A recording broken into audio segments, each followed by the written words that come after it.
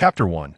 Young Master, a letter has arrived from the clan, urging you to return swiftly, as the awakening ceremony of the third miss is imminent. The Chun family will also be present to observe.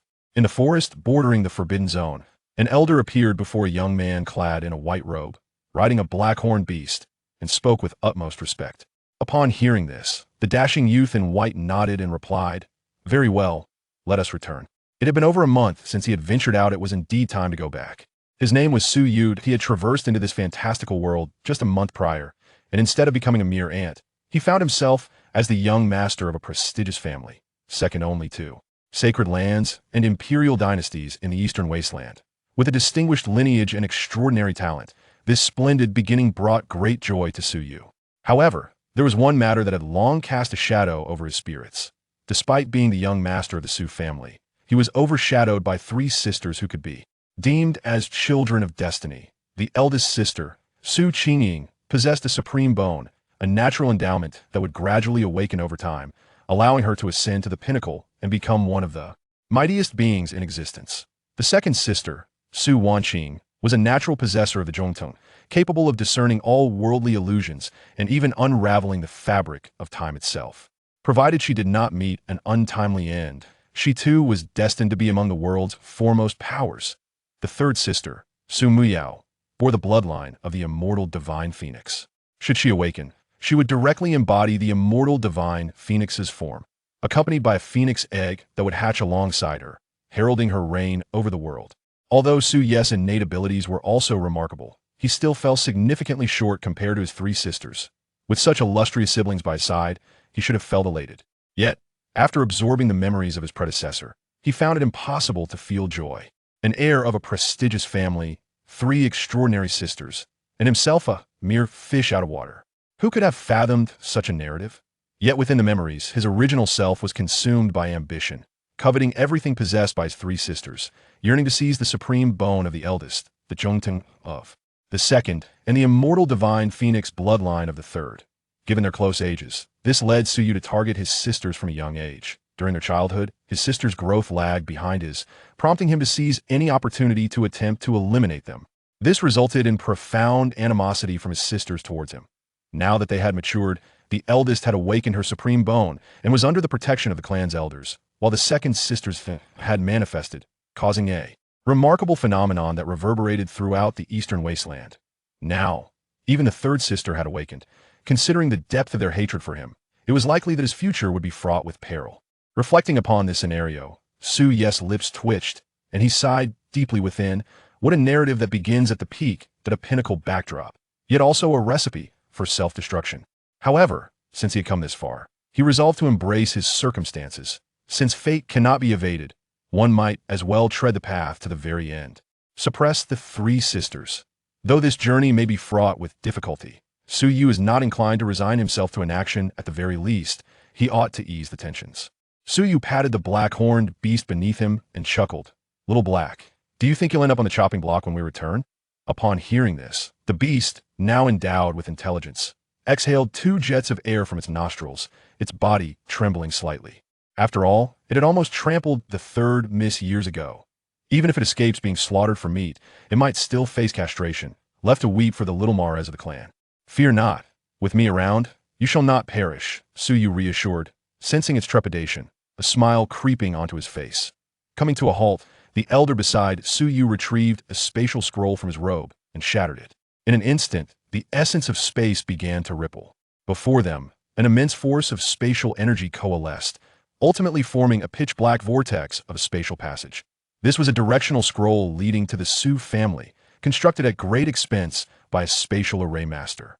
Homeward, the trio, 2 humans and 1 beast, stepped into the spatial passage and vanished without a trace that moment. In the eastern wilderness, within a celestial realm spanning thousands of miles, lay the territory of the Su family.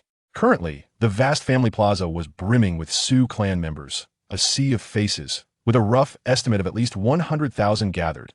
Atop the grand awakening platform, dozens of venerable elders sat in meditation, their breaths deep and resonant. Simultaneously, 3 stunningly beautiful figures stood at the center, the gaze of all Su family disciples fixated upon them. Among them, a woman of extraordinary beauty, with an exquisitely shaped oval face adorned with a hint of disdain, surveyed the plaza with her spirited apricot eyes. Upon failing to spot the person she sought, she couldn't help but pout. "Where is Suyu? He hasn't shown up? Could he have sneaked away to cause trouble again? How dare he miss such an important event for the third sister's awakening?" Once the eldest sister assumes control of the Su family, he must be stripped of his status and expelled from the clan. No, better yet, kept around to toil like a beast. As she spoke, her fists unconsciously clenched tighter. Amidst them, the most regal and strikingly beautiful of the trio languidly opened her eyes and cast her gaze toward a specific direction, calmly stating, "He has returned." Upon hearing this, the other two quickly turned their attention in that direction. In the next moment, following a surge of spatial fluctuation, a deep, dark vortex materialized at the periphery of the plaza's teleportation point.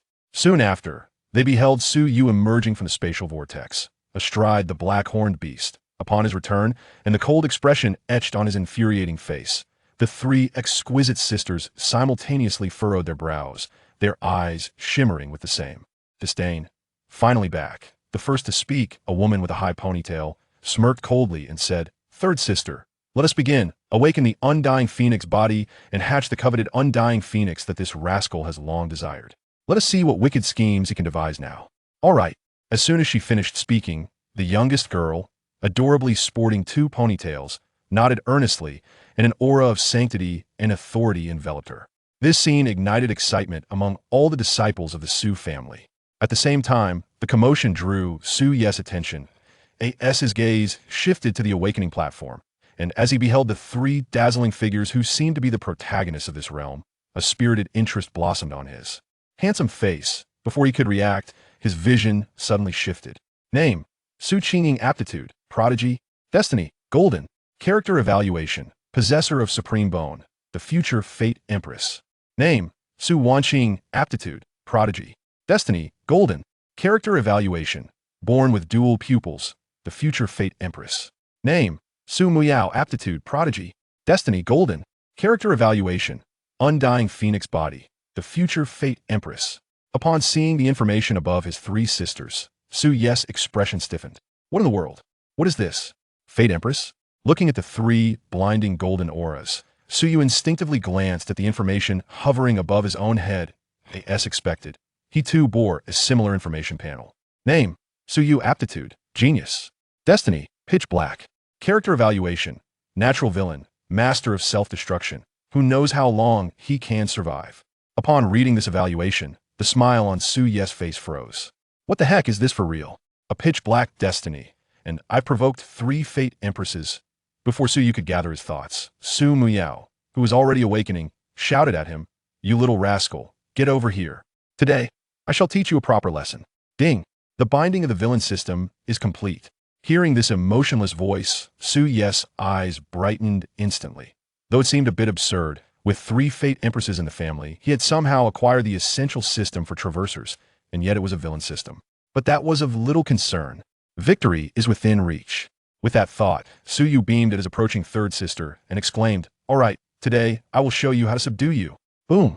Upon hearing Su Ye's words, Su Miao, still in a state of awakening, could no longer contain herself. Back in her youth, her bloodline had still been dormant, and few in the family could discern her root and bloodline. Yet this bothersome younger brother of hers somehow knew about her possessing the undying phoenix bloodline.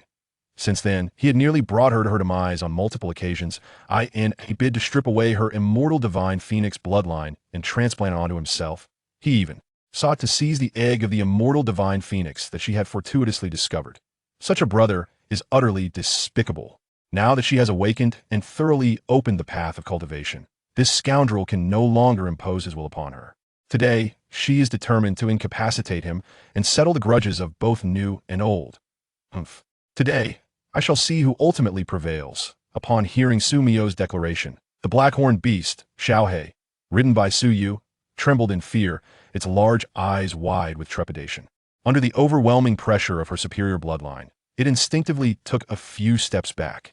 The third miss is truly terrifying. The aura is so compelling that it makes one want to kneel in submission. Yet if I kneel, the young master would surely castrate me. I do not wish to be castrated. Before Xiaohe could make a move, Su Yu leaped into action, brandishing his long sword to engage Su Muyao in battle. Su Yu would not back down. After all, He had already offended her. To relent now would surely invite dire consequences in the future. 3 destinies hang in the balance. Thus, the only option left for him was to press forward with unwavering resolve, for who could predict the reckoning that might come later? Moreover, he possessed a system who said defeat was inevitable. Third sister, receive my blade. With this thought, Suyu let out a hearty laugh. Human butcher. Boom. The explosive power of his 9th layer of innate realm cultivation surged forth, capable of sweeping away opponents of the same level with ease. Sumuyo, this rascal brother is calling me sister now? Ha! Recalling Suyu's past cunning and sly demeanor, she quickly grasped the situation, sneering. How well he feigns innocence. This scoundrel is a master of disguise, pretending to be meek and pitiful while lurking like a viper, ready to strike when one's guard is down. Moreover, he had never referred to her as sister before. Do you think I fear you? Boom! A magnificent and divine aura erupted from Su Miao, transforming into the ethereal visage of a divine phoenix, shaking the very air around them. All spiritual beasts within a radius of several dozen miles prostrated themselves under the influence of this divine presence. After the clash, both figures were propelled backward, landing several dozen meters apart. In that moment, both were momentarily stunned. What just happened? How could this little rascal be so powerful? Su Miao was bewildered. She had awakened the immortal divine phoenix body, yet she found herself unable to overpower this little scoundrel. However, Su Yu was even more perplexed. What the heck? His third sister, previously an utterly weak being in the body-tempering realm, had instantly awakened a divine phoenix body, granting her such formidable 9th layer innate realm power. If she were to train further, wouldn't she be able to overpower him? No. Her aura continues to strengthen, and the winds are intensifying. It is best to retreat for now. On the arena, the coldly beautiful Su Qingying, who is attentively observing the unfolding battle, noticed Su Yu beginning to retreat. Her gaze immediately locked onto him, a subtle smile gracing her lips. Do you think you can leave today? How naive, come back here. In the next moment, an extraordinary and desolate aura surged within her. The supreme bone, imbued with spatial energy, within her began to emit a faint glow, mysterious runes inscribed with the secrets of space materializing in the air. Without hesitation, she reached out her hand and forcefully grasped towards Suyu. Buzz. As the rich power of space erupted from her being, Suyu felt the very fabric of space around him begin to warp. Suddenly, darkness enveloped his vision, and when he regained it, he found himself standing on the awakening platform. What the hell? This astonishing scene startled Suyu into exclamation. Before he could fully comprehend the situation, Su Muyao charged at him, wielding a massive blade adorned with the fiery patterns of a divine phoenix. Her demeanor fierce as she sliced towards him. Suu, we must settle this once and for all. Su Muyao exclaimed with a fervent tone. Realizing he had no means to evade, Suyu steeled himself, gritting his teeth. What is going on here? Do you really think I'm afraid of you? Even if you are my sister, I shall subdue you first. If he did not resist, he would be cleaved in two. Swish, as determination surged within him, the black giant blade reappeared in his grasp. The moment he held the hilt, his aura transformed, becoming sharp and domineering. Ding! Congratulations, host, on engaging in your first battle with the Chosen One. Reward: 1,000 villain points, realm advancement card 1. Ding! Should the host eliminate the Chosen One, substantial rewards await. Please continue your efforts. Upon hearing the mechanical notifications in his mind, Su Ye's eyes sparkled with excitement. Just as he prepared to unleash his full power, a voice interrupted him. Enough! You two siblings, cease your antics. Just as they were about to clash, a weary voice suddenly resonated. In the next instant, both of their bodies froze, as if a pause button had been pressed, immobilizing them. Then, the space between them distorted, and a distinguished middle-aged man adorned in elaborately embroidered robes materialized out of thin air. The man glanced at both of them, his lean and resolute face etched with exasperation. Guests are about to arrive. What are you two still fussing about? With a wave of his sleeve, the two were instantly freed from their paralysis and separated. Su Muyao returned to the side of Su Qingying and Su Wanqing, her delicate features reflecting indignation. Although the confrontation was abruptly halted, her beautiful eyes remained fixed on Su Yu. Consider yourself fortunate. This time, I shall deal with you after the banquet. Witnessing this, the middle-aged man sighed. You three, come with me to the entrance to greet our guests. The four siblings remained oblivious to the situation, having always appeared as bitter enemies since childhood. The trials of parenthood are indeed formidable. As he spoke, the middle-aged man stepped into the void, making his way towards the entrance of the Su family's secret realm. Humph. The three sisters, Su Qingying, cast a glance filled with subtle ire towards Su Yu. With a cold huff, they followed the silhouette of the middle-aged man into the ethereal expanse. In response, Su Yu, unwilling to be outdone, shot back a defiant glare. What's the matter? It's acceptable for you to strike me, yet I am forbidden from retaliating? What sins were committed by my previous incarnation that implicate me, Su, in such matters? Though you are the chosen ones, let it be known that I, Su, am also a man endowed with a villainous system. However, it may be prudent to contemplate mending our relations, perhaps seeking your support in the future. No, no, no. It is far better to subdue my elder sister, compelling them to seek my favor instead. After all, I barely managed to secure admission to a prestigious university, only to find myself cut short in my collegiate journey, succumbing to exhaustion from staying up late to read novels in the dormitory. Having just traversed into this new realm, I initially believed I could lead a life of ease and comfort. However, the reality proved otherwise. Now that I have finally escaped the shackles of a laborious existence, how could I possibly remain idle? Naturally, it would be most advantageous to assert my dominance. Dismissing such thoughts, Su Yu followed closely behind the elders, his adoptive father, and three elder sisters, arriving at the entrance of the Su family's secret realm.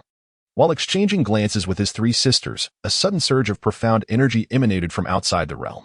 Shortly thereafter, several formidable beasts, bearing traces of dragon blood, emerged from a spatial portal, pulling a golden-purple war chariot.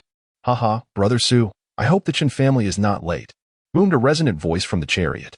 Su Yu's adoptive father, Su Yuxing, responded with a hearty laugh. Brother Chen, we are perfectly on time. The name Chen family sounded vaguely familiar to Su Yu. Before he could ponder further, the curtain of the chariot was drawn back, revealing a breathtaking figure, rivaling that of his three sisters, gracefully entering the gaze of all present.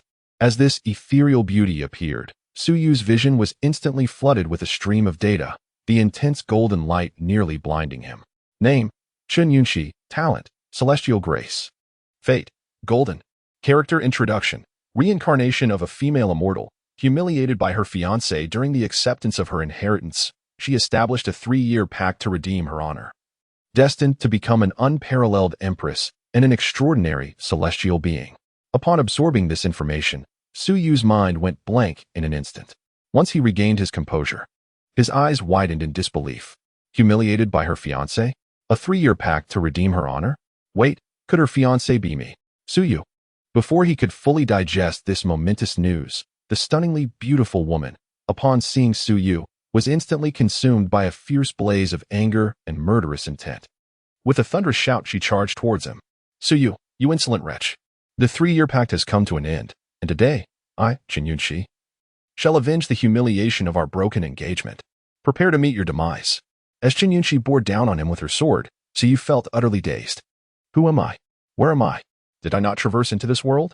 Why is it that others become the protagonists, while I am cast as the villain?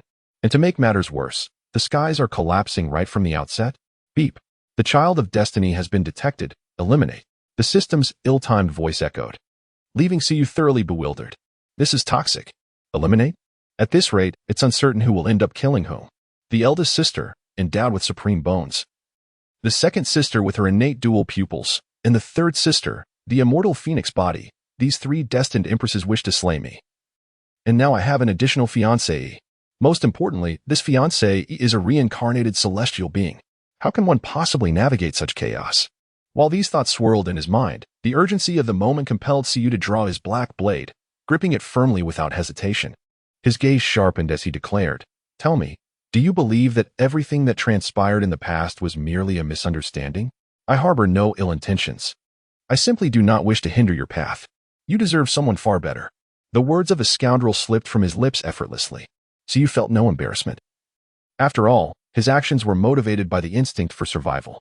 Although he professed his desire to live, he mused inwardly, You ought to lower that blade of yours.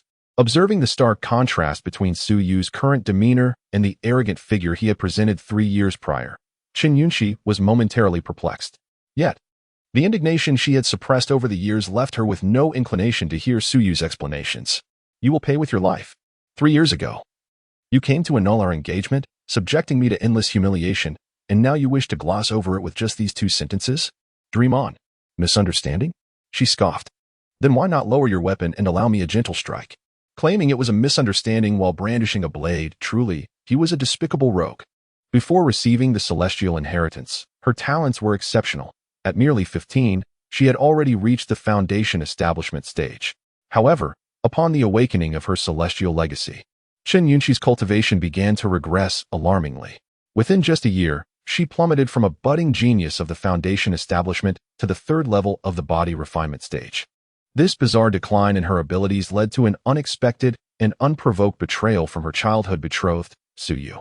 Not only did she come to terminate the engagement in person, but she also subjected herself to endless humiliation. Chen Yunqi has been unable to forget the disdainful and mocking expression on Su Yu's face from 3 years ago, as he stood before her with an air of supreme arrogance, looking down upon her and uttering the cruel words, "Yunqi, your cultivation is now inferior to that of a waste. How do you deserve to be my fiancée? From this day forth, our engagement is officially dissolved. Remember, it is I, Su Yu, who has cast you aside, not a mutual agreement to part ways, understand?" His derisive laughter echoed like a haunting melody in her ears over the past 3 years, amplifying the humiliation and mental anguish she endured. Now, having successfully absorbed the legacy of the female immortal, her cultivation has been restored.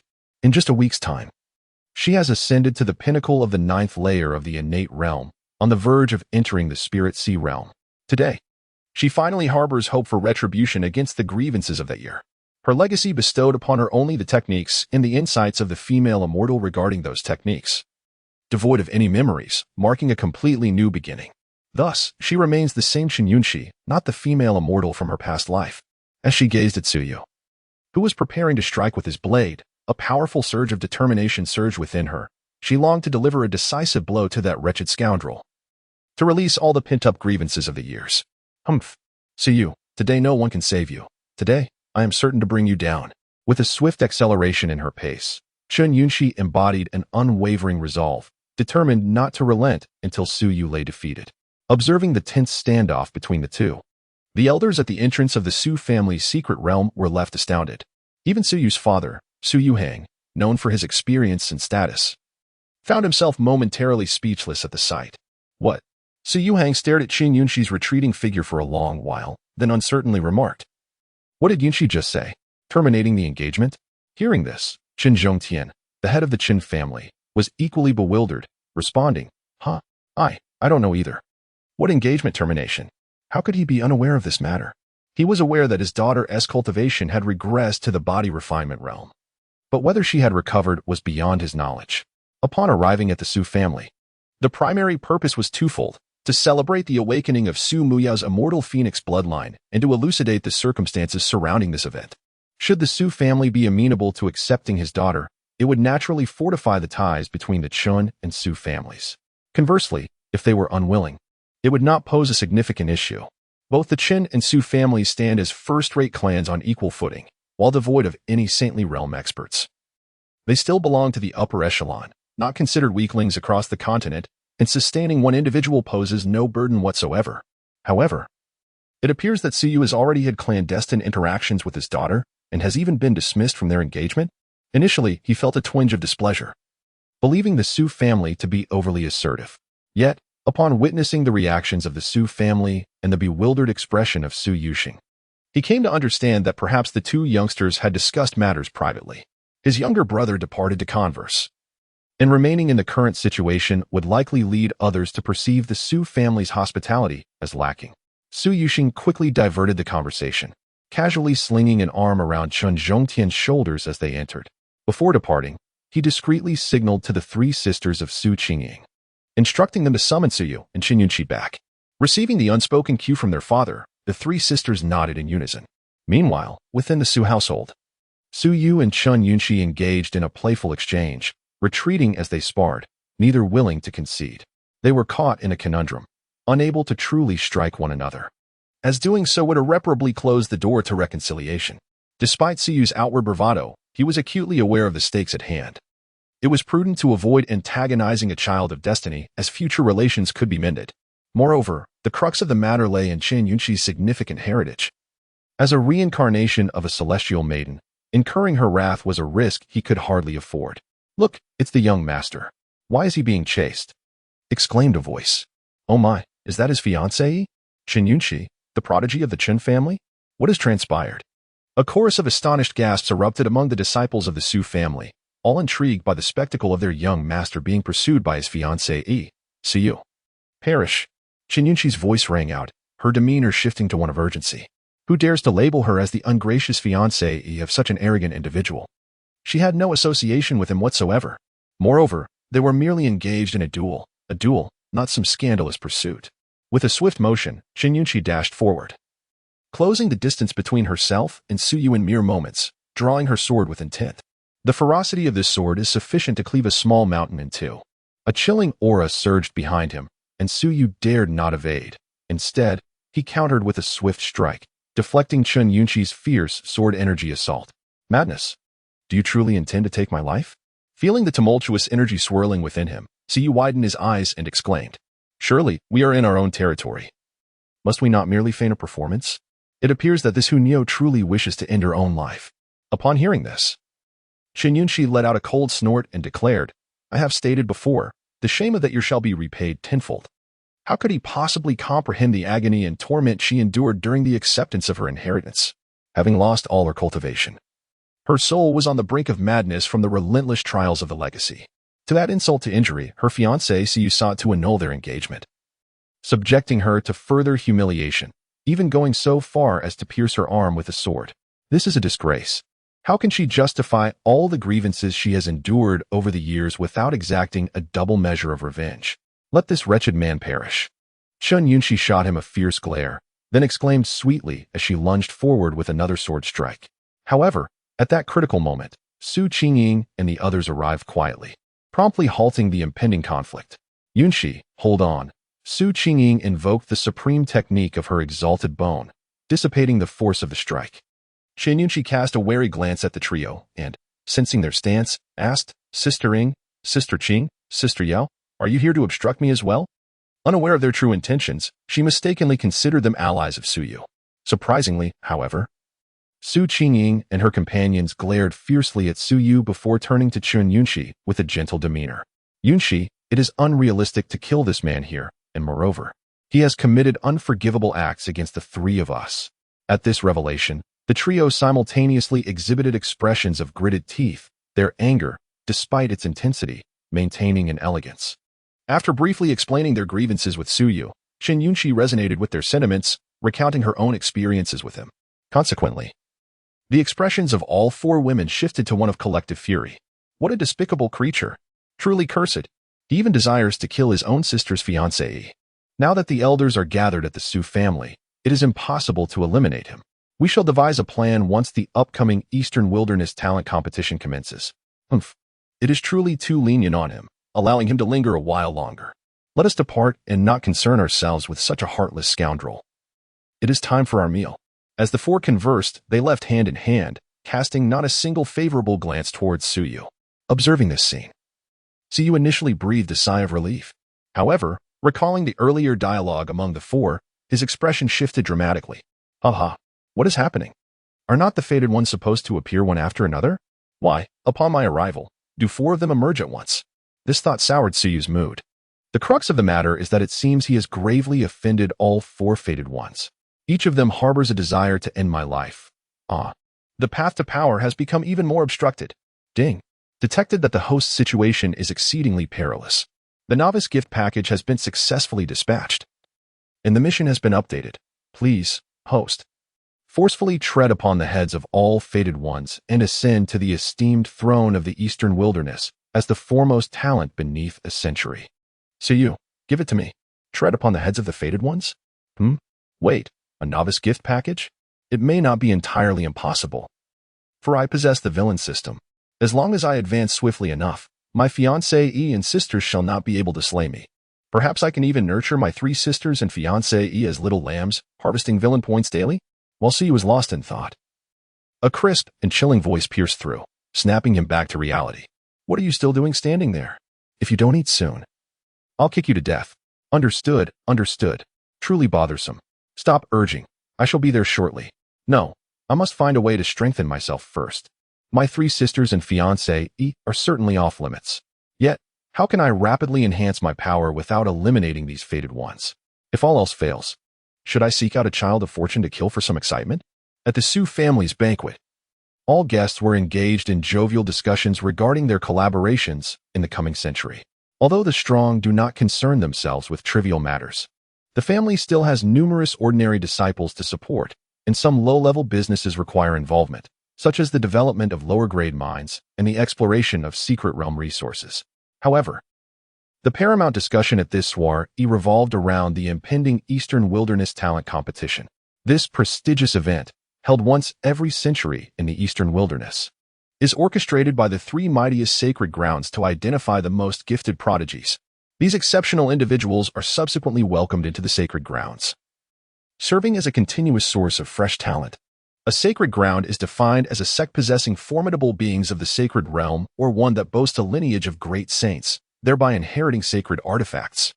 The three foremost sacred grounds of the Eastern Wilderness have produced unparalleled emperors.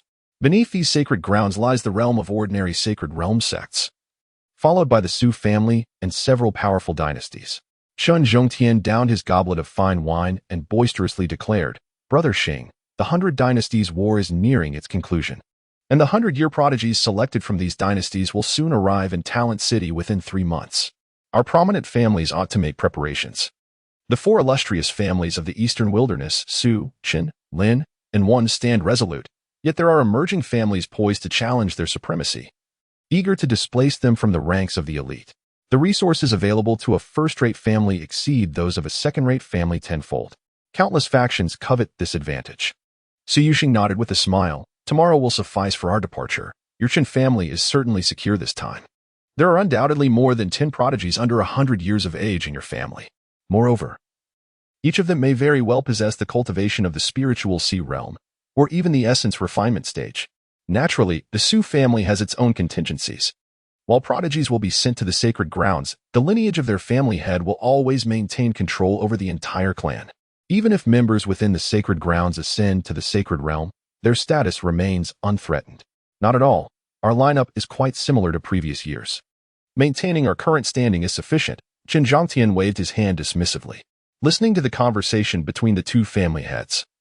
The 3 sisters of the Su family were struck by inspiration. They had long planned to participate in the talent competition to accelerate their growth. Gaining entry into the sacred grounds would expose them to broader horizons, allowing for rapid advancement in their cultivation. At that juncture, all grievances could be avenged. As members of the Su family, their only enemy is that scoundrel of a brother. Moreover, as possessors of the supreme bone, with innate double pupils and the undying divine phoenix physique, they naturally belong to a realm far more expansive than this mere corner of the Eastern Wilderness. With this thought in mind, Su Qingying spoke up. "Father, Wan Qing, Mu Yao, and I wish to participate in this talent competition." "Indeed, Father, while life at home is comfortable, our progress will be limited," Su Wanqing and Su Muyao chimed in fervently. Su Yuxing set down his wine cup, gazing at the 3 sisters with affection. "You 3 cannot be absent, especially you, Wanqing. The Tianxian sacred ground has specifically requested that I bring you along." His eyes sparkled with endearment as he regarded the trio. These are his most cherished offspring. His son, gifted with extraordinary talent from a young age, and his 3 daughters have each begun to reveal their remarkable abilities as they mature. In this lifetime, perhaps the Su family can ascend to greatness under his leadership, and it is not beyond possibility for them to attain the status of a true sacred realm. "Thank you, Father," murmured Su Qingying, a subtle smile gracing the lips of the 3 sisters. Despite having the troublesome younger brother Su Yu, who incessantly covets their treasures, the rest of the family treats them with kindness, particularly their father and the elders, who have pampered them since childhood. It is precisely for this reason that Su Yu harbors apprehension, refraining from overtly malevolent actions. Otherwise, they would have truly suffered during those times. "By the way, Father, could you possibly take our brother along to participate in the grand competition of prodigies?" At this moment, Su Wanqing hastily added, "Let him witness the world. Otherwise, he will persist in believing himself a genius, fostering an attitude of arrogance." Upon hearing his sisters mention him, Su Yu, who had been quietly familiarizing himself with the system's functions, felt a change in his expression. "Me? I think I shall sit this one out." "What for?" "It would be quite delightful for me to remain here, enjoying the peace of the Su household, while you all pursue your destinies as the destined empresses. I shall embrace my role as the young master of the Su family." It would be far better to take leisurely strolls or seek out other destined children to engage with. I aspire to be the villain, not merely a so-called prodigy. I am looking forward to your departure so that I may develop independently, leaving you to gaze upon my back in the future, without any thoughts of subduing me." A smirk grazed Su Wanqing's lips as she remarked, "You? Do you not constantly proclaim yourself as the foremost prodigy of the Su family? Why then, would you not go? You must go." This insufferable younger brother, once so arrogant and disdainful, would often boast in private about being the unparalleled genius destined for the sacred realm, or even the imperial realm. What has caused him to become so cowardly now? The scoundrel is utterly useless. His demise is imminent. At the grand competition of the heavenly chosen, he must pay a harrowing price. Reflecting on the arrogant demeanor Su Yu displayed before the three of them in the past ignited a fire within Su Wanqing, who yearned to deliver a thorough beating to him. Su Wanqing's suggestion sparked a flicker of interest in Su Yuxing. After a moment of contemplation, he nodded, affirming, "Indeed. It is time for your brother to broaden his horizons." Turning to Su Yu, he commanded, "Tomorrow, pack your belongings and accompany us on our journey. Should you dare to sneak away again, you shall be deprived of resources for an entire year. This will serve to temper your ambitions and help you realize that your talents are not as extraordinary as you believe, preventing you from causing unnecessary trouble. Moreover, you will witness the true strength of those exceptional prodigies, the ones destined for greatness. As for you, it would be wise to dutifully remain as the young master of the Su family, patiently awaiting your inheritance of my position." Upon hearing his father's warning and threat, Su Yu's expression initially fell. However, upon hearing the phrase destined for greatness, his eyes suddenly sparkled with excitement, and he asked eagerly, "Will there be truly formidable prodigies attending?" Noticing his enthusiasm, Su Yuxing was momentarily taken aback before responding with a smile, "Of course. This is a grand festival for the prodigies under 100 years from the eastern wilderness. Every prodigy below that age will be present." At this revelation, Su Yu was instantly invigorated. The Eastern Wilderness Grand Competition promised countless prodigious encounters. Isn't this the most splendid way to reap the rewards of the system? I shall proceed. I hope to encounter some fortunate individual who, in their ignorance, might tread upon me, thus providing me with a justifiable reason to stir up trouble. Each of my three sisters possesses their own unique advantages that enable them to swiftly attain strength. I can do so as well. While I may not be able to contend with my sisters, other fortunate individuals are certainly fair game, as long as I can elevate my own cultivation faster than theirs. It seems I too could overpower my sisters. The mere thought of this instantly banished my weariness. It seems that this could indeed work. Without waiting for any anticipation from him, Chen Yunqi, seated beside Chen Zhongtian, revealed a dangerous smile upon hearing that Su Yu intended to participate in the Tianjiao Grand Competition. "Father, if Su Yu is going, then I must accompany him. After all, he is my fiancé. This is a perfect opportunity for us to cultivate our synergy." Hearing his daughter express such sentiments, the previously laid-back Chen Zhongtian became quite animated, downing several cups of wine in a fit of emotion. "Excellent, excellent," he exclaimed. "Yunqi, you have finally come to your senses and are no longer a mere idle wastrel. This brings me immense joy. Over the past 3 years, he has witnessed how Chen Yunqi transformed from a diligent prodigy into a disheartened individual, languishing in a state of apathy, preferring to recline idly all day without any ambition. There was even a moment when he attempted to persuade her, only to be met with words that would haunt him for a lifetime. "Father, I no longer wish to strive. Can't you muster some resolve to break through the Saint Realm for me? Why must you insist on your aspirations for me to soar? Can't I hope to see you succeed instead?" Initially, he thought his daughter's spirit had been dulled by her regression in cultivation. However, as her abilities began to resurge, so too did her spirit. It appears that bringing her to the Su family was indeed a fortuitous decision. As Chen Zhongtian spoke, he suddenly turned his gaze towards Su Yu, reflecting, "Little Yu, it seems I was rather narrow-minded earlier, misunderstanding your visit to my Chen family 3 years ago as an act of humiliation towards Yunqi regarding her engagement. To my surprise, your bond with her is profoundly deep. Very well, I entrust Yunqi to you, and I can rest easy." Su Yuxing seized the moment to add gravely, "Listen well, young man. During the grand competition of the talented, you must stay close to your sister and the others, and ensure Yunqi's safety. Do you understand?" Before Su Yu could respond, the three sisters, Su Qingying and Chen Yunqi, beamed with radiant smiles and chimed in unison, "Uncle, you needn't worry. We shall safeguard him diligently. Isn't that right, my dear brother Yu?" Faced with the conspicuously mischievous expressions of the 4 women, Su quickly grasped the underlying implications.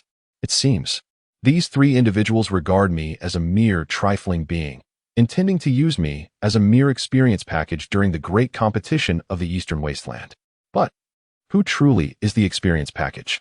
The thought of gaining rewards by assisting several fated sisters and my fiancée brings a smile to Su Yu's face that radiates even brighter than theirs. Very well. Observing the brilliance of Su Yu's smile, the four women are momentarily taken aback. What is happening? He appears to be more confident than we are. The following morning, before the dawn breaks and the celestial stars are still vividly visible, the small city within the Su family's secret realm is illuminated by countless radiant pearls, resembling dazzling gems embedded in the earth. Rows of purple gold chariots, symbols of the Su and Chen family status, stand outside the teleportation array. The spirit beasts harnessed to the Su family's chariots are the blackhorn beasts, bred for many years, each possessing strength comparable to that of the spirit sea realm. The blackhorn beast is a variant of the pure unicorn, renowned for its ferocity and power. Yunqi, you shall accompany Qingying and the others on one chariot, Chen Zhangtian remarked. Glancing at the eager Su Yu, along with the yearning Su Qingying and Chen Yunqi. Very well, father. Chen Yunqi expressed no objections to this arrangement and readily accepted. Let us board the chariots and set forth. The journey ahead spans 3 months, so relax and do not be anxious, Su Yu said with a cheerful demeanor. In all these years, the Eastern Wasteland has not witnessed any disturbances, even in a world where strength reigns supreme. No faction dares to confront the united forces of the Su and Chen families. This time, the family had embarked on the journey alongside the clan, and within this lineage. Apart from the venerable elders, the family head stands as the most formidable figure. One by one, they ascended the war chariot and entered its interior. The purple gold war chariot is not only outwardly resplendent and majestic, but its interior also conceals a vast expanse. The chariot is drawn by spirit beasts of the spirit sea realm, and the defensive formations embedded within are capable of withstanding assaults from those in the Dan condensation realm, and even attacks from the revered deities of the spirit essence realm. Inside the chariot lies a compact space, measuring over 100 square meters. Due to the distinctions between genders, Chen Yunqi and Su Qingying, despite their wishes to share the same chariot, found their desires thwarted, as no one permitted such an arrangement. This allowed Su Yu to exhale in relief. At last, he could enjoy a moment of tranquility. Focusing on his cultivation and patiently awaiting his arrival at the City of Heroes, he mused. However, by all accounts, he was cast as the villain. And having severed his engagement with the destined one, who was also his sister, it was only logical to anticipate the emergence of male destined ones. If things were to take a more dramatic turn, perhaps even his own sister might fall prey to one of these fated individuals. The mere thought of this possibility caused Su Yu to shake his head vigorously, as if he were a rattle drum. Enough of this. Let the destined ones tread upon my path. Though my sister and I may harbor animosity, you are not worthy. Become the nourishment for my ascent to power. He cackled. Yet, he pondered whether such thoughts were a touch malevolent. With a sudden rumble, the atmosphere shifted. At this moment, as everyone was assigned to their respective war chariots, the black beast of the Su family and the dragon python of the Chen family began to pull the chariots into the teleportation array. Inside the chariot, a sensation of swaying enveloped them, and Su Yu understood that they were undergoing spatial transmission. Setting aside these thoughts for the moment, he resolved to thoroughly explore the intricacies of the system. Just as Su Yu felt fortunate for this rare moment of leisure and prepared to delve into the enigmatic Destiny villain system, a sudden tremor emanated from his bosom. Upon retrieving a jade pendant from within, a piece of information surged into Su Yu's consciousness from the pendant. This is a communication jade pendant, capable of transmitting messages throughout the entire Eastern Wasteland. Even amidst the void of teleportation, it can receive information. However, the jade pendant in Su Yu's possession is only capable of receiving messages, not sending them. Nonetheless, this is a technique reserved for the most elite forces. At the very least, the Su family lacks such a means, as it requires a saint-level artifact master to forge. Saint Sun. The contestants for the Eastern Wasteland Grand Competition have been determined, and our people have been arranged to enter the fray. At that time, you may contact them through the sect's secret techniques and orchestrate their actions. Upon receiving this information, a look of bewilderment and confusion spread across Su Yu's face. What is the situation? What saintly child? As he stood in bewilderment, a surge of memories, long shackled, suddenly unlocked in his mind and merged with his consciousness. These were the memories of the original self, Su Yu. Due to their vastness, Su had only managed to unlock them bit by bit, seemingly requiring specific events to trigger their release. Just like now. Hiss. As this immense reservoir of memory integrated into his mind, Su instinctively gasped in shock. Ouch, ouch, ouch. The merging of memories was excruciating. Although the consciousness of the original owner did not merge, and it occurred from a third-person perspective, the sensation was unbearable for most. Had he not endured this several times before, he might have truly fainted from the pain. Once this mass of memories was absorbed, Su stood frozen, his mouth agape enough to fit an egg. Goodness gracious. His identity was indeed that of a born antagonist. In the newfound memories, Su was not only the young master of the Su family, but also the saintly child of the Imperial Tomb. The Imperial Tomb was a unique sacred ground, dedicated solely to cultivating assassins who relished hunting down all prodigies and possessed the means to seize their extraordinary talents or fortuitous encounters. They could plunder abilities such as supreme bone and even unique physiques. A natural-born villain, Su had been chosen by the saintly child of the Imperial Tomb at a young age due to his rare root, capable of merging and devouring his own physique to evolve into a more perfect form, leading to a successful scheme to usurp his identity. After assimilating this portion of memory, Su was left in a daze. Does that mean I have taken the fall for him? This is quite absurd. More critically, prior to this, the original self had meticulously orchestrated everything through the Battle of the 100 Dynasties. He arranged for the death warriors cultivated by the Imperial Tomb to infiltrate the Eastern Wilderness's grand competition of talents. Within this arena, they would collaborate with him to hunt down all the exceptional talents favored by the Imperial Tomb. This included the eldest sister, Su Qingying, as well as the second sister, Su Wanqing, and the third sister, Su Muyao. They were all entangled in this sinister scheme. What Su coveted were the three treasures, the supreme bone, the reincarnated eye, and the undying divine phoenix body. Should he succeed in acquiring all three, he would surpass everyone in existence, becoming the most unparalleled genius, without question. However, they gravely miscalculated the prowess of Su Qingying and her sisters. Each possessed a golden fate, heralded as future empresses of destiny. Just this alone ensured their survival was inevitable. The most favorable outcome would be for Su to be exposed and retreat in disgrace to the Imperial Tomb, where he would painstakingly cultivate to the pinnacle of existence, ultimately succumbing to the vengeance of his three sisters. This would be the longest-lasting outcome. It turns out I truly am a formidable antagonist. Su felt a deep sense of despair, yet swiftly regained his composure. What of being a grand villain? As long as I possess strength, I am the protagonist, indeed. Initially believing the original self to be a natural-born villain merely seeking to seize his sister's fortunes, he was astonished to discover he was, in fact, a true antagonist. No wonder his sisters and fiancée desired to confront him. The villainous aura above his head attracted enmity. This cannot continue. I must not tread this path. Gritting his teeth, Su dismissed all perilous thoughts. It is acceptable to use my sisters to accumulate villain points, but there is no need to resort to murder. Instead, let us explore the capabilities of this system. I shall open the personal attribute panel. In the next moment, a radiant light flashed before Su, followed by the emergence of a transparent screen displaying an array of data continuously refreshing. Destiny's great antagonist system. Host, Su. Fate, dark purple. Cultivation, 9th layer of the innate realm, enhanced. Title, Master of Self-Sabotage. Villain points, 1000. System store, enhanced. Backpack, Realm Enhancement Card 1. Current task, ruthlessly tread upon the corpses of all destined children, sever their heads, render myself forsaken by all, and ascend to the throne of the foremost genius beneath the age of 100 in the Eastern Wilderness.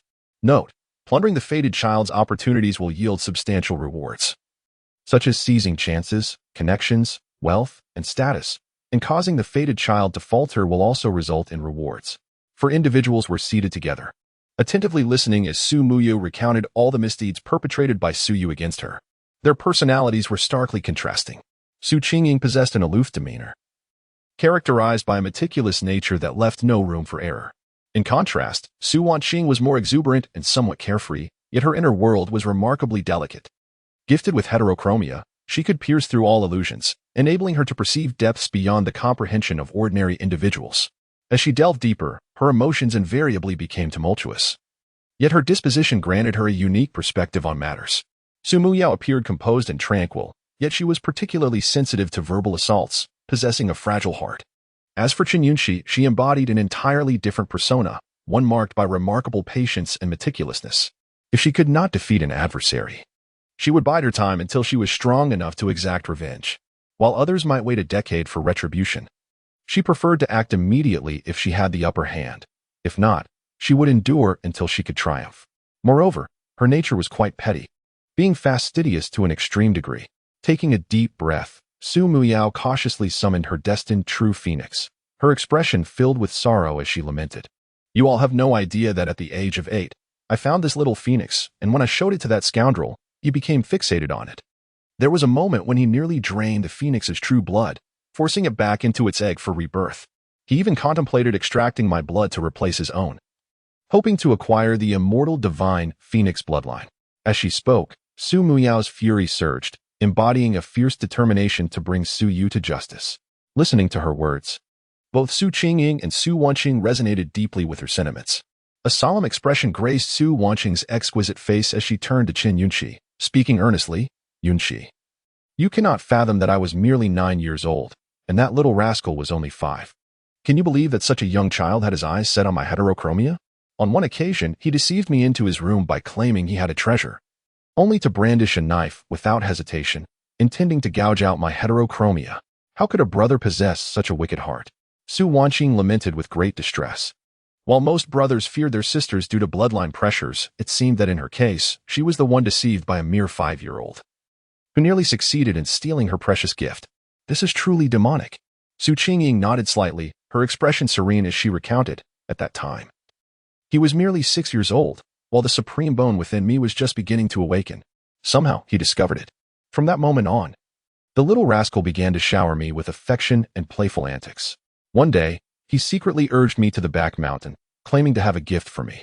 I followed him, but upon reaching midway, the tumult of my awakening supreme bone caused my cultivation to waver. Just as my powers ebbed, he suddenly appeared, exclaiming, "Sister, are you surprised? Is it unexpected?" The next moment, he knocked me unconscious and dragged me into a cave, intent on violently extracting my bone. Had the influence of the supreme bone not dissipated, I might have truly faced that grim fate that day. As Su Qingying shared this, her demeanor remained unwavering. Yet Chen Yunxi gasped in shock. Hiss.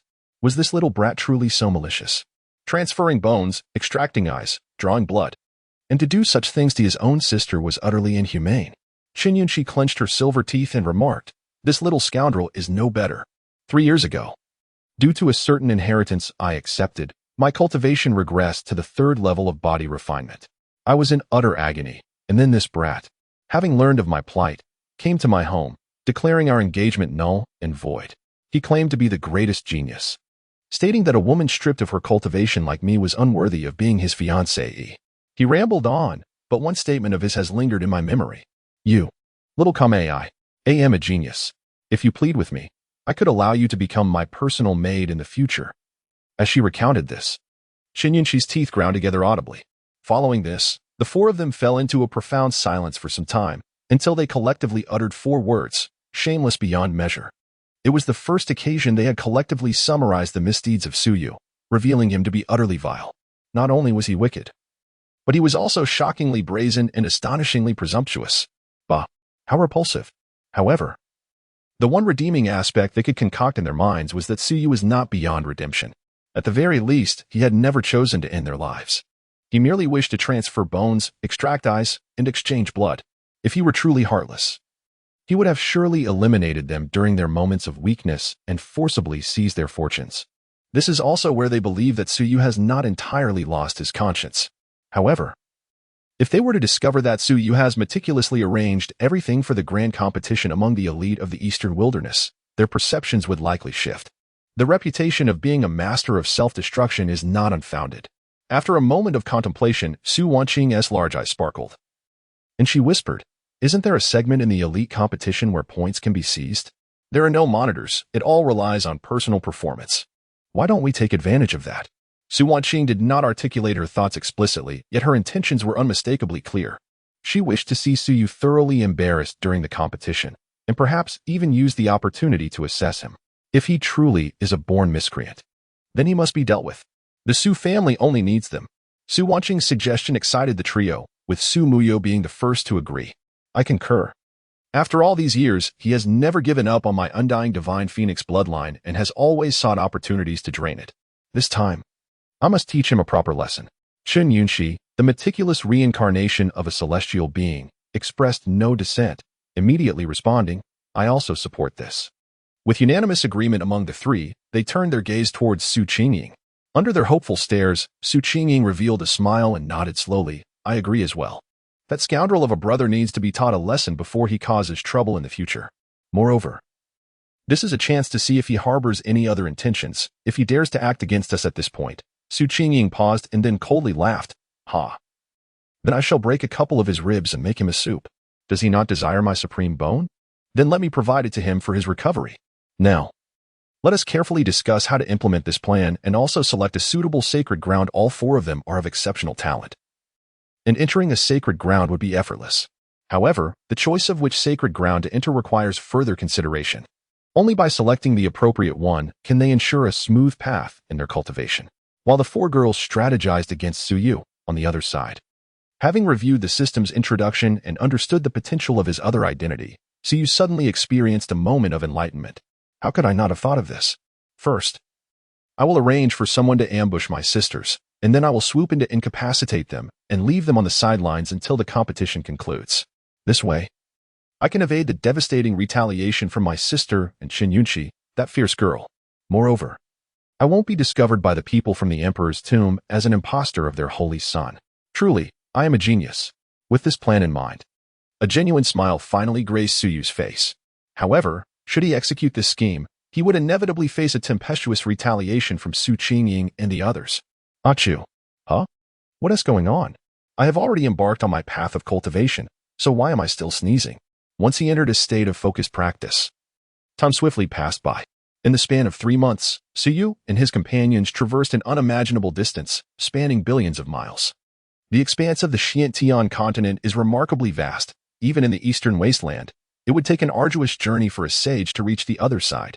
Without a teleportation array, an ordinary cultivator might find it nearly impossible to escape the confines of the 100 dynasties throughout their lifetime, let alone encounter a sacred ground. At the heart of the eastern wasteland lies the City of Heroes, a monumental establishment forged collaboratively by the 3 great sacred grounds. Although referred to as a city, its size is truly immense, measuring a staggering 3,000 miles. Each of the 3 sacred grounds governs a distinct region within it. As the teleportation array illuminated, the war chariots of the Su and Chun clans materialized simultaneously. After submitting the necessary documentation, the members of both families swiftly departed. Is this the City of Heroes? It is indeed vast, imbued with numerous formidable auras lurking within its confines. This is to be expected, for the City of Heroes has birthed emperors, and the resonance of its Tao is unparalleled elsewhere. Even the cultivation environments of first-rate noble families pale in comparison to this place. Father, where shall we go now? We shall proceed directly to the venue of the City of Heroes competition. The timing is fortuitous. Shortly, upon reaching a designated area, all individuals were instructed to disembark from their war chariots, for the site of the competition forbids ostentation. Upon registration, all eligible prodigies intending to participate in the competition were required to enter alone, without any companions. Before their entrance, Su Yuxing earnestly advised his 4 siblings, remember, within these walls gather all the talents of the eastern wasteland under the age of 100. Do not cause any trouble. This statement was deliberately made for Su Yu's ears. His flamboyance is well known to all. Beside him, Chen Zhongtian addressed Chen Yunxi, saying, the Celestial Talents competition is not merely a one-on-one contest. It employs a points-based elimination system. Once you enter, stick close to Su Yu and his group. I understand. She replied. Go on, he encouraged. After parting ways with their family, the 5 of them were the first to step through the entrance of the competition. Alongside them were other prodigies cultivated by 2 prominent families, all belonging to the sacred land lineage, destined to remain within the sanctity of their origins. Although these aristocratic families are formidable, none can guarantee that their kin will not provoke an unfathomable existence. Should a powerful entity suddenly descend upon their clan, enacting a total annihilation, would that not lead to the severance of their bloodline? Thus, it is essential to have disciples from various sacred lands to ensure the continuation of their lineage. Without exchanging words with Su Yu and his companions, they merely nodded before merging into their respective teams. For them, Su Yu and his peers were not truly participants in the competition. They were merely there to broaden their horizons, thus there was no need to protect them. Completing a single round would be commendable, after all. This was a competition for prodigies under the age of 100, not a stage for mere youths in their teens or 20s. Unless one possessed an innate supremacy, capable of rivaling the centuries of cultivation of other prodigies at such a tender age. Such individuals exist, albeit rarely. Once everyone had departed, Su Wanqing and her companions, who were ahead of Su Yu, suddenly halted. They turned to face him, wearing cold smiles, and declared, "You little rascal, let's see what you can do in this competition. It would be a disservice to your past misdeeds if you don't spend 10 days or half a month lying at home this time, with no family present." The four no longer felt the need to conceal their intentions. To their surprise, Su Yu appeared utterly unfazed. Instead, he broke into a grin and retorted, "Second sister, do not speak so confidently. How can you be sure that you will even find me?" With that, Su Yu hastily departed, striding away with purpose. After all, he could be considered a minor force in this realm. If he were truly caught by his four sisters, he would either be gravely injured or worse.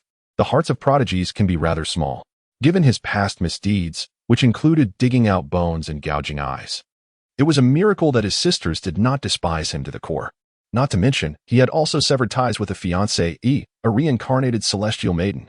He was certainly accumulating a hefty dose of self-destructive misfortune. It would be prudent to find a secluded spot and wait for the arrival of the individuals from the imperial tomb before executing his plans. He aimed to cultivate a little lamb that would not desire his demise, beginning with alleviating their murderous intentions toward him. When they find themselves besieged by the elite assassins of the imperial tomb, he would emerge as their savior. Their animosity towards him would not only dissipate but would likely diminish to an overwhelming degree. Upon this thought, Su Yu could not help but burst into laughter. However, this inexplicable mirth, resonating in the ears of those present, appeared exceedingly malevolent and arrogant. As they beheld Su Yu's retreating figure, the expressions of Su Qingying and Qin Yunqi gradually darkened. "What does this mean?" Su Muyao inquired, her eyes reflecting a hint of gravity, her voice laced with a chill. "This rascal is indeed putting on an act. He feigns fear within the family, yet once outside, he becomes so brazen. Truly a master of disguise. Is he finally revealing his fangs?" Su Wanqing pondered Su Yu's words carefully and then speculated. Could this little scoundrel possibly extend his reach into the grand competition to deal with us? Qin Yunqi took a deep breath and remarked slowly. "His recent laughter reminds me of his past misdeeds, consistently wicked. It is truly nauseating. His laughter just now was steeped in malevolence, dreadfully sinister. Indeed, this fellow was merely pretending. His purpose was to lower their guard." Su Qingying fixated on the direction in which Su Yu had vanished, coldly remarking, "I was mistaken. This scoundrel remains incorrigible, still coveting everything we possess. Thus, there is no need for civility. Time and again, he has crossed my boundaries. This rogue brother, even if I spare him out of familial ties, must be rendered powerless." Agreed. As the first round commenced, we shall not squander any more time. Let us strive to advance to the 4th level of the Spirit Sea realm before venturing out to hunt. Over the course of 3 months, the 4 of them had ascended from the 9th level of the innate realm to the 3rd level of the Spirit Sea realm. Now that Su Yu's true nature had once again been unveiled, they could no longer hold back. It was imperative to elevate their cultivation to counteract Su Yu's nefarious tactics. After clarifying their objective, they wasted no time and swiftly made their way towards the entrance of the grand competition. Shortly after their departure, a gaunt figure emerged, shouldering a colossal sword. His hawk-like gaze remained fixated on the direction of Su Muyao, unable to divert his attention, his eyes shimmering with fervent excitement. Only the immortal phoenix body, which existed solely in the primordial era, could resonate with my divine dragon body. She is the one destined for me. I must protect her at all costs. The man from earlier, judging by their conversation, must be an adversary, right? Excellent. When she finds herself in peril, I shall strike him down with a single blow, thus capturing her attention. In the mind of the slender youth, an ancient voice resonated gently. "Young one, your speculation is correct. That woman indeed possesses the immortal phoenix body. Go forth, and after uniting with her, your divine dragon body shall undergo a qualitative transformation." Yes, dragon ancestor. Unbeknownst to Su Yu, all that transpired behind him was beyond his awareness. He walked ahead, his heart racing, fearful that if he lagged behind, he would suffer a beating. Thankfully, they did not strike him the moment they entered. Let the competition commence. Once everyone is in place, I will make my move. I refuse to believe that my sisters can withstand a brother capable of saving them from peril. Traversing the passage, Su arrived at the entrance. The site of the first trial in the grand competition. Submit your identity token, infuse a fragment of your essence into the ranking list, and then you may enter. At the end of the corridor, a middle-aged man, stifling a yawn, urged the arriving prodigies to proceed. Everyone dutifully complied, not daring to display the slightest dissatisfaction. For the man before them was an outer gate steward of the three great sacred lands, despite being merely a steward. His cultivation was that of a formidable figure in the shrouded spirit realm, a presence beyond their capacity to offend.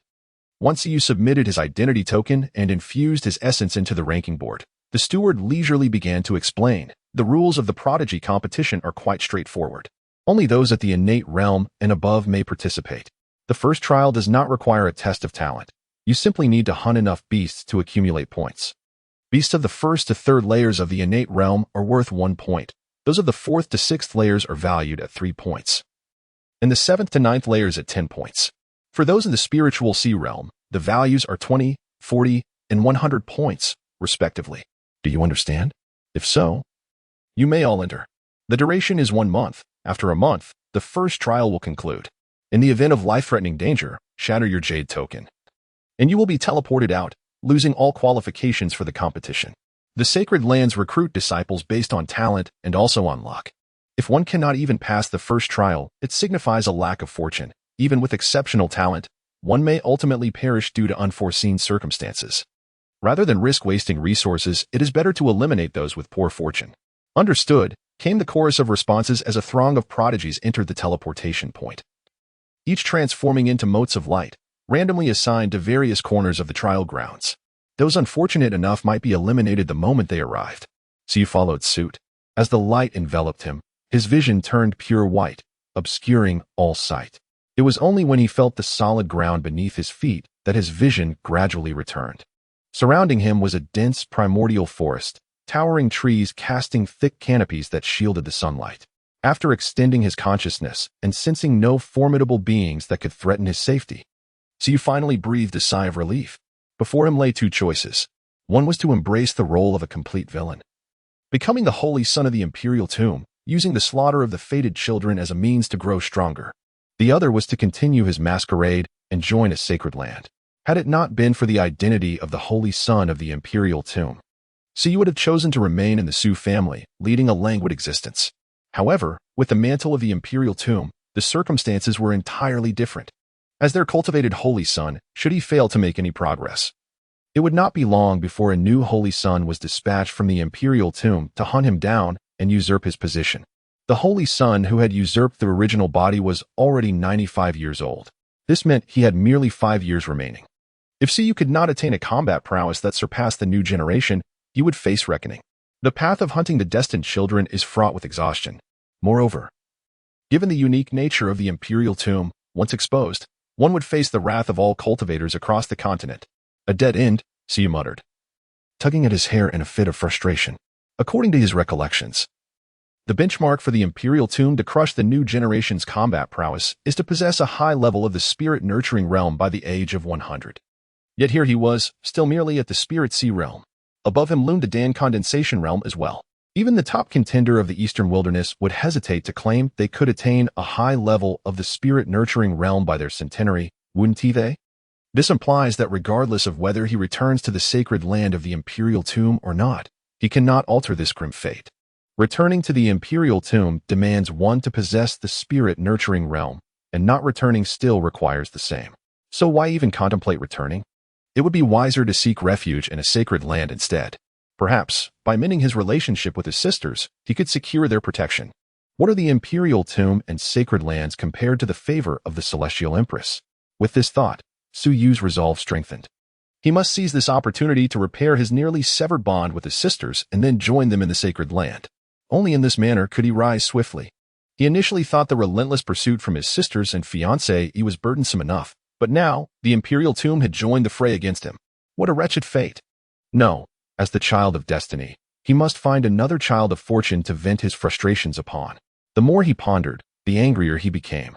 Su Yu felt an urgent need to confront a child of fortune. Otherwise, he would be unable to enhance his own power.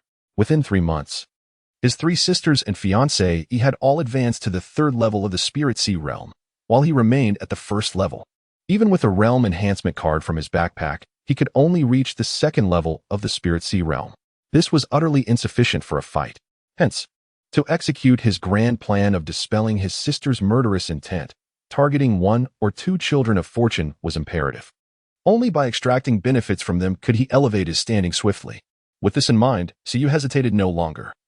He began to seek out and slay ferocious beasts with reckless abandon, determined to elevate his ranking. Only in doing so could he attract those opportunistic children of fortune eager to seize his points. Indeed, in this trial, one could also claim points from the misfortunes of others. This is also a means of filtering out those who are less fortunate. Thus, within a mere week, Suyu's points ranking soared like a rocket, swiftly ascending to one of the top 3 positions. The moment his name, age, and cultivation level were revealed, astonishment enveloped the crowd. An 18-year-old at the Spirit Sea realm?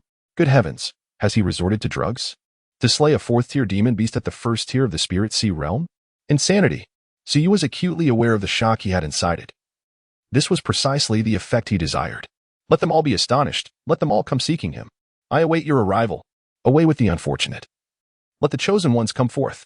On that day, Siyu forcefully vanquished a blood-armored bear comparable to a 3rd-stage Spirit Sea beast. He suddenly halted his actions to extract the monster's core, slowly turning to gaze into the depths of the forest.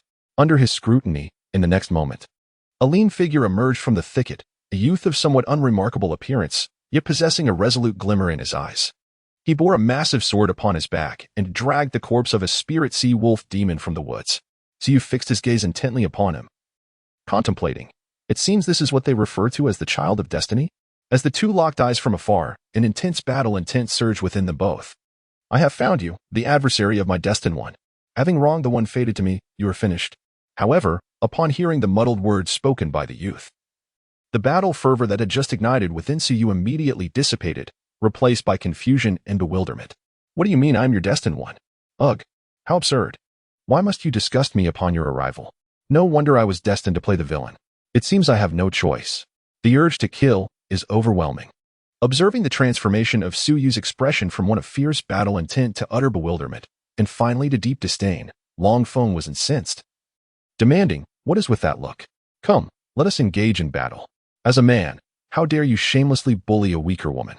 You scoundrel, prepare to fight. Long Feng held a particular disdain for men who preyed upon women. Earlier, he had overheard the conversation between Su Muyo and her companions in the corridor. And from their words, it was evident that this man before him had committed grievous wrongs, actions that even jeopardized the life of another. Such a scoundrel deserves to meet his demise. Moreover, he has offended the very woman destined for him, the possessor of the immortal divine phoenix body. If he were to be slain, the innate allure of both the dragon god body and the immortal divine phoenix body would surely enable him to pursue her.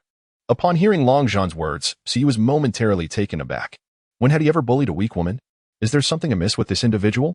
Yet, judging by his irksome demeanor, he must undoubtedly be the protagonist. Siyu was utterly convinced that the other party was indeed the main character. For only a typical overpowered protagonist could invoke such a palpable animosity within a villain like himself. With a mere thought, a detailed line of information materialized above Long Feng's head. Name, Long Feng. Qualification, extraordinary. Fate, golden. Cultivation, 1st level of the Spirit Sea realm. Character introduction, possessing the bloodline of the dragon god, the bearer of the divine dragon physique, guided by the remnants of the dragon ancestor's soul. He has risen from the humble ranks of a mortal dynasty, battling fiercely, and through the great war of hundreds of dynasties, he has arrived here, destined for supremacy. Contemplating the character description, Siyu found himself lost in thought. What? The plot of The Child of Destiny bears an uncanny resemblance to the countless web novels I have previously perused. With the lineage of dragons and the wise elder wielding a golden finger, it chronicles a tale of rise from obscurity. Indeed, it is both commendable and inspirational. However, such narratives often share a common flaw, an abundance of female protagonists, where virtually any beautiful woman becomes entangled with the male lead. Even those who are not particularly appealing eventually find themselves devoted to him. In summary, it's overly melodramatic. One might argue that he possesses charisma, which is true, for he embodies the archetype of an inspirational character. Yet, one must possess a handsome exterior, mustn't they? At the very least, do not depict him as merely average-looking. Such a portrayal hardly befits a character capable of inspiring love. We live in an era that values beauty. As Suyu's thoughts spiraled, the system's notification echoed in his mind. Ding. The child of destiny has been detected. By defeating the child of destiny, one can earn substantial rewards, seize opportunities, connections, or even usurp the female lead, with resources also yielding benefits. Note, a fate with a red tier or above qualifies one as a child of destiny, and defeating individuals with red fates grants rewards. The hierarchy of fates is as follows: white, green, blue, orange, red, gold, and purple, 7 tiers in total. In an instant, Siyu conceived a strategy to maximize his benefits: provoke him, defeat him, release him, follow him, seize his opportunities, claim his points, and, usurp his connections. Excellent. Thus shall it be. Suyu was acutely aware of his own positioning. Even if he desired to take a passive approach, circumstances would not permit it. Firstly, his sister had not clarified matters, and secondly, with the aura of a villain surrounding him, numerous protagonists would undoubtedly seek to humble him. Furthermore, a double-edged sword loomed over him: the sacred land and the imperial tomb. If this identity is wielded wisely, it can yield the utmost benefits. If misused, it leads to demise. In the span of 5 years, one either perishes or soars to greatness. It is a choice between being assassinated by newcomers from the Holy Land or being obliterated by formidable beings. Ultimately, death is inevitable. Thus, it seems more prudent to harness the power of the child of destiny to elevate oneself.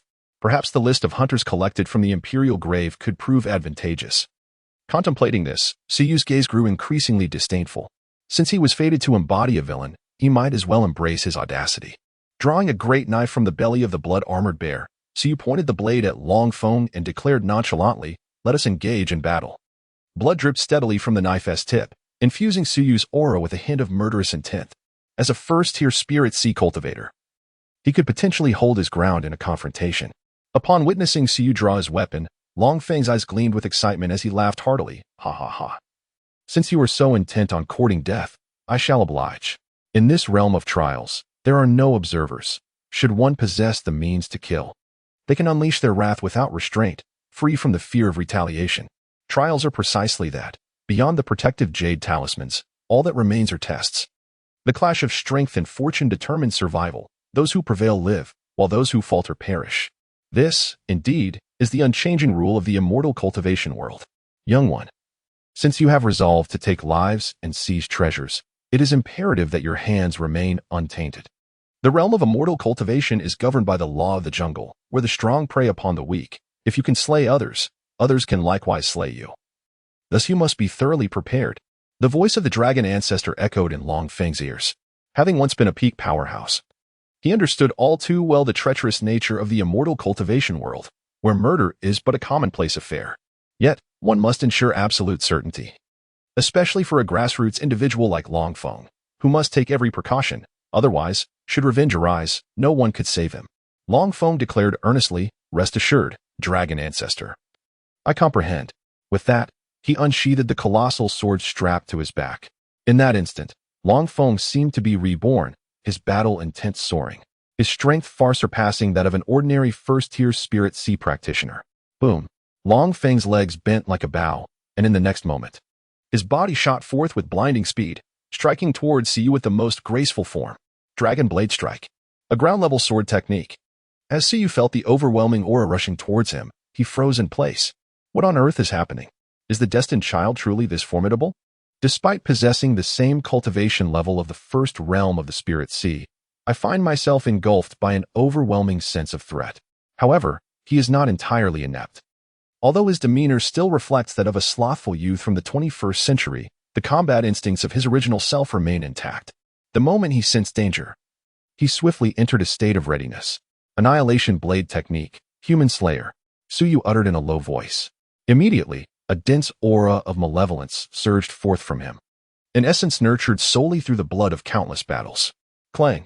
The clash of blades resonated as two distinct forces of spiritual energy erupted, causing towering trees in the vicinity to crumble under the sheer force. The deafening noise sent nearby beasts fleeing in terror. In but a single strike, the superiority of power was unmistakably established. Long Feng was sent hurtling several dozen meters away by Suyu's overwhelming might, staggering backward until he barely managed to halt his retreat. The spiritual energy within him churned incessantly. Is he truly this powerful? Long Feng was taken aback. Is it possible that a seemingly dim-witted scion of a noble clan possesses such strength? Before he could fully comprehend the situation, Suyu's voice thundered in his ear. You are finished. At the sound of this proclamation, Long Feng instinctively looked up, only to find Suyu's figure charging towards him. The massive black blade gleaming ominously as it descended. Curse be it, I have fallen for his ruse. Long Feng cursed inwardly. Just as he prepared to unleash the power of the divine dragon body, a sudden voice, cold and laced with fury, erupted from behind him. Stop right there. In the next instant, an attack forcefully interrupted Suyu's assault. You arrogant bully. It seems we have been too lenient with you. As the words echoed, several sword-wielding figures soared through the air, rushing toward them. The four women, each possessing a breathtakingly exquisite visage, wore expressions of fury, clearly outraged by Suyu's actions. Upon their arrival, Su Qingying and the others positioned themselves protectively in front of Long Feng, their beautiful eyes fixed intently on Suyu, their wrath nearly palpable. Suyu. Su Wanqing bit down hard on her silver teeth and exclaimed, You have truly lost your way. You would even resort to murder. She realized she had misjudged Suyu. This individual is not merely devoid of conscience, he is fundamentally malevolent. Su Muya furrowed her brows. Disappointment etched across her face. She initially believed him to be a mere scoundrel, but it became apparent that he was truly wicked. They had intended to test Suyu, to ascertain whether he retained any semblance of integrity. Who could have anticipated that he did not? Indeed, even blood ties cannot obscure the fact that he is a rogue. Xin Yunxi, filled with indignation, confronted Suyu, exclaiming, Is there no room in your eyes for others? You continuously prey on the weak. What abilities do you truly possess? She, having experienced such humiliation firsthand, knew all too well the torment it inflicted. In the past, Suyu had subjected her to similar indignities, callously severing their engagement. Exuding arrogance to the utmost degree, he sought to seize her sister's possessions while hurling scorn at her, now rendered powerless. Now that they have all awakened, he has resumed his obsequiousness, attempting to feign weakness in hopes of gaining their forgiveness. Initially, she had believed he could mature and amend his ways. However, the scene before her unequivocally illustrated that he is merely a cowardly bully. It is profoundly disheartening. Upon witnessing the arrival of several sisters and Xin Yunxi, Suyu was momentarily taken aback. However, upon hearing their accusations, his expression darkened further. You have not even grasped the full context of the situation. Yet you hastily condemn me? Although the sisters possessed a fated connection, it did not obligate him to perpetually appease them. He merely wished to spare his adoptive father from discomfort and avoid extreme measures, but he could not endure being wronged in this manner. He had no family. In this life, he finally had relatives, albeit adoptive ones, and yearned to integrate into their lives.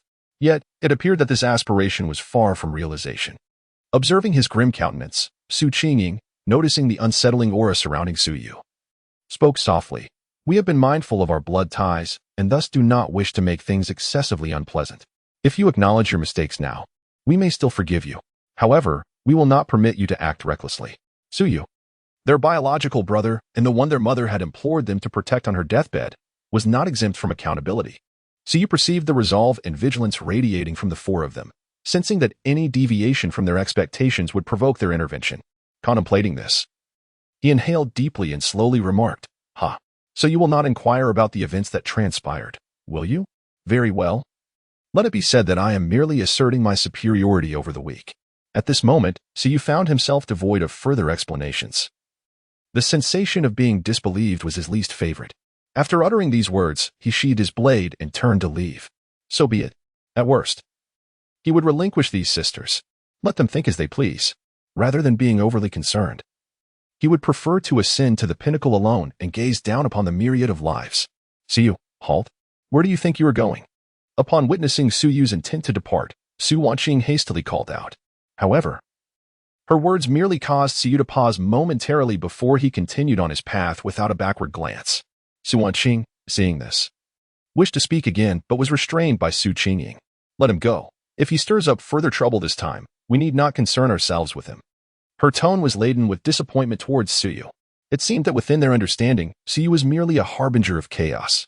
In truth, one could hardly blame them for such thoughts, as the actions of the original Suyu were indeed far from commendable. Once Suyu vanished from their sight, the group turned their attention to Long Feng. At this moment, Long Feng also sheathed his colossal sword and, with a gesture of respect, addressed them. Thank you for your assistance. Though he required no such courtesy, the proper etiquette must still be observed. Moreover, upon catching sight of Su Muyao, his heart raced uncontrollably, beating with great fervor. Indeed, she was the embodiment of the immortal divine phoenix. The allure was overwhelmingly strong. Moreover, the women accompanying the immortal phoenix body were exceptionally beautiful, perhaps the most exquisite he had ever encountered. Upon seeing Long Feng, Su Muyao's gaze flickered momentarily with emotion. The immortal phoenix body even experienced an inexplicable thrill. Dear friend, there is no need for formality. You are uninjured, I trust? Su Wanqing's dual pupils flashed briefly, as if she sensed something, and she subtly moved to shield Su Muyao. Not at all. This minor attack has not harmed me, Long Feng quickly replied. Su Wanqing nodded. That is good to hear. Long Feng glanced at the group and smiled. I am Long Feng. May I inquire about the names of my esteemed companions? Su Qingying, Su Wanqing, Chen Yunqi, Su Muyao. Upon learning their names, Long Feng seized the opportunity to extend an invitation, given the numerous perilous trials ahead. Shall we form a temporary team for our hunt? He sensed that the cultivation levels of these four surpassed his own. Nevertheless, Long Feng remained confident. For he bore one of the most formidable physiques in existence, the divine dragon body, capable of unleashing power that transcended his realm. Able to rival ordinary practitioners at the 4th or 5th level of the spirit sea without issue. Upon hearing this, Su Muyao was inclined to agree, for some reason. Her physique seemed to guide her toward him. However, before she could voice her thoughts, Su Wanqing preemptively declined. No need. If there is nothing further, we shall part ways. As she spoke, she exchanged glances with the other three. Seeing them prepare to leave, Long Feng was reluctant to forfeit the opportunity to approach the immortal phoenix body. And he hastily interjected, Dear friends, please hold on. If you encounter that scoundrel from earlier, I can be of assistance. I was merely careless before. Otherwise, I could have slain him. Upon hearing this, the group's footsteps halted simultaneously. Su Muyao turned around, her melodious voice infused with curiosity. What do you mean? Were you the one who confronted him? The excitement within Long Feng surged at the prospect of speaking with the immortal phoenix body. Suppressing his own agitation, he nodded. Indeed. Before entering, I heard your altercation with that individual. He is undoubtedly a heinous villain and has committed unforgivable acts against you. Thus, I could not refrain from intervening upon encountering him. As he continued, a hint of embarrassment washed over Long Feng. However, I must admit my negligence. I failed to deliver a decisive blow. Rest assured, should I encounter him again, I shall vanquish your formidable foe. With that, Long Feng raised his head in eager anticipations, seemingly prepared to receive their gratitude. However, as he met the gazes of the four, his smile gradually stiffened. The expressions on Su Muyao and the others had turned exceedingly grim. At this moment, Long Feng found himself in a state of bewilderment. However, before he could voice his inquiry regarding the situation, he was met with a chilling revelation from the immortal divine phoenix body he had been obsessively contemplating. The one you just attempted to kill is our beloved brother. To utter such intentions in our presence, do you seek your own demise? Long Feng exclaimed in disbelief. What? He was utterly taken aback, unable to fathom this unexpected twist. The man who had been subjected to their harsh words turned out to be the brother of the immortal divine phoenix body. What had he just done? It was over. Long Feng felt as though the ground was spinning beneath him. He simply could not comprehend that he had merely wished to impress her. Little did he know. Rather than flattering her, he had inadvertently provoked a tiger. As tensions flared between the siblings, he had rashly rushed in to confront her brother without understanding the context. In the aftermath, not only had he been outmatched, but he had also been rescued, inadvertently leading to a misunderstanding between the siblings. At this moment, Long Feng seemed to perceive the level of goodwill that Su Muyao held towards him. What had initially been rather ordinary had now plummeted into negative territory. I did not realize he was your brother, Long Feng stammered, hastily attempting to clarify. I merely overheard you discussing the need to teach him a lesson in the corridor. And upon encountering him, I assumed he must be a thoroughly wicked individual. Before Long Feng could elucidate further, Su Muyao retorted sharply. That is a matter between us and him. It is of no concern to an outsider like you. Her mood was decidedly grim. She had initially thought Siyu was once again perpetrating mischief, only to discover that he was, in fact, the victim. Though she could not fathom why the man before her stirred an unsettling sense of resonance within her bloodline. The misunderstanding regarding Su Yu's intentions rendered her unable to acknowledge such emotions. Su Qingying's gaze turned icy, her voice devoid of warmth as she remarked. Is it merely because you heard us speak of wanting to discipline him that you would resort to murder? What are you, exactly? She took a deep breath and remarked, I find it impossible to comprehend your thought process. To judge a person's character based on a few words and to then attempt to harm them is indicative of a fundamentally flawed nature. Such individuals who are easily swayed by rumors undoubtedly possess a remarkably volatile temperament, perhaps even surpassing that of Suyu. Despite any prior affection they may have harbored for Long Feng, their sentiments have now been utterly extinguished. A thorough comparison reveals that Suyu has yet to take a life. His motivations towards them have been merely driven by a desire for opportunity and a tendency to prey on the weak. At this moment, the formerly bright eyes of Su Wanqing began to transform, revealing an intense gaze that allowed her to glimpse some of Long Feng's secrets. It became clear to her, the dragon god physique, no wonder he has been so eager to curry favor. Su Wanqing turned to Su Muyao and remarked, This fellow is drawn to you, third sister. I have encountered descriptions of his unique constitution in ancient texts. It bears a trace of the dragon ancestor's bloodline, surpassing many other physiques and rivaling even the chaotic sacred body, endowing him with formidable physical strength. Should he unite with someone possessing the undying divine phoenix body, it could facilitate the evolution and purification of his bloodline, transforming him into the second indomitable dragon phoenix body in history. Upon witnessing Long Feng's dragon god physique, she had comprehended the intricate threads of fate entwined within this revelation. This man likely harbors such emotions upon witnessing the third sister possessing the immortal divine phoenix physique. Indeed, this is a creature that thinks solely with its lower half. Upon hearing Su Wanqing's remarks, the other three women simultaneously expressed disdain and disgust. How foolish. In an attempt to please herself, she failed to comprehend the identity of the very person who was loathed and sought to eliminate them for her own gratification. Pa. At that moment, Su Muyao also grasped the sensation of bloodline agitation and promptly declared, Who would ever favor such a volatile man? These words left Long Feng utterly despondent, a chilling sensation enveloping his heart. How disheartening. At this moment, his sense of goodwill had truly evaporated. However, before he could succumb to sorrow, Su Qingying, as the eldest sister, could no longer contain herself upon grasping the entirety of the situation. Her figure vanished from sight, and an imposing sword aura surged forth, aimed directly at Long Feng. How dare he entertain the notion of harming that little scoundrel to win favor with Muyao? Harboring ulterior motives towards her body, he deserved nothing less than condemnation. The sword intent, infused with a hint of spatial power, erupted, instilling a profound sense of peril within Long Feng's mind. In his consciousness, the urgent voice of the dragon ancestor pierced through, restoring a flicker of clarity. Boy, do not stand there foolishly, flee at once. In your current state, you cannot contend with these four women. Madness incarnate. While others would find it troublesome to offend a single prodigy, Long Feng had foolishly antagonized four at once, each more formidable than the last. The undying divine phoenix physique need not be mentioned, as it vastly surpassed the current dragon god physique. The other three were equally terrifying, possessing innate dual pupils. They could perceive every flaw in existence. When fully realized, they could even glimpse into the flow of time itself. The innate supreme bone marked one as a destined supreme being, with each supreme bone embodying different laws. The one before him clearly represented the laws of space, a challenge far beyond the capabilities of the dragon god physique. And the other was even more fearsome. Even as the dragon ancestor, who had once been an immortal before his demise, this individual was evidently also an immortal, mastering a myriad of celestial arts. Capable of reincarnation while retaining the celestial techniques of their past life, they were undoubtedly a figure of great significance.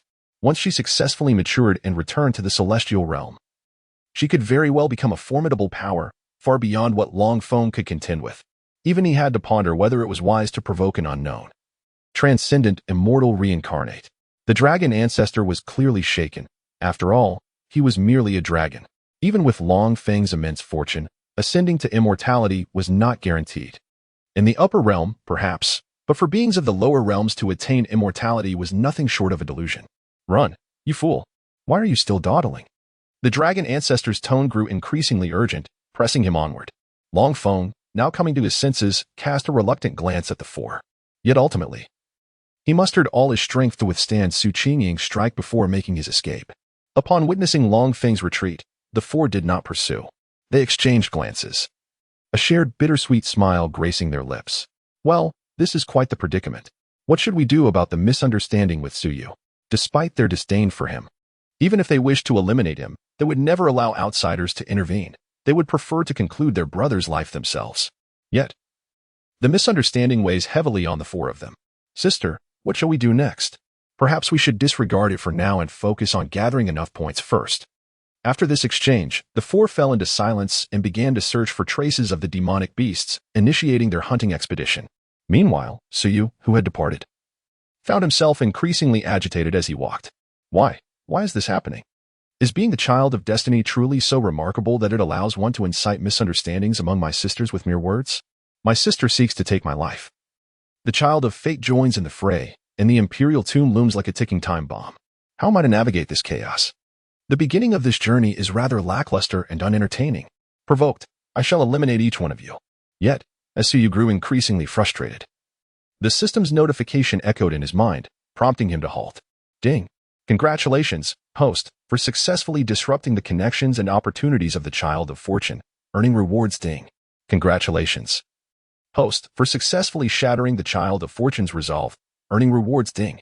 Congratulations, host, for successfully instilling guilt in the child of fortune, earning rewards. A series of system notifications rang out, leaving Suyu momentarily bewildered. Huh? When did I accomplish so many significant feats? Congratulations, host. You have received rewards, 6,000 villain points, the 5-beast demon feather fan, void blade technique, prison suppressing body, and 4 realm enhancement cards. The 5-beast demon feather fan, a replica of the 5-beast celestial feather fan, crafted from the true feathers of the 5 great demon birds, the silver-winged demon ping, the golden-feathered demon falcon, the black-feathered peacock, the demon skylark, and the spectral flame demon phoenix, graded as a sacred artifact. Void blade technique, a sacred blade technique perfected by the Grand Sage in his twilight years, imbued with spatial laws, capable of slaying opponents with void energy. Prison suppressing body, one of the top 100 physiques, the prison suppressing divine body, possesses the power to subdue the 9 nether prisons, excelling in both offense and defense, though its upper limit is modest. Detected that the host has yet to open the beginner's gift pack. Would you like to proceed? Open it. Ding. Congratulations, host, for receiving beginner rewards. 1 realm enhancement card, the Demon Toad Moon Swallowing Technique, and the Corpse Immortal Heaven Scouring Method. Demon Toad Moon Swallowing Technique.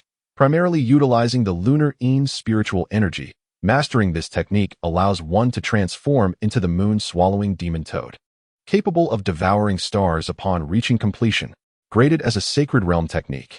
Corpse Immortal Heaven Scouring, by condensing endless death energy into a wisp of corpse immortal energy. This technique can seize the heavens and the earth, allowing one to capture corpse immortals. The techniques have been placed into the technique panel for automatic cultivation. The prison suppressing body is about to replace the original physique. The system's voice continued to resonate in his mind, leaving Suyu in a daze. After a considerable time, Suyu's mouth gradually gaped open, his pupils suddenly constricting, bewilderment overshadowing all else. My goodness, this reward is invincible. It seems I truly made the right choice in participating in this grand competition. As Suyu gazed at the rewards, his eyes gradually sparkled with fervent light. Although these rewards may not be entirely conventional, what does it matter? As long as they empower me and shield me from threats like the Emperor's tomb, my sister, and the child of destiny, all means are justified. The demon toad moon swallowing, the corpse immortal heaven scouring, and the 5 beasts demon feather fan. Each is a manifestation of dark power. The only slight comfort is that the prison suppressing body can be considered normal. In this world, demonic cultivators are neither taboo nor rare. They possess their own sanctuaries. However, among the myriad of races, there exists an unspoken agreement. No demon cultivator or demon bird is permitted to ascend to the throne. Even if someone were to ascend to the throne, they would undoubtedly initiate a great purge, eradicating all practitioners of dark arts. Contemplating this, the fervor in Suyu's eyes waned, replaced by a sense of helplessness. Is the antagonist power truly so formidable as to position him against the entire world? No matter. As long as one possesses sufficient strength, no obstacle is insurmountable. Casting aside a thread of despondency, Suyu revitalized his spirit. Indeed, reconciling with his sisters seemed to be the most prudent course. Otherwise, facing retribution in the future would be in vain. However, a shadow gradually enveloped Suyu's gaze as he murmured, rather than entrusting fate to others, it is far wiser to seize one's own destiny. He had never taken a life nor harbored any thoughts of doing so. Yet, If he were truly cornered to the point where everyone sought his demise, he would no longer cower. The substitution of the prison body is complete. The cold, mechanical voice instilled in Suyu a profound sense of confidence. In the next moment, a formidable aura, seemingly capable of subduing the heavens and the earth, surged from within him, the dense malevolence causing all beings nearby to retreat in alarm. All creatures with even a hint of sentience displayed signs of terror. Second level of the Spirit Sea Realm. Third level of the Spirit Sea Realm. The transformation of his physique elevated his potential to unprecedented heights, and the effects of various elixirs he had accumulated were fully absorbed, becoming the perfect nourishment for this enhancement. All Realm Enhancement cards have been utilized. Ding. Realm Enhancement Card 6 used successfully. Boom. The second eruption caused the spiritual energy within a 100-mile radius to converge towards Suyu. Resembling a true dragon formed of condensed spiritual essence, roaming through the cosmos. This astonishing and explosive advancement is truly remarkable. The prodigies in the trial grounds seem to sense something, turning their gazes toward the direction of Suyu. Is such a monumental breakthrough indicative of someone transcending to the 9th layer of the spiritual sea? Indeed. This is a grand gathering of all the exceptional talents from the eastern wilderness, where anything could transpire. Ascending to the 9th layer of the spiritual sea may very well secure a place in the top 20 of this contest among prodigies. Only a handful achieve the success of Dan condensation before the age of 100. Yet, there are those who, even without achieving Dan condensation, can rely on their formidable foundation and physique to challenge the Dan condensation realm. The outcome remains uncertain. Within the trial grounds, countless prodigies converge. A myriad of formidable entities present. Not far from Suyu's breakthrough, several enigmatic figures gather. Have we established contact with the Holy Sun? We have yet to receive any word from him. This hunt has been orchestrated by the Holy Land. Could the Holy Sun dare to defy such an arrangement? The situation has evolved, and the Holy Land has sent a message instructing us to exert our utmost efforts in capturing the talents on the priority list and to collect all the corpses for dispatch. What about the Holy Sun's side? No need for concern. He may be considering a change in personnel. Understood. The assembled individuals swiftly meld into the shadows, transforming into serpents poised to strike. They await the appearance of their target to deliver a fatal blow. The month-long points competition has now entered a fervent phase. The number of valuable demon beasts is ultimately limited. As the hunt nears its conclusion, it is also time for eliminations. This competition permits the elimination of participants. Regardless of one's background, if one cannot outmatch others, one's points can be seized, reflecting a lack of strength and perhaps fortune. Therefore, the seeded contestants initially disdained the pursuit of ferocious beasts, choosing instead to await the appearance of the easy prey before them, ready to reap their rewards. By the 21st day, Suyu's initial lead had been snatched away.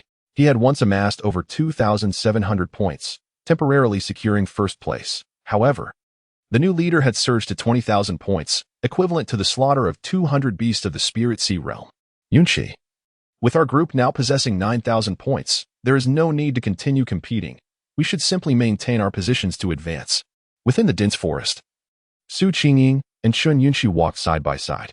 Upon glancing at their rankings, they found themselves within the top 50, and thus had no desire to pursue further hunting. Due to their unique circumstances, they were already earmarked by the sacred grounds, even if Chun Yunchi and Su Muya had not yet been formally selected. Once they reached the aptitude assessment, they would essentially be free to choose their sacred ground. Still, there are 9 days remaining. What shall we do? Let us seek out that little rascal Suyu. I see his ranking has plummeted beyond 200. We should find him and assist in hunting some beasts to help him progress. This would also serve as some recompense for our earlier misunderstandings. I have no objections. They had long harbored regrets over their previous misconceptions about Suyu and intended to aid him in advancing after noticing his lack of movement. Not long after the group emerged from the forest, several figures suddenly appeared. Are these the targets favored by the Holy Sun? Indeed. The presence of those individuals is unmistakable. The supreme bone, the double pupils, the undying divine phoenix body. Follow closely and confirm the hunting targets. Outside the trial grounds, the entire arena was a collaborative creation of the 3 great sacred grounds, spanning an impressive 3,000 miles. Everything within was owned by the sacred grounds. This year's contestants seemed to be rather unusual. In previous years, the loss of over 100 among 3,000 contestants during the first round was considered significant. Yet, nearly 21 days in, over 200 had already perished. Several middle-aged officials gathered, observing the shattered, dimly lit jade tablets scattered before them, feeling perplexed. Among the fallen were even several seeded prodigies. It is important to note that each seeded prodigy represents a sacred ground's attention. Typically, their entry to the sacred grounds for training is a certainty. However, this time, several had met their demise. Should this be reported to the inner door elders? One middle-aged steward inquired. The death of seeded prodigies may indicate something amiss.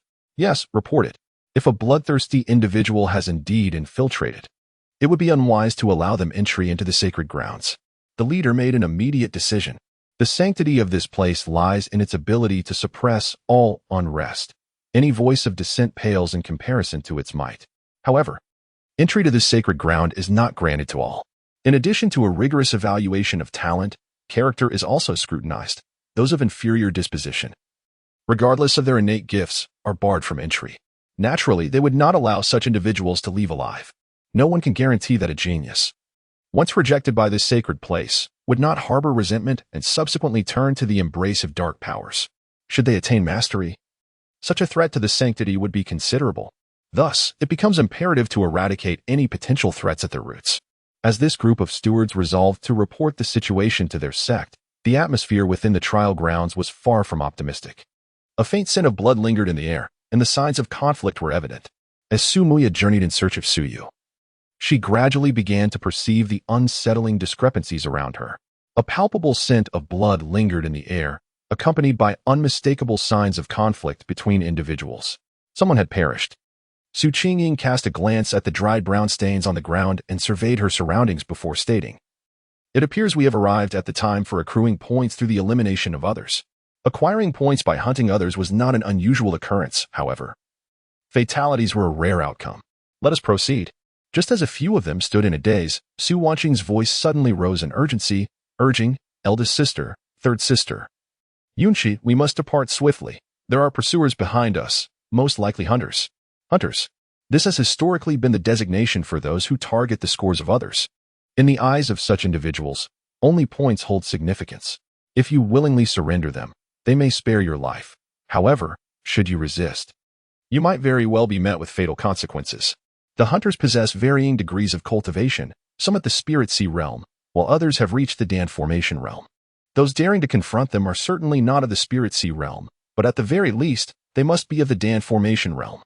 Even if they can fight above their level, facing one or even multiple opponents of the Dan formation realm poses a perilous risk of demise. Upon hearing the term hunters, the expressions of several individuals shifted dramatically, prompting them to abandon all pretense and hasten their escape from this place. Shortly after their departure, shadows emerged from the very spot where Su Qingying and her companions had lingered. They've been discovered. Quickly contact the others to encircle these individuals. Not a single one of the Supreme Bones, or the Undying Divine Phoenix bloodline must be allowed to escape. Understood, they replied in unison, exerting their full strength to pursue. A relentless chase ensued, growing ever closer to Su Qingying and her companions. After several hours of pursuit, four figures abruptly appeared before them, blocking their path. Each exuded a formidable presence, emanating from the 7th level of the Spirit Sea realm and beyond. "Halt!"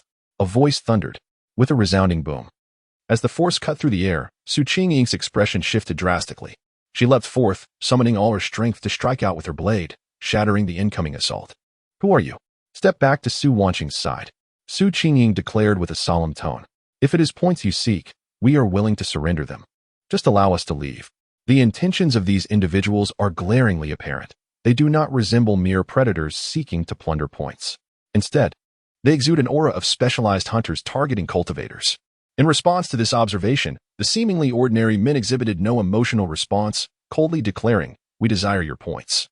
And we equally covet your lives. Kill." With no further ado, they swiftly raised their weapons and unleashed a barrage of gunfire. Their movements were exceptionally clean and decisive. The formidable spiritual pressure of the Spirit Sea realm erupted, akin to a colossal bulldozer rampaging forward, obliterating all surrounding trees and leaving chaos in its wake. Their techniques were astoundingly cunning and ruthless, distinctly unlike ordinary martial arts. "Strike and seize the opportunity to escape," Su Qingying commanded. Although Su Wanqing and the others had yet to experience actual combat, they quickly adjusted their states, engaging the 4 assassins in battle. Among them, Chen Yunshi stood out remarkably, injuring one of the men within 3 moves before turning to assist Su Muyao. However, This advantage was short-lived as three formidable Golden Dan realm cultivators pursued from behind, shattering their momentum entirely. Even though the four women possessed the confidence to fight beyond their ranks, their cultivation levels remained a significant handicap. They could vanquish ordinary Spirit Sea Realm 9th layers, but could not contend against Golden Dan Realm experts. The disparity between the Spirit Sea and Golden Dan realms was insurmountable. Within mere moments, the tide of battle had turned against them. "We cannot win. Let us seek an opportunity to withdraw," Su Qingying exclaimed, observing the overwhelmingly unfavorable situation. "I will create an opening using the spatial secret technique of the Supreme Bone. You must flee immediately." Without hesitation, Su Wanqing and the others nodded in agreement, understood. Overhearing their conversation, one of the Golden Dan realm elite sneered, "Do you think you can escape under our very noses? Prepare to meet your end." With a roar, the might of the Golden Dan realm surged forth, a nearly tangible sense of oppression crashing down like a tidal wave, causing the group to sink under its weight. The overwhelming pressure made Su Qingying's expression turn grim.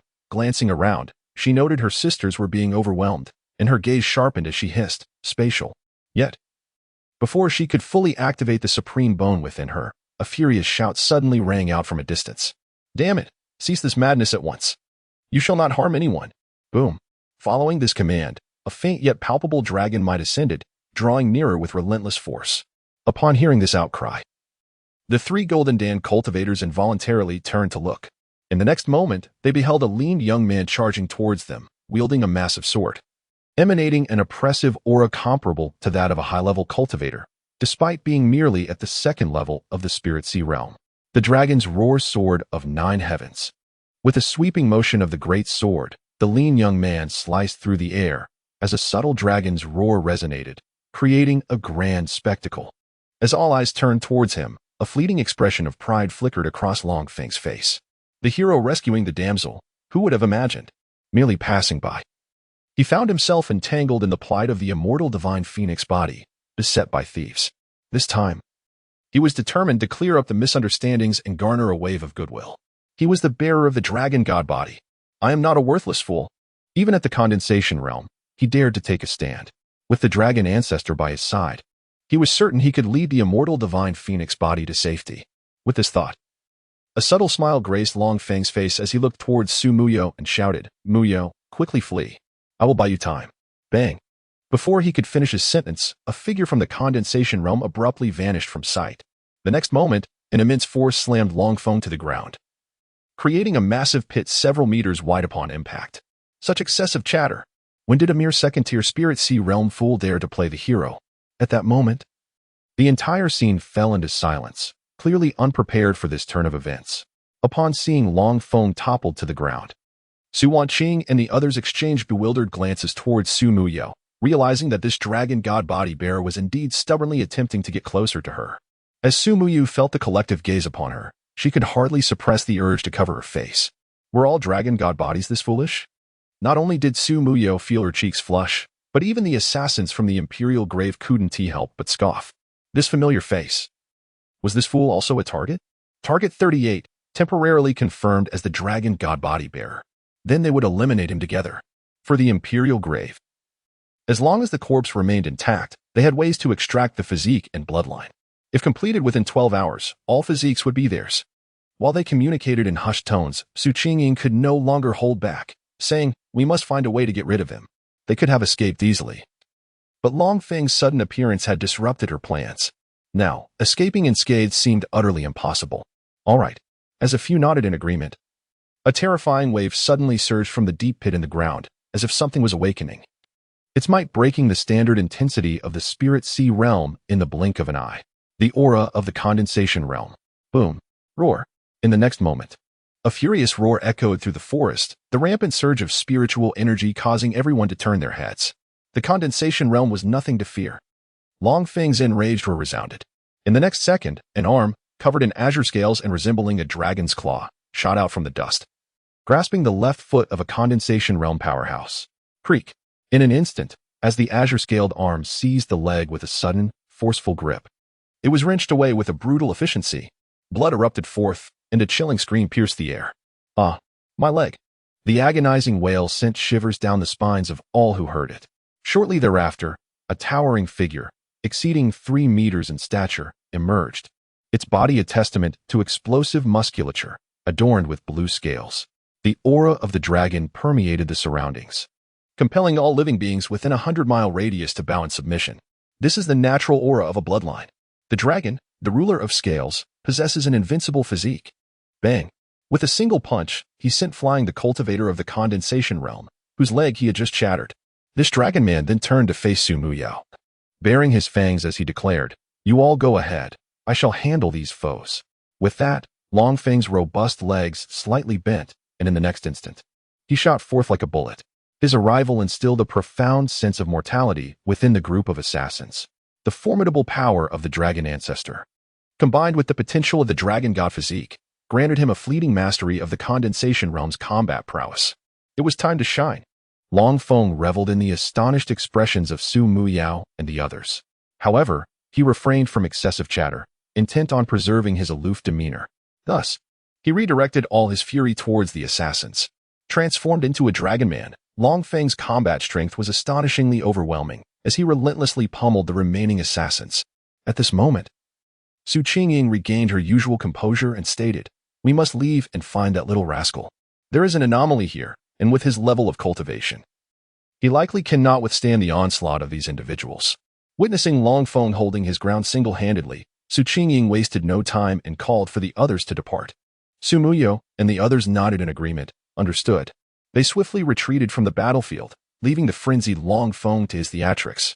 Since he wished to display his prowess, they would let him be. As they departed, Long Feng showed no intention of restraint, channeling all his rage into his combat abilities, relentlessly striking at the remaining 2 condensation realm assassins and 4 spirit sea realm foes. Roar. Die. As the child of destiny, the principle of becoming stronger in the face of adversity remained ever potent, as long as circumstances did not become excessively absurd. The child of fortune could always turn peril into safety. With a single punch, he obliterated an unsuspecting spirit sea realm assassin into a gruesome pulp, instilling terror in the remaining foes. What the hell? He's gone mad. Can the dragon god physique actually transform into a dragon man for battle? Run. This guy is insane. Damn it. Don't bite my arm. Were anyone to witness this scene, they would undoubtedly be left with psychological scars. For Long Feng epitomized madness in its most vivid form. As the assassins from the Imperial Tomb initiated their hunt, a wave of counterattacks surged within the trial grounds. Some prodigies even formed temporary alliances to retaliate, yielding initial successes. Meanwhile, atop a certain mountain peak within the trial grounds, Su Yu, who had been in seclusion for an extended period, finally concluded his cultivation to stabilize his prowess. Slowly opening his eyes, Su Yu exhaled a breath of turbid air. The significant transformation brought about by his physique filled him with immense satisfaction, particularly feeling the dense and fully liquefied spirit sea within his dantian. He nodded in contentment. 9th level of the spirit sea realm. Having a modicum of self-preservation ability is truly exhilarating. This feeling of being overpowered, how could others possibly comprehend it? In this world, although the 9th layer of the spirit sea realm and even the condensation-Dan realm are not regarded as significant figures, they are nonetheless formidable among the younger generation. This is especially true for Su Yu, who has just turned 18.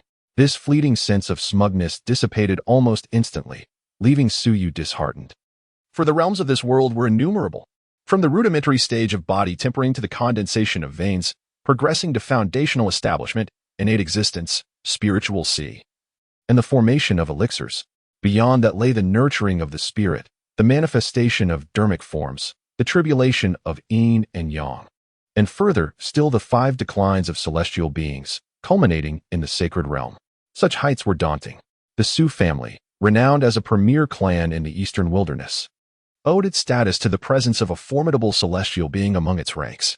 His adoptive father, Su Yuxing, was a powerful figure at the tribulation of yin and yang. Contemplating the family's somewhat impressive standing brought a modicum of solace to Su Yu's heart, buzzing incessantly as he regained consciousness. The jade pendant of the Imperial Tomb's holy land within his grasp began to vibrate violently. The moment he held it, a myriad of messages surged into his mind. Beep. Calling the Holy Sun. Where are you?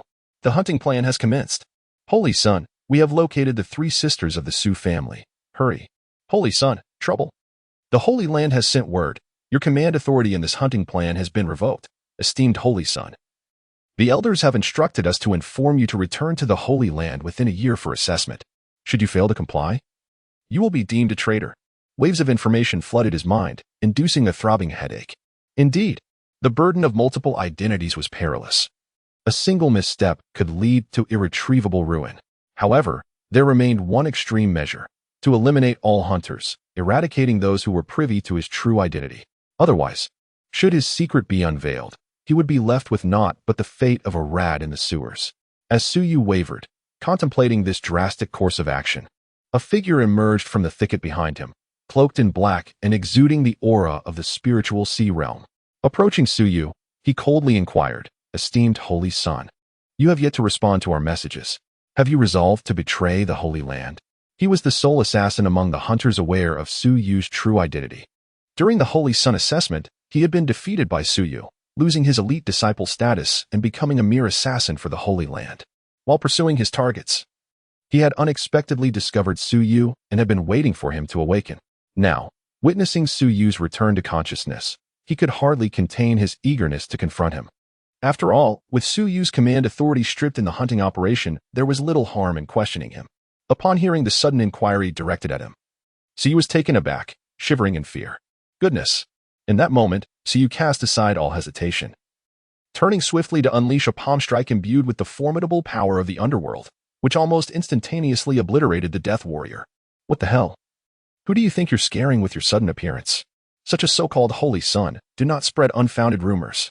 I am Suyu. What? In the final instant as Suyu's palm descended, the mind of the Death Warrior at the 8th level of the Spirit Sea realm went blank. Utterly unprepared for Suyu's audacious action. Had he truly taken his own life, fearing no retribution from the Sacred Land? Moreover, why had his cultivation already reached the 9th level of the Spirit Sea realm? Was it not reported that the Holy Son remained at the 9th level of the innate realm, merely awaiting the opportunity to seize the supreme bone and reshape his innate talent? How could this be? Boom.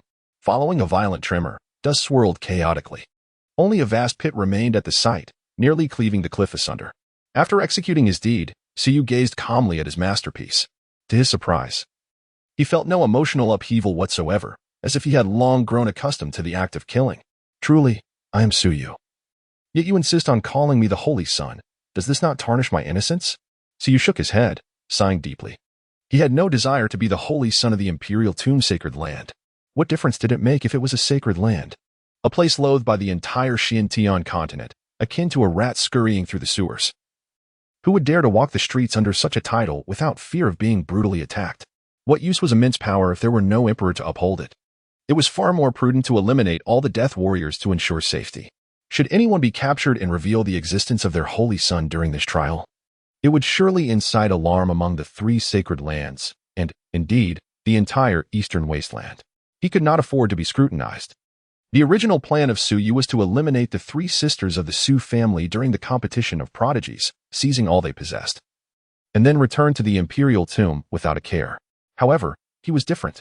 He had no intention of becoming a rat in the sewers. Therefore, he resolved to overturn this entire scheme and eradicate all Death Warriors. Only by eliminating all variables could he hope to extend his life. With this thought, Suyu leaped into the dense forest below the cliff, vanishing from sight. Perhaps there were powerful children of destiny he could not defeat. But surely he could handle ordinary individuals with ease? If even this were beyond his capabilities, perhaps it would be better to lie flat and await his demise. As Suyu effortlessly dispatched the Death Warrior, the other distinguished figures among the Imperial Tomb's Death Warriors in the trial ground became acutely aware of the unfolding events. As these elites gradually came to terms with the situation, the number of casualties began to dwindle. In stark contrast, it was the Death Warriors who began to succumb. Concurrently, the inner elders of the 3 great sacred lands, tasked with ensuring safety during the assessments, discerned the anomaly. They immediately issued temporary assessment tasks to all the elites participating in the trial. Slaying a hunter would yield a reward of 1,000 points, while eliminating a core formation hunter would grant a bounty of 3,000 points. The points earned during the trial were not merely for ranking. All elites advancing to the next stage would be rewarded based on their point standings. The elite ranked first in the points contest could even choose any sacred land to enter as an inner disciple, along with receiving an unparalleled technique of the yin-yang realm, as well as treasures, elixirs, and more. This is also a significant reason why some individuals opt to seize points from others. The rewards are simply too alluring. Among the exceptional talents that have emerged from the 100 dynasties, the concept of plundering the Enyang realm had never been heard of before this occasion. In their respective dynasties, some of the strongest were merely at the spirit-nurturing stage, and some even at the Dan condensation stage. Such a level of cultivation, when placed among the formidable beings of the eastern wilderness, would merely be considered third-rate. Yet, to the grassroots prodigies, this is the most extraordinary powerhouse they have ever encountered. Who has ever heard of a Dharma manifestation that transcends the essence of spirit, or even the calamity of yin and yang? With the issuance of this temporary assessment task, all the prodigies were stirred into a frenzy. Instantly, they were ignited by a fervent desire to retaliate against their hunters. The holy grounds were at their discretion, and the methods of cultivation were entirely theirs to choose. This is sufficient to compel them to exert their utmost efforts in pursuit, regardless of the peril to their lives. Kill. In the brief span of 3 days, numerous top-ranking prodigies fell one after another, although others unexpectedly rose to prominence. Yet, the most captivating among them was a certain individual named Suyu. Initially, he made a fleeting impression during the early stages of the assessment, only to subsequently fade into obscurity. However, his points suddenly soared to an astonishing 20,000. He was hot on the heels of the leader. What an achievement! How many beasts and hunters had he vanquished? An 18,000-point increase in merely 3 days. Had he slain 6 hunters at the foundation establishment stage? It was utterly outrageous. When did the frivolous young master of the Su family become so formidable? I have encountered him before. He was exceedingly arrogant. Was he not merely at the innate stage? A prodigy from the same realm as the Su family gasped upon seeing Suyu's name ascend the rankings.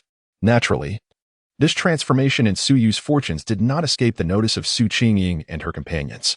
When they beheld that the little rascal brother they had been searching for had surged to second place on the leaderboard, they were utterly astonished. Su Muyao exclaimed in disbelief. Has this brat taken some kind of drugs? How did he ascend to such a lofty rank as a mere first-stage spiritual sea cultivator? 20,000 points. They scarcely dared to contemplate how they could amass such a score. Yet, the little rascal had accomplished it. We must find him at once. Where was he last seen? Let us hurry there.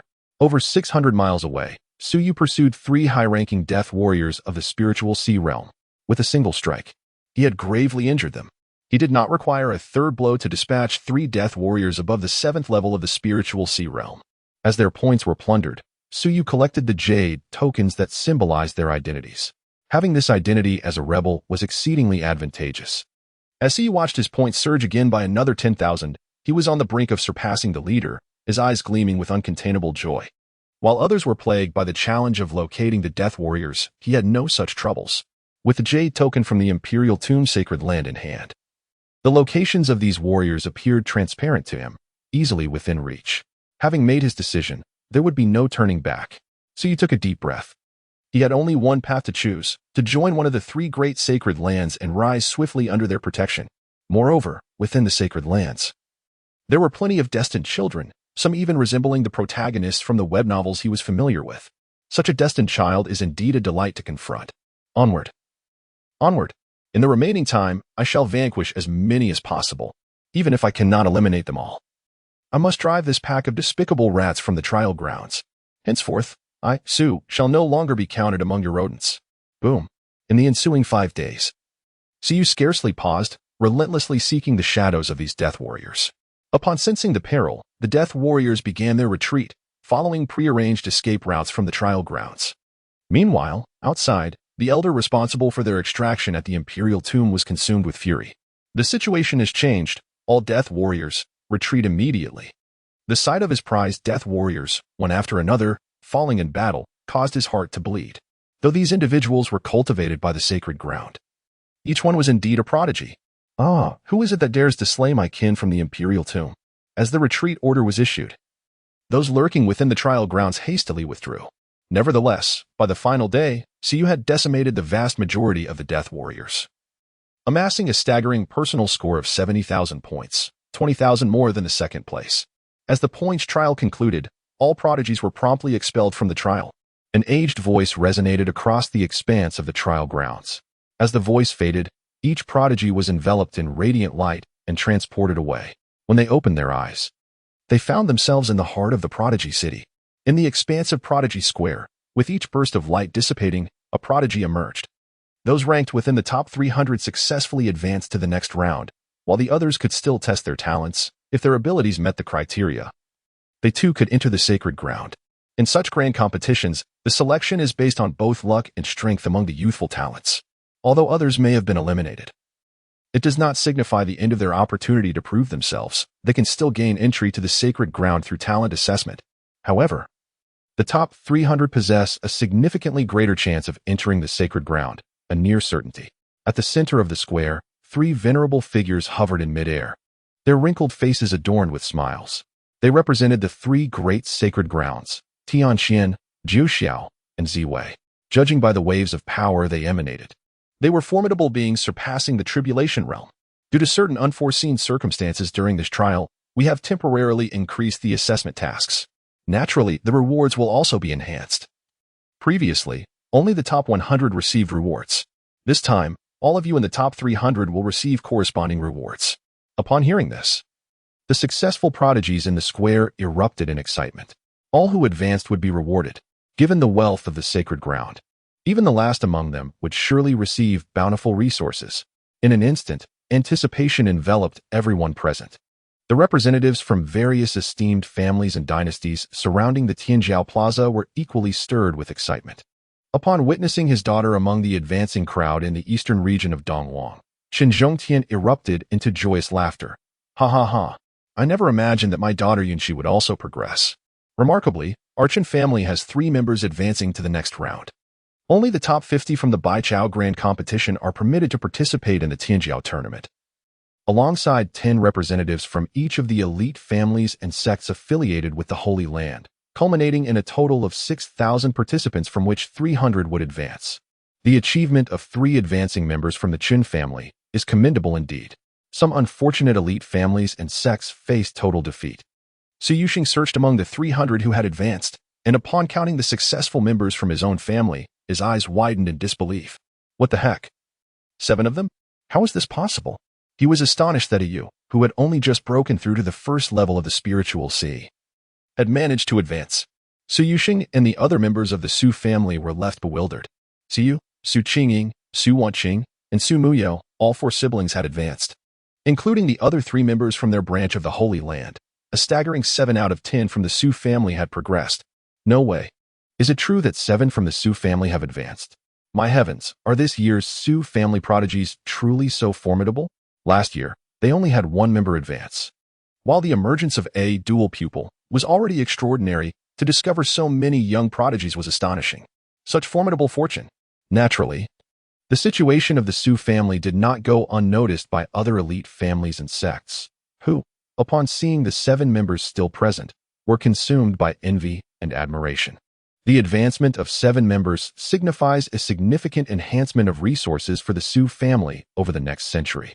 This is the support that the sacred land extends to talents. The powerful individuals from various dynasties, upon witnessing their own lineage's prodigies ascend, are filled with exhilaration.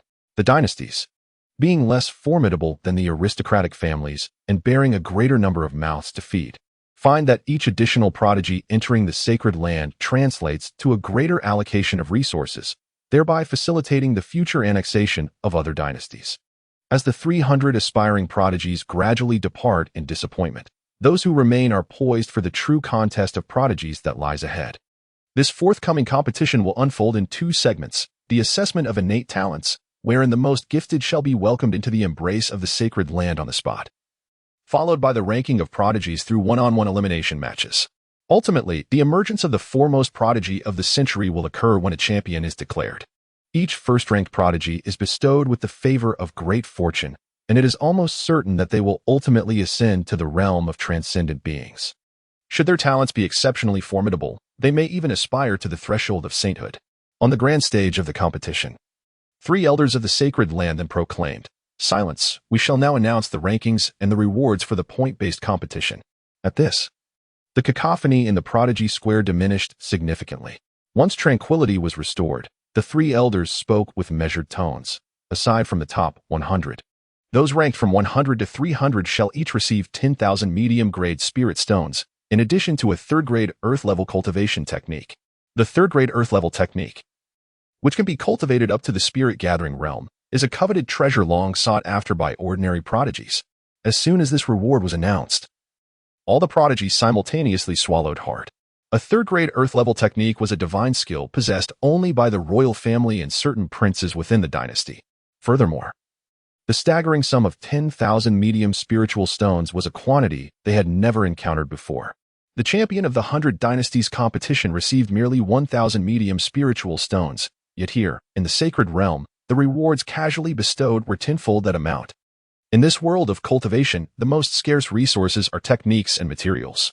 With these 10,000 spiritual stones in the third-grade technique, at least 30% of these 200 prodigies would likely succeed in breaking through to the spirit-nurturing stage. The top 100, specifically those ranked from 11th to 99th, would uniformly receive 1,000 superior spiritual stones along with a second-grade heaven-level technique, while also gaining direct entry into the sacred realm as inner disciples. Boom. Upon the announcement of this reward, everyone was instantly left swallowing in anticipation. This reward is significantly more generous than in previous years. 1,000 superior spirit stones are equivalent to 100,000 medium spirit stones. Particularly, the second-grade celestial tier technique directly targets the prowess of formidable beings. Such rewards would undoubtedly entice even many second-rate families. However, what left them even more astounded was the subsequent announcement regarding the reward for the first place, as this year's first prize points shattered previous records. After extensive discussions among the three great sanctuaries, we have resolved to grant the first-place winner the privilege of selecting one sanctuary to enter and be apprenticed under an elder of the inner sect. Furthermore, we bestow upon them a supreme-grade martial arts technique, the complete text of the yin-yang dual-realm cultivation method, a 9-spirit qi condensation pill, and 10,000 high-grade spirit stones. Each proclamation from the elder sent waves of excitement through the crowd. Yet, the following revelation left countless individuals utterly speechless. First place in the points trial, Suyu, at the pinnacle of the 9th layer of the Spirit Sea realm, with a total of 74,000 points. At that moment, everyone stood agape, their astonishment so profound that one could fit an entire egg into their mouths. Their minds were utterly blank, save for a singular thought echoing within. The first place in the Spirit Sea realm, 9th level? It was not merely others who were bewildered. The most perplexed of all was Su Yuhang seated in the stands. The Spirit Sea realm, 9th level? First place is my son. Are you? Is this a joke? Upon hearing the elder from the sacred land announce that the first place in the points trial was claimed by his own son, Su Yuhang's mind was filled with enormous question marks. While others may not understand his son, how could he be oblivious? It is one thing to acknowledge his son's arrogance and pretentiousness, which he could accept. However, to suggest that he had secured the top position in the Eastern Wilderness's grand competition? That was utterly inconceivable. His son was not that remarkable, truly, while not entirely inept. He bore no relation to the pinnacle of excellence. Merely a month prior, he had just broken through to the first level of the Spirit Sea realm. Now, a month later, he had suddenly ascended to the zenith of the 9th level. Who would dare to believe in such a remarkable leap forward? This is the realm of cultivation, not a mere game.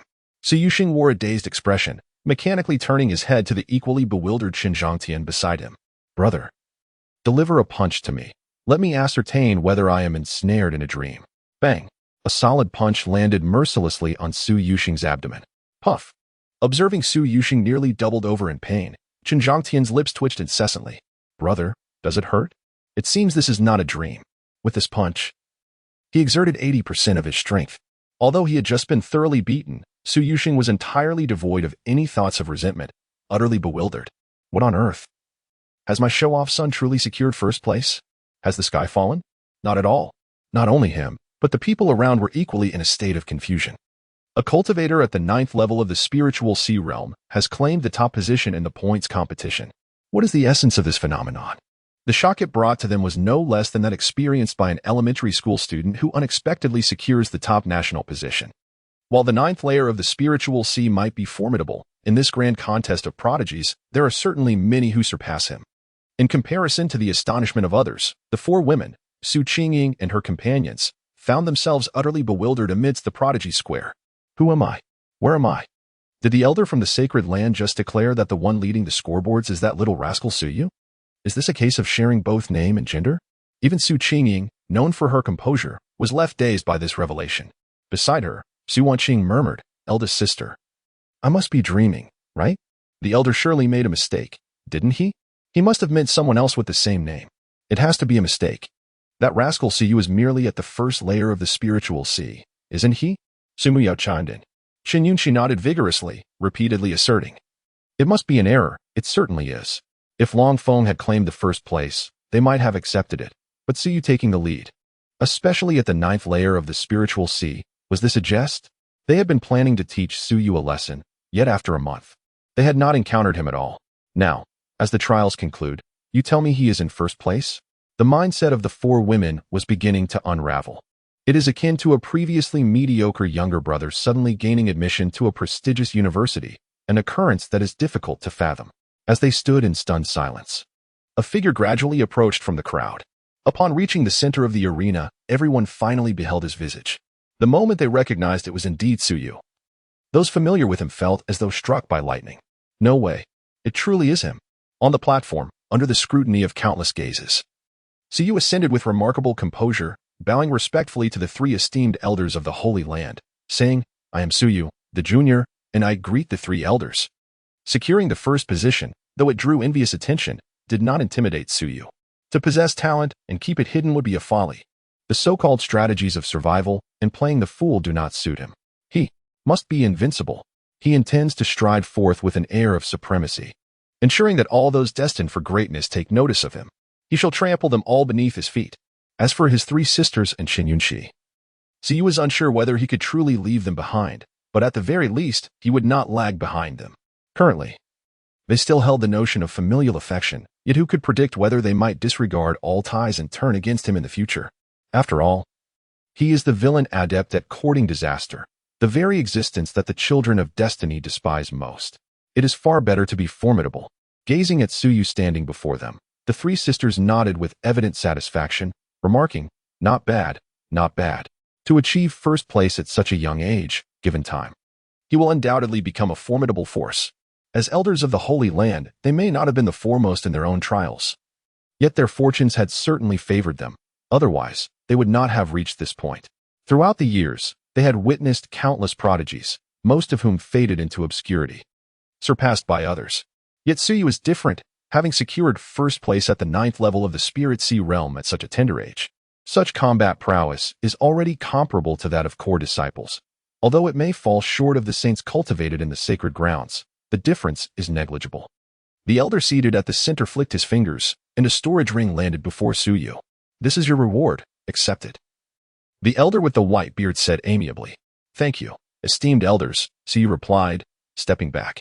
After he received his reward, the 3 elders turned their attention back to the crowd to continue bestowing the prizes for the 2nd to the 10th places. 2nd place, Chu Tian.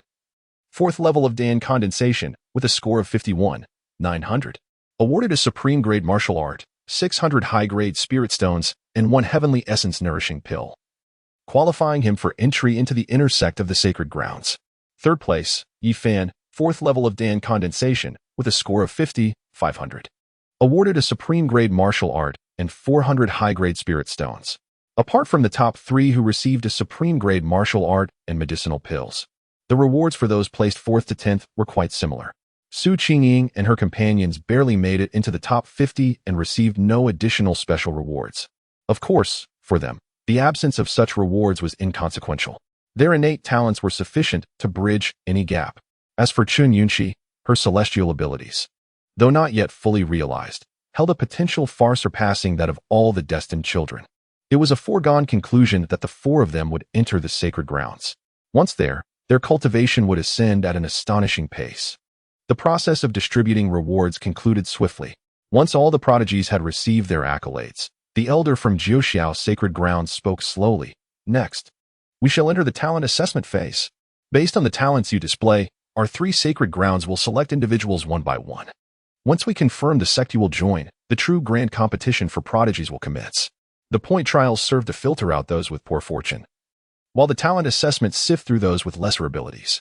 The first 2 phases assess fortune and talent, but the final grand competition determines the most formidable prodigy under a century old. You may have slightly less fortune or inferior talent compared to others, but if Within this age bracket, you can unleash a combat strength that surpasses those with greater endowments and fortunes. Defeating them, then you shall be recognized as the strongest prodigy. Under the eager gazes of all, the elder from Jiuxiao sacred grounds waved his sleeve. With a resounding crash, a crystal monument towering 10 meters appeared on the arena. Young prodigies, come forth and attempt to break the records. May it one day be that the annals of Dongwang bear the names of some among you. The talent assessment commenced. The elder's words stirred the hearts of all prodigies, who among cultivators does not aspire to leave a mark in history, to have their deeds read by future generations? This impassioned speech stirred the emotions of the crowd, prompting individuals to rush forward, eager to test their innate talents. However, among the 6,000 participants, not everyone possessed exceptional gifts. Some were merely fortunate, stumbling upon opportunities that allowed them to reach the spiritual sea realm or even the Dan condensation realm before the age of 100. Yet, in the aptitude tests, their performances were decidedly mediocre, albeit only when compared to the prodigies. Those with below-average talents and ordinary physiques were directed to wait aside for further instructions. Individuals of moderate aptitude and above-average physiques were informed of their decent qualifications, while those deemed of superior talent with remarkable physiques, such as the bare body, were encouraged to leave their names. The crystal steel utilized for testing aptitude served as a mirror for cultivators, revealing the true nature of their abilities. While it is true that in ancient times, some cultivators of low aptitude and ordinary physiques ascended to greatness, such instances required extraordinary fortune. Rarely has anyone with a poor foundation achieved the path of enlightenment. Thus, the phenomenon of survivor bias remains ever present. As the saying goes, the great Tao encompasses 50. The heavens shift 49, and humanity escapes but one. In every endeavor, there is no absolute path to failure. Yet, to stand out amidst countless individuals requires immense fortune and destiny. Those with exceptional talents and extraordinary physiques possess a vastly superior probability of achieving enlightenment compared to the average individual.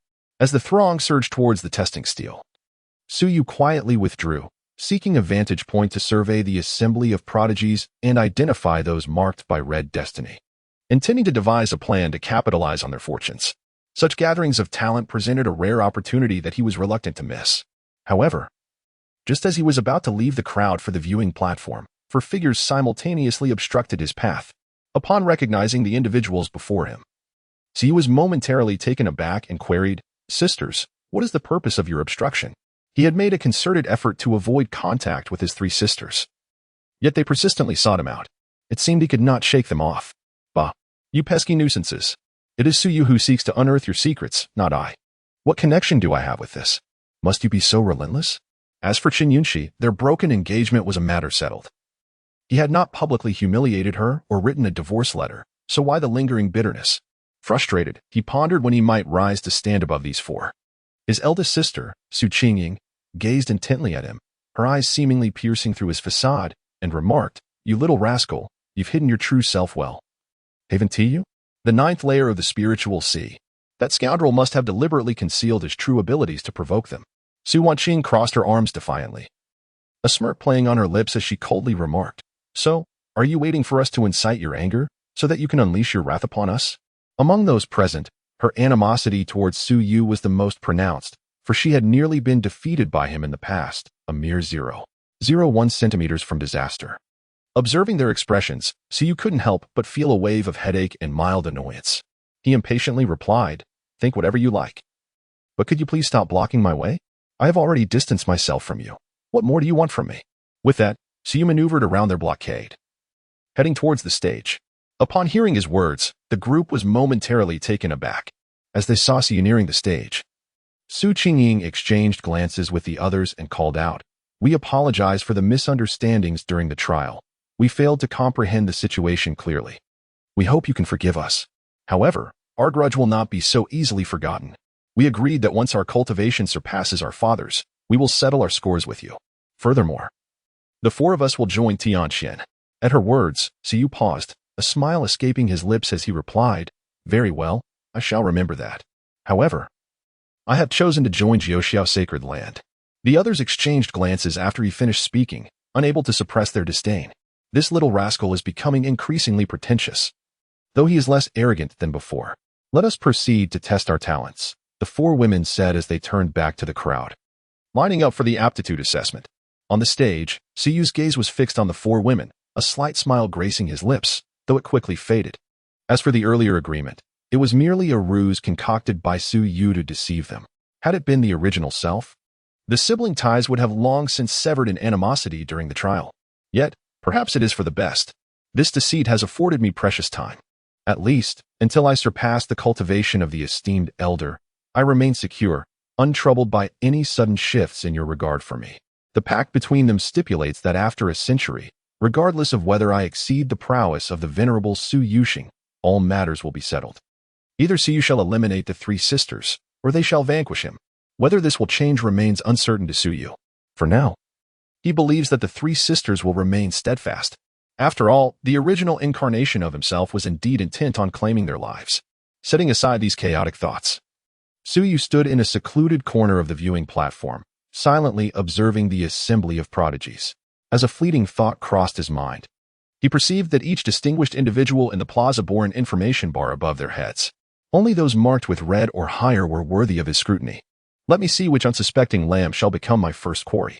Suyu was keenly observing which among the prodigies possessed a fate of red or greater. Amidst the throng, one by one, the prodigies took their turn to test, and soon it was Su Qingying and her companion's turn. Following Su Wanqing's submission of her identity jade tablet, the three esteemed elders of the sacred grounds also took note of her. Among them, an elder from the Tianxian sacred land displayed a radiant smile. Ah, it is you, Wanqing and your sisters. Come, allow me to personally assist you with the test. Su Wanqing was a focal point of attention for the venerable elder, as her dual pupils had once stirred the entire eastern wilderness upon their revelation. Thank you, elder, Su Wanqing replied with a gentle smile. A trivial matter. Let me see just how formidable your talents have become. The elder from Tianxian sacred land, beaming with delight, approached the crystal monument and infused it with his own spiritual energy. Once the testing stone was activated, he addressed Su Wanqing. Simply channel your spiritual energy into it. Su Wanqing nodded, standing before the monument, taking a deep breath. From this moment forth, she would aspire to reach greater heights. As Su Wanqing's delicate hand rested upon the monument, a gentle current of spiritual energy flowed from her arm into the stone. In an instant, the crystal monument radiated a blinding light. The skies above the illustrious city of prodigies grew tumultuous. Thunder rumbled, with the appearance of dark clouds. A mighty bolt of lightning descended. This scene captivated everyone's attention. As they directed their gaze towards the testing monument, the resplendent golden characters almost blinded them. There were no distinctions of physique, no classifications of inferior or superior, only a single, dazzling golden word shone brightly: qualification, emperor. At this moment, the entire venue was enveloped in an eerie silence. Furthermore, the three individuals besides Su Wanqing also assessed their own talents, and without exception, all exhibited imperial-level qualifications. While possessing imperial-level talent does not guarantee one will become an emperor, such qualifications inherently bestow a vastly superior probability of achieving that status compared to others. It is not only the great emperors who are deemed imperial, even those on the threshold, the quasi-emperors, hold the same esteemed title. The heroic square was plunged into a profound stillness, with countless spectators wide-eyed, gazing at the four exquisite figures upon the stage. At this moment, they radiated an unparalleled brilliance. My heavens, what a terrifying gift this is, to possess such imperial-level talent. Monsters, a quartet of extraordinary beings. This scene profoundly impacted countless young talents, who had long been hailed as prodigies since their childhood, not to mention the various factions in the stands. Su Yuxing stared blankly at the test results of his three daughters, his gaze vacant as if he had lost his soul. It was not just him. Even the elders of the Su family beside him gaped in disbelief, their expressions akin to that of seeing a ghost. Could it be true? Have I truly witnessed the emergence of three imperial-level talents from the Su family? Dear head of the family, were you perhaps a great emperor or an immortal in your past life? The clan leader has 4 offspring, one of whom ranked first in the trial points competition, and all 3 possess imperial-level qualifications. The Su family was left in shock, paralyzed, much like the Qin family beside them. Qin Yunxi is also of imperial level. Goodness! After a prolonged silence, the venue erupted with gasps, the commotion so intense it seemed to drain the spiritual energy from the entire talented prodigy square. Unbelievable! For imperial-level talents, a rarity that emerges only once in a millennium? Surely, the testing stone must be malfunctioning. Nonsense! Did you not see that the testing ceremony was presided over by the elder of the sacred land? Indeed, it must be true. No way. Which faction do they belong to? I must seek their favor. I wish to align myself with greatness. Look at your pitiful aspirations. Father, our great Zhou dynasty is not a second-rate power. Quickly find out who they are. I wish to propose marriage. Yes, I am enamored with that aloof one. The clamor in the square did not faze the three elder figures in the slightest. Their eyes now burned with fervor.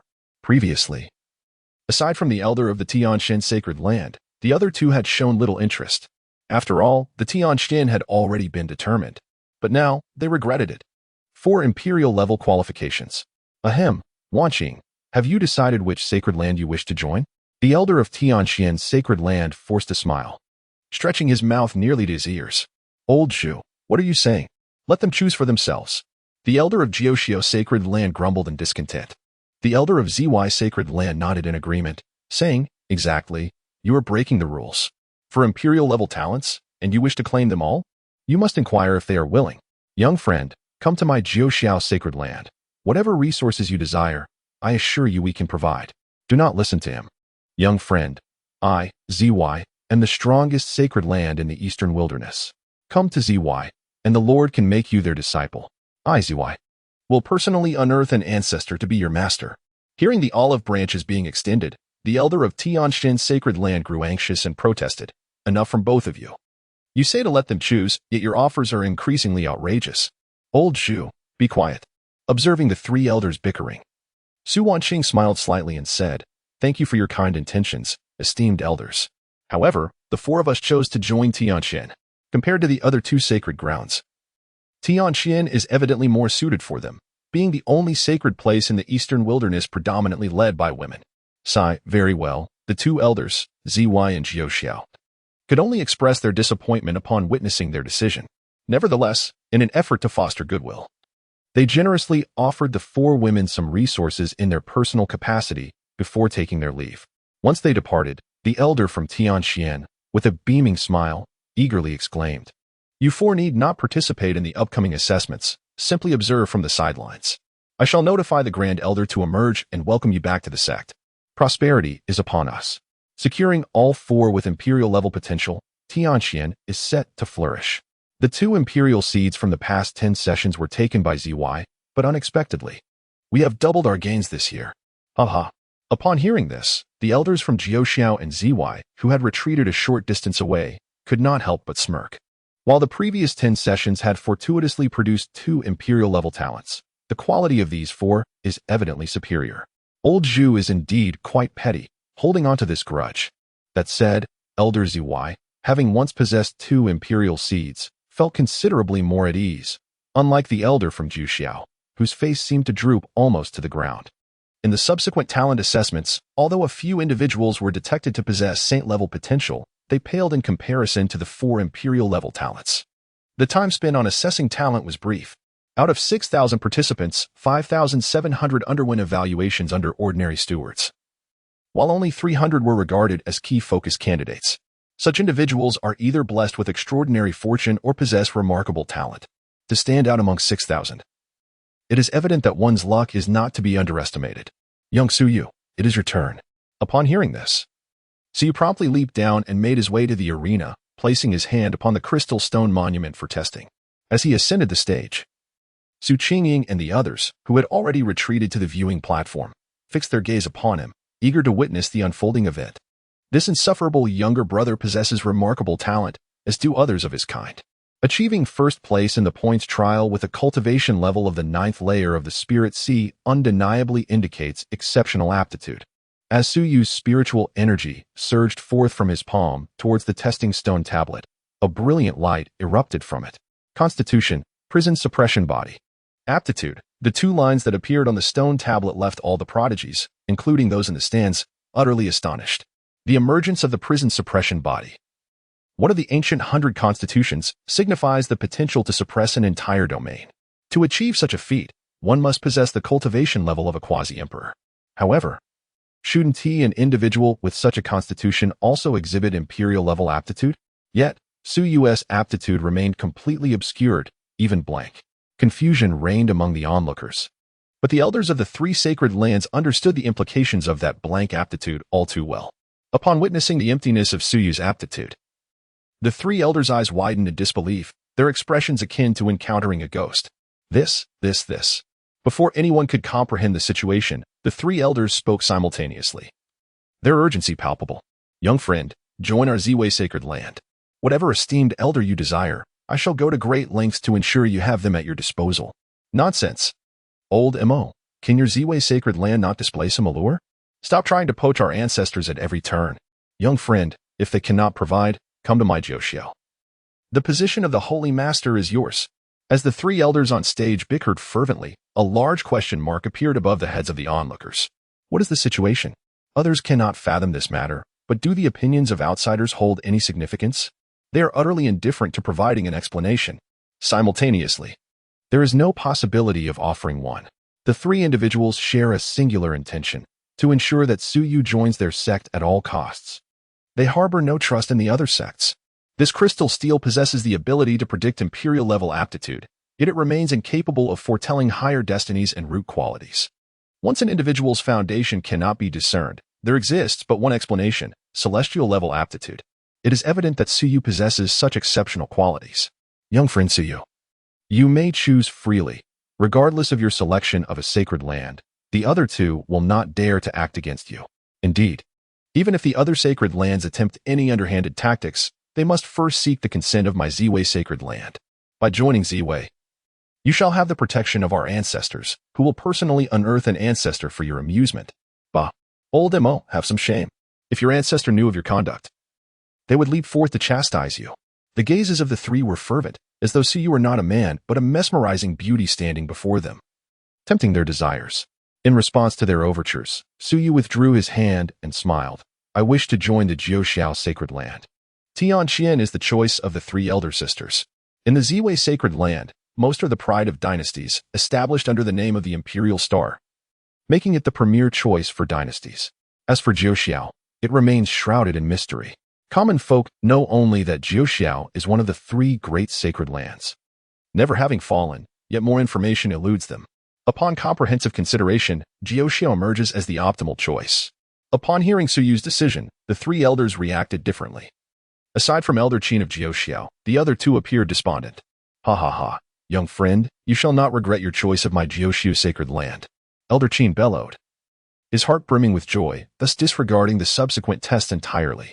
There was no need. Suyu's aptitude surpassed that of all others. Although Elders Mo and Zhu felt disheartened, they still presented their gifts.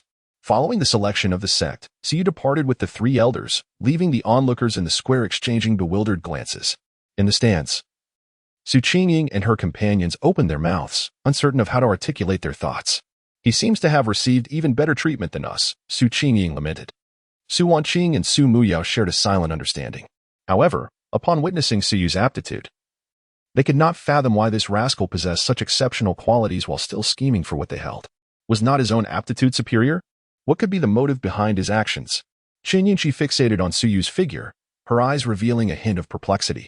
The enthusiasm displayed by the three elders at the sight of the four imperial-level individuals was eclipsed by their reaction to Suyu. Could his aptitude truly be celestial? Such a notion seemed implausible. No matter how one viewed it, Suyu's aptitude did not suggest celestial lineage. Could there be another explanation? While others might be ignorant of aptitude, Qin Yunshi was well informed. It is impossible for a mortal to possess celestial-level aptitude. The only possibility for one to be detected with celestial-level aptitude lies in the union of celestial beings or the reincarnation of a celestial. Is it conceivable for the mortal realm to detect celestial-level aptitude?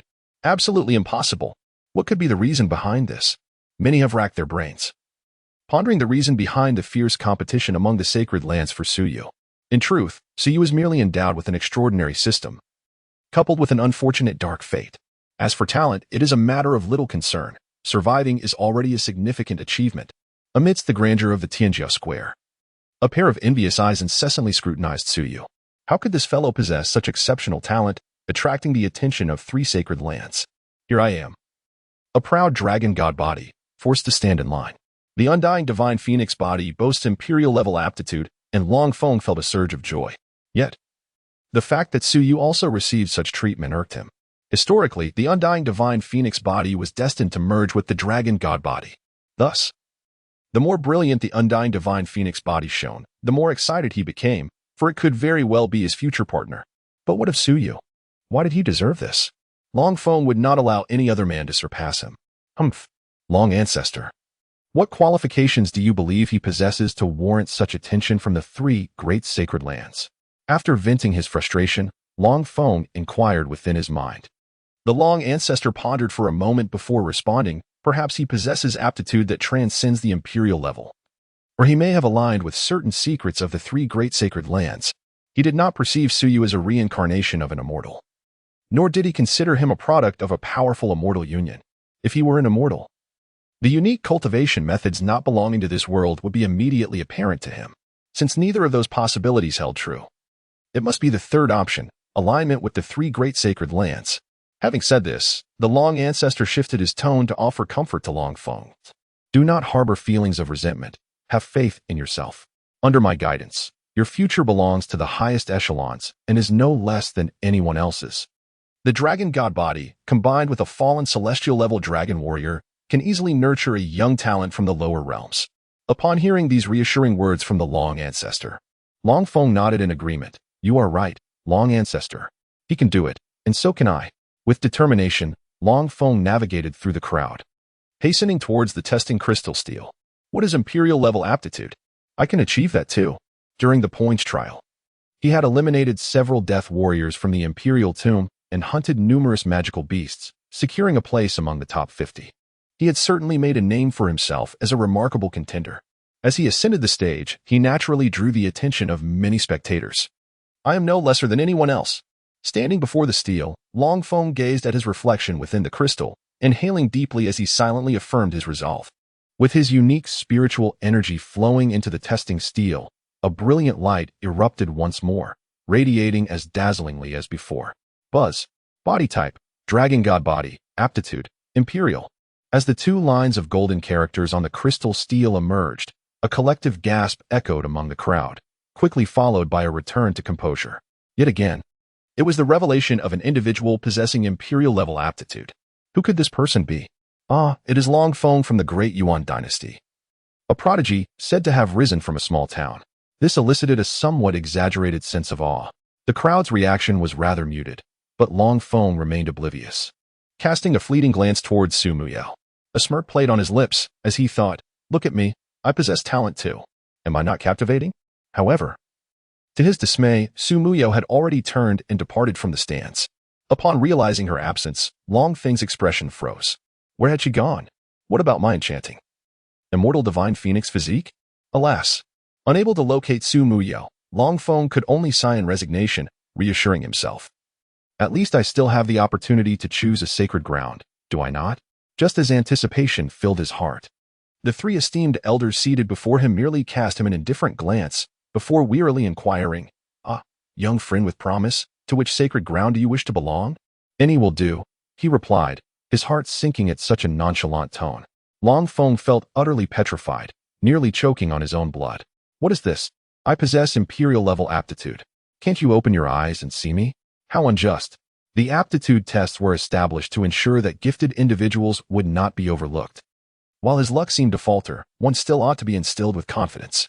Moreover, some individuals awaken their talents later than others, remaining trapped in obscurity. The testing methods employed by the three sacred grounds far surpass those of the lower dynasties, capable of conducting an in-depth analysis of one's constitution. Even if one's aptitude remains dormant, it can still be detected. Among those eliminated, untapped potentials such as the wood spirit physique, the pure physique, and the war god physique were identified, underscoring the significance of aptitude testing. The time spent on testing was not excessive. The aptitude of 6,000 individuals was assessed in merely a single day. The following morning, after the aptitude evaluations, the sun had just begun its ascent from the eastern horizon, and the stands of the Prodigy Plaza were already filled to capacity. Powerful figures from various factions in the eastern wilderness had gathered. They were there to seize opportunities. Those prodigies deemed unworthy by the sacred grounds, when placed in lesser realms, became the pinnacle of existence, and many second- and third-rate forces eagerly awaited the elimination of those unremarkable prodigies. Then they ascended to bring back talents cultivated by their own sect. There was once a third-rate power that stumbled upon an exceptional individual eliminated from a sacred ground. Under their guidance, and with the fortuitous opportunities bestowed upon them, this prodigy successfully transcended the 5 declines of heaven and man, soaring to become a first-rate force. Time flowed steadily, and soon it was the hour of Qin. With the arrival of this hour, the elders from the three great sacred lands descended gracefully into the center of the prodigy square. Observing the throngs of people and then turning their gaze to the youthful talents awaiting the commencement of the final contest, Elder Qin proclaimed in a resonant voice, "Come forth, young prodigies. Let us initiate the first contest for the title of prodigy over the next century. Embrace the fortuitous blessings and ascend to strength." Thus, the grand competition officially begins. With Elder Qin's words echoing, the arena illuminated with the brilliance of a protective formation. Without this array, even battles between those in the Spirit Sea realm could easily annihilate the entire prodigy square, let alone confrontations at the condensation pill realm. As the grand competition commenced, a group of prodigies began drawing lots to determine their opponents. In this contest, regardless of whether one was in the Spirit Sea or condensation pill realm, any participant could face another. The only stipulation was that they must be under 100 years of age. "Hey, are you going to participate in this grand competition?" On the stands, Su Yuxing glanced at Su Yu beside him, unable to suppress his curiosity. Just how exceptional is your talent that three elders are vying for you?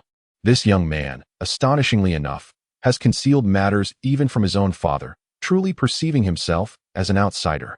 Upon hearing this, Su Yu turned to Su Yuxing and muttered softly, "What if I get beaten up if I don't go?"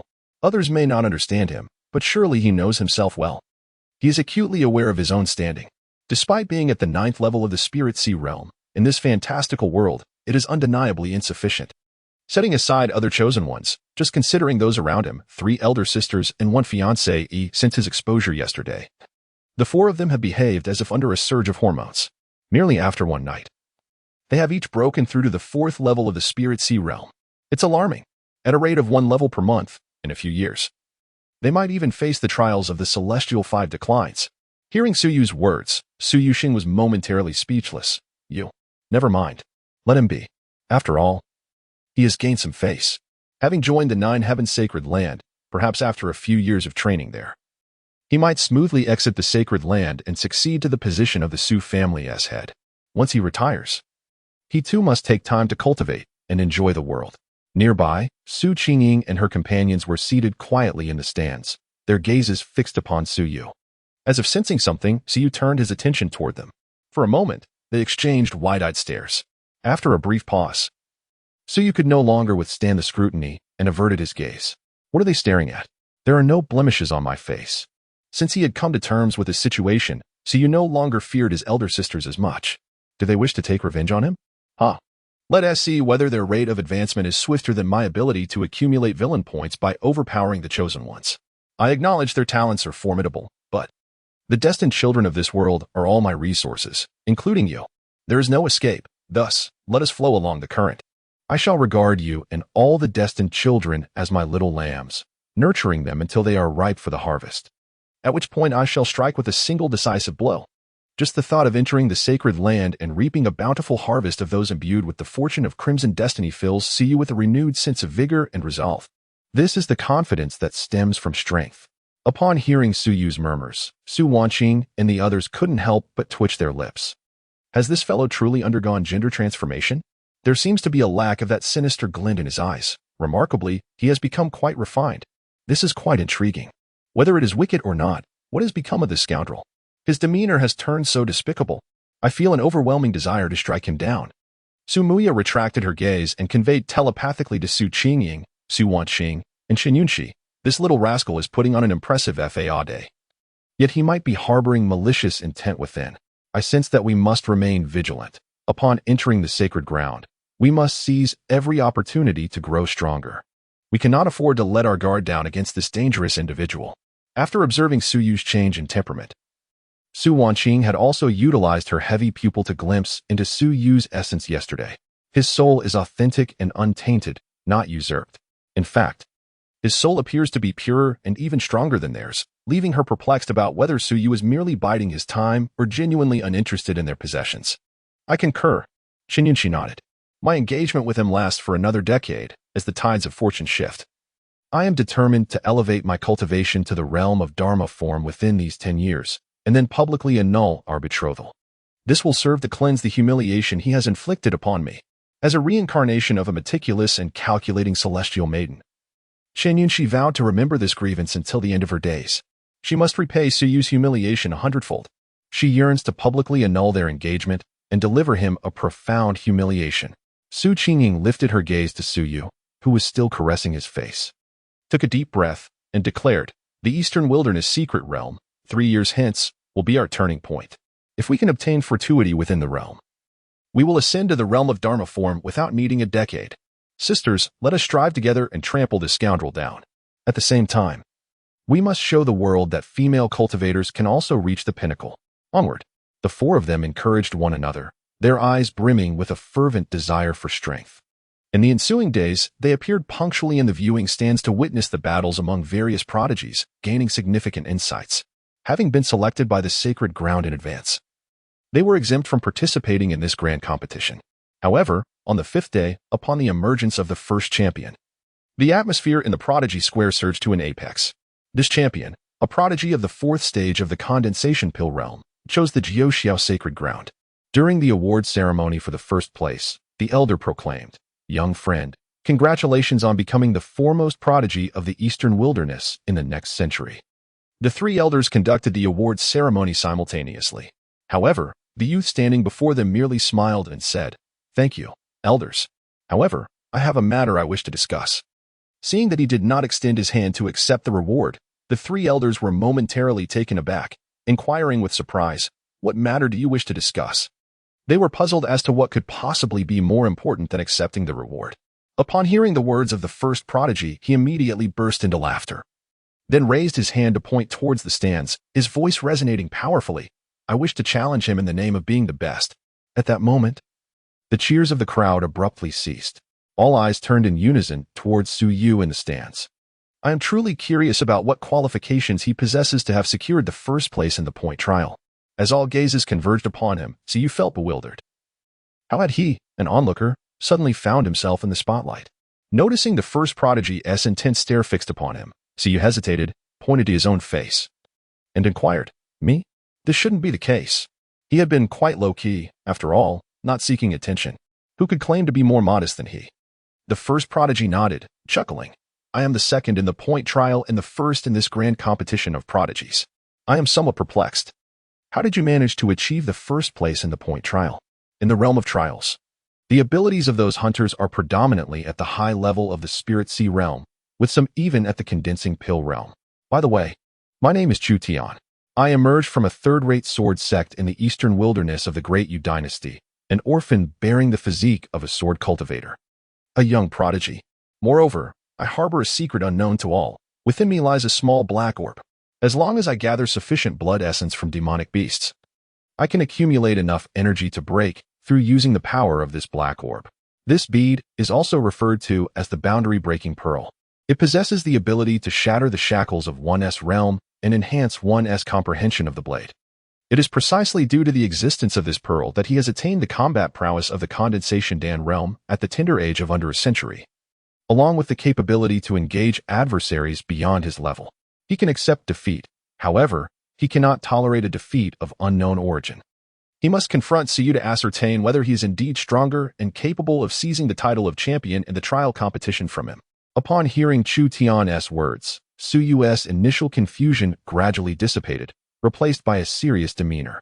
With a mere thought, information regarding Chu Tian materialized above his head, revealing itself to Su Yu's discerning gaze. Name: Chu Tian. Talent: extraordinary. Fate: golden. Character evaluation: a saint through the blade. Unmatched dominance. Blade intent transcending the divine. The fated Blade Emperor. Another fated Blade Emperor. Su Yu's expression tightened, a subtle sense of crisis quietly rising within him. This world is unlike any other, for it is inhabited by immortals, and the path to transcendence remains unimpeded. Thus, the great emperors are not singular or absolute in their dominion. Nonetheless, even the great emperors cannot ascend at every moment. To attain the status of a great emperor, one must seize the fleeting opportunity that arises once every 100,000 years. Those who achieve this during the singular millennium may exist for 10,000 years before choosing to ascend to the higher realms. This century-long window also marks the opening of the immortal path, coinciding with the moments when the celestial realm connects, serving as the impetus for one to ascend in this world. It has been quite some time since the last opportunity for ascension, and now, With the sudden emergence of so many fated individuals, the situation seems rather ominous. Furthermore, I find myself cast as the antagonist. Could it be that I am destined to be the great villain in this world's next ascension? Surely not. I have always conducted myself with integrity. I bear no semblance of a villain.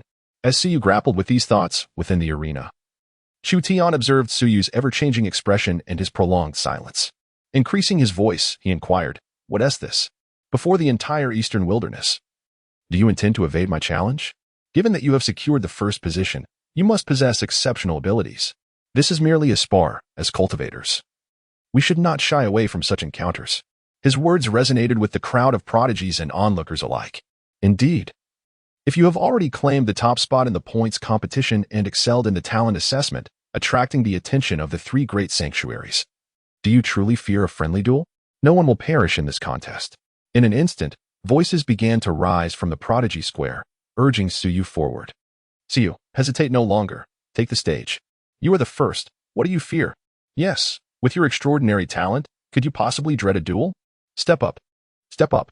The clamor grew louder, for what cultivators relish most is witnessing the clashes among prodigies, drawing inspiration from their battles. Moreover, this is a confrontation between the foremost figures in both the points competition and the talent assessment. This incited them to cheer even more fervently. Amidst the tumultuous clamor, Su Yuhang's expression gradually shifted to one of indignation. What is the meaning of this? His son's standing, his own standing, why would one dare to issue a challenge? Where is the dignity? Setting aside other matters, it is evident that Chu Tian is considerably older than Su Yu. At merely 18 years of age, Su Yu faces off against a man who is already 60. Although the age of a cultivator typically bears little significance, this is clearly an act of bullying. Even Su Qingying and the others, who were at odds with Su Yu, felt a twinge of displeasure. Such an overt challenge during the grand competition of the prodigies is undeniably disgraceful. As the shouts grew ever more raucous, Su Yuhang could no longer remain seated. He rose, exclaiming, "You," before he could finish his thought. However, Su Yu, seated beside him, stood up and restrained him.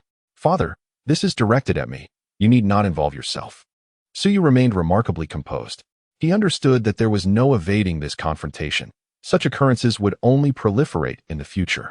The only path to avoidance lay in one's singular choice, to continually grow stronger and surpass all obstacles. This marks the inaugural confrontation, yet it shall not be the last. However, it is certain to captivate the attention of all prodigies. The chosen ones of destiny shall gather. My fortune tree. Su Yuxing inadvertently cast a glance at his offspring. A flicker of concern crossing his mind. Ew, are you certain? He is the champion of the prodigy competition, possessing a cultivation level at the 4th stage of the Dan condensation realm. As you have witnessed, he even vanquished the 2nd place, who was at the 6th stage of the Dan condensation realm. Should it have been a 9th stage of the Spirit Sea realm, I would harbor no apprehensions. The Su family is, after all, a first-rate clan, with our profound heritage. It poses no challenge for Suyu to triumph over a 9th stage Spirit Sea cultivator. Yet the opponent is different. Suyu inhaled deeply, suppressing the innate urge for battle that surged within him, and smiled broadly. No worries. How could one know without attempting? Whoosh. With that, Suyu leaped into the arena, standing opposite Chu Tian. In this proximity, Suyu could even discern the flicker of battle intent and madness in his opponent's eyes. He is a madman, a relentless cultivator who seeks invincibility without concern for defeat. Upon seeing Suyu ascend the stage, the cheers from the crowd surged to a crescendo. On the platform, the three elders could not help but inquire of Suyu, "Are you certain you wish to accept his challenge?" Their skepticism was not rooted in a lack of respect for Suyu, but rather in the formidable strength of his opponent. A typical Dan condensation expert would stand no chance against him. Suyu nodded affirmatively, responding, "Indeed." To decline would shake his resolve. Observing this, the three elders could only acquiesce, saying, "Very well." Once the trio exited the arena, the defensive array was instantly activated, enveloping the two combatants completely. They gazed at one another for an extended moment. Whoosh! In the next instant, both raised their hands, and blades shimmering with a chilling aura materialized in an instant. Boom! The overwhelming blade energy exploded upon the stage, making it difficult to behold. This strike cleaved through the void. Crack! What of the first prodigy of the day? What of the centuries foremost in the eastern wilderness? Those who dare obstruct my path shall face my wrath. Su Yu's gaze sharpened and turned ferocious. He sought not to complicate matters, yet he feared not the turmoil. If he did not vanquish the individual before him, he would inevitably draw greater attention and provoke further challenges in the future.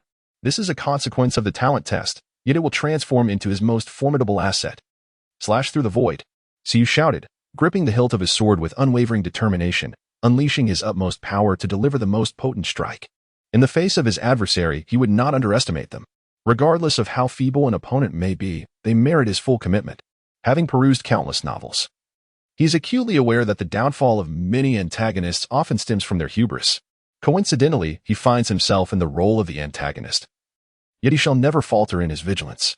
He commenced by employing his most potent martial technique, the sacred realm martial art, the void sword technique. In certain lesser sacred sites, this technique is deemed a foundational masterpiece. Those without a background cannot hope to access such a level of martial prowess.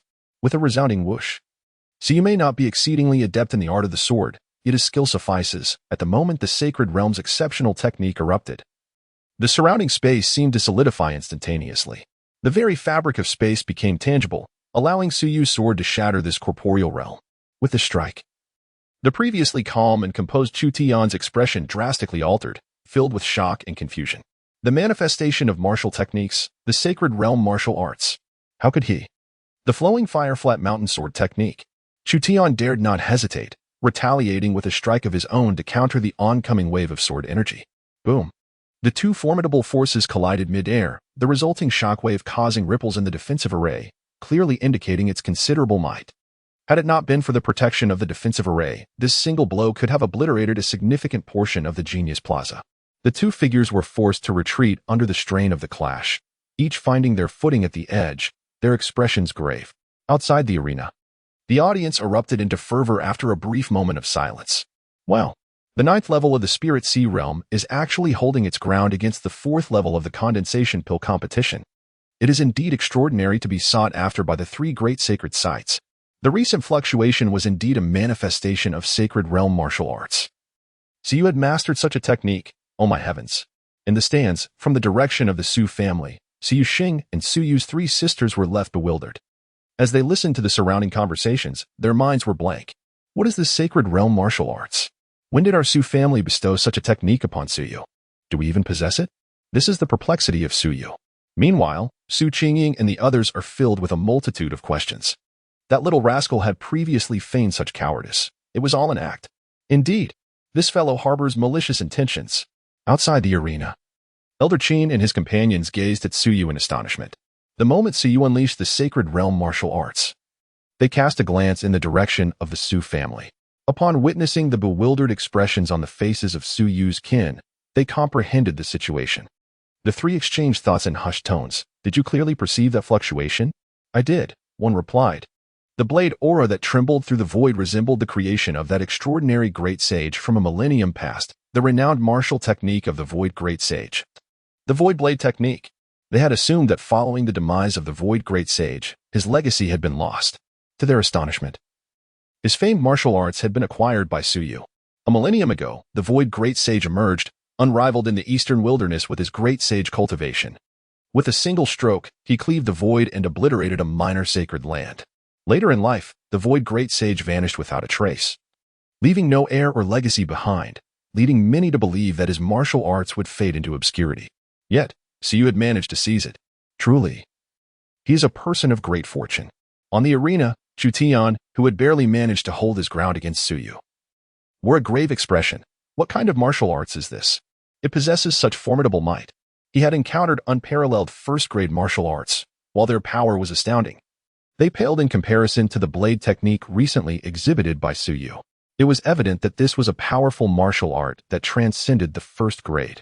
Yet, Suyu should not possess such arts. His family was merely a first-rate clan, and they had never produced a sacred realm expert.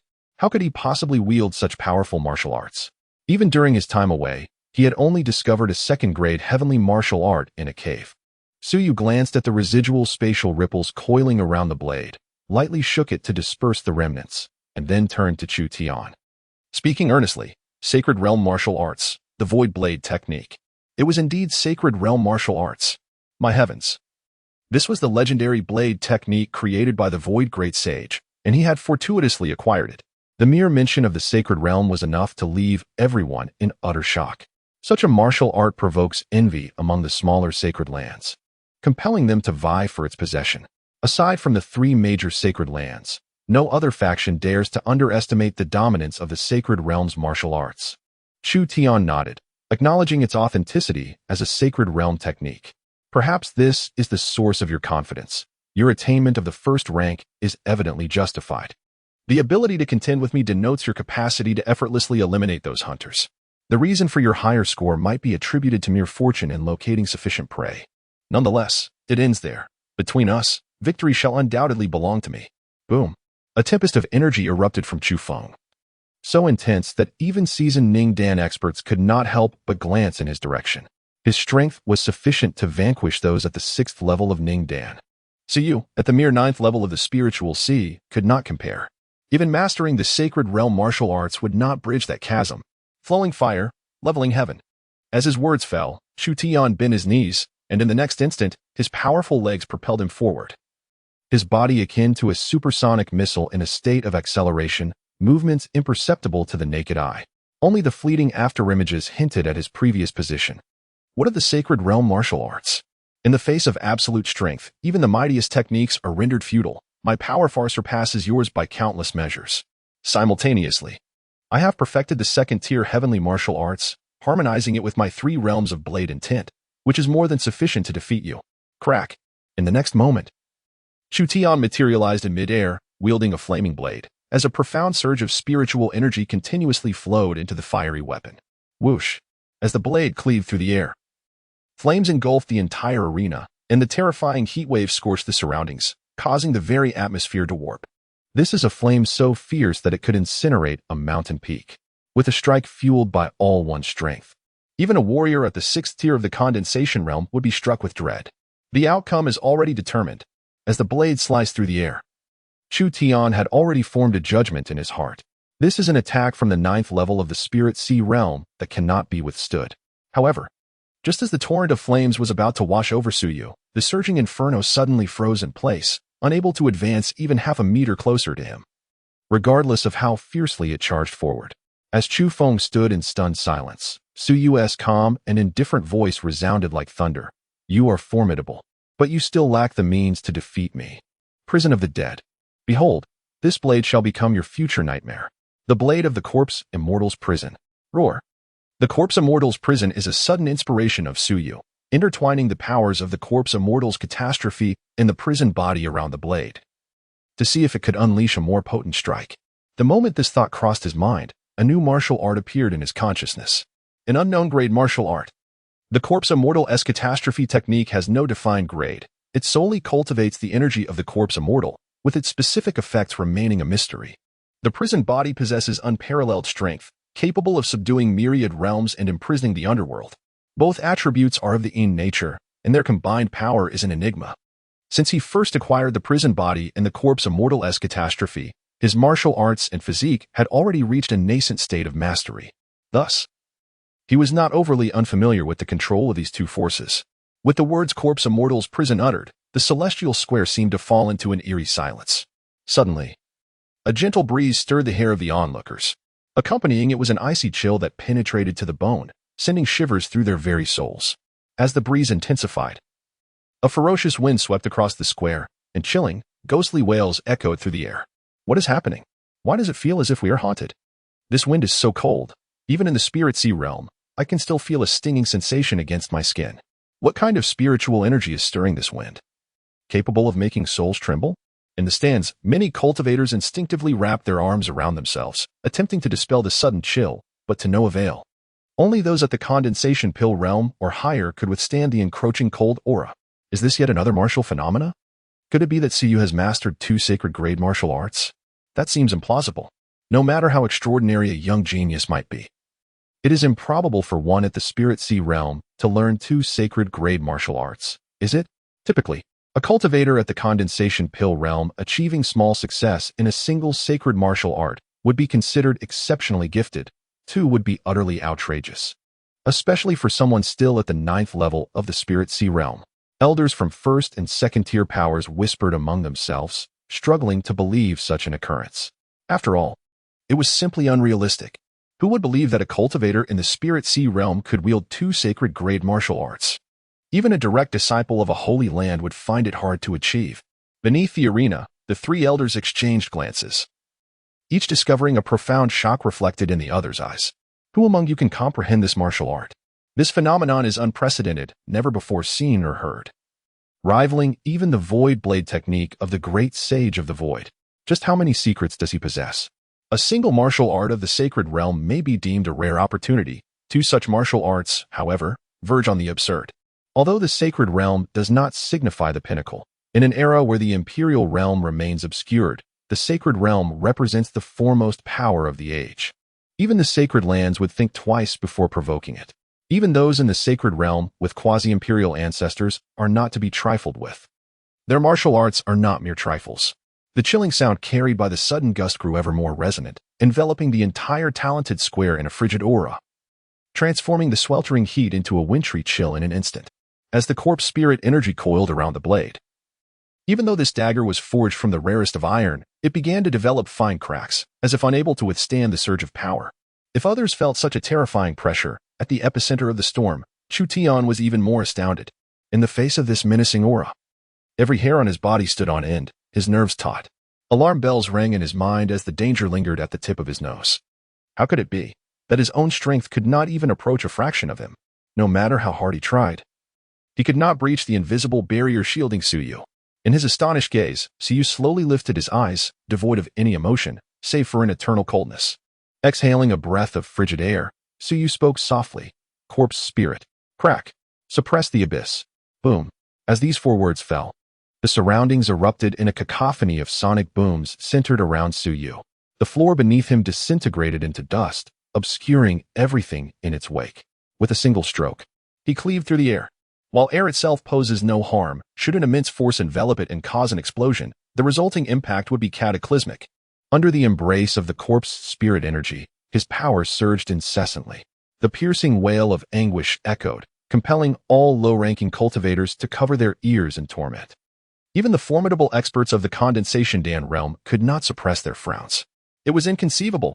The spiritual sea realm could not possess such strength. In the face of this overwhelming power, Chu Tian, who had previously unleashed all his might, was suddenly confronted by a myriad of skeletal soldiers clad in tattered armor, brandishing their grim blades as they charged towards him.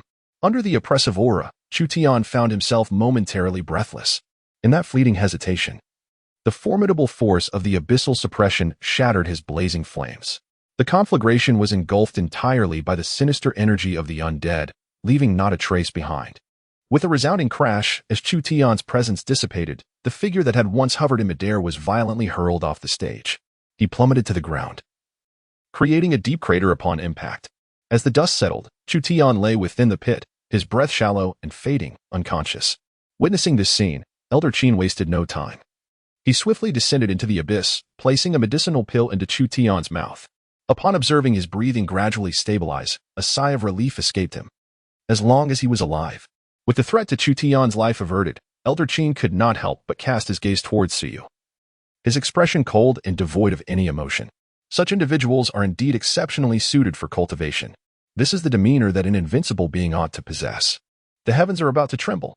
With a single strike, he has vanquished the fourth stage of the condensation pill realm from the ninth layer of the spirit sea. A feat that shines resplendently. Particularly noteworthy is the fact that he triumphed over the top contender of the Eastern Wilderness's grand competition. The merit of this accomplishment requires no further elaboration. Yet, upon this reflection, Elder Qin could not help but glance down at the unconscious Chu Tian. A wave of pity washing over him. Poor child. Having rightfully claimed first place, he felt compelled to provoke one endowed with celestial talent. You were the champion, yet also the first pitiable victor since the inception of the Eastern Wilderness competition. Your fortune is scarcely to be enjoyed. On the arena, as the dust settled, Suyu's figure emerged before the crowd, clad in white and brandishing a sword, an ethereal aura of sword intent enveloping him. He stood like a white-clad sword sage, a solitary figure gazing down upon the multitude of heroes. The entirety of the heroic square was enveloped in silence, interrupted only by the occasional sound of stones falling from the pit. Suyu surveyed the square, sensing the latent battle intent and indomitable spirit within. It was the gaze of the weak upon the strong, a determination to establish a goal to transcend. Observing them, A slight smile graced Suyu's lips. Come. Strive to surpass me, you talented souls under a century in the eastern wilderness. I shall remain at the pinnacle, awaiting your gaze. I stand invincible. And thus shall remain so. I will be at the summit, ready for your challenge. Boom. Just a handful of words rendered countless heroes momentarily speechless, only to be followed by a surge of fervent battle spirit. Arrogance. Utter hubris. The assembly of heroes initially froze, their eyes ablaze with seething anger. Truly audacious. Excessive. Far too pretentious, Suyu. Do not be so arrogant. Indeed, who can ascertain strength or weakness? When the next Shintian Grand Competition commences, I refuse to believe you can maintain this level of bravado. Brothers, charge forth. Strive diligently, we cannot allow this fellow to remain so conceited. I shall defeat you in due time. Await your reckoning. We are all prodigies here. Why should you bask in such superiority? Is it not but a single setback? We are not incapable of rising again. Did not a certain emperor, who faced countless defeats, ascend to the throne on the path to becoming sovereign? Failure is no great calamity. The path to enlightenment does not hinge upon present invincibility, but rather future potential. However, it is precisely due to Suyu's actions that the entire assembly of Eastern Wilderness prodigies ignited with a fervent resolve to not remain subservient. Henceforth, their training would undoubtedly become more arduous. Gazing at the impassioned crowd, Suyu grinned broadly, remaining silent. The provocation was unmistakably palpable. He relished offending this ambitious gathering of red-fated prodigies. Thus, he need not strive to make enemies. The entire arena of little lambs has already become his adversaries, which is quite advantageous. In the future, they will come to provoke him of their own accord. At that point, he can merely reap the benefits. How delightful! Just as Suyu contemplated the splendid scenario of future harvests, a chilling voice resounded in his mind. Ding! Congratulations to the host for successfully claiming first place in the Eastern Wilderness Talent Competition. Mission accomplished. Ding! Congratulations to the host for comprehending the hidden task. Provoking the child of destiny is an essential lesson for villains. Congratulations on successfully challenging the entire Eastern Wilderness elites. Hidden task perfectly completed. Rewards are being calculated. Ding! Congratulations to the host for receiving rewards. Villain points 13,000, Yin-Yang Severing Heaven, Lunar Howl, Golden Devouring. Deluo Sword Seed, Realm Elevation Card 4. Yin-Yang Severing Heaven, a supreme first-grade martial art. Utilizing the essence of Yin and Yang as blade energy to disrupt the balance of existence. Lunar Howl, an extraordinary first-grade divine ability, a celestial martial art. Harnessing the power of the lunar force in the world, achieving mastery that can resonate with the moon. Golden Devouring, a terrestrial divine ability. Capable of absorbing worldly metals for cultivation, forging a divine body, achieving mastery in the Golden Devouring technique, able to consume all within the world. Subduing all foes with immense strength. Deluo Sword Seed, an unrefined holy weapon, a semi-finished product surpassing the standards of Yin-Yang realm combat weapons, a perfect sword embryo, which, if infused with celestial gold and reforged, might ascend to the status of a near-imperial weapon. Hiss. Upon witnessing the bountiful rewards from the system for completing this task, Suyu instinctively drew a sharp breath. Another plethora of rewards. Alas, they are far too abundant to utilize. It must be noted that within the entirety of the Xiantian continent, cultivation methods and martial arts are extremely confidential and are regarded as the most precious treasures, apart from the few human sages who disseminated fundamental cultivation techniques. Other formidable beings have only imparted their arts to their own families or sections. This implies that the families of the powerful can maintain their strength indefinitely. Meanwhile, the weak must resort to grave robbing, unearthing treasures buried deep beneath the earth to ascend. Moreover, Suyu harbored a suspicion that the items rewarded by the system were not inherently its own but rather pilfered from elsewhere. For every item he acquired, a relic would lose one treasure. But so what? As long as he grows stronger, it matters little. After all, these are merely remnants of the deceased. What harm is there in borrowing them for his own use?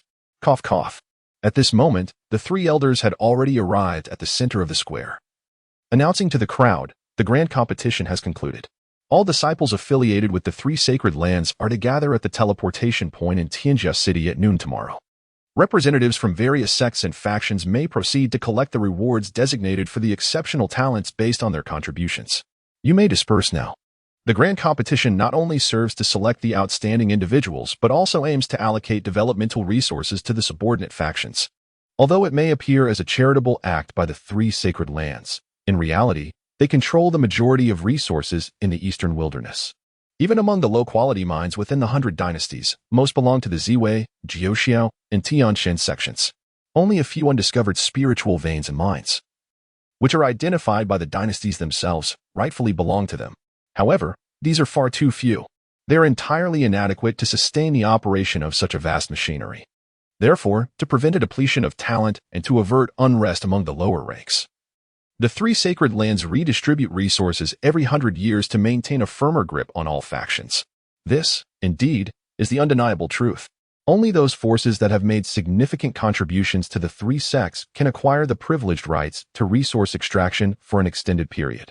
After arranging the matters following the grand competition, the three elders addressed the selected prodigies of the sacred land with cordiality, saying, "You may return to bid farewell to your loved ones and gather at the teleportation point by noon tomorrow.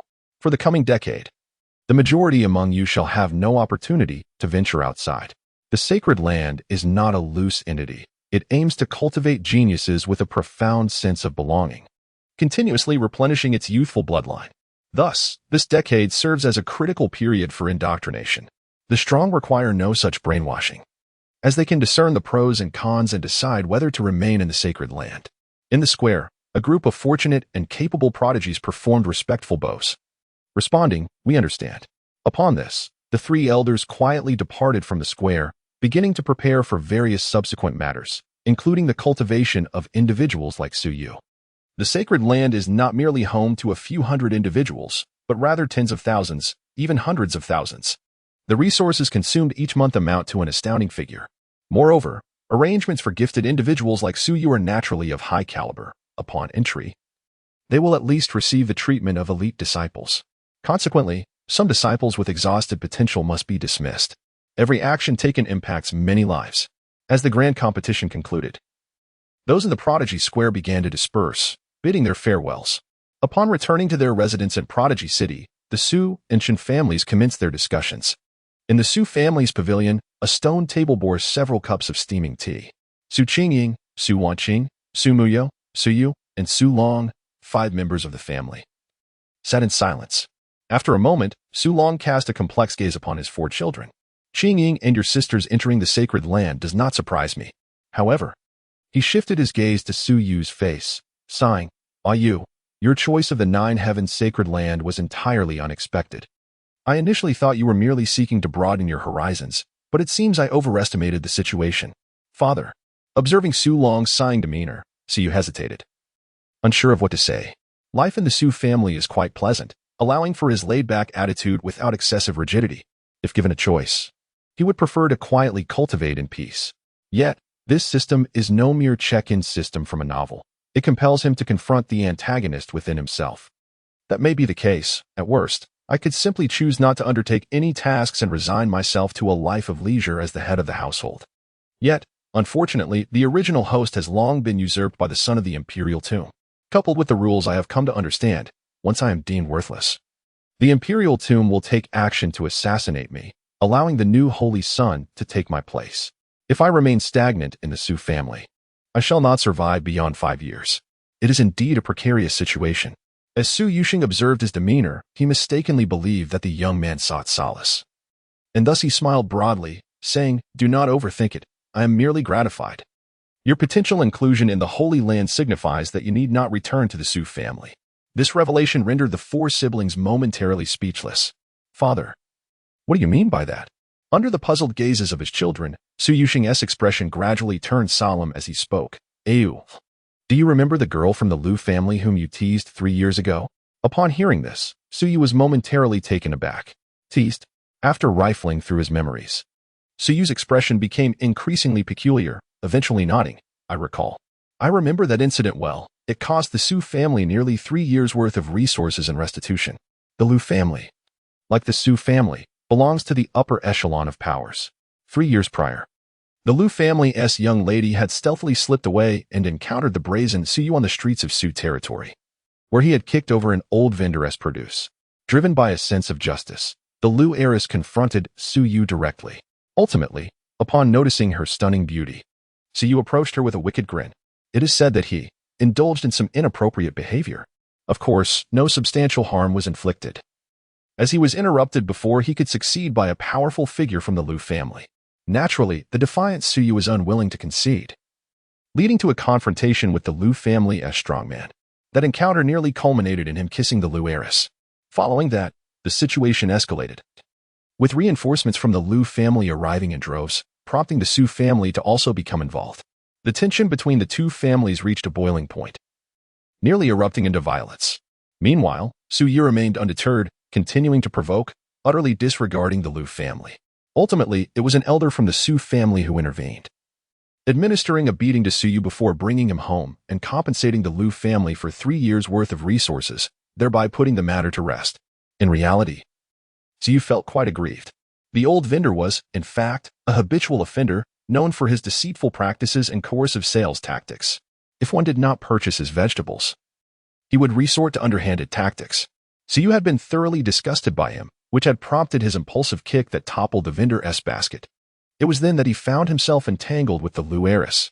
Upon recalling this incident, the three sisters exchanged glances, their expressions tinged with disdain. Ah, indeed. I nearly forgot. This fellow was never a good person to begin with. They almost allowed their perceptions to shift due to Su Yu's momentary lapse in judgment. This fellow truly deserves his fate. Feeling the shifting gazes of his three sisters, Su Yu was drenched in cold sweat. Damn it. With the mention of these matters again, the hard-won goodwill he had cultivated would surely plummet back to zero. As the siblings exchanged bewildered glances, Su Yuhang nodded thoughtfully and remarked, "Indeed. I had thought this matter was behind us. Little did we know that after returning home, the young lady of the Liu family felt insulted and fell into a state of withdrawal.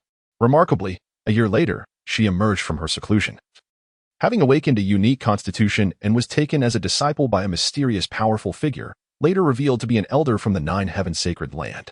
Reflecting on this, Su Yuhang couldn't help but feel a sense of wonder. Just as she joined the 9 heavens, our son followed suit. This is the cadence of becoming sworn enemies. It is said that the esteemed daughter of the Liu family is exceptionally favored in the 9 heavens. You might very well meet a disastrous fate upon entering. Upon hearing this, Su Yu's expression darkened instantly, and a torrent of expletives surged through his mind. Goodness! What is her background? She is actually in the 9 heavens as well. Is it time to be in a predicament? For the moment, I have evaded several formidable foes, and I thought I could finally catch my breath, yet it appears that there are enemies lurking even in the 9 heaven sacred land? Upon reflecting on this, Su Yu felt utterly disheartened. However, beside him, Su Wanqing's curiosity was piqued as she inquired, "Father, what connection does the young lady of the Liu family in the 9 heaven sacred land have with your request for us to refrain from returning home? Shouldn't that little rascal be more cautious and refrain from causing trouble? What does it have to do with them not returning home?"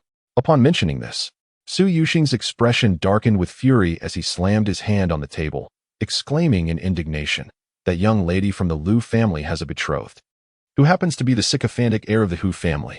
Upon learning that their precious daughter was violated, the Liu family promptly proposed to dissolve the engagement with the Hu family. The Liu family has never held the Hu family in high regard. Had it not been for the betrothal arranged by their late ancestor, they would never have sought any association with the Hu family. Initially, this matter had no bearing on the Su family, yet the sycophantic heir of the Hu family harbors resentment, believing that you have usurped his goddess. Enraged, he declared a vendetta against the Su family. To make matters worse, the foolish elders of the Hu family, lacking discernment, actually consented to this feud. Ultimately, their family, a pillar of the clan, is set to endure the 4th decline of the 5 declines of heaven and man within a decade. Thus, they have chosen this period to trouble my Su family. Sycophants. A whole family of sycophants. Damn it. As he spoke, Su Yuxing was so incensed that he resorted to profanity. This is merely a matter of observing the daughter of the Liu family joining the 9 heavens. Unwilling to provoke trouble, one can only turn to seek discord within the Su family. Those wretched sycophants of the Hu family. After venting his frustration, Su Yuxing continued with a heavy heart. Although the Hu family may be somewhat foolishly obsequious, they are nonetheless affiliated with the sacred land of ZY, with members of their household holding positions as elders within it. Their strength surpasses that of our Su family by a considerable margin. Therefore, to avert the annihilation of the Su family, it would be prudent for you not to return. The sacred lands will not intervene in the rise and fall of the powers below. Upon hearing this, Su Qingying and the others furrowed their brows and asked, Does this mean our Su family cannot escape this calamity? After all, we are a prominent clan. Should we not harbor a more optimistic outlook? Even if we cannot prevail, it seems unreasonable to instruct the younger generation not to return home.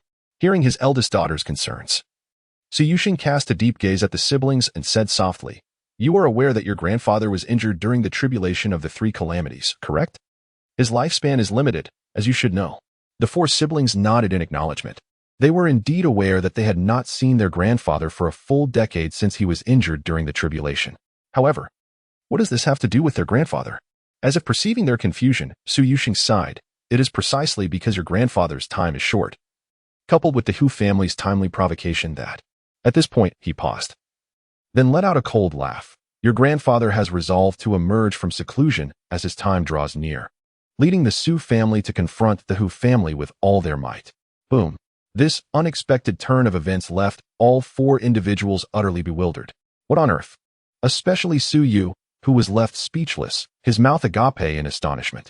According to the narrative, grandfather should not be in seclusion and with no enemies encroaching. Why should he not emerge? Reflecting on the countless storylines he had encountered, Su Yu couldn't help but inquire, "Father, since grandfather is injured, shouldn't he focus on breaking through to recover?" Su Yuxing gave Su Yu a light rap on the head, admonishing, "Foolish.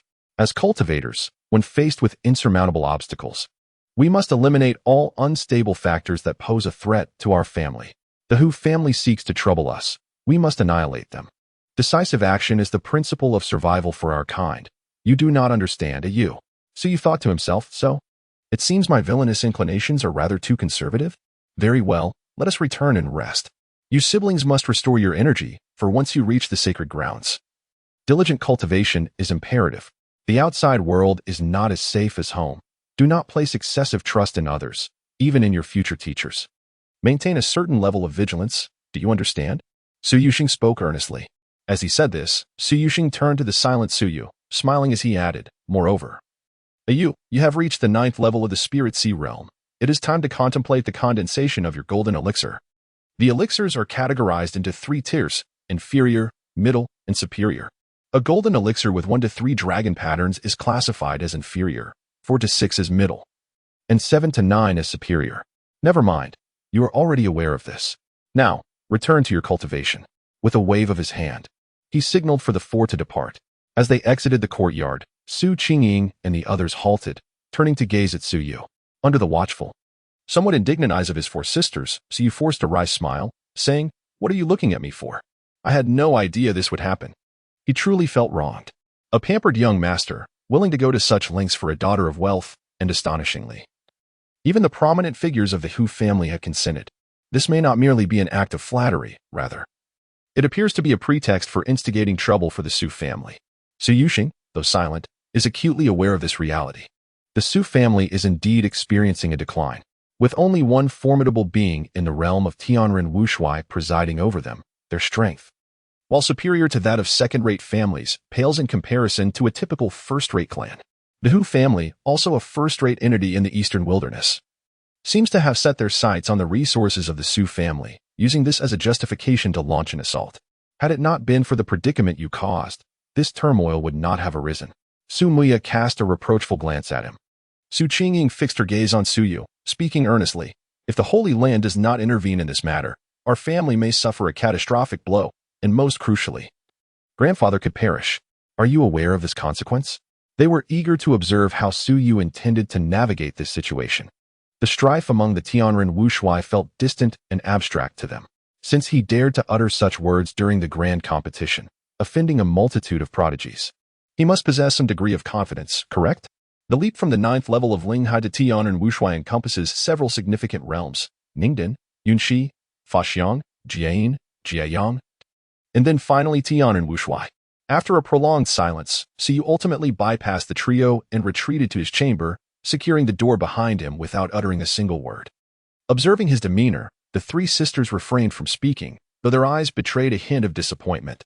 The crisis facing the Su family is not insurmountable. They, too, can offer assistance. When the time comes, they will return and reveal certain trump cards to garner the support of the Holy Land. Let us not overestimate him. One of them remarked. Bang, bang, bang. The sound of 3 doors slamming echoed simultaneously, which Suyu naturally heard. Leaning against his door, his expression grew increasingly complex, a blend of sharpness and nascent brilliance flickering within. He murmured to himself, do they intend to use the Su family as a pawn? If so, the Hu family should prepare for the annihilation of their entire clan. He did not wish to narrow his options but would not allow others to trample upon him. If anyone truly harbored intentions to take his life, they would have to pay with their own. He merely wished to play the part of a good person. Let it not be mistaken that he is some saint. Suyu had long abandoned the habit of resting. At his level of cultivation, he had forsaken sleep, a mere rudimentary means of restoring vitality. Cultivation is the true path. Nevertheless, his father's earlier words held merit. It was indeed time for him to contemplate Ningden. Ningden involves consolidating the spiritual energy within the Dantian, compressing it into a tangible golden pill.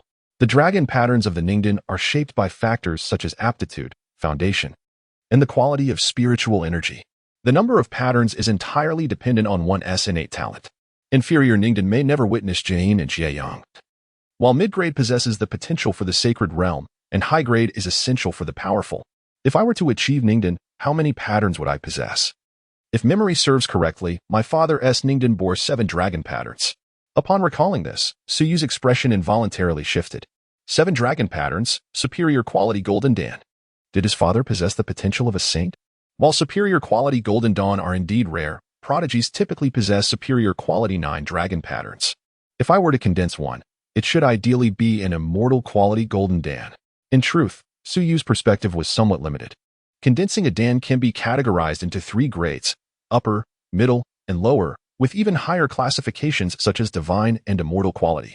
The immortal quality golden Dan is the standard for the chosen one. However, the prerequisites for condensing an immortal quality Dan are exceedingly stringent. At the very least, a strand of celestial energy is essential for successful condensation. Yet, it is not yet the time for the celestial path to be opened, rendering the prospect of condensing an immortal quality Dan nearly hopeless. Even if there were a chance, one would need to venture into formidable ruins to have a possibility of success. Contemplating this, Suyu felt a wave of despondency wash over him. With such a low-grade Dan, future cultivation would undoubtedly be arduous. To condense a higher grade would necessitate specific fortuitous encounters. Must I truly attend the sacred grounds and await their bestowal of an opportunity to condense a Dan from the ruins? No. With this thought, Suyu took a deep breath and shifted his focus to the system. If I use a realm enhancement card to elevate my level, will my Dan condensation be foundational? Suyu voiced his inquiries. In the next moment, the system's cold voice resonated. The realm enhancement card elevates each level to its perfect limit. In this world, the Dan condensation limit is immortal quality, yet it is not the ultimate limit of the realm enhancement card. Upon hearing this, Suyu was momentarily taken aback. However, the overwhelming joy surging within him swiftly washed away his concerns. Is it truly possible to operate in this manner? After processing the system's response, Suyu no longer hesitated and promptly declared, use the realm enhancement card. If there is a shortcut, why toil away in arduous cultivation? Isn't it preferable to take it easy? Ding. Realm enhancement card successfully utilized. As the system's voice faded, Suyu felt a stirring within his dantian. Hastily, he turned his attention inward to assess his condition. He beheld the state of his dantian. What was once an expansive sea of spiritual energy had now transformed into tumultuous waves. As the energy began to converge towards the center of the dantian under the influence of a mysterious force, the liquefied spiritual energy continually coalesced, ultimately forming a small black dot. Simultaneously, a strand of energy filled with the essence of the Een was expelled from the cultivation technique he had replaced. The energy of the corpse immortal. Suyu was taken aback. Was he truly condensing a Dan with corpse immortal energy? Yet, something felt amiss. Although it was being drawn by corpse immortal energy, the aura of the Dan condensation exuded an overpowering and unrivaled sensation. How peculiar. Before he could fully savor the experience of Dan condensation, darkness suddenly enveloped him. Just before losing consciousness, he heard a phrase, condensing Dan, refreshing physique. Wait. Why would the physique refresh during Dan condensation? Boom. As Suyu slipped into unconsciousness, an extraordinary phenomenon unfolded above the city of Tianjiao, where countless streams of spiritual energy began to converge manically. What transpired? What event was unfolding? The celestial dome, once enveloped by a myriad of twinkling stars, now bore witness to billowing clouds radiating with resplendent hues. The spiritual energy surged forth, reminiscent of majestic dragons gathering in unison. The terrifying ocean of spiritual energy rendered even the most formidable practitioners of the Dan condensation realm gravely solemn.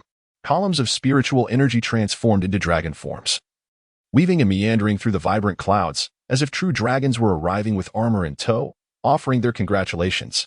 Above this ocean of energy, a magnificent sun coalesced, emanating a brilliance so intense that it was blinding, causing the energy sea within the Danteon to roil. This phenomenon. Has someone truly condensed their Dan? Yet, the magnitude of this occurrence is astonishing. Could it be that someone has achieved the upper tier 9 dragon pattern golden Dan? The commotion immediately stirred every soul within the esteemed city of heroes. Countless individuals rushed outdoors, gazing skyward in awe at the breathtaking spectacle before them.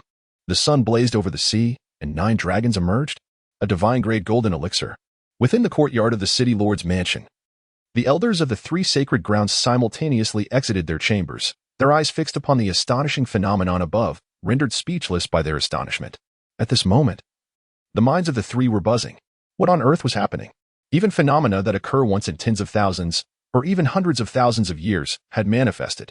Could it be that the current prodigies are indeed afflicted by some form of toxicity? In ordinary circumstances, even the cultivation of a superior grade 9 dragon pattern golden elixir merely results in the transformation of spiritual energy into a dragon. Yet, what do we witness now? The spiritual energy swells like an ocean, the sea rises to meet the sun, the waters boil, and ethereal mists ascend. Upon the surface of the sea, the spiritual energy manifests as 9 dragons, clearly displaying reverence towards the great sun. What else could this be but the cultivation of the 9 dragon pattern elixir? Who, within the city, is engaged in this elixir refinement? Elder Zhu stammered, his lips quivering. Elder Imo shook his head and replied in a trembling voice, "Alas, this phenomenon has emerged. Even those of the 5 declines realm find it arduous to glimpse the secrets of the heavens, rendering the path to breakthroughs utterly elusive. The entire prodigy city is shrouded in obscurity, making any investigation impossible." Elder Qin swallowed hard, moistening his parched throat. The magnitude of this breakthrough is astonishing. They have only existed for a mere 1 or 2,000 years. How could they have witnessed such a momentous event? Such prodigies are typically only born during the recorded opening of the immortal path. Who could it be? Could it possibly be Suyu? No, that is implausible. He has only recently ascended to the spirit sea realm, and it has been but a brief time since their parting. His cultivation must still be quite stable. How could he possibly break through overnight? Yet, one cannot measure a genius by common standards. Have you forgotten how the esteemed Tianxian sovereign achieved his breakthrough? Upon hearing this, the 3 elders fell into a moment of stunned silence. Exchanging glances, they transformed into streaks of light and sped towards the Su family estate. In but a moment, they arrived at the entrance of the Su residence. Although it is quite discourteous to enter another's courtyard unannounced, their statuses rendered such niceties irrelevant. With their oars exposed, Su Yuxing and the elders of the Su family soon appeared before them. Upon recognizing the 3 elders, Su Yuxing and his companions were taken aback, hastily clasping their hands in greeting. "Is Su Yu present here?" Elder Qin inquired directly, cutting to the chase. "He is in seclusion," came the reply. "Take me to him." Upon hearing this, Su Yuxing dared not delay and led them to the courtyard where Su Yu was located. Despite the celestial phenomena occurring above, there was an unsettling stillness in Su Yu's courtyard. The 3 elders exchanged bewildered glances, perplexed. Is it not Su Yu? If it were indeed him, they would have sensed his presence within the courtyard, yet there is not the slightest sign of activity. If it is not Su Yu, then who could it possibly be? They found themselves deep in thought. Had they perhaps overlooked some crucial information? In this gathering of exceptional talents, is there truly a cunning little creature masquerading as a fool? Before they could ponder further, an astonishing force erupted within Su Yu's chamber, causing the entire room to collapse into a heap of rubble. In the next moment, various celestial phenomena in the firmament seemed to have found their release, continuously converging towards the direction of Su Yu's room. Boom. Layers of spiritual fluctuations crashed like waves upon a shore, the immense impact reducing the fragile wooden structures to mere dust, scattering debris everywhere. The swirling clouds of dust could not conceal the astonishment etched upon the faces of the 3 elders and Su Yuxing. What on earth? Has this young man truly condensed a Dan? Does he not require time for cultivation? He entered at the 1st level of the spiritual sea realm and emerged at the 9th level, and now, on the very first day following the grand competition, he has directly condensed a Dan? What on earth is happening? The sudden shattering of her room startled the 3 sisters, Su Qingying, who were deeply engrossed in their cultivation, prompting them to rush out. Upon seeing the three elders from the sacred grounds and their father, they were utterly bewildered. However, as they noticed the extraordinary phenomenon, their mouths fell agape speechless. What the heck? This scoundrel is cultivating at the cost of his life? How could he condense a Dan in such a brief period? Su Muyao couldn't help but curse. The three of them stared in astonishment at the unfolding spectacle. They were not alone in their astonishment. Even the three elders appeared utterly flabbergasted. Above, the sky was still radiating a dazzling light, capturing the gazes of countless onlookers, and naturally, the changes within the Su family did not escape the attention of the powerful. One by one, they gathered outside the Su residence, eager to uncover the truth. Some with ulterior motives even contemplated forcibly breaching the Su family to interrupt this breakthrough. Yet, upon seeing the three grand elders present, they hesitated and retreated. Su Yu. It's him again. Just after the competition, he has made a breakthrough. What does this signify? Several top-tier families and dynasties, once keenly eyeing the Su family, began to temper their ambitions.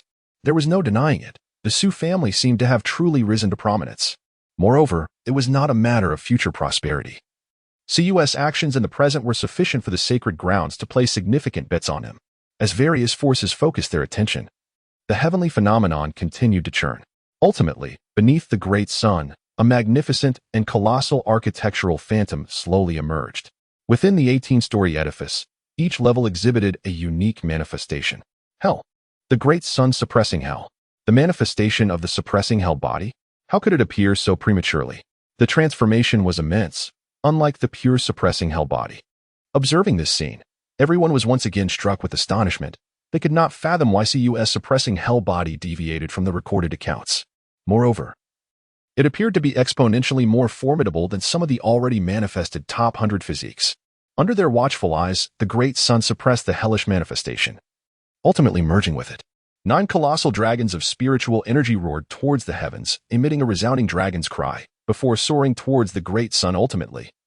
The 9 spiritual energy dragons adhered to the great sun like stickers, imprinting themselves upon it.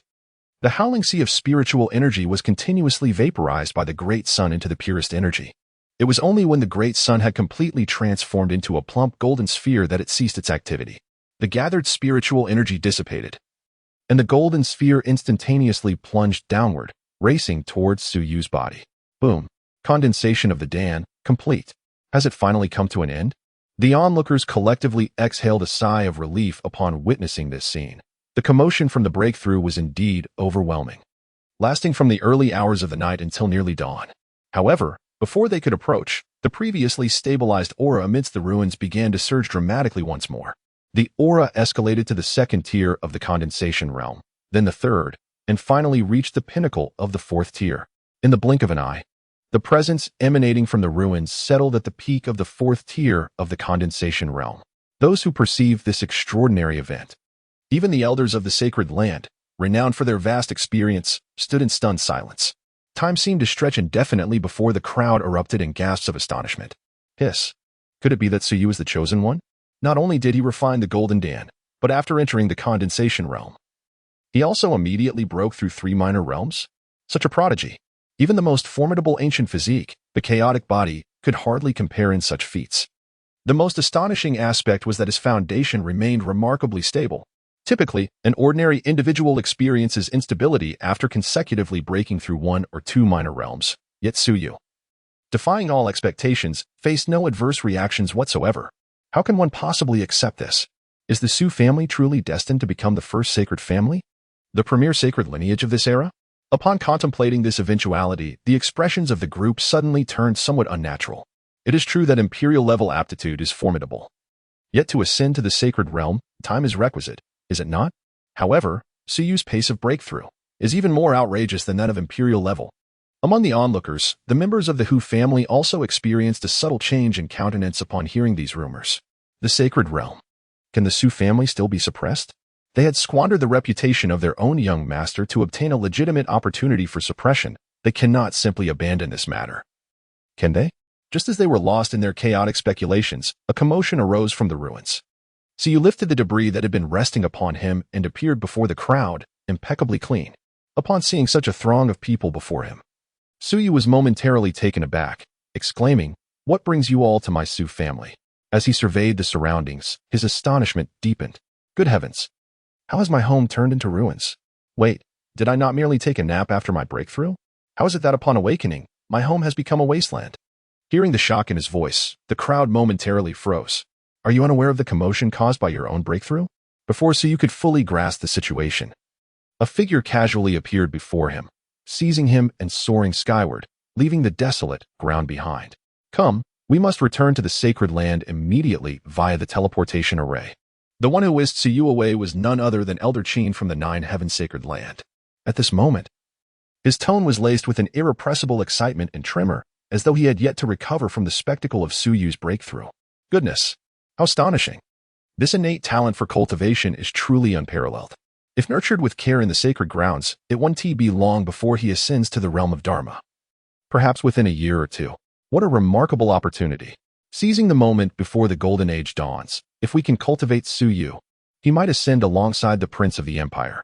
There's even the possibility of achieving immortality on the celestial path. As the elder who discovered Suyu, the benefits of such an accomplishment are beyond imagination. A treasure. A great treasure. Elder Qin thought excitedly.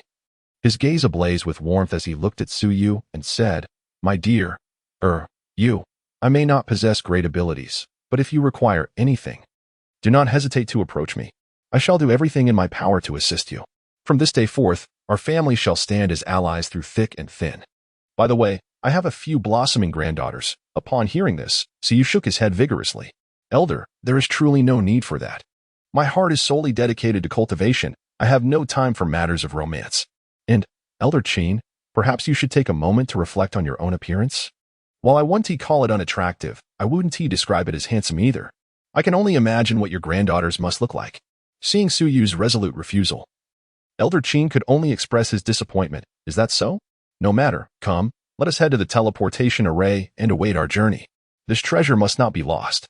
While the celestial level aptitude may be formidable, it pales in comparison to that of a saint level expert, regardless of its potential. However, the situation has changed. Suyu's rapid progress has already demonstrated his latent abilities. Given merely a modicum of time, he will undoubtedly grasp the essence of the saint realm with ease. Such talent? Not to mention the masters of the prominent peaks, even those ancient beings slumbering within the divine source would likely emerge to vie for him as their disciple.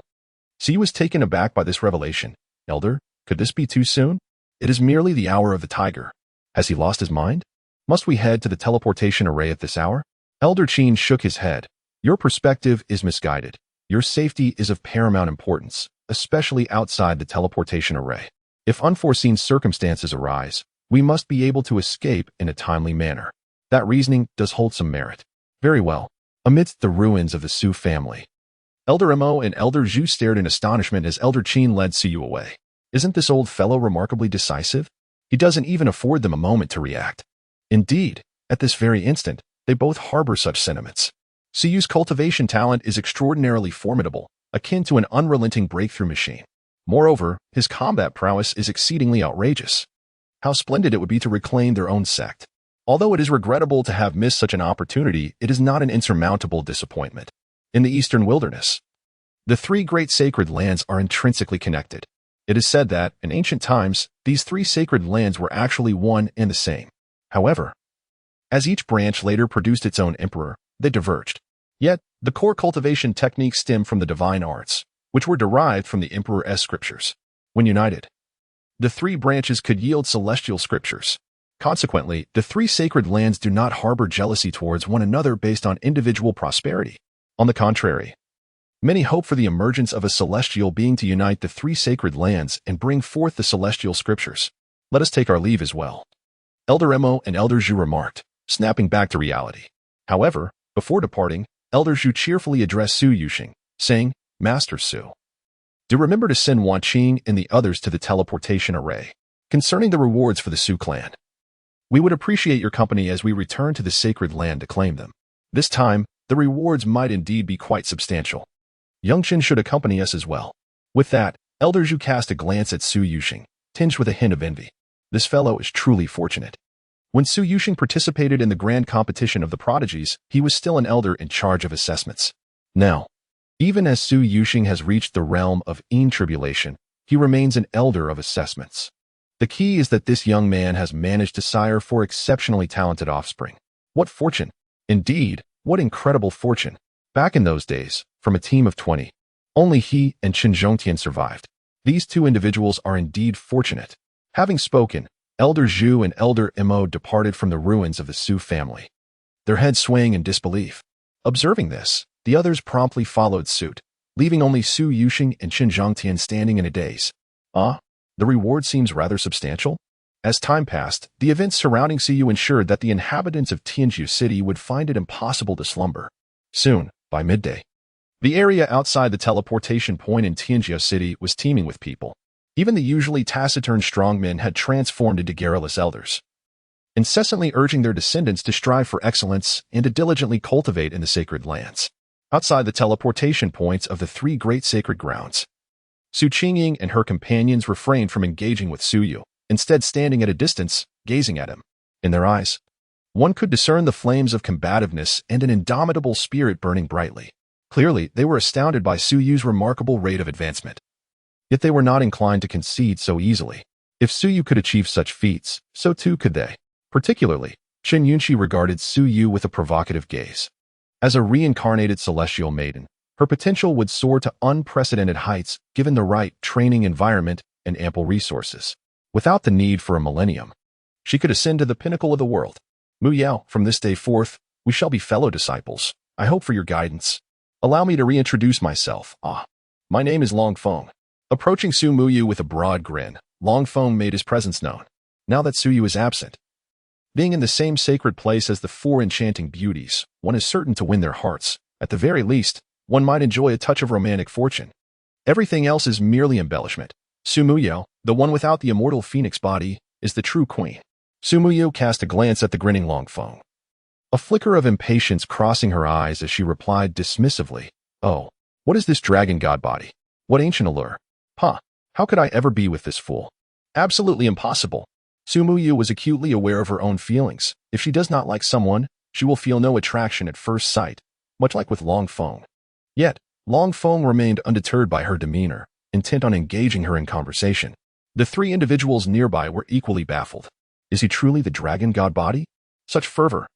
As noon approached, the transmission arrays of the three sacred lands suddenly blazed with radiant light. An ethereal aura spread forth from within. Witnessing this spectacle, the three elders simultaneously gestured, and three colossal warships materialized before the crowd. Board the ships, set sail. Whoosh. Figures ascended into the air, gracefully landing upon the warships of the three sacred lands. Once all had boarded, the vessels began to glide smoothly towards the spatial passage.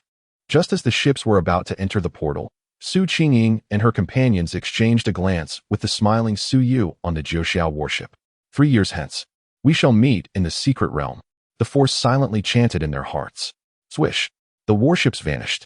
An hour later, the vessels sailed steadily through the void. Inside the cabin, Su Yu returned to his own quarters, gazing out at the ever-passing dark expanse, murmuring, "In a month's time, I shall officially commence my cultivation." Though the sacred land is formidable, it is also rife with regulations. Su Yu was uncertain which mentor he would follow, but he hoped for the freedom to develop at his own pace. While a methodical approach to cultivation would yield some progress, it could never compare to that of the fated children of fortune. Only by stirring trouble could Su Yu find his true calling. The prodigies of the sacred land were merely nourishment for his own advancement. Setting aside other matters, among the prodigies joining the Jiuxiao sacred land, there were 5 or 6 with red destinies, all drawn by him. What exemplary individuals! Su Yu couldn't help but marvel. They were like a continuous source of experience for him, truly benevolent souls. Regardless of their violent methods, as long as their targets were those children of fortune, he would stand to benefit. The possibilities for such endeavors were immensely favorable. Moreover, there was also Chu Tian, who bore a golden destiny. After having been bested by Su Yu, this fellow might harbor some resentment. In any case, if one provoked him, they would face consequences. If pushed too far, he would not hesitate to eliminate them. What was the worst that could happen? Great achievers do not concern themselves with trifles. Knock, knock, knock. At that moment, a knock echoed at the door. Su Yu approached and opened it, revealing Elder Qin standing outside. Elder Qin smiled warmly and inquired, "Have I interrupted your cultivation?" Su Yu shook his head and welcomed Elder Qin inside. Once within, Elder Qin did not stand on ceremony, taking a seat on a stool and looking at Su Yu, asking, "Are you familiar with our Jiuxiao sacred land?" I have not had the pleasure of such knowledge, Su replied candidly. I have come to discuss some fundamental aspects of Jiuxiao with you. Elder Qin tapped rhythmically on the armrest of the chair, contemplating. Jiuxiao comprises 9 great peaks, each presided over by a peak master equivalent to a vice saint.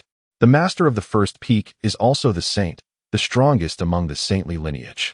In truth, your choice of peak would not differ greatly. The primary distinction lies in the varying cultivation methods practiced at each peak.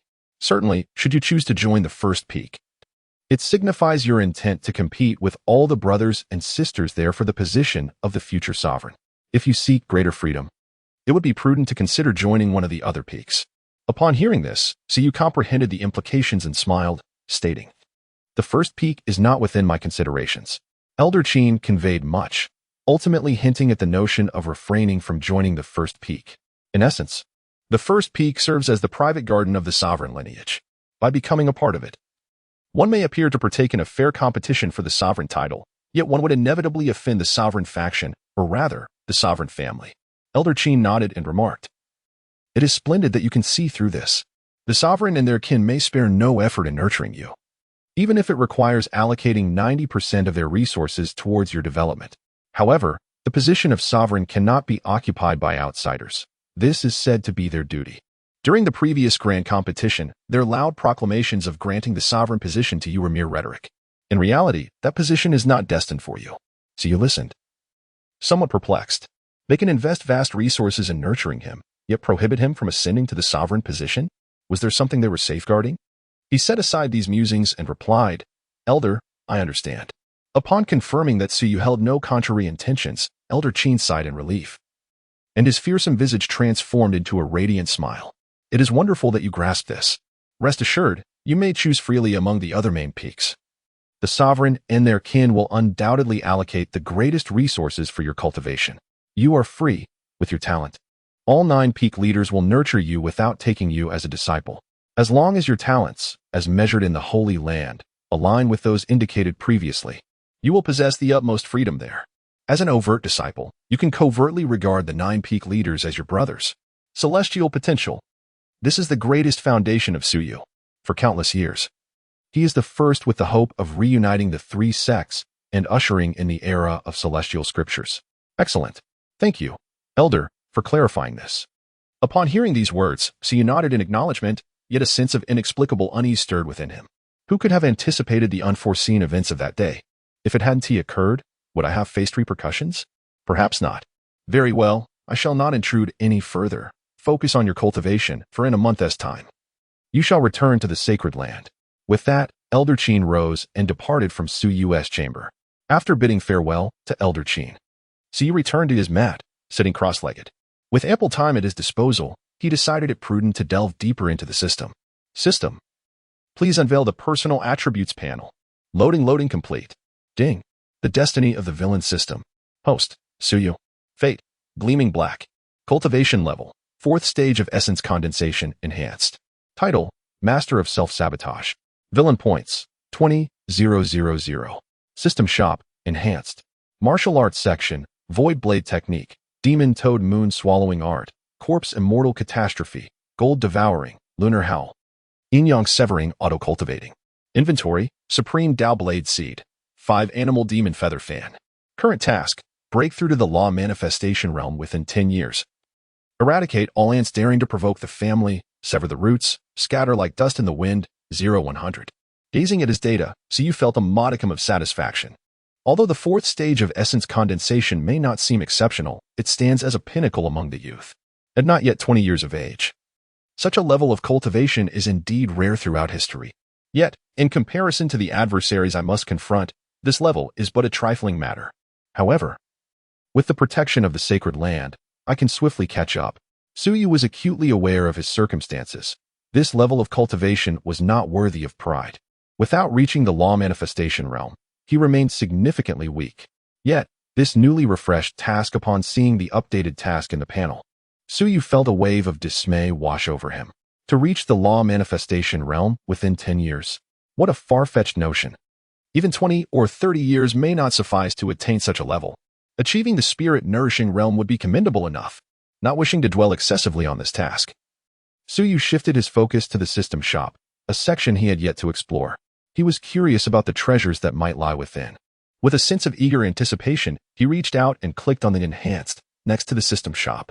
In the next moment, the system screen transitioned, and a cascade of data began to refresh continuously. With each line that appeared, Suyu's pupils involuntarily constricted. Immortal Blade of the Undying. A weapon bestowed by the Undying Emperor, priced at 10,000,000 villain points. Random teleportation talisman, capable of transporting one to any corner of the immortal realm. Priced at 100,000,000 villain points. Forbidden Blade of the Reverse Scale, forged from the reverse scales of 1,000 dragons, priced at 100,000,000 villain points. As he continued to scroll, Suyu's astonishment only grew, causing his hands to tremble uncontrollably. By the heavens, what extraordinary divine weapon is this? They have even fashioned the reverse scales of a dragon into a weapon. If one were to strike down with it, the continent would surely be cleaved in two. Moreover, is this something one can actually purchase? Even if one could afford it, who would dare to wield it? The mere hint of such a treasure would attract the attention of the mightiest beings on the continent, all vying to seize it. Even ancient creatures, long dormant for countless years, would surely emerge. How perilous!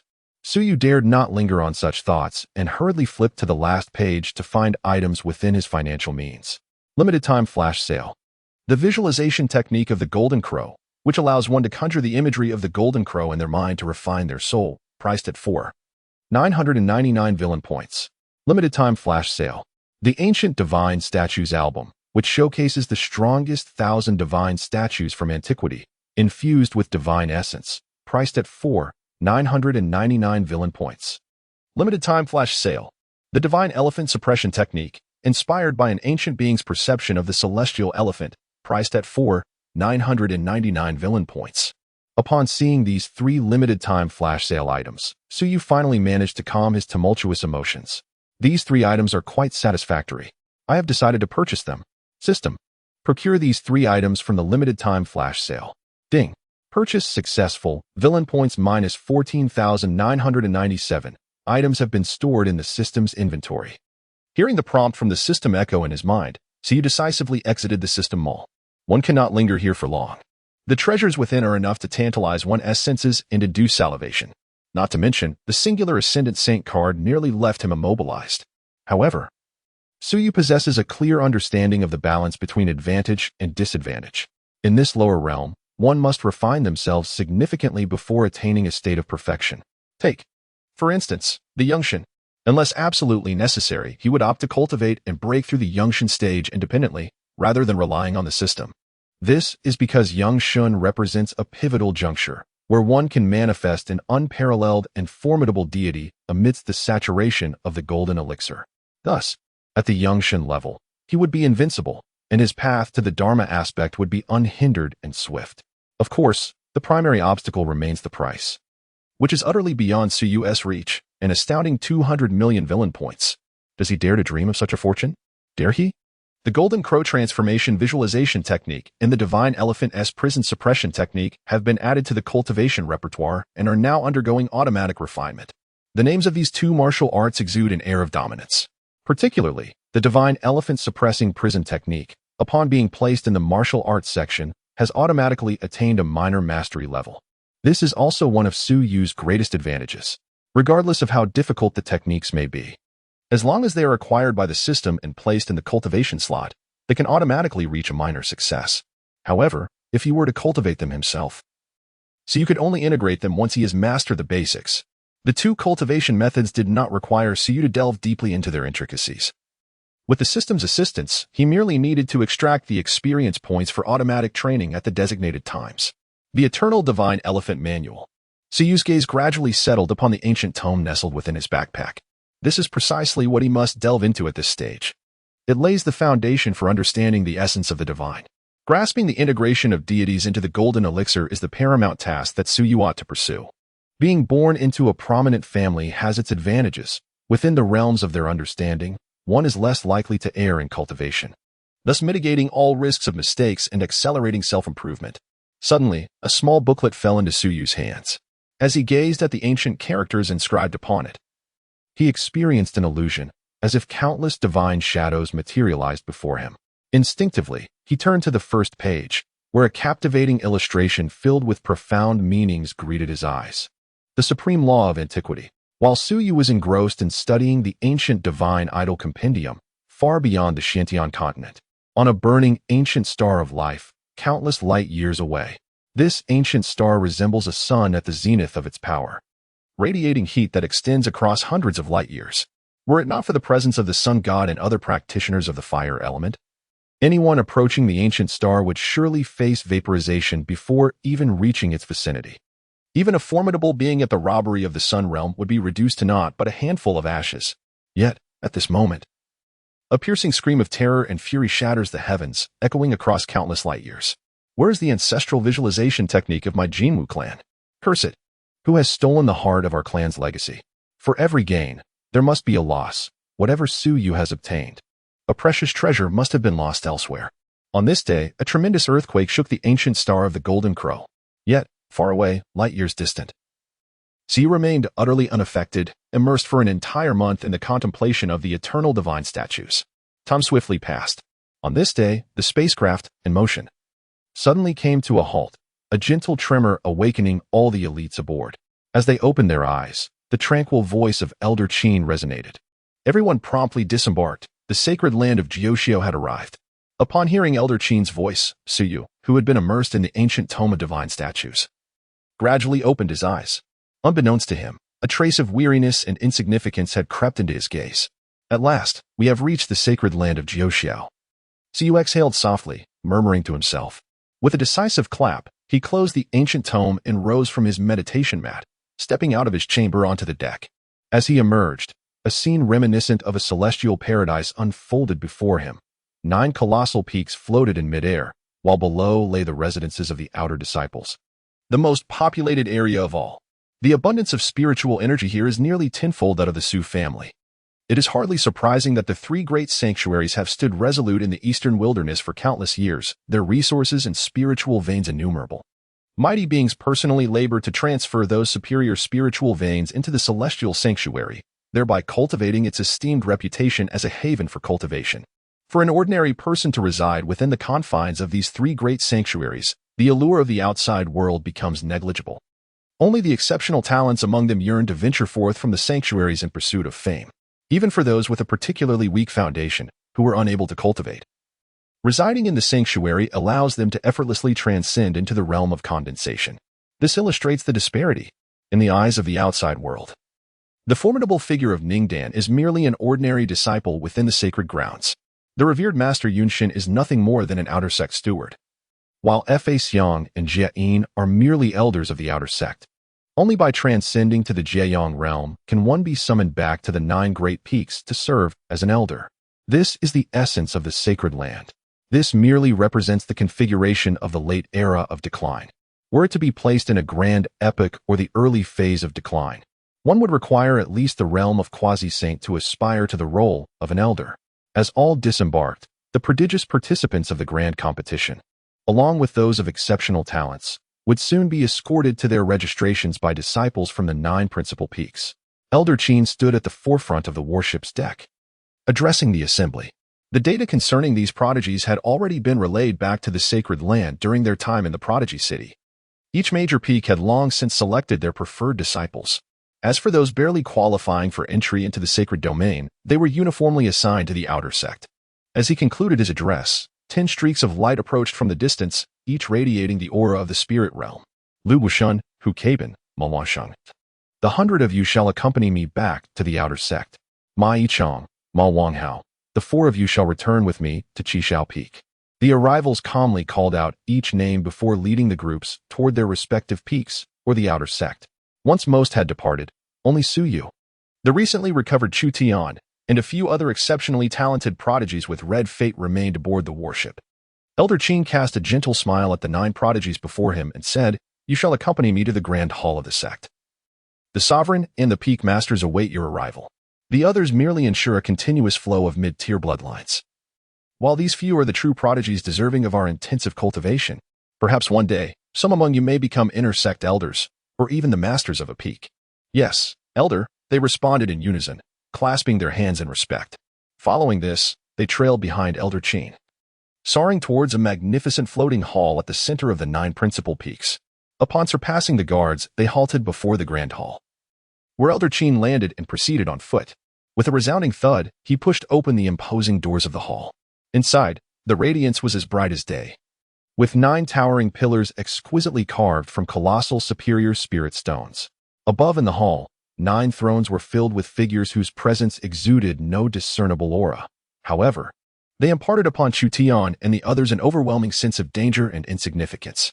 This is a powerful being, surpassing them countless times. In the center of the grand hall, Elder Qin respectfully bowed his hands toward the 9 middle-aged figures above, addressing them with reverence. Holy Master, esteemed peak masters, I have brought the individuals here. The foremost among them, a gentleman of refined appearance and gentle demeanor, nodded in response. Well, thank you, Elder Qin. Please, you may leave now.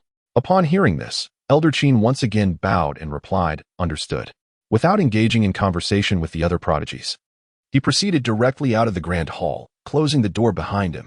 With a resounding thud, as the door shut, the grand hall of the sect was left solely with the 9 prodigies and the 9 peak masters. The atmosphere grew somewhat heavy. However, the elegant middle-aged man spoke once more, saying, Do you have a preferred main peak? If so, feel free to choose which peak to join, and you shall automatically become a disciple of that peak master. After the elegant holy master finished speaking, Chu Tian was the first to step forward. Cupping his hands in respect, Holy Master, I wish to select Qi Shao Peak. His choice was not arbitrary. His affinity lay with fire, and he practiced martial arts of the fire element. Qi Shao Peak was renowned as a sacred ground for fire-based sword cultivation, making it the best choice for him. Very well. You may leave now. The elegant holy master nodded, gesturing with his hand. Chu Tian expressed his gratitude, and, as he turned to exit the grand hall, he cast a glance at Su Yu and earnestly stated, Su Yu, now that we are in the sacred land, our differences and starting points have reached the same level. I will challenge you again in the future, and I hope you can maintain this momentum. Chu Tian had faced defeat before and had been bested. Yet he had never succumbed to despair. Those who could not vanquish him only served as motivation for him to grow stronger, unleashing all his potential to surpass them. Su Yu was the strongest adversary he had encountered. I have said I would give you the opportunity to surpass me with all your might and to pursue my footsteps. But I will not be surpassed by you. Those I defeat, I do not underestimate, yet I shall not grant you the chance to surpass me. Su Yu calmly articulated these words, effectively stifling the rising determination within Chu Tian. Chu Tian opened his mouth to respond, but ultimately could only leave the grand hall. Flushed with indignation, Su Yu's declaration transformed the expressions of the 9 peak masters into something peculiar. The young man truly possesses an audacious spirit. Yet his innate talent justifies such boldness. The other 7 prodigies, endowed with red destinies, have also made their choices, aligning themselves with their preferred main peaks.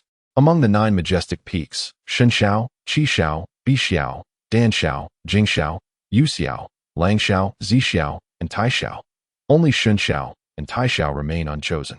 Notably, the esteemed Shen Xiao peak is the principal peak of the Holy Lord's lineage and is the one that cannot be selected. At this moment, within the grand hall, only Su Yu and the 9 peak masters remain. Observing Su Yu standing at the center of the hall, the elegant Holy Lord smiled warmly and gently inquired, Su Yu, may I ask which peak you wish to commence your cultivation? He added, your aptitude may require re-evaluation. Upon hearing this, Su Yu promptly asked, why must it be re-evaluated? The Holy Lord explained, if you surpass expectations, none of the 9 peaks can accept you as their disciple individually. As he gazed into Su Yu's eyes, his expression grew brighter and filled with anticipation. He continued softly, should your aptitude truly reflect that of the previous assessment, we could become brothers in arms.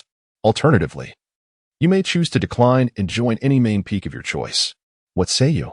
Once the Holy Lord finished speaking, a smile graced Su Yu's lips as he replied, then let us proceed with the reevaluation. If I am to strive for invincibility, I must maintain that status consistently. Do you not agree? Haha, splendid. Let us proceed with the reevaluation. The notion of reassessing one's talent was not an unwelcome endeavor to attain higher privileges. One must be willing to pay the corresponding price. In his case, the cost is minimal, merely a reassessment of his aptitude. Even if the results do not yield celestial-level talent, he would still secure the highest treatment available. If the 9 peak masters believed he truly possessed celestial-level aptitude, they would not have suggested a reevaluation. Hence, Even if the results are not celestial, he stands to lose nothing.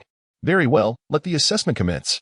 The elegant holy lord chuckled heartily, gesturing with a grand sweep of his arm as a flawless testing crystal tablet descended before Su Yu. Simultaneously, a weathered scroll floated into view. This crystal tablet, a legacy from the founder of the Nine Skies, was designed to identify a worthy successor for his celestial arts. The scroll, on the other hand, contained the most profound and mysterious techniques of the Nine Skies, with divine images enclosed within. Should you establish a connection with them, your status among the Nine Skies would be unparalleled. Even we would lack the authority to command you. With that, the Holy Lord's smile transformed into a serious demeanor, underscoring the gravity of the moment. While celestial talent is indeed formidable, one must establish communication with the divine images to receive the full support of the Nine Skies for cultivation. Come forth. The elegant Holy Lord waved his sleeve, channeling a powerful surge of spiritual energy into the testing tablet, activating it. Demonstrate the talent that you rightfully possess. Only then shall we proceed. Only when the golden age arrives will you be eligible to compete with numerous ancient prodigies. Upon hearing this, Su exhaled deeply, placing his hand upon the stone tablet, effortlessly summoning a strand of primordial spiritual energy from the depths of his being. Suddenly, a thunderous sound erupted. This time, however, as Suyu's spiritual energy was absorbed by the testing stone tablet, a wave of terrifying fluctuations emanated from within, instilling a sense of dread. The surge of energy swept through the grand hall, causing it to tremble. Radiance burst forth, akin to the blooming flowers of spring, illuminating nearly the entirety of the hall. A crisp cracking sound echoed, and a fine fissure began to spread across the surface of the stone tablet. In the next moment, the brilliance faded, revealing only a few resplendent characters at the center of the stone tablet. Constitution, great sun-suppressing prison body, aptitude. This time, it is no longer the Jinyu body, but rather a new constitution born from Su Yu's breakthrough in forming the golden core, merging with the Jinyu body. The qualification section remained blank. Upon witnessing this scene, the pupils of the Nine Peak Masters abruptly contracted, their hearts gripped with astonishment. Could it be that even this chaotic crystal stone could not discern it? Celestial talent? Or perhaps a qualification that transcends the limits of this realm? Before the Peak Masters could comprehend the reason behind it, Su Yu had already withdrawn his hand, seizing the yellowed scroll. With a swift pull, he unfurled the scroll. The once blank parchment began to emanate a crimson glow under Su Yu's furrowed brow. Subsequently, red lines began to outline a familiar divine figure, one he had encountered in the ancient divine statues album. It was the image of the King of the Nine Heavens, the 55th of the ancient rankings. As the divine manifestation took shape, a vivid scene seemed to unfold before Su Yu's eyes. A godly figure clad in scarlet robes stood dominantly in the universe, reigning over the mortal realm, suppressing an entire era. None could claim the title of the second emperor. He alone ruled the cosmos and embarked on the path of immortality. In this moment of illusion, the divine figure within the scroll appeared to be summoned, beginning to radiate light as if it intended to leap from the scroll and merge into Su Yu's golden core. However, at this critical juncture, Su Yu suddenly regained clarity, waving his hand to interrupt the scroll's actions. The imprint was severed, the scroll's brilliance dimmed instantly, and it rolled back up. Phew. He nearly allowed this divine image to take effect. Su Yu sighed in relief within his heart, while observing the ancient divine statues album aboard the warship. He had interrupted this situation countless times. He had no desire to merge with the manifestations of these beings. Each manifestation bears its own Tao, and he certainly did not wish to tread the path of one ranked among the top 50. If he were to choose, he would aim for the first. Why did you not accept the divine imprint? The 9 observers above the hall, who had been watching with great fervor, were now taken aback, utterly surprised by Su Yu's refusal to accept the divine manifestation. Do you realize that what you have rejected is a powerful divine image that ranks among the top 50 since ancient times? The top 50 of the ancient era. In today's cultivation world, formidable divine manifestations have been firmly grasped by various sects and imperial families, while those seeking to condense divine manifestations from the outside are left with naught but inferior ones. Even the slightly stronger ones merely possess ordinary divine images. The top 50 of ancient times. What a terrifying existence. Should one establish a divine manifestation from the top 50 alongside a heavenly root foundation, the path to imperial ascension would be unobstructed. In their youth, the 9 harbored dreams of mastering such formidable manifestations of power. However, as time unfolded, the scrolls revealed no response. Upon inspection, they were nothing but blank tomes devoid of any inscriptions. They were not alone in this plight. Ever since the ascension of the venerable immortal master, the entire realm of Jiuxiao had witnessed only the successful visualization of his progeny, with no other soul achieving such a feat thereafter. Countless years have elapsed, and now Suyu stands as the first. Should Suyu succeed in his integration, then, with the advent of the golden era to come, Jiuxiao shall undoubtedly secure a most significant place in the grand tapestry of destiny. At this moment, even the elegant and sage-like sovereign could not help but inquire, "Why do you refuse?" The other 8 peak masters, though silent, cast curious glances at Suyu. In their eyes, a so-called young master from a first-rate family could only boast a handful of powerful beings at the pinnacle of the 5 decay of heaven and man, rendering him unworthy of engaging with such exalted divine statues. How could he resist the temptation and decline? Under the inquisitive gazes of those present, Suyu pushed the scroll back towards the sovereign and declared earnestly, "The divine statue has already been inscribed in my mind. Had I no choice, I would embrace it. Yet, I am still young and wish to seek greater opportunities." This is merely his excuse. If he wishes to merge, he need only open the ancient divine statue tome. Yet he desires to attempt communication first. Upon hearing Suyu's words, the elegant holy master could not help but chuckle. "Silly child. There are indeed deities more powerful than him, but they are not easily found. Even if they exist, they reside within other formidable sacred grounds and imperial clans. Young man, such ambition is not uncommon. Yet, he remains unaware that the top 50 ancient statues are exceedingly rare, verging on extinction. Only a handful of sacred grounds and imperial clans possess them." He endeavored to persuade Suyu to merge now, but the latter resolutely interrupted, declaring, "1 year." Gazing into Suyu's unwavering eyes, the holy master's smile gradually faded. With a sigh, he conceded, "Then I shall permit you to indulge for a year." "Very well. You may go. Choose any peak that pleases your eye." "Thank you, senior brother." After Suyu exited, the holy master wore a peculiar expression, shaking his head in amusement. Quickly adapting indeed. However, the ancestor would surely take a liking to him, as he was just as audacious. Upon leaving the grand hall of the sect, Suyu glanced around, momentarily uncertain of which peak to reside upon. The holy master had granted him considerable freedom, allowing him to choose a peak at will. Yet, he truly did not know which one to begin with. Feeling vexed, he thought he should have inquired about which peak was the most tranquil before departing so carefreely. He pinched his brow. Having come this far, it would be unseemly to return and ask for directions. In ordinary circumstances, he would prefer a lively atmosphere, relishing in chaos rather than idleness.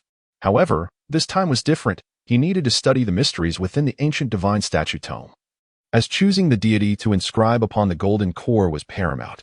Ultimately, he decided to find a place to stay for now. After some contemplation, Suyu soared towards the direction of Bixiao Peak. He had seen the master of Bixiao Peak in the grand hall earlier. She was a middle-aged beauty who appeared quite amiable. It would be comfortable to stay with her. As Suyu flew and landed upon Bixiao Peak, he quickly understood why it was named so. The area was lush and verdant, filled with flowers, various spiritual trees, and numerous spiritual herbs, even treasure herbs. A delightful fragrance wafted through the air, soothing Suyu's spirit and calming his restlessness significantly. The master of Bixiao Peak, a wood spirit, presided over the region, which was the most spiritually enriched area within the sacred ground, akin to a medicinal field abundant with spiritual and treasure herbs. Suyu cherished such places. It was fragrant and inviting. He would seek out a disciple of Bixiao Peak to inquire about directions and find a cave dwelling to enter seclusion. He would never delay his cultivation.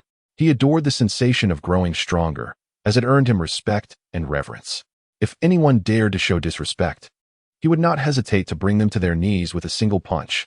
The exhilarating sensation enveloped Suyu as he stood still, inhaling the fragrant air before soaring towards the mountain's summit. However, just as he ascended into the air, a streak of azure sword energy suddenly cleaved through the atmosphere, aiming for his lower body. Upon witnessing this, Suyu's expression shifted slightly. Dragon Claw.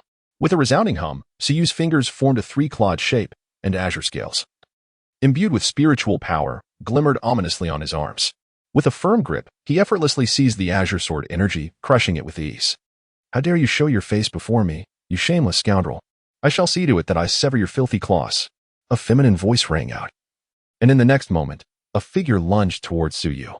Upon recognizing the assailant, Suyu's expression changed. He clutched the azure soft sword with his dragon claw.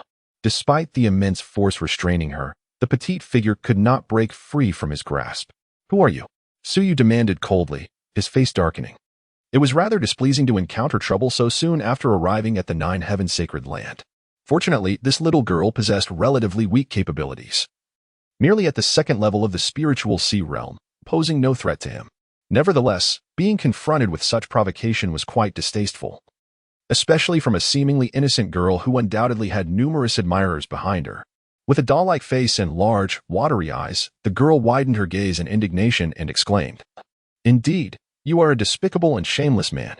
Have you forgotten about me? I shall kill you." Her fierce demeanor, despite her diminutive size, was strikingly intimidating. However, Su Yu remained unfazed. With a stern countenance, he flung the girl away and retorted, "Who are you, and why do you attack me without cause?" After being cast several dozen meters into the air, she halted, her eyes blazing with fury. "Who am I? I am a being you cannot afford to provoke. Years ago, you molested me in public, and now you dare to appear before me again? You shall perish." With that, the girl recklessly charged at Su Yu, brandishing her sword with a fierce yet childlike ferocity. Su Yu seized her azure long sword once more, casting her away yet again. However, this time, he was taken aback. "Wait, is that the daughter of the Liu family?" he thought. "What a coincidence. I merely chose a random peak and encountered her here? This is disastrous. Calm down. I apologize for what happened back then. Please do not act impulsively." As he observed Lu Yunxiao rushing towards him once more, he utilized his dragon claw to grasp her sword again and hurled her away. Yet, it seemed the girl was tireless, repeatedly charging at him despite being thrown aside. Apologies? If apologies were sufficient, what need would there be for my sword? Lu Yunxiao's large, watery eyes turned red with anger, revealing her small tiger teeth, presenting a rather endearing yet fierce appearance. "Today, I shall not spare your canine paws." The memory of Su Yu's lewd and malevolent expression vividly resurfaced in her mind. At that moment, even though Su Yu appeared quite flustered, he still exuded an unmistakably wicked aura.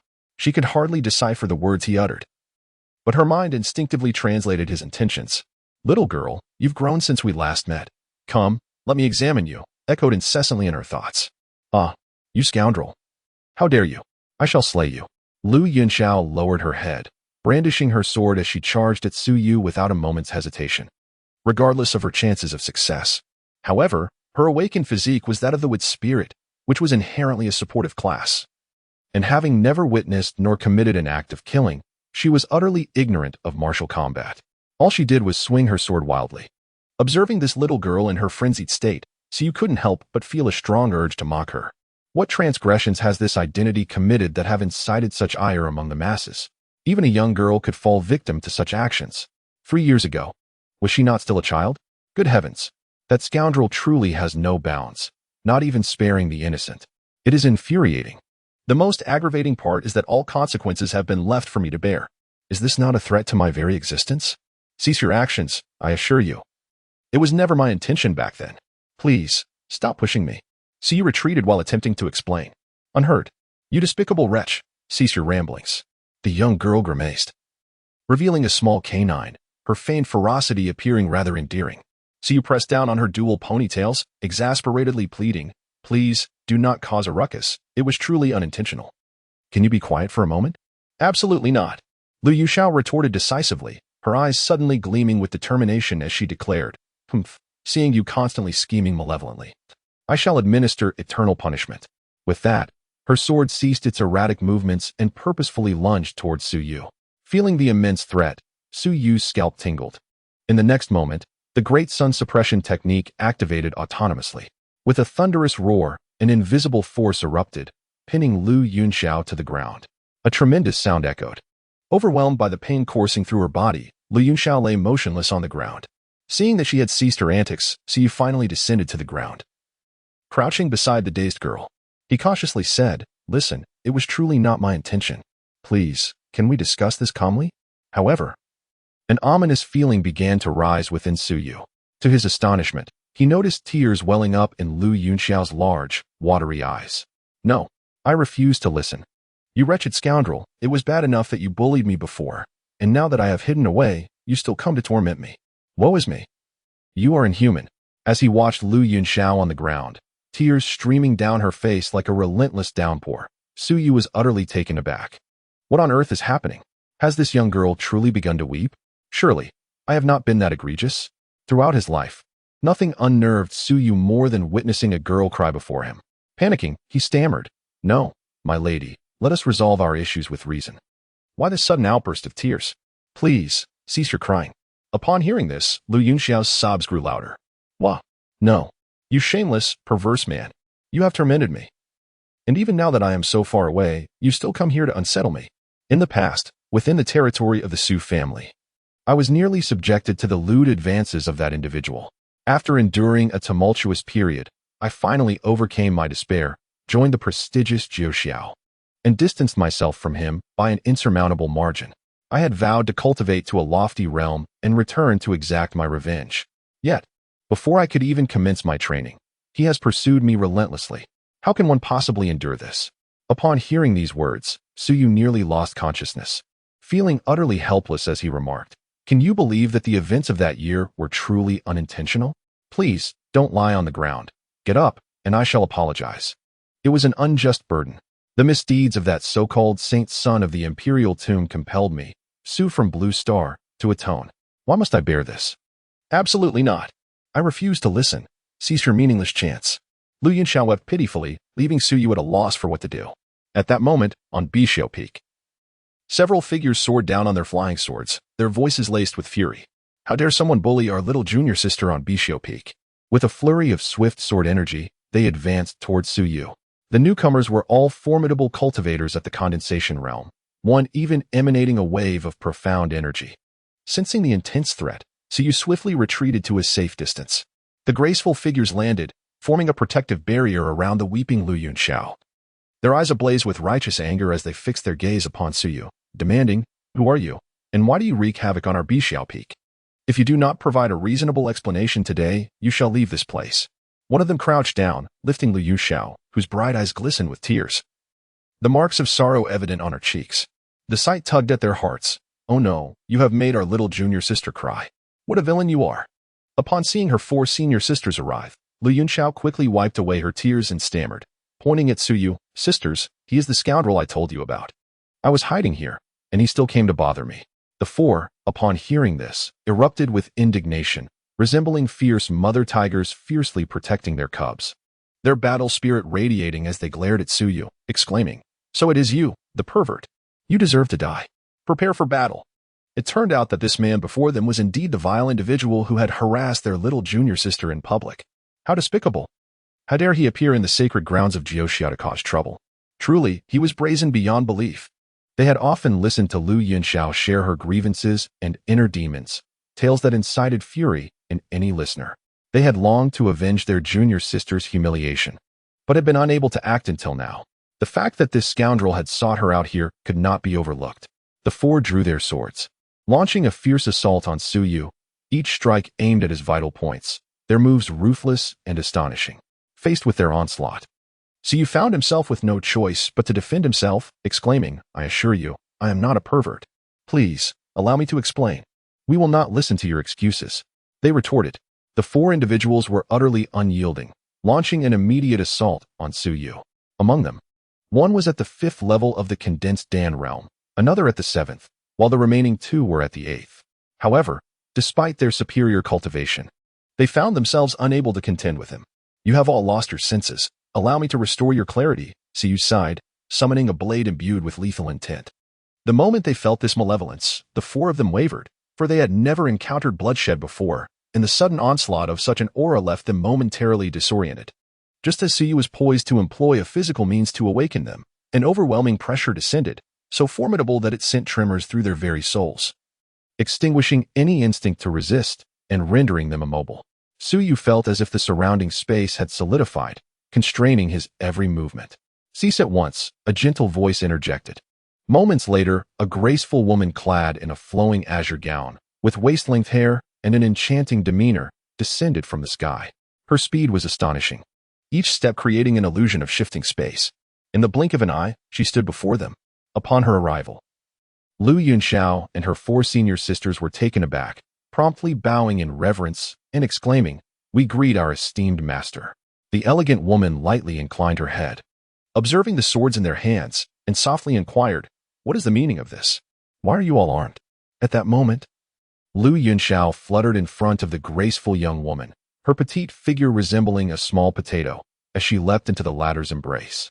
She tilted her head upward, gazing at the exquisite chin of her mentor, and with a woeful expression, she lamented, "Master, he is the lecher I mentioned to you." As she spoke, the little girl pointed at Suyu, pouting, "Look, look, he still dares to trouble me here at Bixiao Peak. Woe is me. Your poor little disciple is in such distress.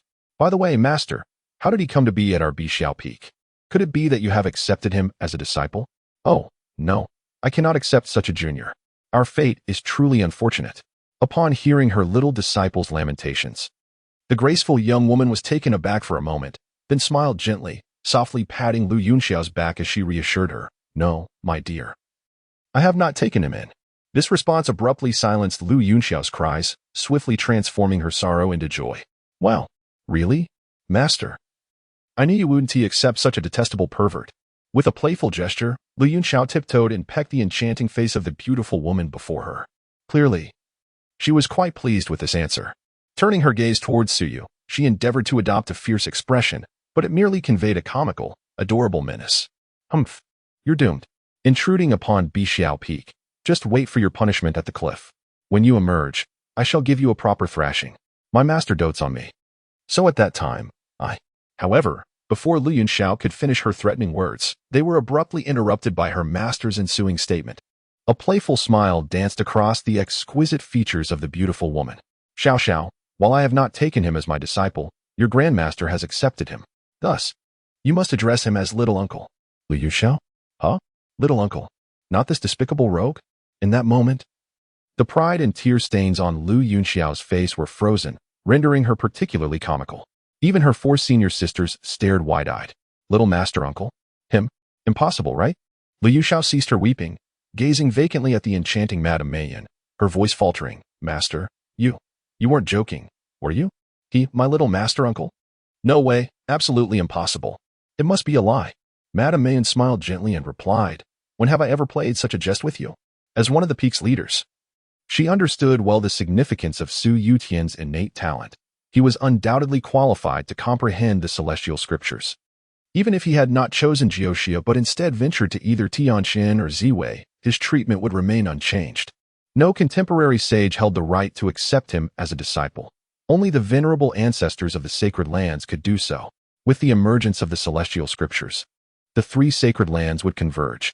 There, not only in the eastern wilderness, but even across the other 4 domains, none would stand a chance against them. Those who had not studied the celestial scriptures would find it impossible for the 3 great orthodoxies to acknowledge the leadership of the other 2 factions. Contemplating this, Madame Mayen turned her gaze towards Suyu, a gentle smile gracing her lips as she said, "Junior brother Su, since you have chosen to cultivate at our Bixiao Peak, it is best to earnestly study this Bixiao spirit essence technique. Should you encounter any confusion, feel free to attend the lectures at Bixiao Hall at the beginning of each month, or come to me with your inquiries." With a flick of her finger, a tome with a green cover landed before Suyu. He sheathed his sword, accepted the book, and bowed, saying, "Thank you, senior sister." He was not one to shy away from showcasing his prowess. If he was invincible, he would not hesitate to display it, for that was his greatest asset. Even if it attracted countless adversaries, so be it. No matter how the underhanded schemers plotted, he would sever all conspiracies with a single stroke. Madame Mayen nodded and continued, "I have some pressing matters to attend outside the sect, so I cannot accompany you, junior brother, to familiarize yourself with Bixiao Peak.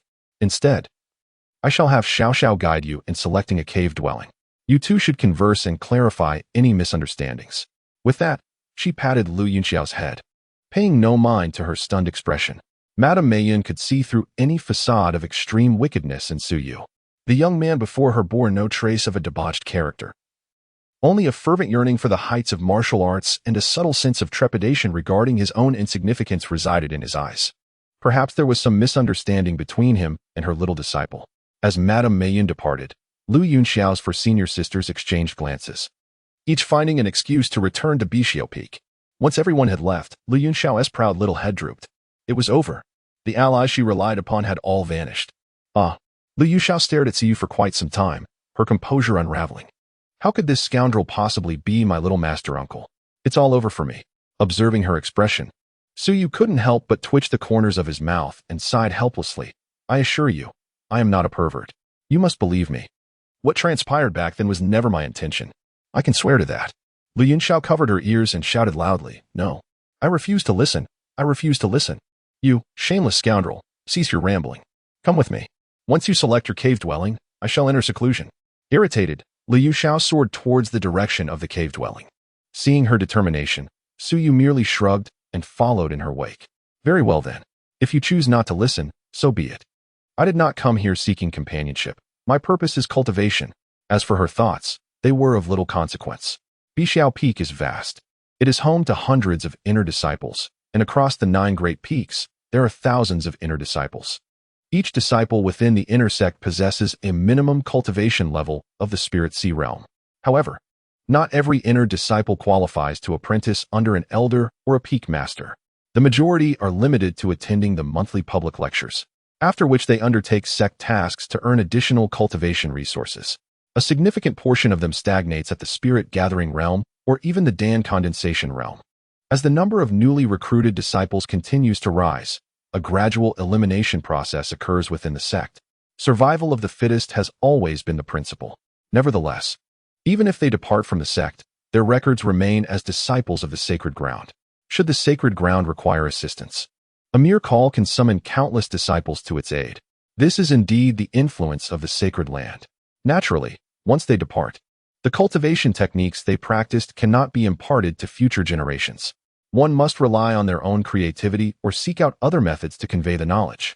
The only entities that truly endure within the sacred land are the first-rate powers and the descendants of the esteemed elders.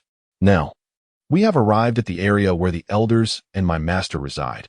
These several chambers are vacant, and my master has permitted you to choose any one of them. Upon hearing this, Suyu glanced around at the empty chambers, casually selecting one before stating, I have made my choice. With that, Suyu intended to enter the chamber and commence his cultivation. Observing his actions, Lu Yunxiao was taken aback and exclaimed, Do you not require my guidance to familiarize yourself with Bixiao Peak? What is this scoundrel doing? Did not my master instruct me to help him acclimate to the surroundings? Is he refusing? Suyu halted his steps, contemplating for a moment before stating, No need. Simply provide me with a copy of the map of Bixiao Peak. I wish to commence my cultivation, farewell. Upon hearing this, Lu Yunxiao felt a surge of joy and promptly tossed him a map before turning to leave. This is what you said. If my master inquires, you must not shift the blame onto me. I am off now, bidding you farewell. Lu Yunxiao hastily departed, eager to avoid any entanglement with Suyu. Who knows if this rogue possesses dual personalities, one deranged, the other sane. It is prudent to slip away while he still seems rational, lest I invite misfortune.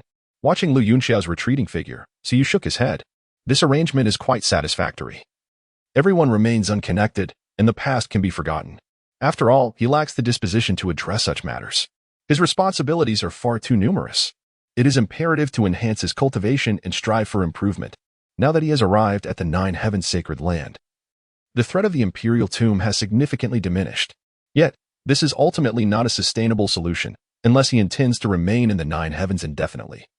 He will inevitably confront the imperial tomb. Furthermore, there is the system. Since evasion is not an option, he may as well recline and indulge. Let the antagonists be antagonists. There is nothing amiss in that. There is no need to feign humility or concern for face and morality. When asked about my ethics, I must regretfully confess, I possess none. Upon entering the cave dwelling, Suyu truly comprehended what it meant to be in a sacred land. Within the cave, there exists an exceptionally refined spirit-gathering array, and beneath the peak of the ascending clouds, at least 3 top-tier spiritual veins are supplying abundant spiritual energy, the richness of which exceeds that of the outside world by more than 10-fold. To cultivate here, even a mere pig could soar. After taking a deep breath, Suyu resolutely produced a mat, seated himself, and began to comprehend the Azure Sky spirit cultivation technique. This is a wood-based cultivation technique, lacking offensive capabilities, yet unparalleled in the cultivation of spiritual herbs and healing injuries. As Suyu delved into the comprehension of this technique, a tremendous earthquake shook the 9 heavens sacred land. The revelation was astonishing. Among the newly initiated disciples, the one who ranked first in the talent assessment was taken as a direct disciple by the ancestral master, becoming a peer of the 9 peak masters. Within a fortnight, when this news spread, everyone was left in disbelief. A mere youth, not yet 100 years old, had become a brother to those who had lived for over a millennium, such as the Sacred Lord and Peak Masters? Absurd. It is crucial to remember that the Peak Masters are formidable beings, commanding respect throughout the Eastern wilderness. How could one so young, merely at the Dan condensation stage, be regarded as their equal? Good heavens, if one were to claim this news was fabricated, I would almost find it plausible. Yet it emanated from the higher echelons of the sacred land.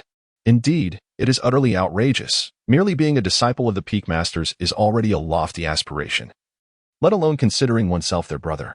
Who is this individual, and what extraordinary talents must he possess to receive such treatment? Unacceptable. A challenge must be issued. The outer disciples were consumed by envy and resentment, while the inner disciples were filled with outright defiance. Furthermore, the tradition of martial contests was deeply ingrained in the 9 heavens, where strength determined everything, and those with power were naturally entitled to act as they pleased. The weaker were left to admire them from a distance. The 9 heavens sacred land understood that such sentiments were ideal. Only in this manner could the vitality of the disciples be sustained. Thus, Suyu, who was regarded as a brother to the Sacred Lord, became the new target for challenges. The sacred land did not recruit disciples every century, but rather every decade, with an examination for promotion from outer to inner disciples occurring every 10 years. The grand competition of prodigies merely served to elevate the names of those exceptional individuals, drawing upon their fortunes. In the blade discussion hall of Qishao Peak, Chu Tian sat in a corner, gently polishing his battle blade, his expression inscrutable. His body, marked with scars, bore testament to his rigorous training. Since joining Qishao Peak, Chu Tian had engaged in duels with his fellow disciples every day following his lessons. These injuries were acquired in such a manner. However, his diligent training has yielded considerable rewards. In just half a month since arriving at Qishao Peak, his cultivation has steadily reached the 5th level of the Dan condensation realm. His progress can only be described as astounding. Junior brother Chu, you must be acquainted with Suyu. How would you assess his combat prowess? At that moment, a robust, bare-chested young man accompanied by several others approached Chu Tian, inquiring with a smile, "You are all participants who advanced from the Heavenly Pride tournament. Surely, you are aware of that?" The aura emanating from him had yet to stabilize, clearly indicating he had just emerged from a fierce battle. Furthermore, his presence was extraordinarily potent, signifying a master at the spiritual abode level.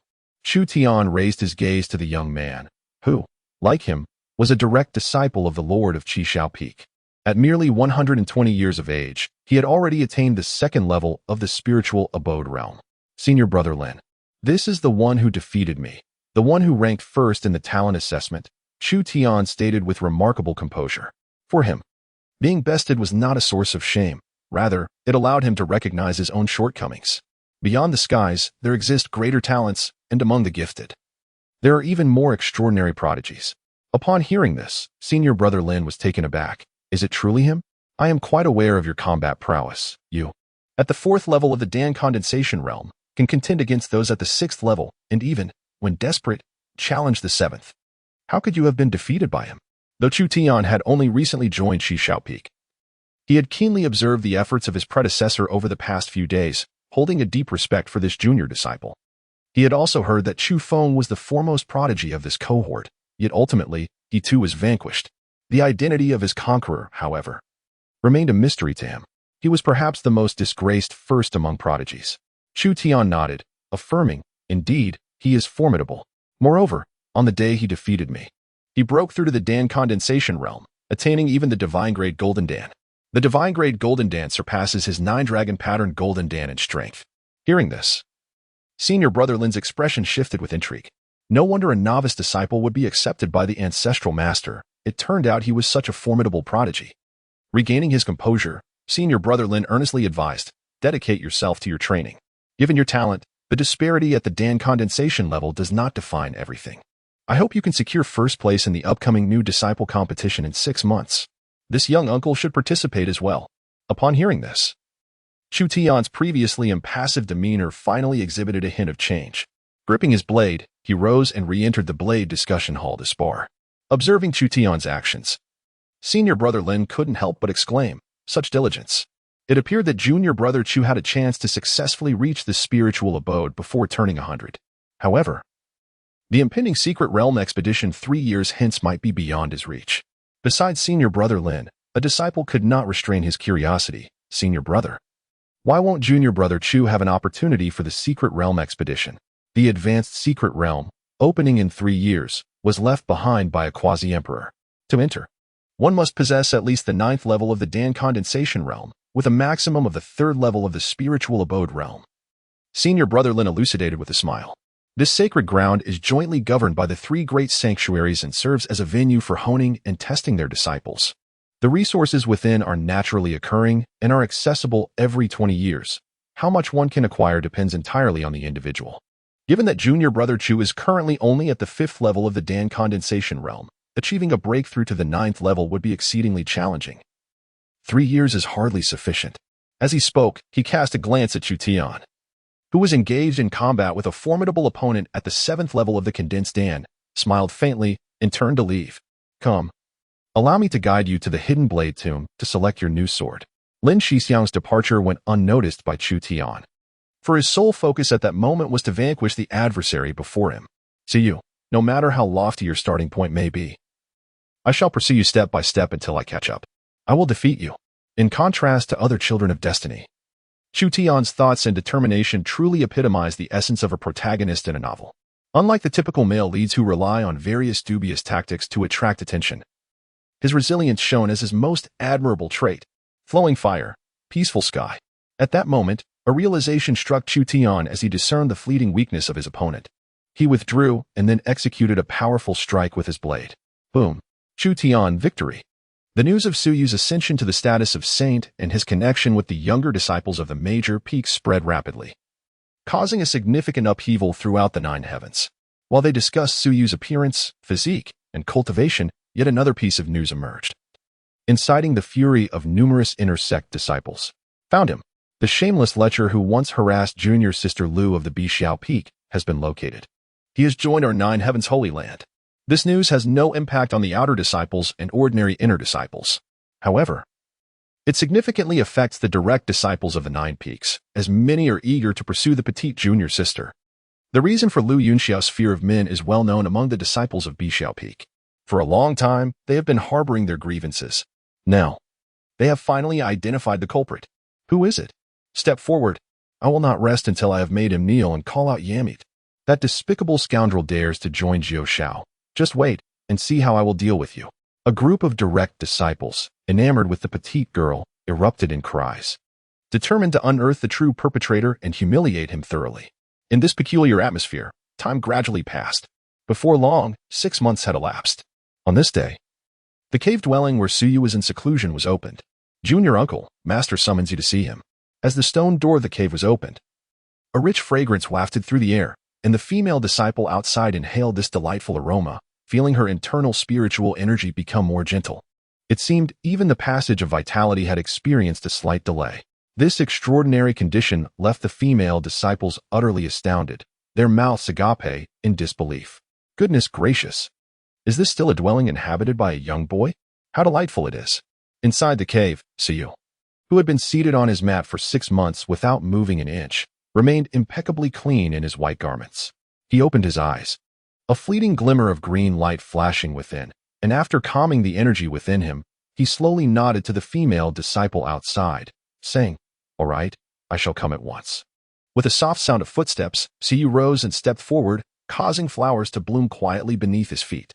As he moved away, the blossoms withered away swiftly. This extraordinary phenomenon intensified the brilliance in the eyes of the female disciple. It was only when Su Yu approached that she regained her composure and hastily bowed, saying, "Little master uncle, please follow me." With that, she turned and led Su Yu soaring towards the Bixiao Palace atop the Bixiao Peak. Following her lead, Su Yu also ascended into the air. At this moment, he was able to grasp a general overview of the entire Bixiao Peak.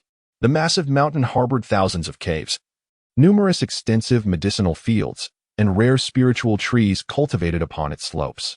Any single item taken to the outside world could command an extraordinarily high price. Truly, Bixiao Peak deserved its reputation as a nurturing ground for spiritual herbs, Su Yu mused internally. However, ever since he began practicing the Bixiao spirit nurturing technique, he had become acutely aware of the peak's uniqueness and significance. Upon arriving at the Bixiao Palace, Su entered to find only the enchanting mistress of Biyun seated upon the singular throne above, while disciples such as Lu Yuxiao stood respectfully on either side. As he entered, all gazes turned towards him. Displaying no change in expression, Su approached the mistress and bowed, saying, "I pay my respects to Sister Bixiao." Within the nine heavens sacred land, anyone inheriting the position of peak master would forsake their original name, adopting the title of their respective peak. Bixiao is now the name of the mistress of Biyun. "Please, junior brother, take a seat," she invited. In the grand hall, everyone else stood. But at the center was a chair level with the throne. After Su sat down, Bixiao cut straight to the heart of the matter, inquiring, "Junior brother, you have been in seclusion for half a year. How have you fared with the Bixiao spirit nurturing technique?" As she spoke, a hint of anticipation colored her words. Curious to see whether this individual with celestial grade aptitude could master the technique to its foundational level in just half a year's time. Upon hearing the question from their esteemed master, the 9 direct disciples, including Lu Yuxiao, were momentarily stunned. Was the master jesting? It should be noted that although the Bixiao spirit nurturing technique was derived from the celestial scriptures, its rank rivaled that of imperial level techniques, belonging to the pinnacle of quasi-imperial levels. Even the most exceptionally gifted disciples required a full year to grasp the basics. Lu Yuxiao murmured softly, "The Bixiao spirit nurturing technique is not so easily mastered. It took me nearly a year to comprehend it. How could this brash individual, brimming with killing intent, possibly excel in its practice?" Not only Lu Yuxiao held such thoughts, her several senior sisters shared similar sentiments. Among them, the most talented junior sister had spent 11 months on her own progress, while the rest took just over a year to achieve the basics. How long had Su been in this sect? Just 6 months? It would be commendable if he could even grasp the general concepts in that time, let alone successfully cultivate the technique. Facing Bixiao's slightly expectant gaze, Su rose, extending his left hand as a vibrant, verdant aura, brimming with life force, slowly coalesced into a sphere. As the green light gathered, all eyes were transfixed. Bixiao's spiritual energy? How could this be possible? Su released a stream of azure spiritual energy into the grand hall, subsequently casting a seed of spiritual flower into the air. In the next moment, the seed sprouted with astonishing rapidity. Within mere seconds, it blossomed completely, and the fragrance of the flowers lingered in the air, captivating all present. This achievement, though modest, hinted that the essence of the Bixiao essence cultivation technique was not merely about cultivating spiritual herbs and unleashing vitality. Furrowing his brow, Su guided the azure spiritual energy through specific meridians within his body, then resolutely concluded, "The deeper essence of this technique, I believe, lies in nurturing a spiritual physique. It seems to be the process of shaping a unique constitution." Since he began his cultivation journey, this has been the most direct sensation he has experienced. The spiritual energy cultivated through the Bixiao spirit nurturing technique nourishes the physical body. He could not fathom why his practice seemed devoid of bottlenecks. Regardless of the technique, he could swiftly grasp its essence. Coupled with the capabilities of the System-S technique interface, achieving minor mastery required hardly any effort at all. Contemplating this, he cast a glance at Bixiao, imbued with a hint of inquiry. On the throne, Bixiao's eyes reflected considerable astonishment. After hearing Su Yu's account, she composed herself and responded with a gentle smile. "You have deduced correctly, junior brother. The primary function of the Bixiao spirit nurturing technique lies not in cultivating flora, but in nurturing oneself. Your assertion regarding the refinement of one's constitution is also accurate." With that, Bixiao paused momentarily, her soft demeanor dissipating as a more serious expression graced her enchanting visage. The essence of Bixiao spirit nurturing lies in the physical form, and it also presents the opportunity to cultivate the legendary constitution, the Qingdi eternal body. As these 5 words escaped her lips, a palpable tremor coursed through the bodies of everyone present in the grand hall. The fabled Qingdi eternal body, renowned for its boundless vitality, second only to the immortal body? Within the hall, Bixiao's most esteemed disciple could not contain her exclamation. Among those present, she had achieved the most profound understanding of the Bixiao spirit nurturing technique, having reached minor mastery. Yet, she merely sensed the changes within her, feeling the vitality intensify. Without delving deeper into the implications, for such a notion was indeed astonishing. Could the Qingdi eternal body truly be nurtured through a technique? How could this be possible? Ignoring her disciple's astonishment, Bixiao's gaze shimmered with anticipation as she remarked, "It appears you are indeed the most suitable candidate. I hope to witness the moment you cultivate the Qingdi eternal body. It is truly a monumental revelation. No one could have fathomed that such a secret." known to so few, had been unveiled by Suyu. The most challenging technique to master, heavily reliant on innate talent and specific gifts, had been effortlessly grasped by the junior brother. If this were to spread, it would surely unsettle several senior brothers. Suyu chuckled softly and remarked, "It feels difficult. There is always a lingering sense of something amiss. Senior sister, may I inquire as to the purpose of your summons?" He found it hard to believe that Bai Xiao had interrupted his cultivation solely to summon him for an assessment of his progress. Upon hearing his words, Bai Xiao replied lightly, "The great competition for the new disciples has commenced. If you delay any longer, the disciples of Jiao Xiao may begin to voice their grievances." With that, she cast a glance at Suyu that was both teasing and enigmatic, taken aback by her words. Suyu was somewhat perplexed and could not grasp the underlying meaning. Why would they complain about his attendance? Nonetheless, after such a prolonged period of seclusion, it would be a fine opportunity to stretch his limbs and evaluate his cultivation progress. With this in mind, he resolutely replied, "Where shall it be held?" Having been in seclusion for half a year, even the junior disciple yearned to engage in some physical activity. The martial arts arena of the Jiaoshao sacred land was now teeming with people, as numerous disciples emerged from their retreats to witness the decennial great competition for new disciples. This grand spectacle is a long-standing tradition of Jiaoshao. Each year, the strongest newcomer is determined, providing a target for other newcomers to strive towards. This grand competition is not merely attended by the elders. Even the peak leaders and the revered saints shall grace us with their presence. It serves as an encouragement for the newcomers. Should they excel, there lies a possibility of being accepted as disciples under the elders or peak leaders. In the square, an elder, whose cultivation has reached the realms of the robbery yang, gazes down at the new students, their vigor radiant like the morning sun, and cannot help but exclaim, "The quality of this cohort is indeed remarkable. I eagerly anticipate your outstanding performances." The rules of the newcomer competition are few. Outer disciples who possess innate cultivation may challenge inner disciples. The victor ascends to the inner sect, while the vanquished are relegated to the outer sect. Should one dare to challenge an elder or a peak leader's direct disciple and emerge victorious, they may then join their ranks. Furthermore, this is but one aspect. Those who secure a place among the top 10 in the newcomer competition shall be rewarded with valuable resources. Now, let us commence with the drawing of lots. This new student competition, unlike the renowned contests of the outside world, serves as an opportunity for newcomers to ascend. Thus, even those of innate realms are qualified to challenge.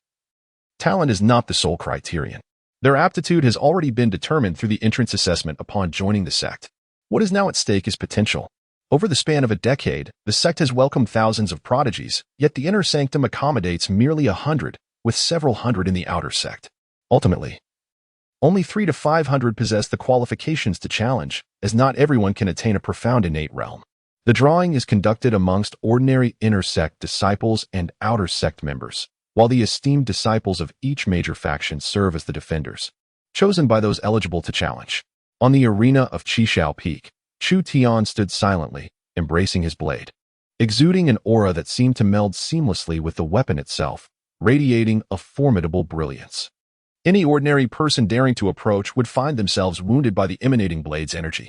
Among the elders seated in the grandstand, their discerning gazes swept over the defending disciples from each peak, nodding in approval from time to time. The current peak master's direct disciple from Qishao Peak displayed an impressive bearing, reminiscent of a sword saint. At such a tender age, he had already attained the 4th realm of sword intent, promising a bright future. Sword intent is categorized into levels. The 1st realm signifies entry, the 2nd is minor accomplishment. The 3rd denotes mastery, the 4th embodies subtlety, and the 5th represents the unity of man and sword. The 6th realm is the legendary holy sword intent. To comprehend the 4th realm of sword intent typically requires at least the spirit gathering realm, or even the Dharma manifestation realm. Achieving such refinement in the sword path at the Dan condensation stage is indeed a prodigious feat. Zhao Wudi from Shinshao Peak also distinguished himself. At merely 30 years of age, he had reached the 7th level of the Dan condensation realm and had even mastered the divine thunder spear technique to the subtlety level, truly remarkable, befitting a disciple of the Holy Lord. The other esteemed disciples from various peaks also demonstrated commendable prowess. The elders chuckled, stroking their beards as they commented, recognizing that these young talents would one day succeed them. Whoever they favored would warrant a significant investment, for they too would grow old. And if their own kin were incapable of bearing the weight of responsibility, the benevolence cultivated today would surely be repaid in the future. After observing the elite disciples dispatched from each peak, one elder turned his gaze inquisitively towards the 9 middle-aged figures who sat like pillars of strength at the forefront, and inquired, "Holy Lord, might I ask if your young junior disciple will be attending? If they do not make an appearance, it is likely that the young ones below will be left harboring feelings of discontent. In this grand competition, had it been in the past, they would undoubtedly not inquire about the absence of certain individuals. This time is different. Su Yu's reputation has spread far and wide, resounding like a clarion call. Upon entering, he stands elevated above all others, with a lineage that surpasses not just one generation, but even two. The newcomers and the veterans alike were far from placated. In fact, at the very moment the elder concluded his remarks, the recently drawn prodigies, including a few direct disciples, could not restrain their shouts. "Holy Master, has that little junior disciple not arrived? We are all eagerly awaiting his presence." "Indeed, Holy Master, where is the little junior? Let him come forth and take the stage." The tradition of the newcomers must not be tarnished. Those bold enough to raise their voices in such a setting were predominantly unscathed by the rigors of the cultivation world, rebellious prodigies who fancied themselves geniuses. How could they ever yield to others? They were blissfully ignorant of the pain that comes from hardship. Although the direct disciples of the 9 peak masters did not join in the raucous uproar, there was a flicker of interest and combativeness in their eyes. They too wished to discern what allowed Su Yu to stand above them. They were all young prodigies, and their talents were closely matched. Why did he deserve such preferential treatment? At the apex, the elegant Holy Master sat side by side with the 7 peak masters, observing the fervent scene below, unable to suppress their smiles. They too were curious about the extent of Su Yu's uniqueness. In just half a year, had he truly grasped the intricacies of the cultivation techniques from Bixiao Peak?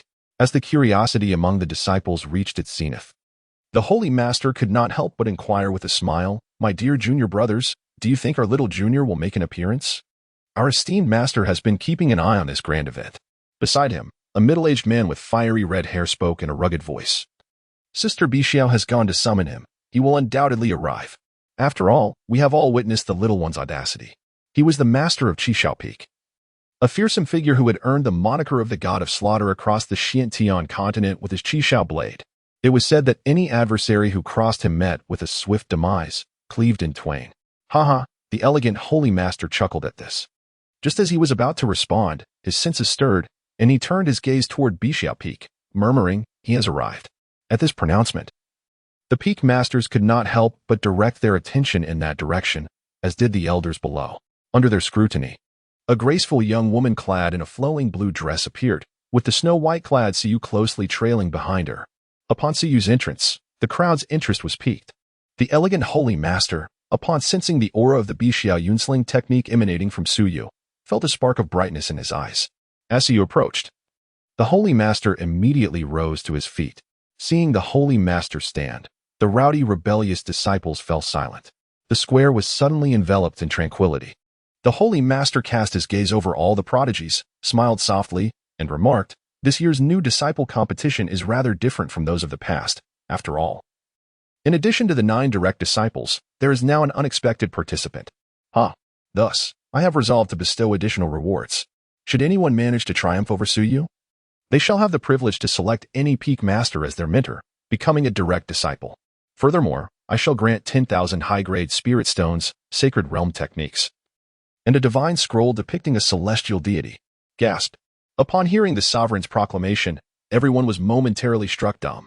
In the next instant, the eyes of all the prodigies participating in the freshman competition gradually turned crimson. Roar. "Su Yu, god of wealth, come down and face me in battle." Su Yu, caught off guard, wore a bewildered expression. "Are you all mad? Have you lost your minds? Do you think I am an easy target to be manipulated?" Su Yu silently cursed under his breath. "What is the matter with this group of little biscuits? Do they really have to use me as a target? It's not as if I'm merely a senior disciple, is it? They cannot possibly match me in strength, yet they still have the audacity to complain. The esteemed master, too, has taken it upon himself to reward me, as if to bolster my sense of presence. While I do indeed crave some recognition, it hardly requires such overt effort." Disregarding Su Yu's resentful glances, the refined master laughed heartily, proclaiming, "Very well, let us determine the top 10. The disciples of the peak master will have the opportunity to challenge Su Yu, while others will compete according to their rankings. Only the top 10 may engage in battle." The 10 spots for the peak master's disciples are exclusive, while the rest must vie for their own positions. After all, not everyone is qualified to issue a challenge.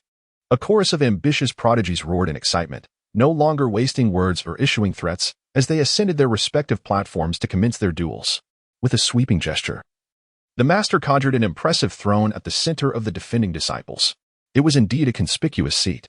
Having completed these arrangements, the refined master turned to Suyu with a smile, saying, "Junior brother, please take your place and guard the arena. This reward is yours." Naturally, Suyu had little interest in the divine pictorial scroll. However, the prospect of 10,000 top-grade spirit stones was a resource that no practitioner could afford to overlook. Such an amount was sufficient to elevate a practitioner from the Dan formation realm to the spirit nurturing realm. With this resource, Suyu could cultivate in peace for an extended period. All right, Suyu nodded, then descended to the ground. "For the sake of these resources, I shall forgive you." Observing his acceptance and his promptness in seating himself in the designated special position, the refined master's smile grew even brighter. What a brazen little fellow he is. Redirecting his attention, the refined master inquired of Bai Xiao, who had already taken her seat. "Has this young man succeeded in his cultivation? Did you guide him?" The other peak masters, curious, leaned in, eager to learn of Suyu's progress after half a year of training. In response to the master's expectant query, Bai Xiao smiled gently. He arrived at Bai Xiao Peak and has been in seclusion for 6 months without stepping outside, neither asking questions nor seeking clarification from anyone. Upon hearing this, the others expressed some disappointment. Was he yet another proud prodigy who relied solely on himself? Would he not seek the guidance of an available teacher? However, only the master's expression of anticipation deepened. And then, the master inquired further. Bai Xiao, upon hearing this, retracted her smile, pursing her lips as she replied, "Then, during these 6 months, he succeeded in mastering the Bai Xiao spirit nurturing technique solely through his own efforts. Moreover, he has comprehended the true meaning of the Bai Xiao spirit nurturing technique. He is on the right path and has embarked on the journey to cultivate the eternal life body of the Azure Emperor. His progress is commendable." Upon the utterance of these words, several peak masters, including the Holy Master, stood frozen in place. After a brief moment, the sound of inhaling sharply resonated in the air. The boisterous master of Qishao Peak could no longer contain his curiosity and pressed on. "Are you suggesting that our junior disciple has comprehended the Bishu's spirit cultivation technique within a mere 6 months? And even reached the minor achievement realm? Has he truly grasped its profound intricacies?" Bixiao nodded slightly. Her acknowledgement left the peak masters profoundly shaken. It took a considerable time before they managed to exclaim, "Such a prodigy is truly beyond reason." Prior to this revelation, their attitude towards Suyu had been quite simplistic. Although he was referred to as the junior disciple on the surface, they regarded him merely as an ordinary younger generation, not yet a burgeoning genius in their eyes. However, now they all sincerely acknowledged his potential. The difficulty of mastering the Bixiao spirit cultivation technique is universally recognized throughout the 9 skies, and it is particularly reliant on one's innate with element affinity. To successfully cultivate it is already an extraordinary feat, yet few can fathom its deeper mysteries. In the present era of Bixiao Peak, aside from Bixiao herself, not a single individual, whether a direct disciple or an elder, possesses the ability to comprehend its profound significance. If that were not enough, Suyu accomplished this in a mere 6 months. Moreover, he did so without any guidance, relying solely on his own insights. This talent defies description. After the initial shock, the Holy Master regained his composure and gazed down at Suyu, who was meditating with closed eyes, his expression growing increasingly radiant. Having entered the realm, it is time for him to ascend to the next peak. What delightful surprises this brings. The days of the 3 great sacred lands reuniting seem to hold promise. The various peak masters also came to their senses. The disheveled middle-aged master of Danxiao Peak was the first to speak, eagerly exclaiming, "The cultivation of the Bixiao spirit technique has been successful. Let our junior brother come to Danxiao Peak.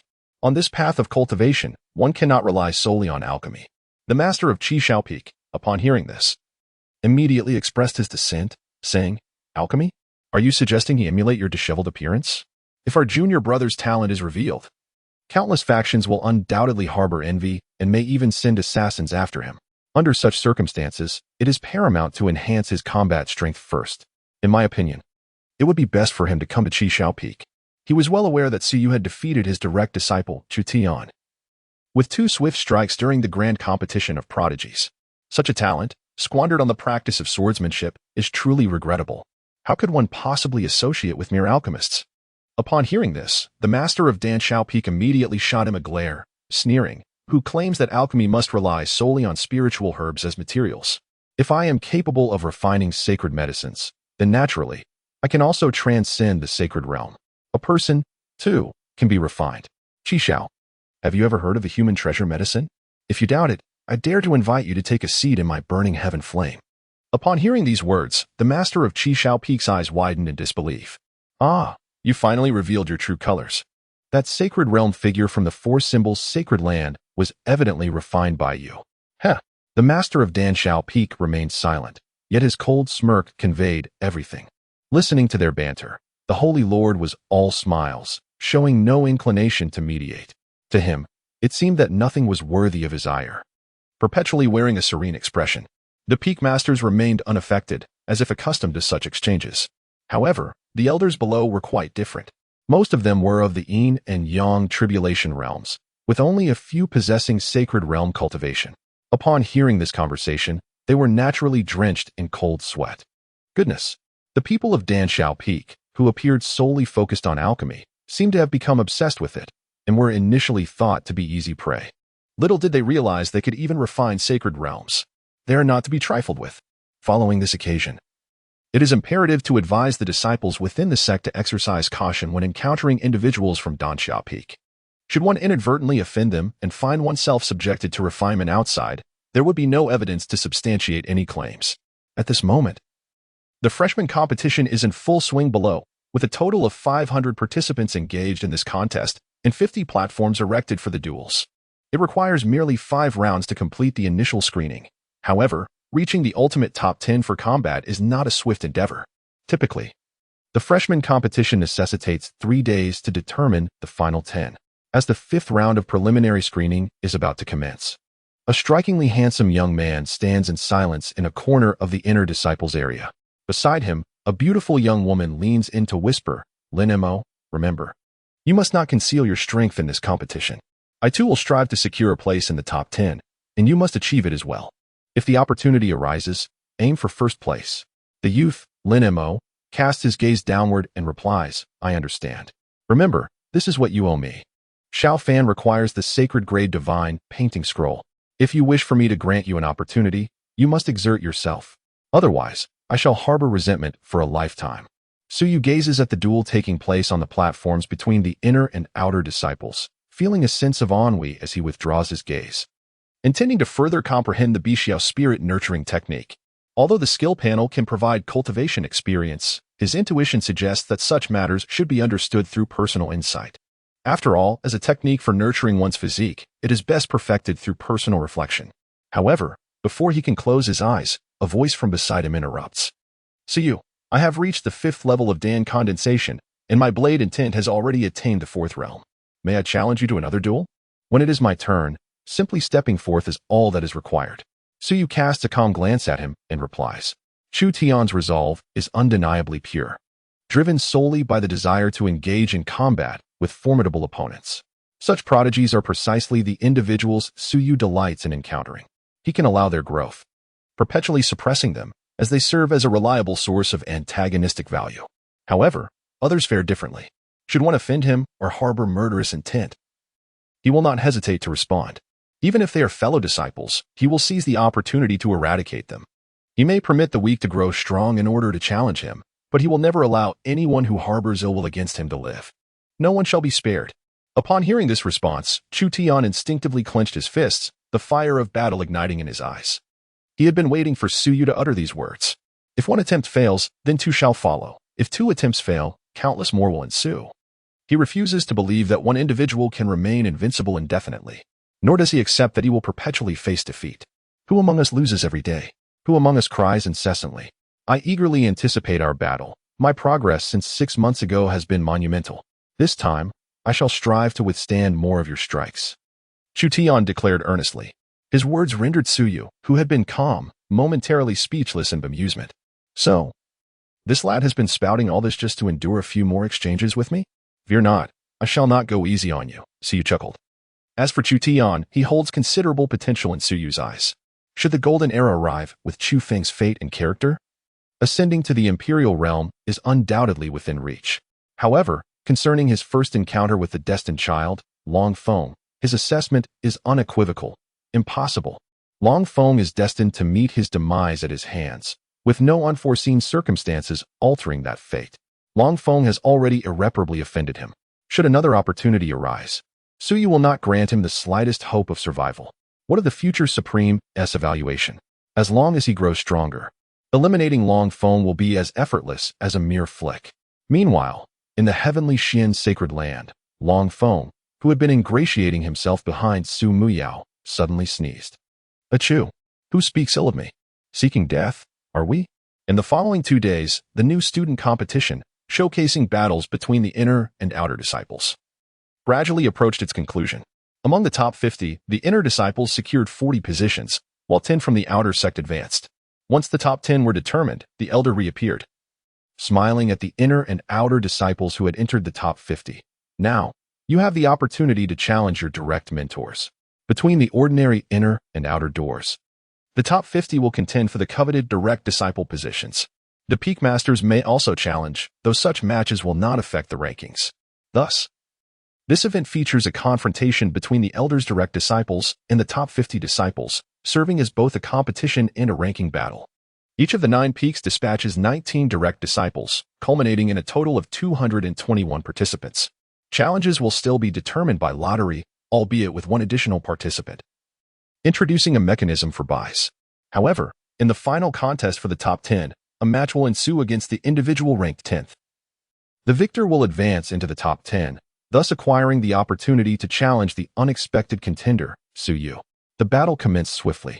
Nevertheless, as the final showdown of the prodigies unfolded, the duration of combat extended significantly compared to the initial rounds. By the second round, the disparity in combat prowess among the participants had diminished considerably. Above the martial arts square, the assembly of elders observed the fierce competition among the new disciples, nodding in approval. Indeed, this cohort boasts a remarkable abundance of promising talents, with their cultivation levels surpassing those of the previous generation. It seems that the external world's spiritual essence is indeed showing signs of revival. The prodigies born within these 5 centuries may very well have the chance to witness the emergence of the Golden Age. These disciples from the outer doors are certainly worthy of consideration for direct discipleship. Look, which direct disciple has managed to defeat the third eldest disciple? At this moment, an observer noted a seemingly inconspicuous battle on the stage. They were taken aback by the sight of a calm and handsome youth, who appeared to be an ordinary inner sect disciple. How astonishing! Amongst the ordinary disciples, one could find such a gem. What is his name? After a brief inquiry, they discovered he is called Lin Mo. It had been a year since his last cultivation registration, which recorded him at the 4th level of the condensation realm. However, judging by the fluctuations of his aura now, he must have reached the 6th level of the condensation realm.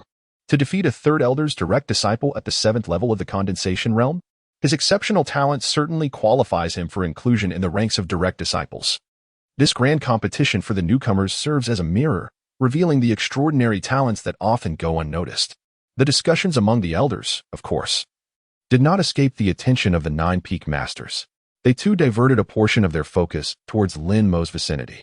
Indeed, he employs an advanced technique for concealing his cultivation, with his true prowess residing at the 9th level of the condensation-Dan realm. The master of Qishao Peak remarked in surprise, another prodigy of the sword and of the fire attribute. Although he is in the age bracket of 50, his innate talent is commendable, marking him as a malleable talent. How had he gone unnoticed until now? The Saint Lord withdrew his gaze and chuckled. What a cautious little fellow. Exceptionally gifted, he relishes the role of a hidden tiger. Embracing the guise of a concealed predator is indeed a wise trait. Being prudent allows one to survive longer than others and fosters greater strength. However, to adopt such a guise within the sacred grounds might not be the wisest choice, as it may lead to missed opportunities and investments of sect resources. Haha, this lad shall be taken under the wing of Qishao Peak. The master of Qishao Peak laughed heartily, growing increasingly pleased. He embodies a humble demeanor akin to mine. Great achievements await him in the future. The words elicited a disdainful smirk from the other peak masters, who had previously been indifferent. You? Has Qi Xiao ever displayed a modicum of humility? When he ascended to the quasi-saint realm, he brazenly eliminated a quasi-saint assassin from the imperial tomb, proclaiming to the world that the imperial tomb was nothing to be feared. Ultimately, he was hunted down by a genuine saint from the imperial tomb, forcing him to cower within his sect for an extended period, too afraid to venture out alone. When you uttered those words, Qi Xiao, did your heart not ache?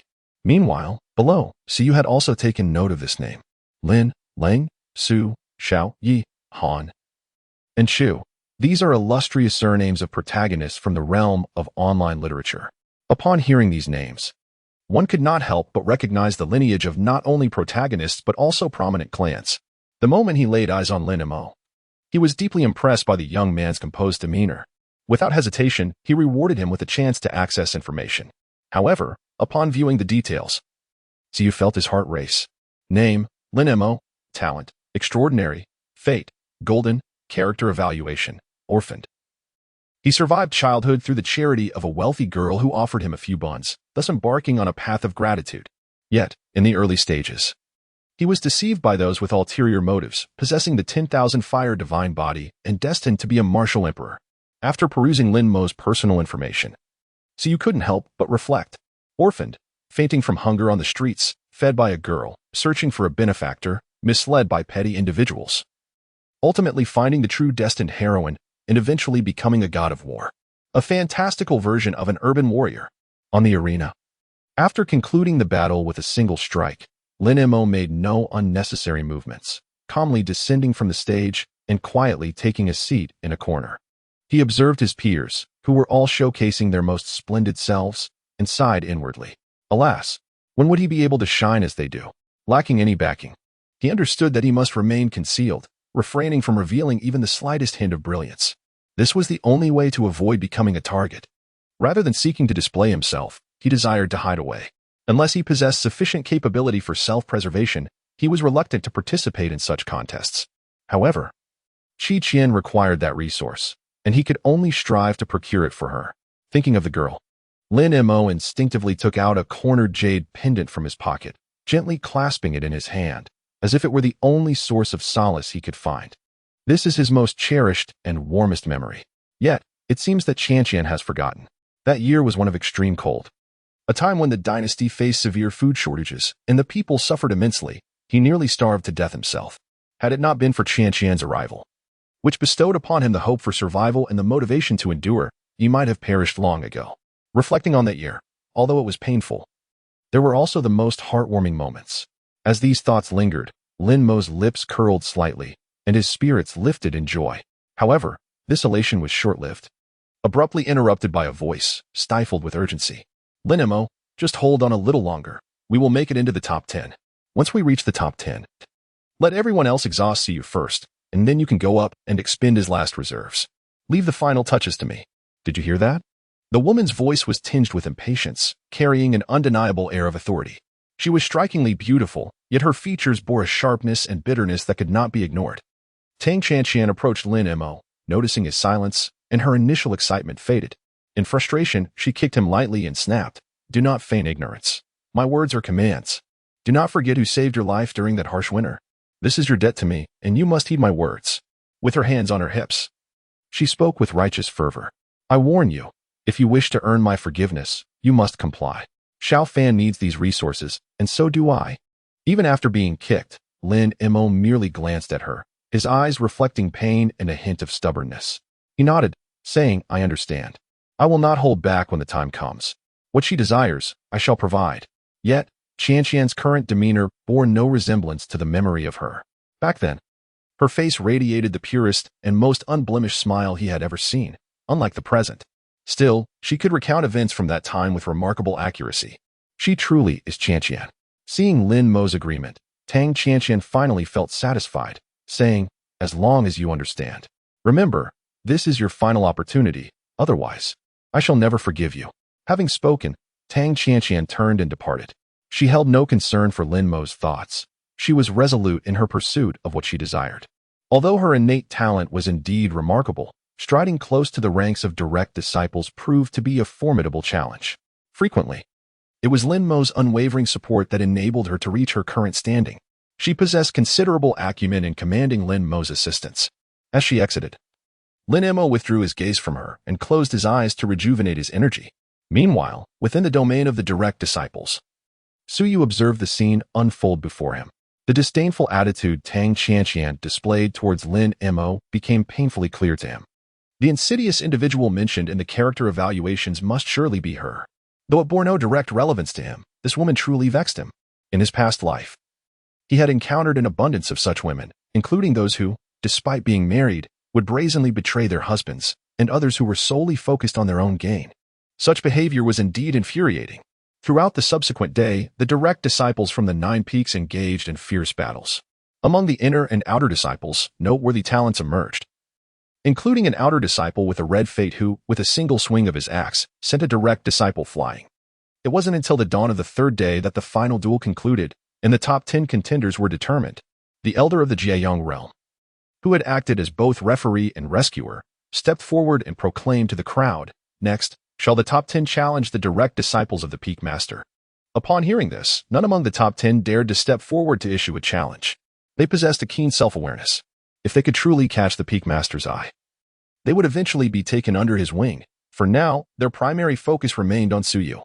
Defeating him would prove their worth, if he proved too formidable. Even managing to withstand a few attacks would shine brighter than the average competitor. After a brief 10 breaths, still no one emerged to challenge. Observing this, the elder nodded and stated, "Since there are no challengers for the Peak Master's direct disciples, we shall proceed directly to the final defense battle." With a resounding rumble, as the defensive formations surrounding the small arenas were dismantled, the small platforms began to shift and ultimately merged into a grand arena. At the elders' table, the assembled elders gazed upon the remaining new disciples with a sense of awe. The quality was remarkably high, with the weakest among them already at the second level of the Qi condensation stage. Among the Peak Master's direct disciples, there were even 2 at the 8th level of Qi condensation. It was worth noting that these were merely new disciples who had joined within the past decade, already comparable to those who had entered 20 years ago. Could Suyu withstand such prowess? One elder chuckled. The sect leader must have immense confidence to offer such rewards. Wouldn't you agree? Another elder retorted, but I remain unconvinced. No matter how extraordinary his talent, his cultivation still stands at the 4th level of Qi condensation, which may not suffice against so many. A resounding rumble echoed. As the arena gradually came together, the first rays of dawn illuminated the scene, invigorating everyone present. In an instant, the disciples gathered in the spectator square erupted in cheers, exclaiming, "Fight! Fight!" Compared to the earlier preliminary rounds and the decisive battles for the top 10, those encounters had failed to showcase the true prowess of these exceptional talents, leaving the audience yearning for more. The impending final challenge, the ultimate defense of the arena, was the spectacle they truly longed to witness. It promised not only substantial rewards and resources, but also the opportunity to choose a Peak Master as a mentor. This is indeed the most alluring moment. The clamor gradually escalated, ultimately building into a tremendous surge, resounding with great intensity. Observing the fervor ignited among his disciples, the elder judge also broke into a smile. Subsequently, with an expectant gaze directed at Suyu, he bellowed, "Now, let us welcome our final defender." Suyu takes the stage. Boom. As the elder's words echoed, Suyu, who had been seated on the throne, slowly rose to his feet. He then bent his knees before propelling himself forward with great force, launching into the air like a cannonball. In the next moment, he crashed down at the center of the arena like a falling meteor, causing a momentary silence before the crowd erupted into even more fervent cheers. Defeat him. Suyu landed steadily on the stage, his white attire billowing gracefully in the unceasing wind.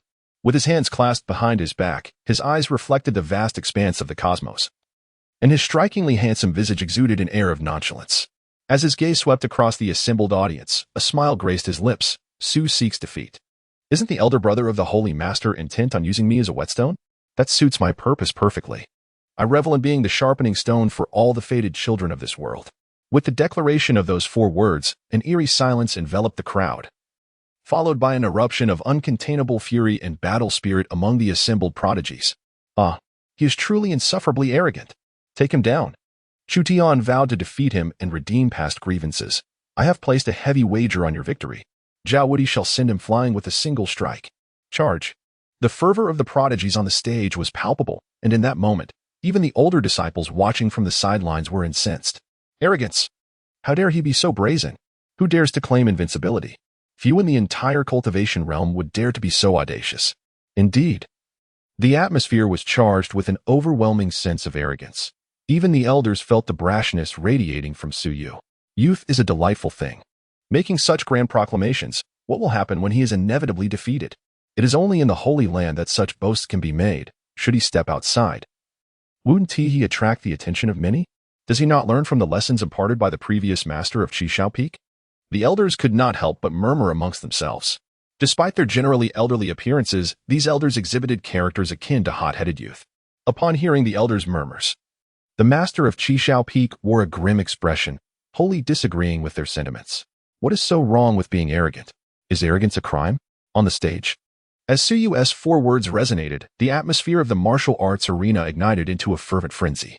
Amid the ranks of the master's direct disciples, the first to charge forth from Taishao Peak declared, "This is too arrogant.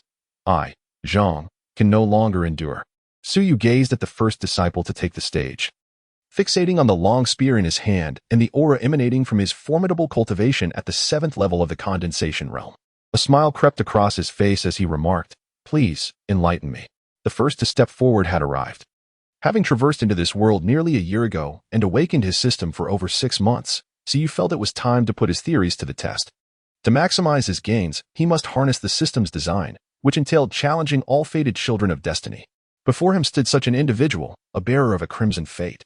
Taishao Peak, Zhang Wanjun, please grant me your guidance. The disciple from Taishao Peak bowed respectfully to Suyu and spoke in a deep voice. No sooner had the words left his lips than Zhang Wanjun charged forth with his spear, his speed astonishing. The onlooking senior and junior students buzzed with excitement. Here it comes. Zhang Wanjun's spear was no trifling matter. A year ago, during a mission for the sect, he had slain a peak 8th level demon cultivator with a single thrust. How many exchanges do you think so you can withstand against Zhang Wanjun? Why not consider how many exchanges Zhang Wanjun can endure under Suyu's prowess? I wager 50 exchanges. The true extent of Suyu's combat strength remained a mystery. The crowd's assessment was solely based on his cultivation level, 4th level of the condensation realm. Even if he were exceptionally strong, it was implausible for him to possess the combat prowess of an 8th level cultivator, was it? Yet, as they speculated, a figure suddenly plummeted from the stage with a thunderous crash. Boom. At this moment, all whispers of speculation came to an abrupt halt. In the arena, over 20,000 pairs of eyes widened in astonishment as they beheld the figure that had been sent hurtling backward. After a prolonged silence, the stillness of the square erupted into a deafening roar. What the hell? One strike, and the formidable Zhang Wanjun, wielding a great halberd, was sent flying? Is this for real? Has his combat prowess reached an unprecedented level? Everyone rubbed their eyes, convinced they were hallucinating. Yet, the unconscious Zhang Wanjun, lying on the ground, bore no semblance of deceit. To defeat a peak genius of the 8th level of the condensing pill realm with a single strike from the 4th level? Incredible! It's well known that each minor realm among cultivators represents a qualitative leap. Even for prodigies, battling across 2 minor realms is a formidable challenge. Furthermore, Suyu's prowess surpassed 4 minor realms. In stark contrast to the shock experienced by the disciples, the elders were equally astonished by Suyu's might. A breakthrough of limits? Was it a first or a second breakthrough? This is truly monstrous. As seasoned practitioners on the path of cultivation, they understood the immense value of surpassing realms in combat. When disciples from their sect faced external cultivators, due to disparities in realm, techniques, and martial arts, it was plausible to contend across 1 or 2 minor realms. External cultivators often lacked the advanced techniques and powerful martial arts that their disciples possessed. It was entirely reasonable for a disciple, endowed with a solid foundation and superior martial arts, to triumph over an opponent who, despite their higher cultivation, could not fully harness their potential. However, surpassing 3 realms in combat was exceedingly arduous. Each 3 realms represented a significant barrier. Beyond the 3rd, even with low-level martial arts or techniques, one could leverage their profound spiritual energy to overwhelm opponents. To surpass this threshold would constitute a breakthrough of limits, commonly referred to as a first breakthrough. At present, CUS display clearly indicated a first breakthrough. However, to vanquish an opponent with such ease, particularly one of prodigious caliber, warranted further scrutiny. Whether it was a first or a second breakthrough remained indistinguishable to them. At the very least, it was evident that Suyu had yet to unleash his full power. Next, Suyu stood upon the stage as if he had never moved. Upon hearing this, another peak master's disciple surged forward. I shall take my turn. The deep resonance of this voice sent a shiver of anticipation through many of the newcomers and seasoned students alike. It was Quan Yuxing of Zixiao Peak, whose combat strength surpassed that of Zhang Wanjun. Perhaps he would succeed? Before those familiar with the esteemed disciples of the major peaks could finish their thoughts, Quan Yuxing had already been sent flying from the stage, no different from Zhang Wanjun. Next, as Suyu remained calm, a voice devoid of any turbulence echoed once more. And yet another disciple of the direct lineage charged forth. Boom. Next. Boom. Next. Suyu's battle offered no spectator experience. Only the incessant sounds of falling and his voice resonating in the ears of onlookers. With each utterance, the eyelids of the gathered audience would twitch involuntarily. Gradually, the sounds in the arena faded away, until after 7 strikes, Suyu finally ceased. Observing this, the crowd gazed at Suyu in a daze, weakly inquiring, is it over? The elders remained silent. Even the leaders of the 9 peaks sat up straight, their expressions solemn as they fixed their gaze upon Suyu. Not a single glance diverted. On the stage, the tiles beneath Suyu's feet had been reduced to rubble. At this moment, he also shifted his gaze toward the area of the direct disciples, ultimately resting it upon Chu Tian. This time, who will go first, you or him?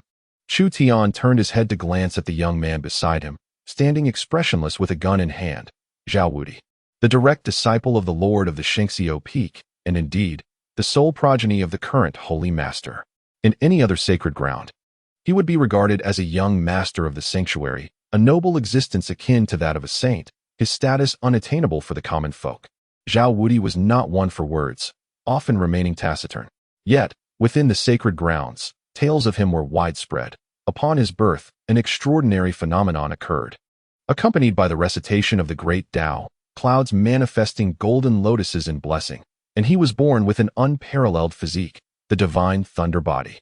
His status was not only exalted, but he also possessed cultivation talents that surpassed even those of the Holy Master. A natural imperial-level aptitude. Mastering the profundities of the spear path at merely 18 years of age, he had already attained a mastery of 4 realms. Furthermore, his cultivation was remarkable.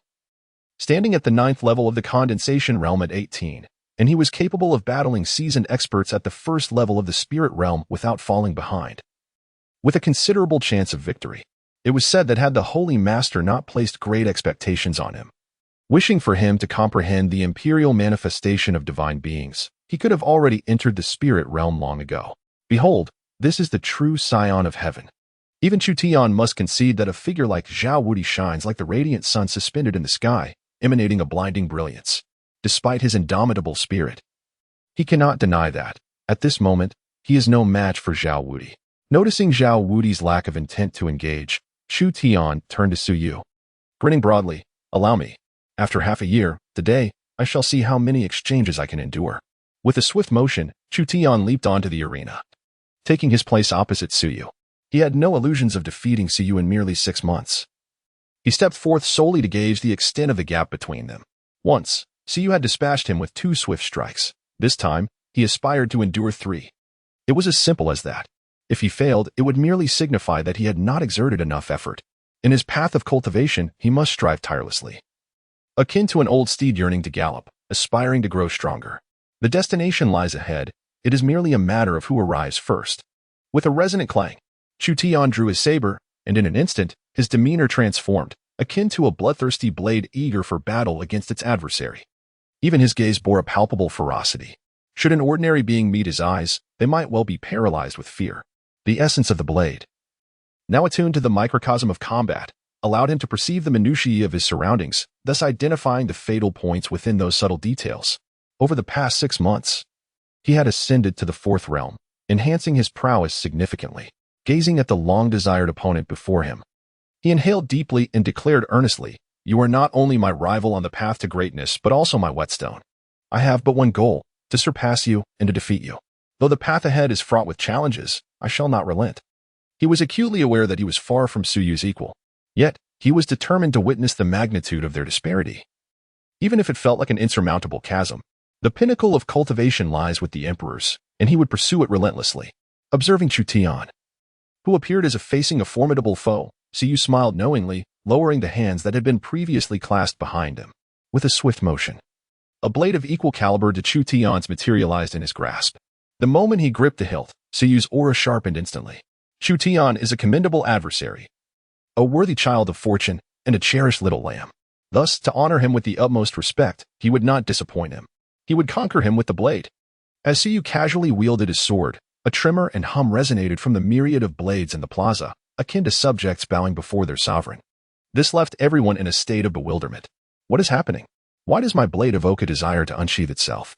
Is the blade afraid?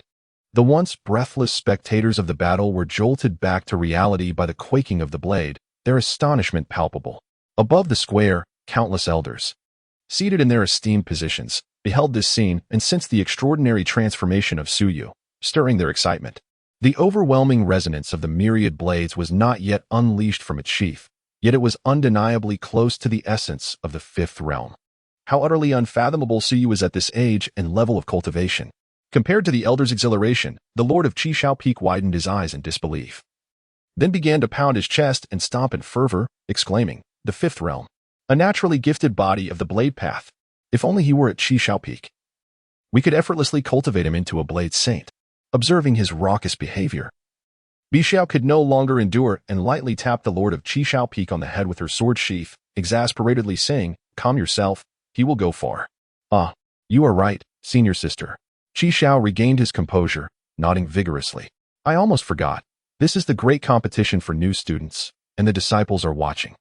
We must maintain seriousness." "Yes, seriousness." Indeed, all eyes were drawn to Suyu. Otherwise, his recent display might have left a multitude of disciples speechless. On the platform, Chu Tian also sensed the emotions emanating from his sword. "So, we are nearing the fifth realm?" He smiled. "You are indeed as formidable as I imagined. Now, let me witness the true extent of our disparity." His excitement was palpable. Among all the prodigies he had encountered in the realm of the blade, Suyu stood as the mightiest, and he was the only one Chu Tian aspired to surpass. He was the sword, born of the blade. Crack. Chu Tian retracted his smile, his aura transforming into a sharp intensity that gave the illusion of a fiery blade capable of cleaving the heavens. Flowing fire, parting the heavens. "With this strike, I shall be vanquished today, marking the beginning of a new chapter." Boom. As his words resonated, Chu Tian grasped his sword with both hands and unleashed a powerful strike. In an instant, boundless flames erupted, shrouding the entire arena. A scorching wave sweeping through as if the blazing sun had taken to the sky, warping the very air. Rumbling. The searing essence of the flaming blade surged towards Suyu. In the face of this attack, a glint of excitement and respect flickered in Suyu's eyes. Impressive. Chu Tian's move was significantly stronger than 6 months prior, and this strike would have posed a considerable threat to him back then. "Haha, bring it on." Suyu laughed heartily. As he spoke, he too raised his battle blade, his smile vanishing, replaced by an aura of unyielding sharpness. "Prepare yourself. This blade shall sever the void." Two entirely distinct blades of intent clashed, unleashing the most intense ripples in the air, layer upon layer. The already shattered tiles beneath their feet were further pulverized by the powerful shockwaves. Chu Tian's blade intent was akin to flames that scorched the heavens, while Suyu embodied sheer, unadulterated dominance, a force capable of cleaving the firmament and slicing through the void.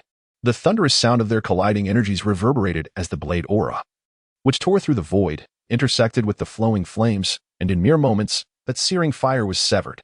After the explosion, both warriors retreated several steps. Suyu steadied himself after just 2 steps, while Chu Tian, buffeted by the force of the shockwave, stumbled back 7 or 8 paces before regaining his composure. The outcome was evident at a glance. The onlookers were astounded, although a formation shielded them from the residual damage. The overwhelming blade intent emanating from both combatants left many trembling in fear. Even an elder from the spirit realm swallowed hard, his expression one of sheer astonishment. These two truly were monsters, unchanged in their ferocity. One was at the 4th level of Dan condensation, the other at the 5th. Yet both unleashed terrifying damage that even those at the 9th level of Dan condensation would avoid. How frightening it was this the power of breaking limits? The disparity between individuals was indeed greater than even that between pigs. How could one person possess such monstrous talent? Suyu and Chu Tian paid no heed to the thoughts of the spectators in their eyes and minds. There existed only each other and the singular desire to vanquish their opponent. "This strike is mine," Chu Tian proclaimed, his voice echoing to the heavens, sending ripples through the defensive formation. What followed would be the most formidable strike he had ever mastered. The preliminary exchanges were over. It was now time to determine the victor with a decisive blow. If he could emerge victorious from this strike, he would be able to engage Siyu in a third exchange. Although he lacked strength, it would suffice. Chu Tian leaped into the air, soaring towards the heavens, and shouted at Siyu, "Chi Shao 7 slashes." The first slash, cleaving through mountains and seas. Without a moment's hesitation, he poured every ounce of his spiritual energy into his blade. Boom. As he swung downwards, his dantian burst forth like a dam breaking, unleashing a torrent of spiritual power that surged forth, propelling his momentum to its zenith. Cleave through mountains and seas. Bang. Chu Tian exerted every last bit of his strength in a single, unreserved strike, as he beheld the colossal blade energy imbued with the intent to sever mountains and seas. Siyu exhaled a breath of turbid air, summoning the sinister energy of the corpse immortal's heavenly law from within. With the emergence of the sinister energy, the pure young spiritual power, dormant in another part of his dantian, began to circulate as well. Crack. With a twist of his wrist, Siyu's arm bulged with veins, brimming with explosive power. Yin-yang severing heaven. Boom. An unparalleled martial art of the highest caliber, yin-yang severing heaven. A strike that disrupts the yin and yang, cleaving through the cosmos. The blade energy, forged from the convergence of yin and yang, erupted as Siyu swung his blade, its might surpassing that of the previous void slash. Though it was a supreme technique, it did not match the void blade art. Yet, this supreme martial art was the first he had fully mastered, making it far more intuitive to wield. One division of yin and yang. Bang. Two severings of the cosmos. This time, the yin-yang blade chi did not dissipate Chu Tian's attack instantaneously as it did when severing the void. Instead, after a prolonged stalemate, it was only after Siyu unleashed another strike that it finally shattered Chu Tian's defenses. Boom. Witnessing his blade energy being dispersed, the exhausted Chu Tian coughed up a significant amount of blood. Yet, his eyes gleamed with a sense of fulfillment. Haha, I finally saw you wield your third strike. In the next moment, Chu Tian was blasted off the arena by the dual energies of yin and yang. Siyu wins. Upon witnessing this scene, the elder promptly declared. However, a profound silence enveloped the crowd, for the battle between the two had transcended their understanding. The clash between the fourth and fifth layers of the condensation-Dan realm rivaled that of its pinnacle, particularly with Chu Tian, who had compelled Siyu to execute a third strike. Their might was undeniable. On the plaza, the elders were left in a state of complex emotions, reflecting deeply on the spectacle. Two prodigies, a boon for the 9 heavens. The master of Qishao Peak was especially exhilarated, his gaze fixed intently on the unconscious Chu Tian, his eyes betraying an unmistakable satisfaction. Excellent, excellent. This disciple is truly worthy. With Chu Tian alone, there are no regrets. A natural-born swordsman, he is destined for greatness. Surpassing him is beyond doubt. Standing on the stage, Siyu's demeanor remained utterly unperturbed, his aura steady and unwavering, as if he had not expended any energy at all. Next, he said calmly, just as he stated, the opponents he had already defeated, he would grant them the opportunity to surpass him. Yet he would not spare them a second glance. At this moment, a profound silence enveloped the arena. Amidst the stillness, an untimely voice slithered forth like a venomous serpent, prompting a collective furrow of brows among the spectators. Lin Mo, you must face him. He is just engaged in an intense bout with someone named Chu Tian, and his stamina must be considerably depleted. Go forth, wear him down, and then concede immediately, allowing me to take your place. The sound was indeed transmitted, yet it did not escape the keen perception of Siyu and the group of disciples and elders with superior cultivation. Instinctively, their gazes shifted towards a corner of the square, where 2 figures stood. One of the women, blissfully unaware, continued to chatter incessantly. Hurry up and fight him. Remember, he is to be left for me. I intend to claim him and become a disciple under the master of Yuxiao Peak.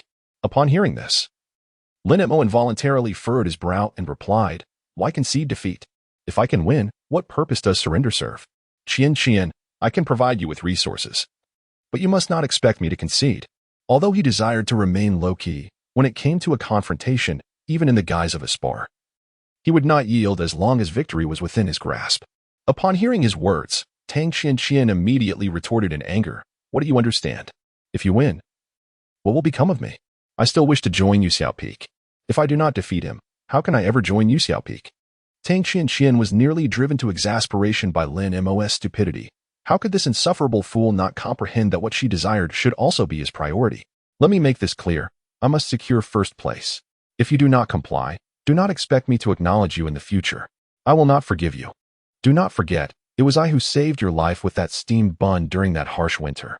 Had it not been for me, you would have long since been fodder for wild dogs. Your life is owed to me. You belong to me. You will do as I command. To repay your debt, you must relinquish that worthless pride. You are but my dog. Upon hearing her final words, Lin Mo's expression dimmed instantaneously, as if struck by a profound revelation. His spirit seemingly shattered. Yet, he absorbed her words. Stiffly nodding, he replied, "Very well, I will heed your wishes, Qian Qian." With that, he retrieved the cherished chipped jade pendant he had treasured for years and offered it to Tang Qian Qian, saying, "This is for you." Tang Qian Qian glanced at it briefly before snatching it away and tossing it to the ground, muttering a curse. Scoundrel. What am I to do with a broken piece of jade? I want first place, first. She was genuinely infuriated. Witnessing this, Lin Mo's pupils constricted, and he quickly bent down to retrieve the pendant. However, as he did so, he was met with a fierce kick from Tang Qian Qian. "You fool, get up there. If someone else seizes this opportunity, if I lose my chance, you might as well end it all." Tang Qian Qian was truly beyond furious, her anger palpable. This fool, truly unaware of how such remarkable talent for cultivation could arise, is indeed a testament to the heavens' folly. Her curses, uttered through a transmission spell as if oblivious to her surroundings, were heard by numerous powerful beings. Above, over 200 elders were so enraged that they were on the verge of exploding with fury. Curse it! What audacity this woman possesses! How dare she treat an honest and simple prodigy in such a manner, and utter such shameless and absurd words? Is she courting death? Yet, Tang Qian Qian remains blissfully unaware of the impropriety of her actions. In her mind, she is merely disciplining her dog. You better hurry up and rise to battle. Tang Qian Qian glared at Lin Mo, who was kneeling on the ground, dusting off the jade pendant, unleashing a torrent of furious thoughts through her mind. However, before she could finish her tirade, a formidable and terrifying aura descended upon her, causing every hair on her body to stand on end. This sensation resembles that of prey being targeted by a fearsome beast. In the next moment, the arena reverberated with Su Yu's suppressed fury, akin to the resounding thunder of spring. "Come here. I have endured your insolence for far too long." Boom. Su Yu was particularly incensed by women like Tang Qian Qian, who, armed with a few trump cards, shamelessly trampled upon the dignity of men. Did she truly believe that her thoughts went unheard? As long as one's spirit was more formidable than that of the opponent, one could undoubtedly intercept their silent communications. Such fundamental knowledge eludes her. Is Tang Qian Qian truly this foolish? Alternatively, perhaps she seeks to flaunt her superiority before so many. Does this imbecile truly believe that by manipulating Lin Mo, she can ascend alongside him under the peak leader's banner? A mere fantasy. In his previous life, Su Yu had witnessed countless individuals driven to ruin by such women, ultimately discovering that even their offspring were not their own, a tragedy beyond measure. He had assumed that in this fantastical realm, martial prowess reigned supreme. Little did he know that there existed a fantastical version of a swinehood's war god. All for the sake of a few buns? Absurd. At this moment, Su Yu's gaze turned icily chilling as he fixated on Tang Qian Qian, his finger pointing at her before slowly descending to the arena beneath his feet. He coldly declared, "Since you desire this reward so fervently, I shall grant you the opportunity. Come forth. Let me witness what abilities you possess to meddle." He wouldn't strike a woman? How laughable. Naturally, he would show deference to ordinary opponents. However, should one be of Tang Qian Qian's ilk, he would not hesitate to deliver a fatal blow. Su Yu radiated an overwhelming aura, his pressure so potent that even those at the pinnacle of the condensation realm felt a twinge of suffocation. Was this not a tad excessive? Goodness, you are but in the fourth layer of the condensation realm. Could you not afford us a semblance of dignity? Yet, none among the onlookers found Su Yu's arrogance inappropriate. Rather, they relished it. How dare someone so unremarkable trample upon the dignity of men? Did she truly regard them as mere dogs? Under Su Yu's piercing gaze, Tang Qian Qian felt utterly rigid, her hair standing on end, cold sweat cascading down her brow. As terror gradually filled her eyes, she turned to meet Su Yu's gaze, which resembled that of a predator locking onto its prey. And an involuntary shiver of fear crept into her heart. What madness is this? What have I done? She stammered, her teeth chattering. At this moment, she remained unaware that her transmission had been overheard. In response, Su Yu's lips curled into a cruel smile as he remarked, "What have you done? Do you truly believe everyone here is a fool? In this hushed atmosphere, you shamelessly transmitted insults, assuming no one could hear? Typically, eavesdropping on such transmissions was rare. Especially in crowded settings, they were easily overlooked. Yet, this fool had chosen the quiet moments of the competition to belittle others. Could they not hear? How could they not? Upon CUS revelation, Tang Qianqian's complexion paled dramatically, as she caught sight of the peculiar gazes from those around her. And the flicker of anger concealed within the elder's eyes above, her body involuntarily quivered. It was over. Even the elders had eavesdropped on her transmission. Her hopes for advancement were surely dashed. Furthermore, she might very well be expelled from the Nine Heavens sacred land. This could not happen. Even if she were to be expelled from the sacred land of Jiuxiao, she was determined to secure the resource for Xiao Fan. As it was the most coveted treasure she had ever desired, the divine spirit scroll. Tang Qianqian gritted her teeth, the terror in her eyes dissipated, replaced by resolute determination. She fixed her gaze upon Suyu and declared, "What of it? If he wishes to be my dog, that is his debt to me. It has nothing to do with you.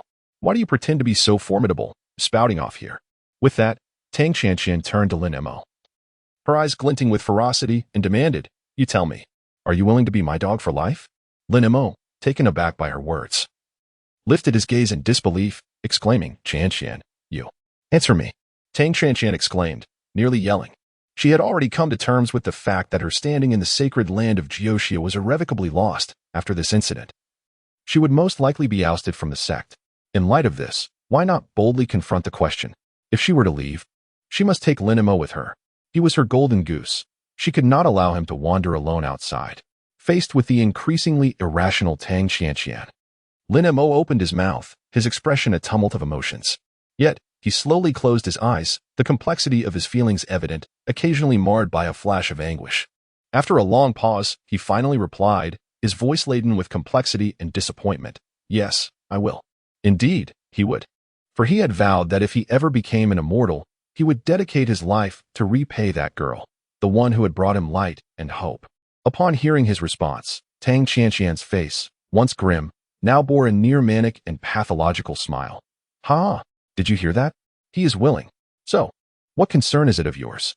After declaring this, Tang Qianqian commanded, "Lin Mo, go now, challenge him, defeat him, and claim the reward."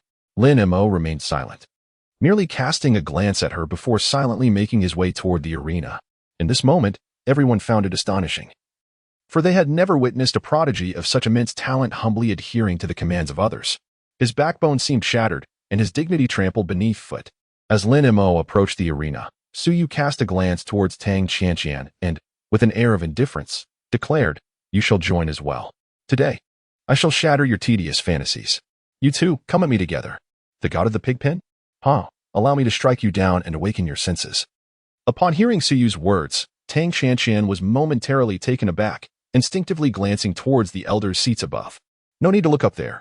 Here, I hold the reins. Get up here." Suyu's voice was frigid.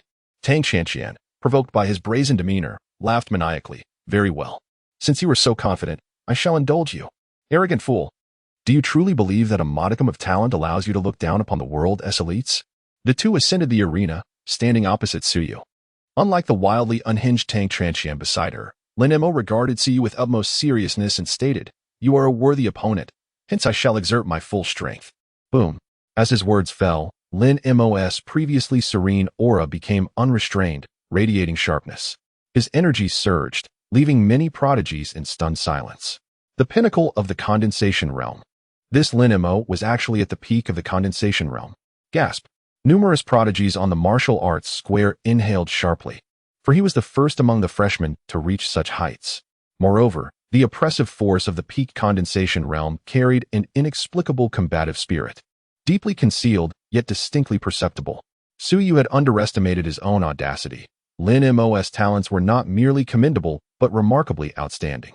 The combat prowess of the peak condensation realm might even rival that of Yuanshan. Had it been an ordinary 7th or 8th tier condensation realm practitioner, they would not have felt such pressure. But this was the peak of the condensation realm. Only those who had nurtured divinity at the 9th level of condensation could rightfully claim the title of peak. As Lin Mo unveiled his battle strength, so you couldn't help but chuckle, now that it's more like it. Yet, encountering someone so single-minded as you, I have little desire to engage in a fierce duel. Lin Mo frowned, puzzled by Suyu's implication. However, in the next instant, he comprehended Suyu's intent. Rumbling. A vortex of spiritual energy suddenly materialized in the martial arts square. Countless streams of energy surged into Su Yu's body, and under the gaze of many astonished eyes, his aura rapidly intensified. Condensation realm 5th layer, 6th layer, 7th layer, 8th layer, until he reached the pinnacle of the 8th layer. Su Yu's swift descent finally came to a halt. I have stated that I shall crush all of you. Su Yu spread his arms wide, reveling in the sudden surge of power coursing through his veins. The sensation of harmonizing with the heavens was truly exquisite. The thrill of his escalating prowess captivated him profoundly. Boom. As his cultivation advanced, the manifestation of the great sun suppressing the abyss re-emerged above his head. This time, the oppressive force was markedly palpable. Even those at the Dan condensation stage experienced a sense of languor in their internal spiritual energy, a force that suppressed all. With the blazing sun overhead, resonant booms emanated from within Su Yu, his physique akin to a furnace, bearing boundless, overwhelming strength. Boom. The explosive energy surged forth, causing the garments of thousands of prodigies to flutter wildly. It was not until the phenomenon dissipated that tranquility returned to the square. When all eyes turned towards Su Yu, they gazed upon him as if confronting the most fearsome of specters, their eyes wide and mouths agape, capable of accommodating a chicken egg. Moments later, the square erupted into a cacophony of astonishment. What the hell? They exclaimed. To break through so effortlessly, was he even human? Or perhaps a monster? Did he not encounter any bottlenecks? To break through is one thing, but each time he did so, it was by several minor realms. Absurd. What level of talent did Su Yu possess, imperial or even greater? The strongest newcomer in the 9 heavens. In this moment, they seemed to comprehend why Su Yu had become the junior disciple of the 9 peak masters, and why the ancient ancestor had taken him as a disciple. With such innate talent, breaking through was as effortless as eating or drinking. To him, the sacred realm was merely a matter of grasping it with ease. Within the elders' seats, hundreds of elders were equally astonished. The least experienced among them was already over 1,000 years old. Even so, it was their first encounter with such a method of breakthrough, devoid of any semblance of bottleneck. His advancements were stable and assured, a stark contrast to their own struggles, where they would need to solidify their foundations for days or even weeks after breaking through a single realm. What fortune it was, what extraordinary fortune. Given the potential and monstrous aptitude he demonstrated, it was likely that within a century he would ascend to the realm of the 5 declines of heaven and man. The 5 declines encompass the physical body, power, essence, spirit, and fate. Surmounting these declines would lead to a rebirth through fire, granting a glimpse into the celestial path of the sacred realm. Rather than merely declines, this transformation was a metamorphosis from mortal to immortal, representing the singular opportunity for ordinary cultivators to defy fate and reshape their destinies, smoothing over the disparities born from their foundations and achieving rebirth as top-tier prodigies through the 5 declines. Crossing the 5 declines and achieving rebirth. Another name for this realm of the 5 declines is Nirvana. Like many of the elders, even the 9 peak masters, who were already aware of Su Yu's remarkable talents, were nonetheless profoundly impacted upon witnessing this scene. The prowess of his celestial gifts was indeed formidable. The elegant holy master, concealing his deepest astonishment, gazed at Su Yu with newfound anticipation. At the 8th level of Dan condensation, it was no wonder that the celestial grade Golden Dan looked down upon the Divine King's celestial manifestation of Jiuxiao. When Su Yu had broken through earlier, and the Golden Dan phenomena appeared, he had already sensed something was amiss. This was not merely a divine grade Golden Dan, but rather the pinnacle of celestial grade within this domain. The Divine King's celestial manifestation, ranked 31st among celestial grade Golden Dawn, was indeed underappreciated. Anything outside the top 10 could be considered a slight. On the arena, Lin Mo was momentarily stunned. He had not anticipated Su Yu's sudden breakthrough, and moreover, to the 8th level of Dan condensation. He was almost catching up to him. Initially, he believed that exerting his full strength was a mark of respect for Su Yu, and he even felt a twinge of guilt for challenging him with several realms of advantage. Yet now, the disparity seemed to have diminished significantly. At this moment, Lin Mo's once cold blood began to boil, seemingly sensing the arrival of a formidable rival.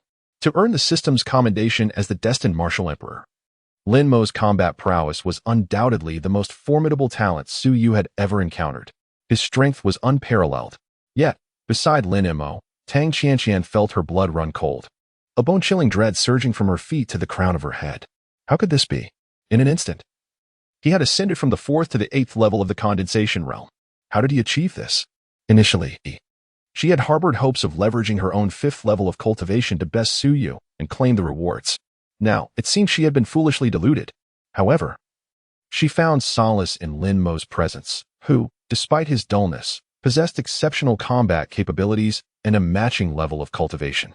She had witnessed firsthand how Lin Mo, at the 9th level of the condensation realm, had defeated a peak expert on the verge of the divine embryo realm. Even with the passage of time, she could not forget that day where Iron Fists had felled a half-step divine embryo. It was precisely for this reason that she had been confident in Lin Mo's ability to defeat Suyu. Yet now, that confidence seemed uncertain. Before his breakthrough, Suyu had already exhibited combat strength that posed a significant threat even to peak 8th level cultivators, now that he had reached the 8th level himself. His power was likely unmatched within the condensation realm. As the surging spiritual energy within him gradually returned to his dantian, Suyu's deep, starry eyes shimmered with a fierce battle intent as he addressed Lin Mo. Come, let us fight. Bring that wretched girl along. I shall make you aware of the disparity between us. He had discerned Tang Chanqian's true nature, as described by the system's assessment, identifying her as the one with ulterior motives. Thus, Lin Mo's obedient demeanor was surely akin to that of the divine warrior from the pigsty. There was a candy girl to protect. However, that candy girl would never be Tang Chanqian. Such a character can never be the destined protagonist of fate. Upon hearing Suyu's words, Lin Mo raised an eyebrow and softly remarked, "You may say I am capable, but she absolutely cannot tolerate your insults." With that, the floor beneath Lin Mo, which had just been repaired, shattered explosively, and his figure vanished in an instant, leaving behind a massive pit. His speed was astonishing, so much so that ordinary cultivators could scarcely discern his trajectory. Yet, in Suyu's eyes, this speed was deemed rapid. Suddenly, a deafening explosion resonated through the air, as if a tremendous force had been unleashed. Lin Mo's figure materialized before Suyu, delivering a thunderous punch aimed directly at his face. The force behind it was akin to that of a small nuclear explosion detonating in close proximity. Had there been a mountain before him, Lin Mo's strike would have been sufficient to obliterate it. Jinxiu fist. Lin Mo intoned softly. This was a rare treasure he discovered in a secret realm during the Jing dynasty, an unparalleled martial art of the highest caliber. Furthermore, it is the most obscure among the supreme fist techniques. It was with this very fist that he had once shattered the head of a half-step Yuanshan. He emphasized the refinement of physical strength, wielding his body to rival battle soldiers. This is his path of cultivation. No external force can surpass the might of one's own being. Boom. As he unleashed a punch, the air itself warped, transcending several times the speed of sound, transforming the previously harmless atmosphere into a force capable of shattering mountains and splitting seas. Clang. However, an unforeseen event unfolded. Dragon capture. In the face of Lin Mo's punch, Suyu maintained his composure. With a wave of his left hand, he executed the dragon capture technique, firmly grasping Lin Mo's fist. Bang. While Lin Mo focused on enhancing his physical prowess, Suyu was equally formidable. The Jinyu body is renowned for its ability to subdue myriad realms with sheer strength. In terms of physical refinement, Suyu's skill was not inferior to Lin Mo's. Of course, his greatest trump card is the system. Without it, he would merely be comparable to an eldest direct disciple. Although it is an external force, it remains Suyu's most significant advantage. He does not deny the existence of the system, nor does he reject the benefits it brings. Yet, he strives to cultivate his own power. After seizing Lin Mo's fist, Suyu dissipated Lin Mo's strength and flung him aside, then without hesitation, surged towards Lin Mo with an onslaught of sheer brutality. Did you think that my physical strength was so formidable that I could not break through? Did you assume that my cultivation of myriad techniques rendered my body exceedingly frail? My blade is merely a matter of interest, but if you insist on comparing physical might, I welcome the challenge. Compared to battle soldiers, I prefer the explosive force of my own primal strength. Boom, boom, boom. Suyu's speed was astonishing, leaving no opportunity for Lin Mo to retaliate. His fists fell like rain upon Lin Mo. He unleashed the genetic legacy inscribed within his soul, the warrior genes unique to the Hua clan from his previous life.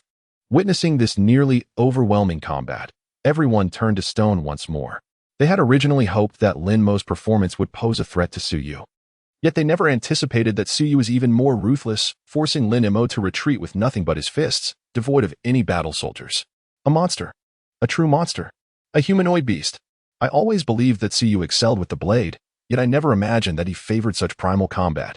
Breaking the sound barrier with his body, Each punch he threw shattered multiple sound barriers without the need for accumulation of energy.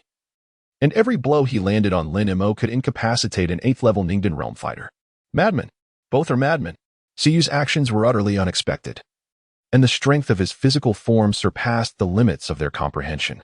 Not only Suyu, but Lin Mo's formidable prowess was also beyond their imagination.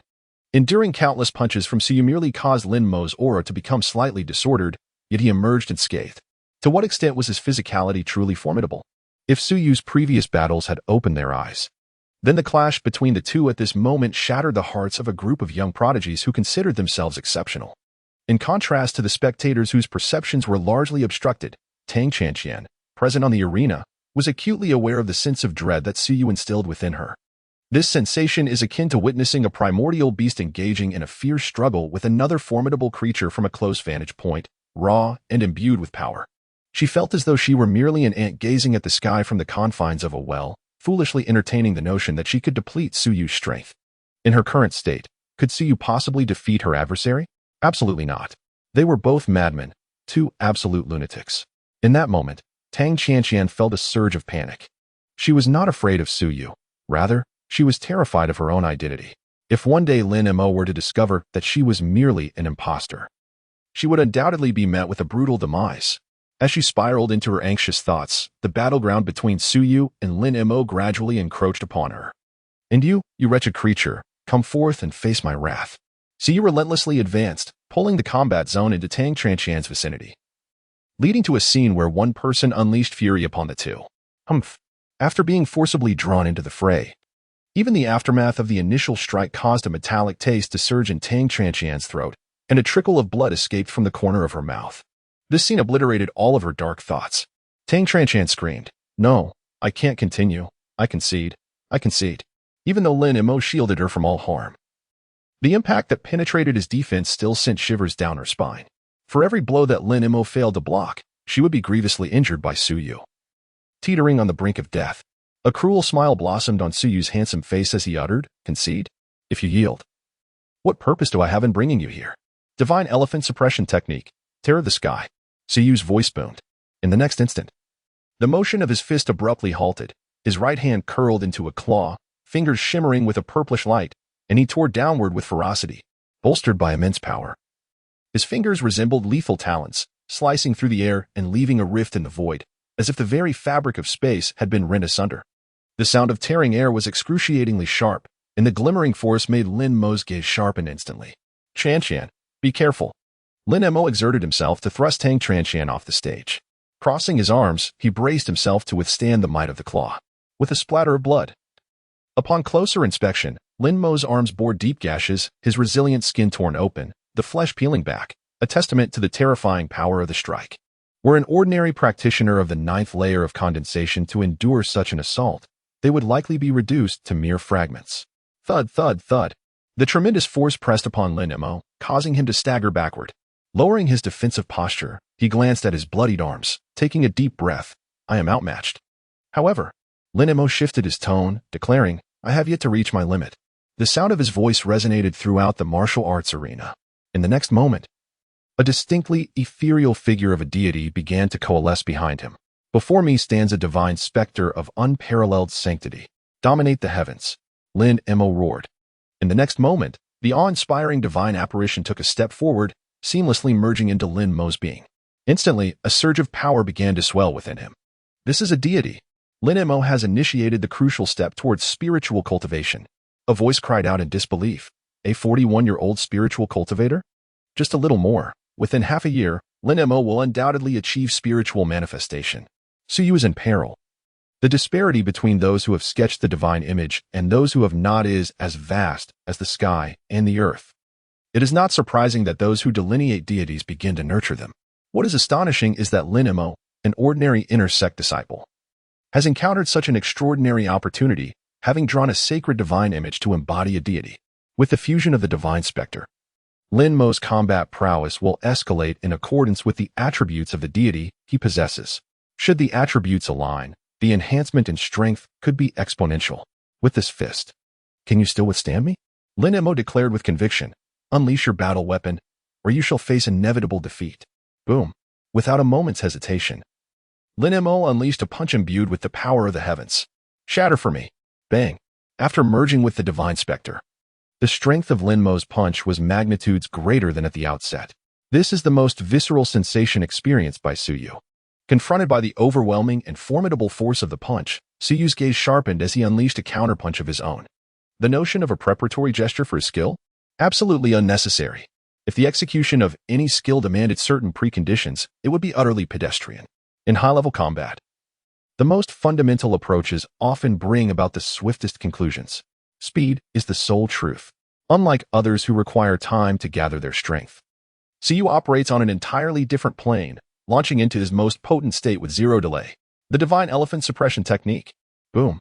Suyu leapt into the air.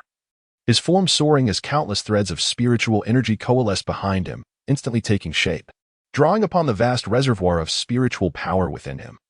He forged an ethereal image that rivaled that of divinity itself, the sky-treading divine elephant. Mu.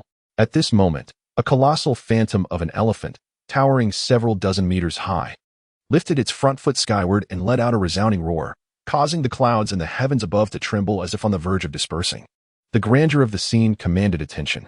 Treading the heavens, Suyu cried out. Immediately after, he plummeted like a meteor towards Lin Mo, forcefully descending upon him. Crack.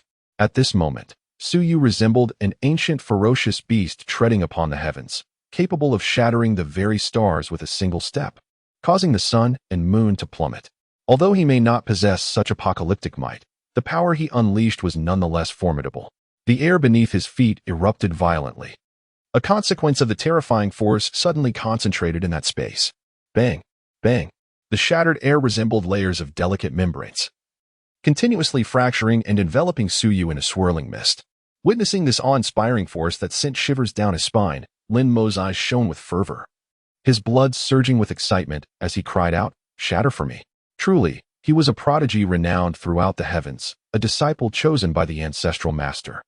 This unparalleled physical prowess was what he had longed for. With a resounding boom, Suyu's force obliterated all obstacles in his path. Ultimately, a thunderous crash reverberated through the arena as the platform shattered beneath his foot, the colossal noise sending tremors throughout the entire martial arts square. Dust billowed into the air, and no one could discern the victor of this contest. Yet, deep within their hearts, everyone had already chosen their champion. Had Suyu just summoned a divine apparition? No. That was simply a manifestation of martial mastery, an extraordinary phenomenon constructed from his own strength. Could it be that he possessed the prowess of sacred martial arts at the very least? What kind of prodigy was he, mastering one sacred martial art after another? Did his insight truly have no limits? Even the esteemed figures of the Dharma could hardly practice numerous sacred martial arts. And yet he had already demonstrated no less than two. As the crowd speculated, the dust gradually dispersed under the influence of the fierce winds. When the debris settled, revealing the arena, all gazes narrowed in astonishment. For amidst the utterly ravaged platform stood a figure clad in white, strikingly conspicuous. The victor had emerged, Suyu. At his feet lay Lin Mo, utterly devoid of the strength to retaliate, his garments tattered, with only the fabric covering his vital areas remaining intact. Coughing, he gazed up at Suyu, his expression tinged with bitterness. You have won. He struggled to speak, acknowledging his own weakness. Truly, he was still too feeble. There were always greater talents beyond oneself. Suyu, maintaining a tranquil demeanor, simply nodded. Indeed. Once again, the arena was engulfed in a profound silence, all present lost in the memory of the recent fierce battle between the two combatants. While the crowd remained in a daze, Lin Mo struggled to rise, dragging his battered body slowly towards the edge of the stage. As he approached Tang Qianqian, he was met not with concern, but with scorn. You worthless fool. What are you doing here if you can't even secure the rewards? Get lost. Our earlier confrontation isn't over. By any means necessary. You must procure 1,000 superior spirit stones for me within a year. Faced with Tang Qianqian's furious tirade, Lin Mo slowly closed his eyes, weariness settling deep in his heart. I understand. Just as Lin Mo prepared to depart, Suyu's voice suddenly rang out. Wait, is there something you wish to discuss? Lin Mo replied blankly. Suyu inquired, why do you so blindly cater to her every unreasonable demand? A life saved is a debt to be repaid with one's own life. But how can you be certain that she is indeed your benefactor? Lin Mo paused, bewildered. What do you mean? Has she ever provided any evidence to substantiate her claim? Suyu countered. At this, Lin Mo fell into deep contemplation.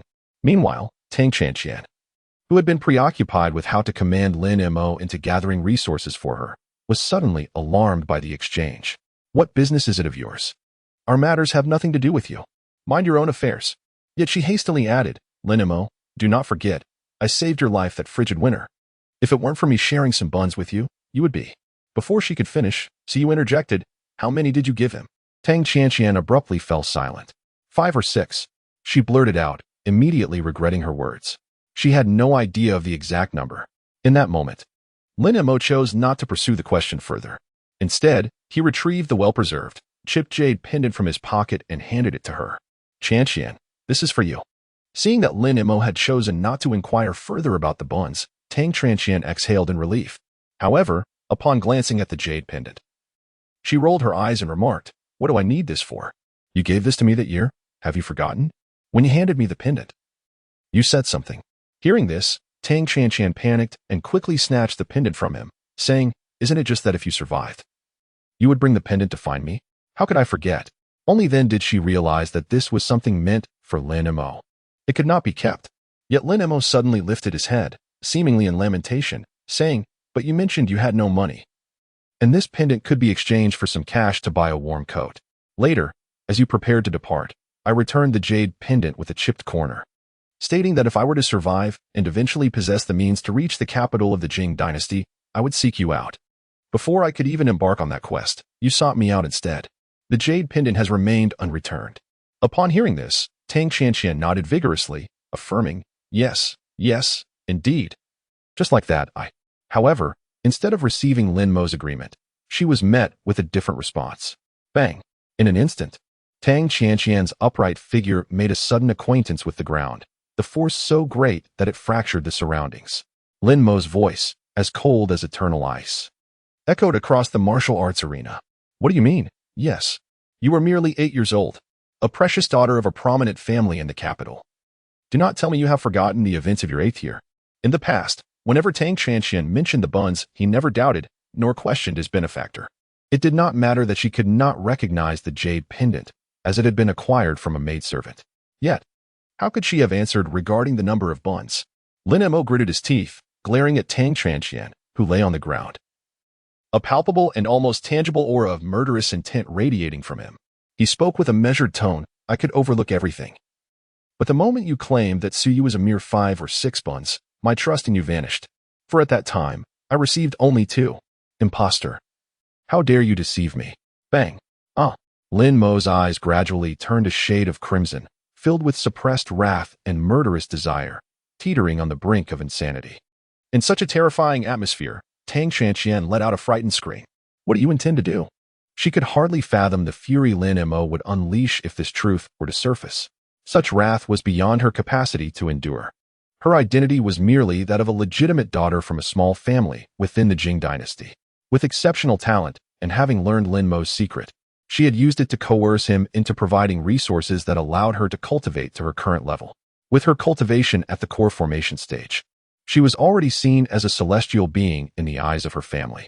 She had no backing to withstand Lin Mo's fury. Ignoring her pleas, Lin Mo stepped upon her wrist, the tremendous force shattering her arm, and in an instant, he seized the chipped jade pendant. The excruciating pain nearly caused Tang Chanqian to faint. What are you doing? Release me at once. She cried out, her heart gripped by terror. She was truly afraid. The exposure of her identity would lead her to an abyss, where even death would seem a luxury. Lin Mo was the very person she had trampled upon like a dog. This jade pendant was my spiritual sustenance. How foolish of me not to realize whether I possessed such a pendant. Lin Mo gazed at the jade pendant, weariness evident in his eyes, murmuring, in the Jing dynasty. I searched for her in vain for far too long. It was your arrival, uttering the word Mantu, that evoked familiar scenes, leading me to believe in you. I have come to regard you as my spiritual refuge, yet you choose to demean it. With that, Lin Mo's expression turned icy, imbued with a murderous intent that sent chills down one's spine. Tang Chanqian stammered, struggling to articulate her thoughts, her eyes devoid of light, clearly shaken. Speak. How did you come to know these things? Lin Mo's voice thundered, and he pressed his foot firmly upon Tang Chanqian's arm. Even beneath the watchful eyes of numerous elders and peak masters, he dared to act in such a manner. This is his own predicament. Should he be expelled from the sacred land as a result, he would harbor no resentment. The resources he acquired within the Nine Skies sacred land were meager, and the cultivation techniques he practiced were not of profound depth. They were merely those accessible to ordinary inner disciples. At worst, he would simply abandon this technique. Everyone observed in silence, offering no intervention, even the female cultivators, who regarded him with equal indifference. They had gleaned the details of the situation from the accounts of the senior students surrounding them. Such a woman is utterly depleting the world's trust in femininity. Her demise would be of little consequence. As for the elder's anticipated thoughts, Lin Mo need not concern himself. They too cannot abide having disciples of such character. Tang Chanxian raised her head, her gaze pleading as she scanned the surroundings, including the elders. However, upon witnessing their indifference, her heart plummeted. She wished to beg for mercy. Yet it seemed futile. Speak. Lin Mo delivered another kick, this time shattering her other arm. As his foot lifted, he placed it atop her head. Should she fail to produce another answer, that very foot would descend upon her skull, leaving her no chance to plead for mercy. I will speak. Tang Chanxian could no longer endure, her voice rising in desperation. Years ago, when you rose in Jing Dynasty and arrived in the royal capital, you were searching for someone. And your quest attracted the attention of those with ulterior motives. My family has relatives in Snowfall City, from the same locale as you. And I learned of your exploits before others. Subsequently, my family sent someone to investigate a person who had survived for 20 years, tracing their steps until they located those who had received bread during the famine in the slums. Ultimately, I uncovered this secret. Furthermore, my family, under pressure from the dynasty, had my father take me to Snowfall City to distribute relief grain. So she paused, unable to continue. Upon hearing this, Lin Mo began to understand. No wonder. When I investigated back then, I indeed found evidence of your presence in Snowfall City distributing relief, coupled with your ability to accurately recount who resided on which street, so that is how it was. Lin Mo chuckled. Indeed, he had been a fool. She no longer possessed that gentle, healing demeanor from years past, yet he had blindly accepted her upon her arrival. In essence, he had merely been foolish. Upon learning the truth, Lin Mo felt as if his spirit had been drained, stumbling back and collapsing to the ground. He was again devoid of purpose. Where is she? He gazed at the jade pendant, biting his lip, the metallic taste flooding his mouth, yet he paid it no mind.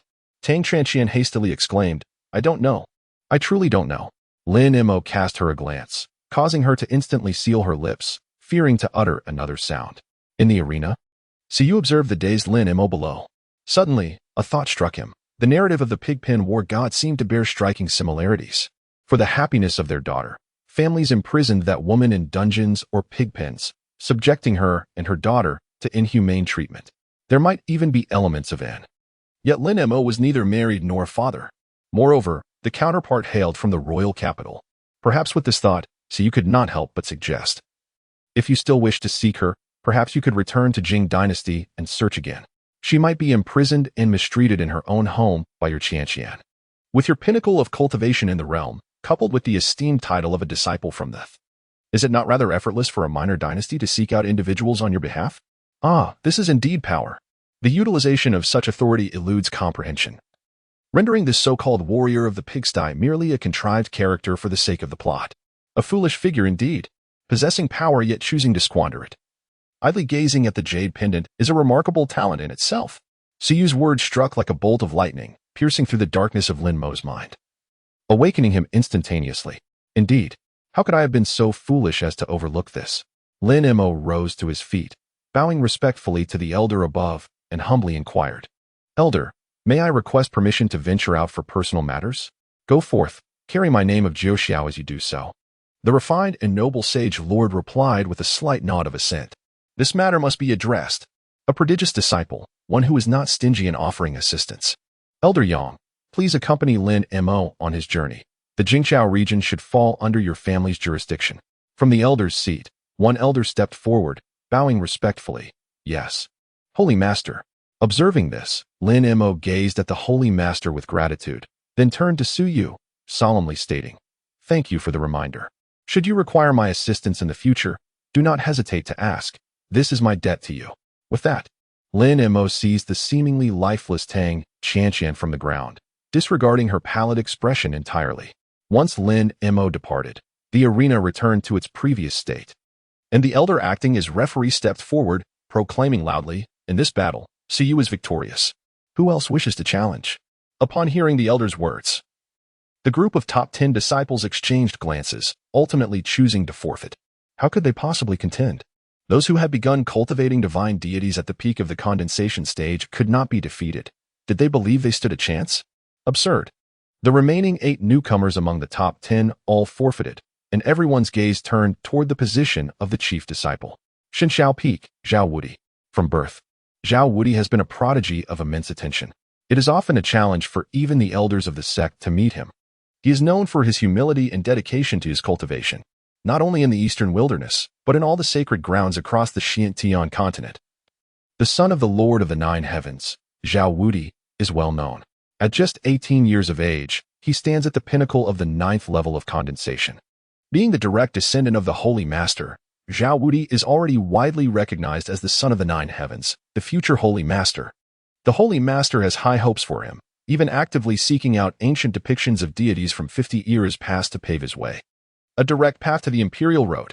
One might wonder if the son would take action, given the dedication of the sacred ground in nurturing him.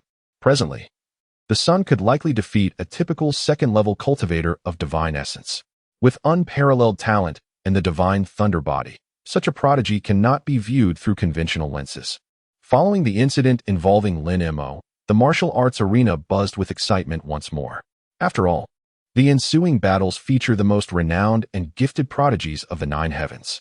However, amidst their eager anticipation, the strikingly handsome Zhao Wudi merely raised his gaze to glance at Su Yu, then stood and departed, gripping his spear. "No need," he stated. "I lack confidence in battling you. You have yet to fully reveal your true capabilities. If we were to fight, I would surely lose." Knowing he had not yet cultivated divine essence, Zhao Wudi understood all too well that he could not rival Su Yu, even with his divine thunder body. What does it matter if he can contend with an ordinary second-level cultivator of divine essence? If he can fight, so can Su Yu, just observing the battles between him. Chu Tian and Lin Mo provides ample evidence. He cannot prevail. He was acutely aware that he was at best slightly superior to Lin Mo. Moreover, there was little to be gained from battling Su Yu. It would be better to wait until both he and Su Yu had entered the spirit-nourishing stage before engaging in a contest. Zhao Invincible departed, leaving a bewildered group of prodigies in disarray amidst the swirling winds. What? Is this how it ends? The several peak masters in the sky witnessed this scene with a sense of helplessness. The master of Qishao Peak candidly remarked, "This child, Wudi, excels in every aspect, young yet poised, calm without losing his brilliance. However, he is excessively composed when faced with battles that are futile. He doesn't even bother to cast a glance." Upon hearing this, the Holy Lord chuckled. Ningdan has reached its zenith.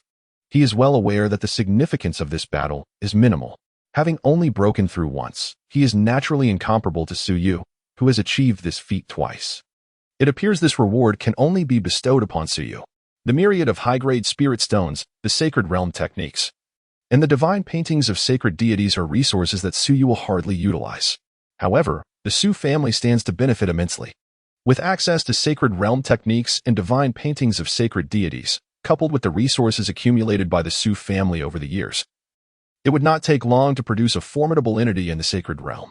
Although this may lead to the emergence of a minor sacred realm family, resulting in slightly more favorable resource allocation, it is not a significant concern for the major sacred grounds. After all, it is destined for the Su family to ascend as a prominent lineage, boasting 4 prodigies of imperial caliber, if they can endure until the arrival of the Golden Era. Without facing any crises, the Su family may very well evolve into an imperial clan. This reward can be regarded as a preemptive investment in a family with immense future potential, which is indeed worthwhile. The elder referee beside Su Yu watched as Zhao Wudi departed, blinking in surprise, before promptly declaring, "Since no one else has stepped forward, the first place in this freshman grand competition goes to Su Yu." Boom. As the result was announced, all the prodigies cast envious and jealous glances towards Su Yu. The reward is exceedingly generous, so much so that it would incite individuals from noble families to vie fiercely for it. Coupled with his unique talents in the sacred realm, it is certain that Su Yu's accomplishments will commence from the pinnacle of sanctity. As for them, they can merely be spectators. Once the results were announced, the Lord of the Sanctuary did not linger and promptly tossed a storage ring to Su Yu, smiling as he remarked, "Junior brother, this is your reward." Strive to break through to the realm of spirit cultivation at the earliest opportunity. Accepting the ring without even glancing at it, Suyu stored it away and nodded, saying, "Soon." Initially, he had estimated a year's time. Now, merely half a year remains. However, he has gained some insight regarding the first divine aspect of spirit cultivation. Remember, break through within 2.5 years, but do not exceed the 4th level. Await entry into the secret realm, where certain opportunities will be available to you. The Lord of the Sanctuary advised with a smile. As for the secret realm, the major sanctuaries of the Eastern Wilderness will see those at the 9th level of essence formation and the 3rd level of spirit cultivation enter to seek opportunities. There will also be elements of sparring involved, where one may fight with lethal intent, provided they possess the capability. Su Qingying and the others are likely to join as well, aren't they? At this moment, Suyu could not help but recall his 3 inexpensive sisters. They had ventured to the sacred land, and within the span of 3 years. Achieving a breakthrough to the 9th layer of the condensation-Dan realm should pose no insurmountable challenge for them, given their innate physiques. As long as they had access to adequate cultivation resources, transcending the condensation-Dan would be a mere trifle, devoid of any pressure. Well, it might be time to firmly subdue these 3 sisters, lest they incessantly plot against me. With this thought, Suyu's spirits lifted considerably. After all, his sisters were also children of destiny. Suppressing their arrogance could similarly yield villainous points and rewards, couldn't it? Moreover, the 3 sisters represented a steady source of income. This cannot be discarded. While other children of fortune may be eliminated when provoked, those without malicious intent should be left untouched. As for pretentious individuals like Long Feng, they are simply to be dealt with. There is no need for hesitation. In the intimate vicinity of the Baishao Peak, witnessing the resplendent figure of Suyu standing triumphantly on the stage, Liu Yuxiao felt utterly despondent, exclaiming, "How could this insufferable rogue possess such strength? It defies all logic. How could she ever seek vengeance against someone so formidable?" The elder sisters beside her approached, gently patting her on the head, offering their sympathy. "Dear junior sister, do not dwell on it too much. It was likely just a stroke of misfortune. How could such a formidable individual dare to tease the junior sister? It's entirely possible. Perhaps he has developed an affection for her. Regardless, Suyu has undoubtedly instilled a significant psychological shadow over her that cannot simply yield to him, as that would be utterly unbecoming.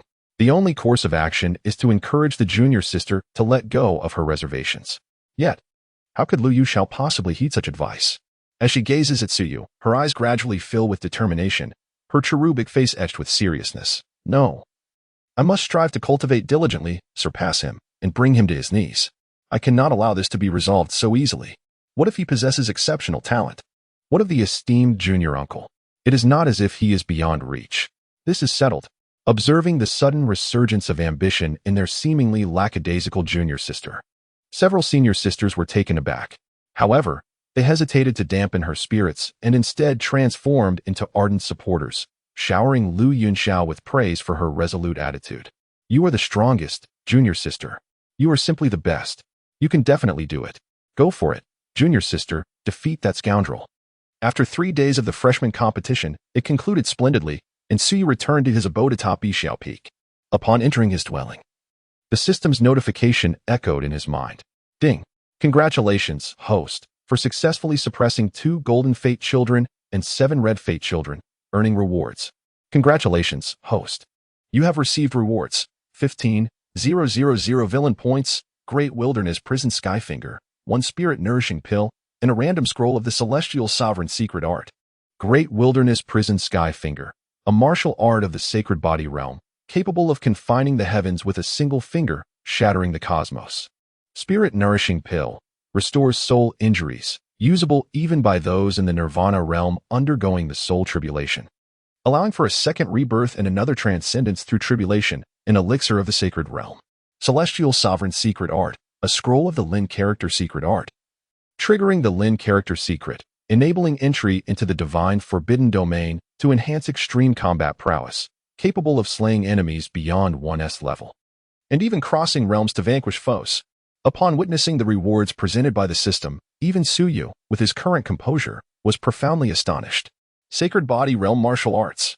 One of the rarest forms of martial arts, created solely by those who have attained the sacred body. The challenges one must overcome to achieve such a state are nearly insurmountable, far exceeding those faced by ordinary warriors aspiring to become great saints. The body is the most arduous to temper, and to possess a physique that rivals the cultivation realm is no commonplace feat. Stepping beyond limits is merely the foundation. Undoubtedly, if news of this sacred body realm martial art were to spread, a throng of corporeal cultivators would converge like sharks drawn by the scent of blood. As for the spirit-nourishing pill, it holds little immediate utility for Suyu, as such items are rarely wasted before reaching the celestial realm. They are often reserved for emergencies. However, the final offering, the celestial sovereign secret art, is what truly astounded Suyu. Created by the celestial sovereigns of the mythological era, this secret art surpasses even the imperial level, possessing capabilities that rival those of the celestial scriptures. The 9 supreme deities, 9 formidable entities capable of defeating the great emperors. The Lin character secret, created by the celestial deity of annihilation, possesses an exceedingly minute probability of activating the divine barrier, allowing one to step within its confines. Even those at the pinnacle of quasi-emperor status may contend with the great emperors. Should an ordinary warrior succeed in their cultivation, they can engage at the peak of the Dharma aspect with merely a single layer of the Dharma aspect. The activation of this secret technique does not guarantee success on every attempt. The likelihood of triggering it is greatest among practitioners of lower realms, while those of higher cultivation find it increasingly challenging. Upon reaching the sacred realm, one might require as many as 10,000 attempts to achieve a single successful activation. Nonetheless, even with such formidable odds, this does not diminish the tremendous power of the Lin character secret. This is undoubtedly one of the most formidable trump cards.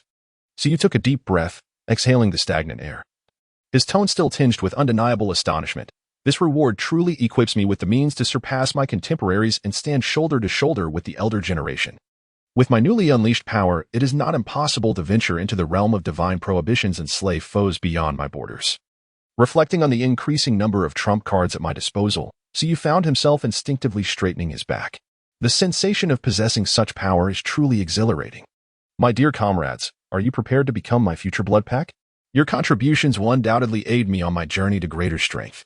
The thought that my prowess will not be surpassed by my elder sisters greatly uplifts my spirit. It is neither a matter of killing nor sparing. Rather, I must continuously grow stronger to suppress this rebellious group of elder sisters. It is crucial to discern the differences between the greater and lesser kings. Nevertheless, my immediate priority is to comprehend the essence of the deities.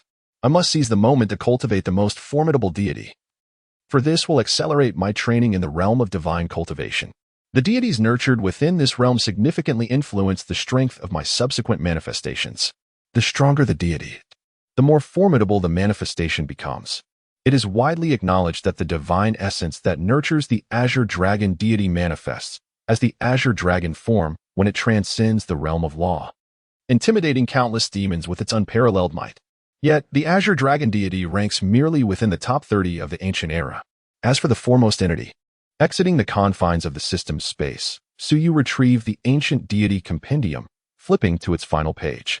He had already comprehended the first 49 deities. Should he wish to merge with them, even the second-ranking deity of the ancient era could be delineated by him. However, his ambition does not merely aspire to be second best. He yearns to claim the title of the ancient world's foremost deity.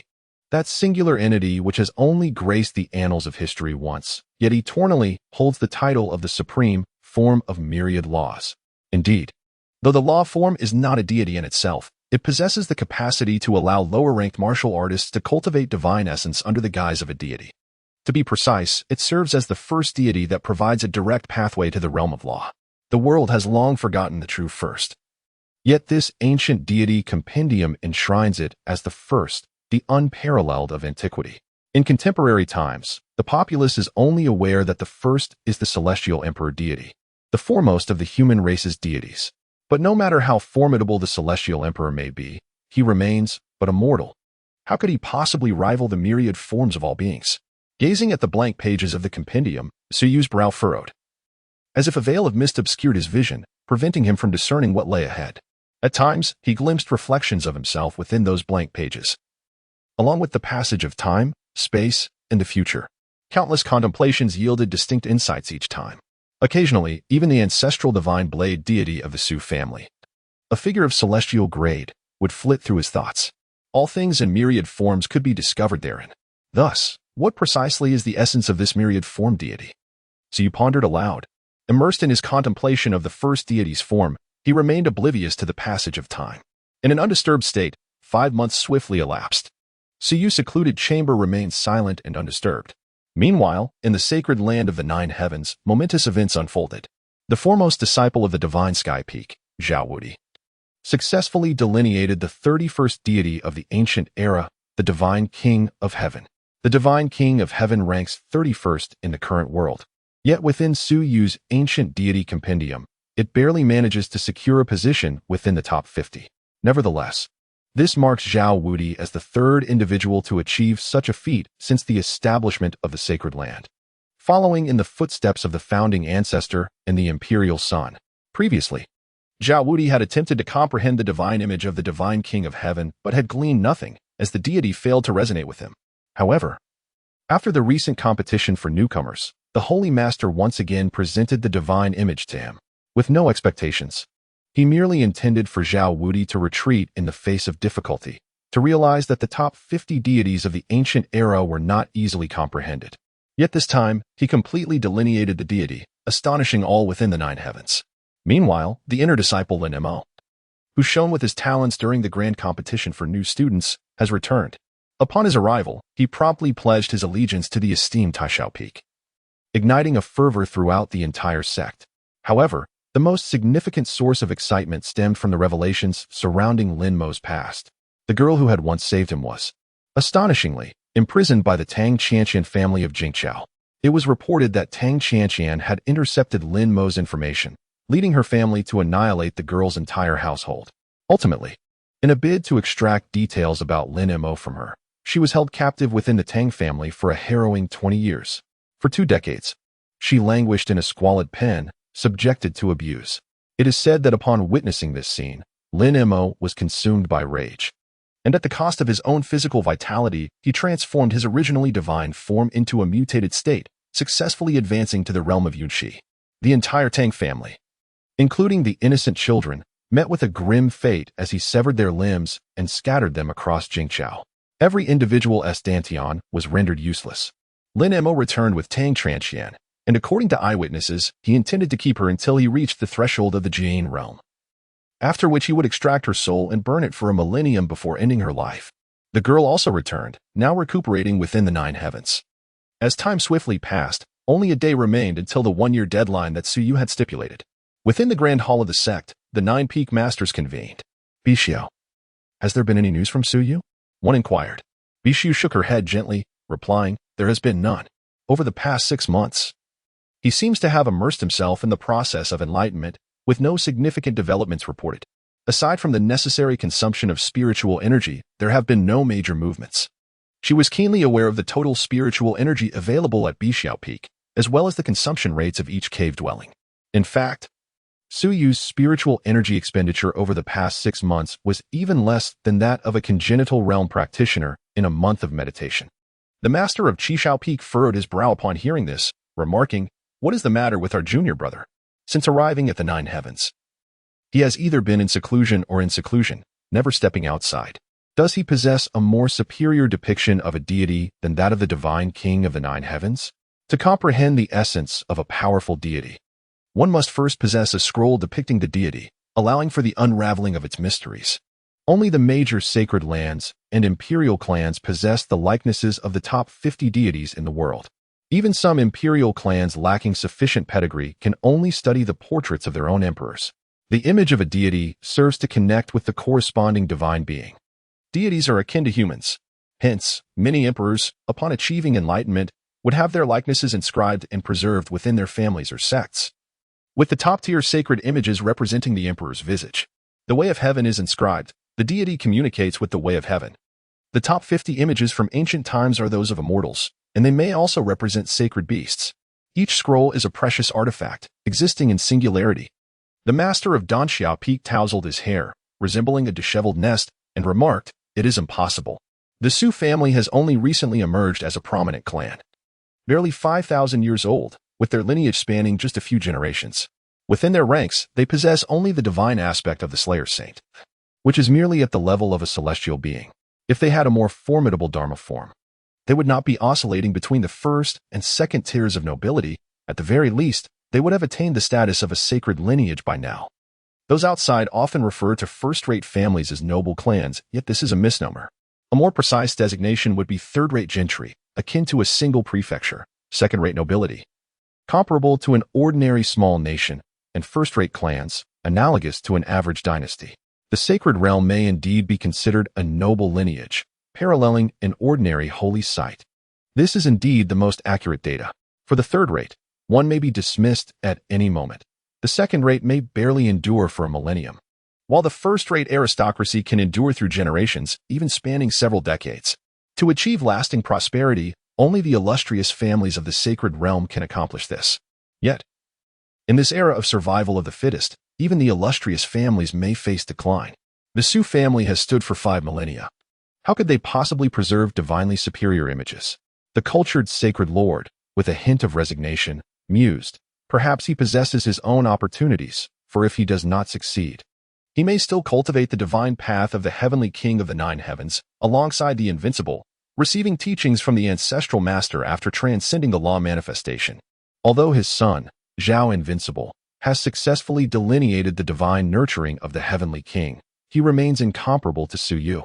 For Su Yu is the one whom the heavenly king actively chooses, instantly selected, without the need for comprehension. Furthermore, Su Yu's innate talent is even more formidable. Barring unforeseen circumstances, he may well master the techniques of the 9 peaks, ultimately synthesizing the true 9 heavens chaotic technique. Such a prodigy deserves the utmost cultivation from the 9 heavens. If the 9 heavens chaotic technique can be revived, the 9 heavens sacred land will become the first sanctified site on the continent to possess the complete celestial scriptures. With but a few hours remaining until the year's deadline, let us proceed to the Bai Shao and await. Once he delineates the heavenly king, he shall be assigned to the Dan Shao Peak to study the source fire refining method. Agreed. With that, the 9 peak masters flickered and vanished, leaving the grand hall eerily empty. The 9 peak masters are all formidable beings of the sacred realm, not mere quasi-saints, but true sacred beings. As the leader of the first peak and the authority of the 9 heavens, the cultured sacred lord possesses profound cultivation, having reached the pinnacle of the sacred realm 5 centuries ago. Whether he has since transcended into the great sacred realm remains a mystery. When the sacred realm moves, it almost melds with space, allowing one to appear miles away in an instant. When moving at full speed, one can traverse hundreds of thousands of miles in a single day. Upon Bai Shao Peak, the 9 sacred lords hovered in the air, gazing at the cave region ahead, sensing a faint breath of spiritual power, and could not help but feel disappointment. It seems that the junior brother has failed. Genius possesses both advantages and disadvantages. The advantage lies in the simplicity of breakthroughs akin to the ease of eating and drinking. The disadvantage, however, is an overabundance of confidence, believing that nothing in the world can impede his progress, ultimately fixating on a single issue, squandering countless years, and missing the prime of his cultivation, leading to a life of mediocrity. Alas, while formidable talent is a boon, a lack of adaptability can prove to be a fatal flaw. The leaders of the various peaks couldn't help but reminisce, as if recalling their past. Above them, there were indeed stronger individuals, yet in the end, only they ascended to power over their respective peaks. Their excessive pride and unwillingness to concede led to their ultimate downfall, resulting in a dismal fate. Some perished, while others were grievously injured, fading into obscurity. Even those who were stronger were compelled to retreat into the depths of the divine source, awaiting the call of their sect to awaken and unleash their final remnants of power. Su Yu, on the other hand, was fortunate. He was highly regarded by the upper echelons of the 9 heavens, who were vigilant in guiding him, ensuring that no unforeseen mishaps would mar his future. The elegant sage glanced at the time and addressed Bai Shao, junior sister, prepare to awaken our junior brother. Let us not squander any more time. Nurturing the deity as early as possible will significantly benefit his future cultivation.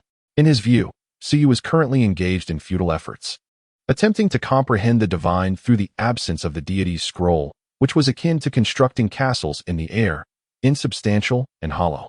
The portrayal of the deity was a crucial step in delineating the divine essence.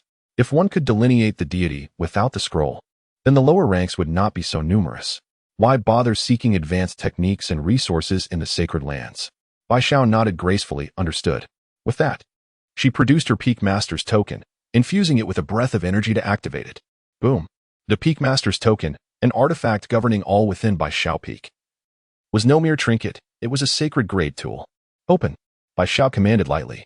In the cave-dwelling area of Bai Shao Peak, the spiritual energy was forcibly severed, and the stone door of Su Yu's cave slowly creaked open. Just as a few were about to enter and awaken Su Yu, suddenly, an aura of terrifying divinity erupted, akin to a dragon awakening from slumber, causing the heavens and earth to shift in hue. Boom! The resonant sound echoed for miles, sending shockwaves through countless hearts. Do not enter. Upon witnessing this scene, the elegant sage shouted, halting the steps of the peak masters. His expression was grave as he gazed into the depths of the cave, as if attempting to peer into Su Yu's essence. In the next moment, boom! The severed spiritual energy was forcibly extracted, continuously surging into the cave. Then, amidst the astonished gazes of the peak masters, a shimmering silhouette formed from spiritual power gradually manifested above Bai Shao Peak. Was this the divine king descending upon the heavens? No. The deity's visage was still in flux, the azure dragon patrolling the skies, the visage of the god of slaughter. Wait, what kind of deity was he conjuring? A myriad of divine apparitions, both familiar and foreign, continually projected into the ethereal expanse. From the initial manifestation of the divine king descending from the heavens, to the subsequent appearances of various known divine forms, as well as those rare deities exclusive to other sacred realms, all emerged above the peak of Bixiao. The divine specters did not dissipate. One after another, they coalesced, resembling a celestial court. The overwhelming divine pressure even instilled a sense of trepidation among these exalted beings. It was not merely a tremor of power, but rather a profound reverence for the multitude of deities above. How could one individual summon forth such a celestial assembly of gods? The Lord of Qishao Peak stumbled over his words, rendered speechless. Who could fathom the nature of this phenomenon? Is it not the case that a single individual's golden core and dantian can only nurture one deity? My heavens! Even the spectral forms of the dual sacred beasts from the four symbols sacred land have made an appearance. Moreover, the divine apparition of the battle celestial has manifested as well. These are the gods from an age long past, acknowledged as among the 50 foremost deities of antiquity. How many deities has he nurtured? No one could comprehend the significance of this spectacle. It felt dreamlike, as though the deities were awakening, emerging one after another. Even the graceful holy master stood in stunned silence. Witnessing this scene, an absurd conjecture began to form in his mind. The first deity of humanity, universally recognized as the supreme being of antiquity, the specter of the heavenly emperor has also materialized. Could it be that this resembles the ancient text's accounts of the singular manifestation of the myriad forms? Gasped. Upon reaching this conclusion, even the composed holy master felt a chill run down his spine. The implications were staggering. If this were to spread, the danger to Su Yu would be unfathomable. It was not only the myriad races that would seek to eliminate him. Even within humanity, envy would likely stir among many, inciting powerful individuals to covertly attempt to assassinate Su Yu. Such a possibility was not beyond reckoning. With a deep exhale, the holy master expelled a breath of turmoil, suppressing the chilling tremor of his heart and the overwhelming excitement, and solemnly declared, "Brothers, the matter of our junior brother nurturing these deities must not be disclosed. Not even the elders must be permitted to know." His mistrust was not directed at the elders of the sect. Rather, he sought to eliminate any possibility of information leaking. "We understand." The 8 peak lords, regaining their composure, nodded in unison. Without hesitation, Bixiao activated the mystical formation of the peak, completely severing the connection to this extraordinary phenomenon, rendering it undetectable. Even the disciples on Bixiao Peak could not discern the situation above. Subsequently, silence enveloped them as they fixated on the endless emergence of divine apparitions in the sky, seemingly tranquil yet revealing their trembling excitement through their hands and feet. The manifestations of countless gods. This talent transcends mere celestial description. It surpasses all. If Su Yu can be safeguarded until the advent of the Golden Age, he will undoubtedly be among the first to ascend to emperorhood. No, even without the need for protection until the Golden Age, given his current progress, he is more than capable of reaching the great sage realm, and in this age of declining loss, even breaking through to the quasi-emperor level within a millennium or even a century. In this moment, the eyes of several individuals were ablaze with fervent emotions. The fortune of Jioshu. They were determined to protect Su Yu's safety at all costs. Whatever he required, Jioshu would strive to acquire. Boom. Within the cave, Su Yu had opened his eyes, and within their depths, deities flitted by in endless procession. The myriad manifestations, the essence of all beings, the mighty could become deities. Sacred beasts could ascend to divinity. Even grass and trees could embody the divine. Everything could be a deity. In the primordial era, ethereal beings possessed a spiritual essence, achieving enlightenment and ascension through the teachings of immortals, capable of shattering the sun and moon with a single strike. In ancient times, stubborn stones harbored divinity, using the sun as a basin to cleanse their true forms. This myriad manifestation of the was founded upon the essence of all worldly forms, achieving everything through the essence of all beings, coalescing all into one. So you seem to witness both the ancient and the modern, as well as glimpses of the future. To achieve the myriad forms, today he sought to imbue the divine with the myriad manifestations. So you closed his eyes and let out a low roar. Boom. In an instant, the heavens and earth surged with boundless thunderclouds, stretching for hundreds of miles. Amidst the oppressive darkness of the clouds, lightning flickered, as if brewing an apocalyptic strike, to transcend through the divine. Whoosh! Su Yu's figure abruptly vanished from his original spot. The next moment, he appeared above Bishao Peak. And upon his arrival, the thunderclouds roiled incessantly, seemingly enraged that this insignificant creature dared to challenge its majesty. Crack! A bolt of lightning, 10 meters wide, thundered down towards Su Yu, a total of 9 bolts, each possessing the power to obliterate the divine. How dare this mere trial of divinity obstruct my path? At this moment, Su Yu's brilliance shone forth, his white garb billowing, and his long hair danced wildly in the tempestuous winds. In his eyes, the sharpest glimmer flickered. You are not worthy to impede my progress. Be shattered.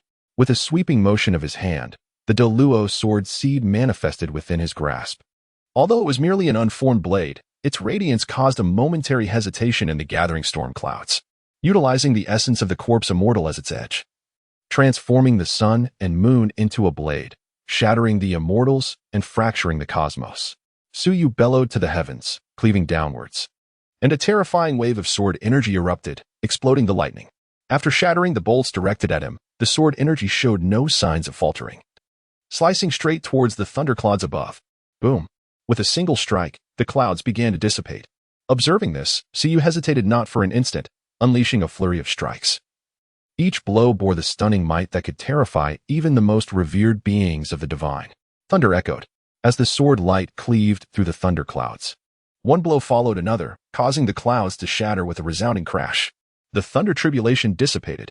A surge of celestial divine force began to coalesce continuously, ultimately flooding into Su Yu's body, pinnacle of the 9th layer of condensation.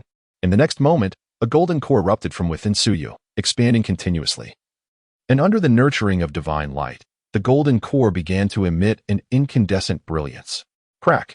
A crisp sound of shattering resonated throughout 100 miles. And the core shattered. In an instant, countless ethereal deities converged, continuously entering Su Yu's being, as each divine figure settled in a meditative posture within his dantian. At this moment, Su Yu's aura was steadily ascending. He had reached the first level of the divine essence realm. Boom! The aura, which had been continuously rising, was decisively compressed by Su Yu upon reaching the pinnacle of the first level, preventing any further breakthrough in his realm. It was only after an hour that the divine energy, which had coalesced in the heavens and the earth, was completely absorbed by Su Yu. Divine essence. As the extraordinary phenomenon dissipated, Su Yu slowly opened his eyes, exhaling a breath of dark, turbid energy. 1 year's time, neither more nor less.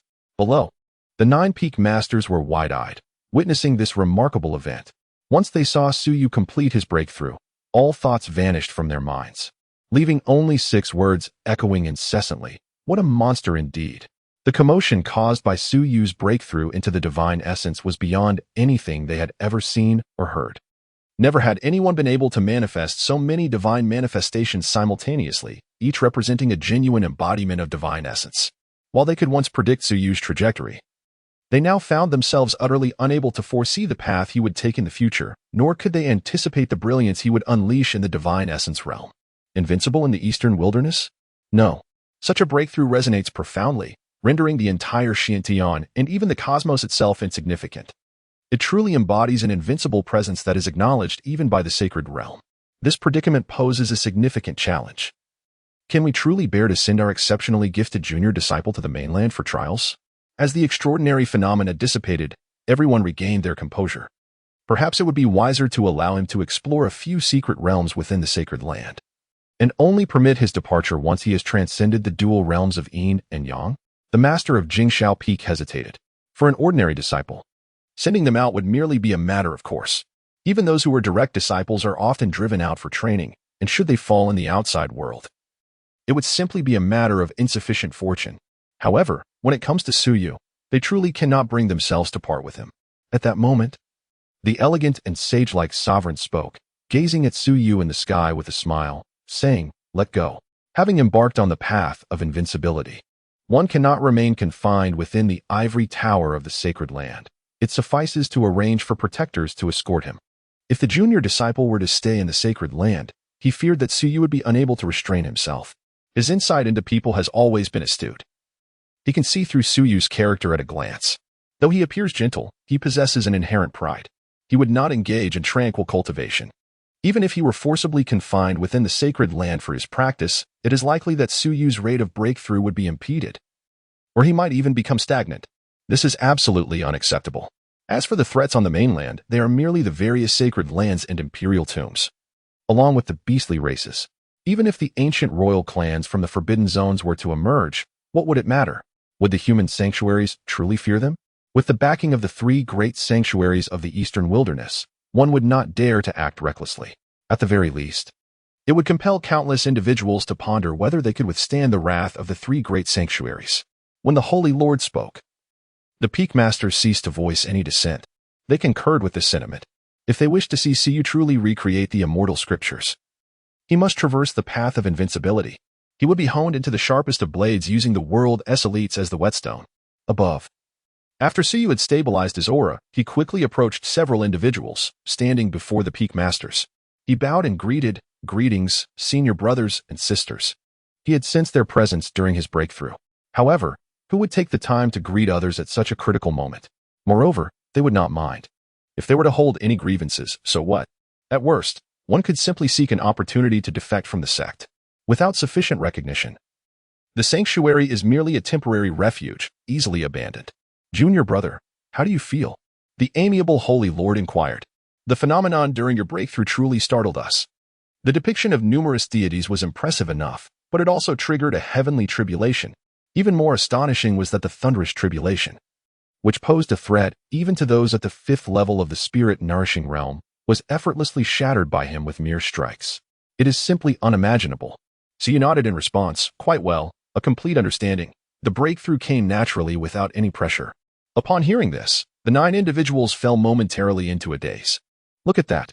Does this fellow speak in a manner comprehensible to others? He creates such a commotion and yet claims to feel no pressure at all. If they were to break through the essence of divinity, they would likely need to prepare countless strategies to navigate through it. This young man is indeed infuriating. The Holy Master coughed lightly and continued, "It is good that you have broken through.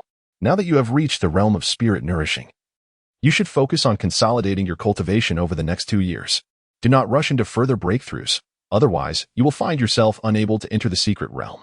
That said, while the treasures within are abundantly available to the Holy Land, you are not lacking in resources. This secret realm is open to the entirety of the eastern wilderness, where both the prodigies of the Holy Land and those hidden among various factions will compete fiercely. Regardless of life or death, this struggle will enhance your comprehension. Combat is undeniably the quickest path to strengthening one's power. A person who fears battle, no matter how gifted, will inevitably be surpassed by an opponent of lesser talent. True warriors embrace combat. In the face of adversity, they master techniques, including the control of their own strength, to perfection. Such individuals cannot be compared to those who are solely focused on breaking through realms. Wasn't Qi Shao in the past the epitome of this? He earned a reputation as a battle maniac outside, surpassing the original candidates for the sole Peak Master of Qi Shao Peak to become its current leader. Hearing this, Suyu smiled and replied, "Brother Holy Master, I have not forgotten any of this. If I truly had forgotten, then during my recent breakthrough, my cultivation would have ascended to the 5th level of spirit nourishing. To comprehend the primordial deities of all ages and only achieve a single level of breakthrough would be quite disappointing. The reason I remain at the 1st level is that I have absorbed vast amounts of spiritual energy to solidify my foundation, filling my dantian to prevent any premature breakthroughs, and then utilizing that energy to expand my dantian and nourish my meridians. If I had recklessly pursued breakthroughs, I could have easily reached the 5th level. You understand this well enough. The cultured holy master nodded with satisfaction. Now that you have reached the spirit-nourishing stage, you should familiarize yourself with the source fire refinement technique of Dan Xiao Peak and the Qi Xiao Ping Tian technique of Qi Xiao Peak over the next 2 years. One sharpens your divine essence and soul strength, while the other enhances your combat prowess. We have already devised a detailed plan for you to comprehend the 9 scrolls of the 9 heavens, which are essential for your growth. The source fire refinement at Dan Xiao Peak is suitable for the spirit-nourishing realm, while the Ping Tian technique at Qi Xiao is ideal for boosting your combat strength. The remaining techniques of the heavens are mostly auxiliary, and you can practice those in the law manifestation stage later. So you had no objections to this arrangement and nodded, saying, I will leave everything to you, brother. After discussing various important matters, the Peak Masters departed in their own directions, but the master of Dan Xiao Peak, brimming with excitement, placed an arm around Suyu's shoulder and began to fly toward Dan Xiao Peak. Come, little junior brother. Let me teach you a unique skill, how to refine the treasures of the human body. The other Peak Masters, who had not strayed too far, paused upon hearing Dan Xiao's words. Good heavens, Dan Xiao has truly gone mad. Even people must contemplate their own transformation. It appears that the revered figure of the Holy Realm has indeed uncovered a shortcut. The reserved and enigmatic young man is truly formidable. One misstep could lead to the transformation of a living person into an ingredient. Very well, I shall rely on you, brother Dan Xiao, Suyu humbly replied. Rest assured. My brother, I promise to guide you into the fold within a year, elevating your spiritual essence to a terrifying level. However, less than 5 months later, an ear-splitting explosion echoed from Dan Xiao Peak, accompanied by the astonished screams of Dan Xiao. Goodness, little junior brother, don't linger here. Swiftly make your way to Qi Xiao. No, I shall personally escort you. Subsequently, under the gaze of countless onlookers, a streak of light hurtled from Dan Xiao Peak towards the distant Qi Xiao Peak. Off you go. On Dan Xiao Peak, amidst the ruins of the exploded alchemy hall, the once disheveled hair of the Peak Master now stood on end, some even curling in shock. His dark face was etched with helplessness. This little junior brother truly completed the foundational practice of the source fire refinement technique in less than half a year. What extraordinary talent! The Peak Master stood amidst the debris, filled with emotion. He had never encountered such a gifted individual, to be more specific. So you managed to reach the threshold of mastery in merely a month. The remaining time was devoted to refining with the source fire, achieving minor mastery within half a year. He had intended to teach Suyu the art of alchemy and how to utilize source fire to refine the souls of practitioners, transforming them into the primary ingredient for the Jade Clarity soul-enhancing pill. Yet, who could have foreseen that from the outset, it was not alchemy he pursued, but rather the explosive artistry of creation? To quote him, brother, refining the soul is akin to concocting medicine. Explosives are also a form of medicine. This artistic endeavor was of high caliber. One need only observe my junior brother's technique. Then, he witnessed Suyu extracting the soul of a beast, infusing it with his own thoughts, adding numerous elements that ought not to be included. Ultimately, he concocted a substance capable of injuring the souls of practitioners, a veritable explosive. If an ordinary soul-concealing practitioner were to be subjected to such an explosion, their very essence would likely be obliterated into nothingness. This indeed takes place on Dan Xiao Peak. Had it not been for such a venerable alchemist protector of the sacred realm, the casualties would likely have been unimaginable. A glance around reveals what was once a grand and magnificent alchemical hall, perpetually shrouded in fragrant wisps of smoke, now reduced to mere rubble. Amidst the ruins, countless disciples of Dan Xiao Peak lie in a state of unconsciousness, their bodies trembling in a disconcerting stillness. These are all the masterpieces of Suyu. Had he not mitigated the majority of the damage at a critical moment, the Dan Xiao Peak would likely have suffered significant casualties in this explosion. It is truly unfathomable. Thus, without waiting for Suyu to utter a word of explanation, he directly lifted Suyu and kicked him towards the Qi Xiao Peak.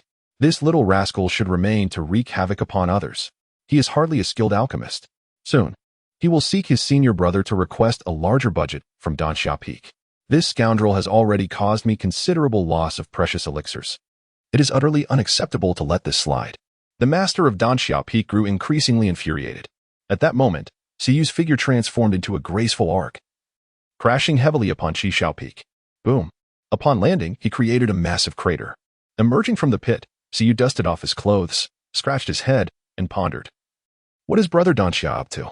He speaks of alchemy, yet explosives are also a form of concoction. are they not? You have even mastered the art of refining souls. Why should I not be permitted to create explosives? Fortunately, the experiment yielded success, utilizing the unique property of source fire to temper the soul. Along with a wisp of corpse spirit energy cultivated through the corpse immortal tribulation technique, specifically targeting the soul, combined with the source fire, it indeed produced remarkable effects upon detonation. So you felt a sense of satisfaction. This could be considered the creation of a unique martial skill, could it not? Although it was a fusion of two distinct techniques. Ultimately, what matters is its efficacy. At that moment, a figure suddenly appeared before Suyu. It was none other than the master of Qishao Peak, a rugged middle-aged man. Haha, little junior brother, what have you done to provoke that brat Dan Xiao? The master boisterously exclaimed. However, since you've come to my Qishao Peak, let us practice the sword together. With your innate talent for swordsmanship, under my guidance, you are bound to surpass the third limit. Suyu's previous display of combat prowess, achieving the second limit, had already astonished many. Now, having broken through to the spirit-nurturing stage and harboring such a multitude of divine energies, it was not an exaggeration to assert that he could indeed attain the third limit. The Qishao blade technique is perfectly suited for you, the rugged man praised, giving Suyu a thumbs up. He had never practiced any other martial arts or techniques throughout his life. The Qishao blade technique was an emperor-level skill, complemented by the equally formidable Qishao blade method. It was more than sufficient. Having delved deep into the Qishao technique for many years, he was well aware of its formidable nature, rendering it virtually invincible within the same realm. Even the elders from the Imperial Tomb's sacred realm could not vanquish him.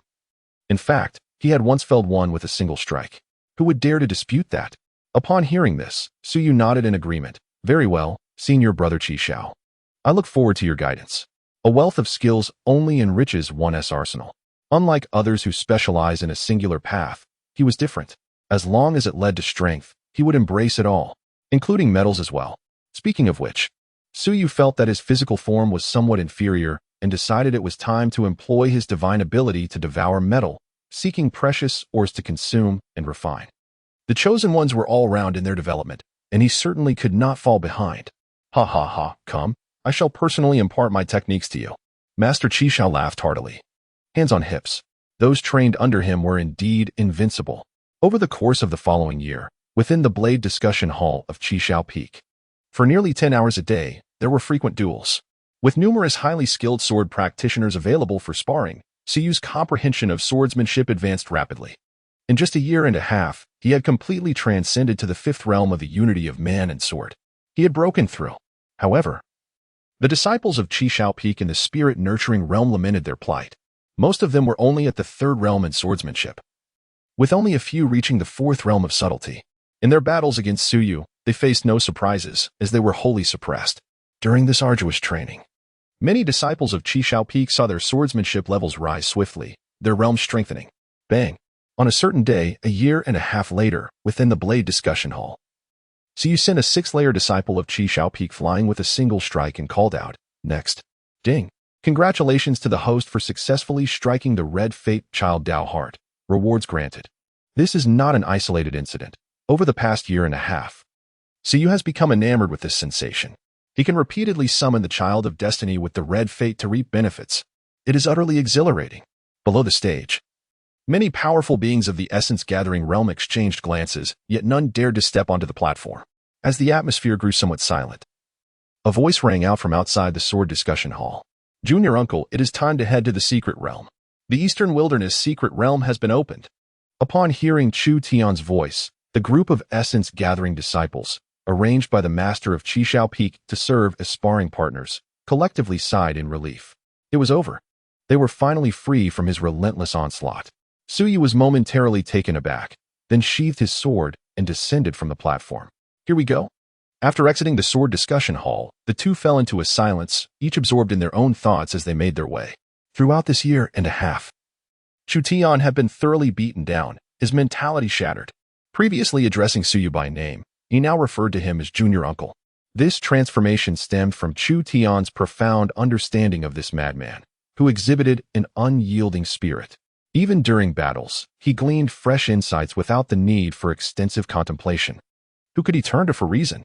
Suyu paid little heed to his thoughts. In any case, he was in high spirits, having trained for 3 years and now ready to venture into the outside world to gather new intelligence. Moreover, it appeared that Chu Tian had become quite adept.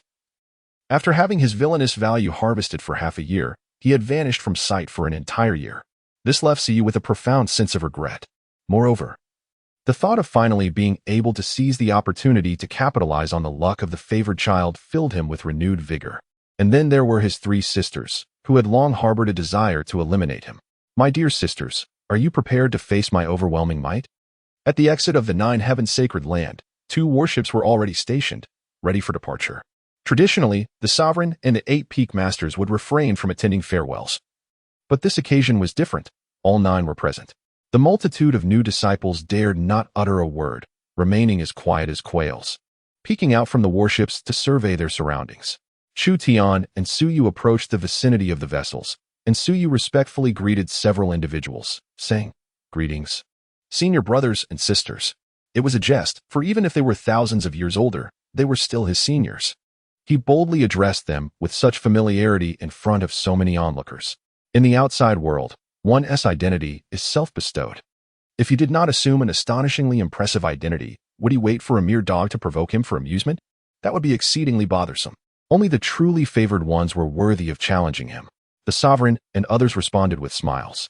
Subsequently, the sovereign cautioned Suyu, saying, "Remember, during your journey to the secret realm, exercise caution and refrain from making too much noise. Prioritize your safety and avoid unnecessary risks, understood? This precious seed may not be of great interest to the disciples under my tutelage, yet it is highly coveted among the higher echelons. The potential to reproduce the celestial scriptures hinges upon him. Even the ancestral master is preparing to break through the divine source in a century's time, to emerge and guide Suyu in his cultivation. Despite knowing that once he breaks through the divine source, he will be unable to return and will have to await his fate in this era of decline, he remains resolute in his decision to manifest.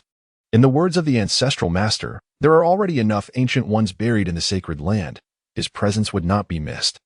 If he can mentor a future emperor or even an immortal, it would all be worth it."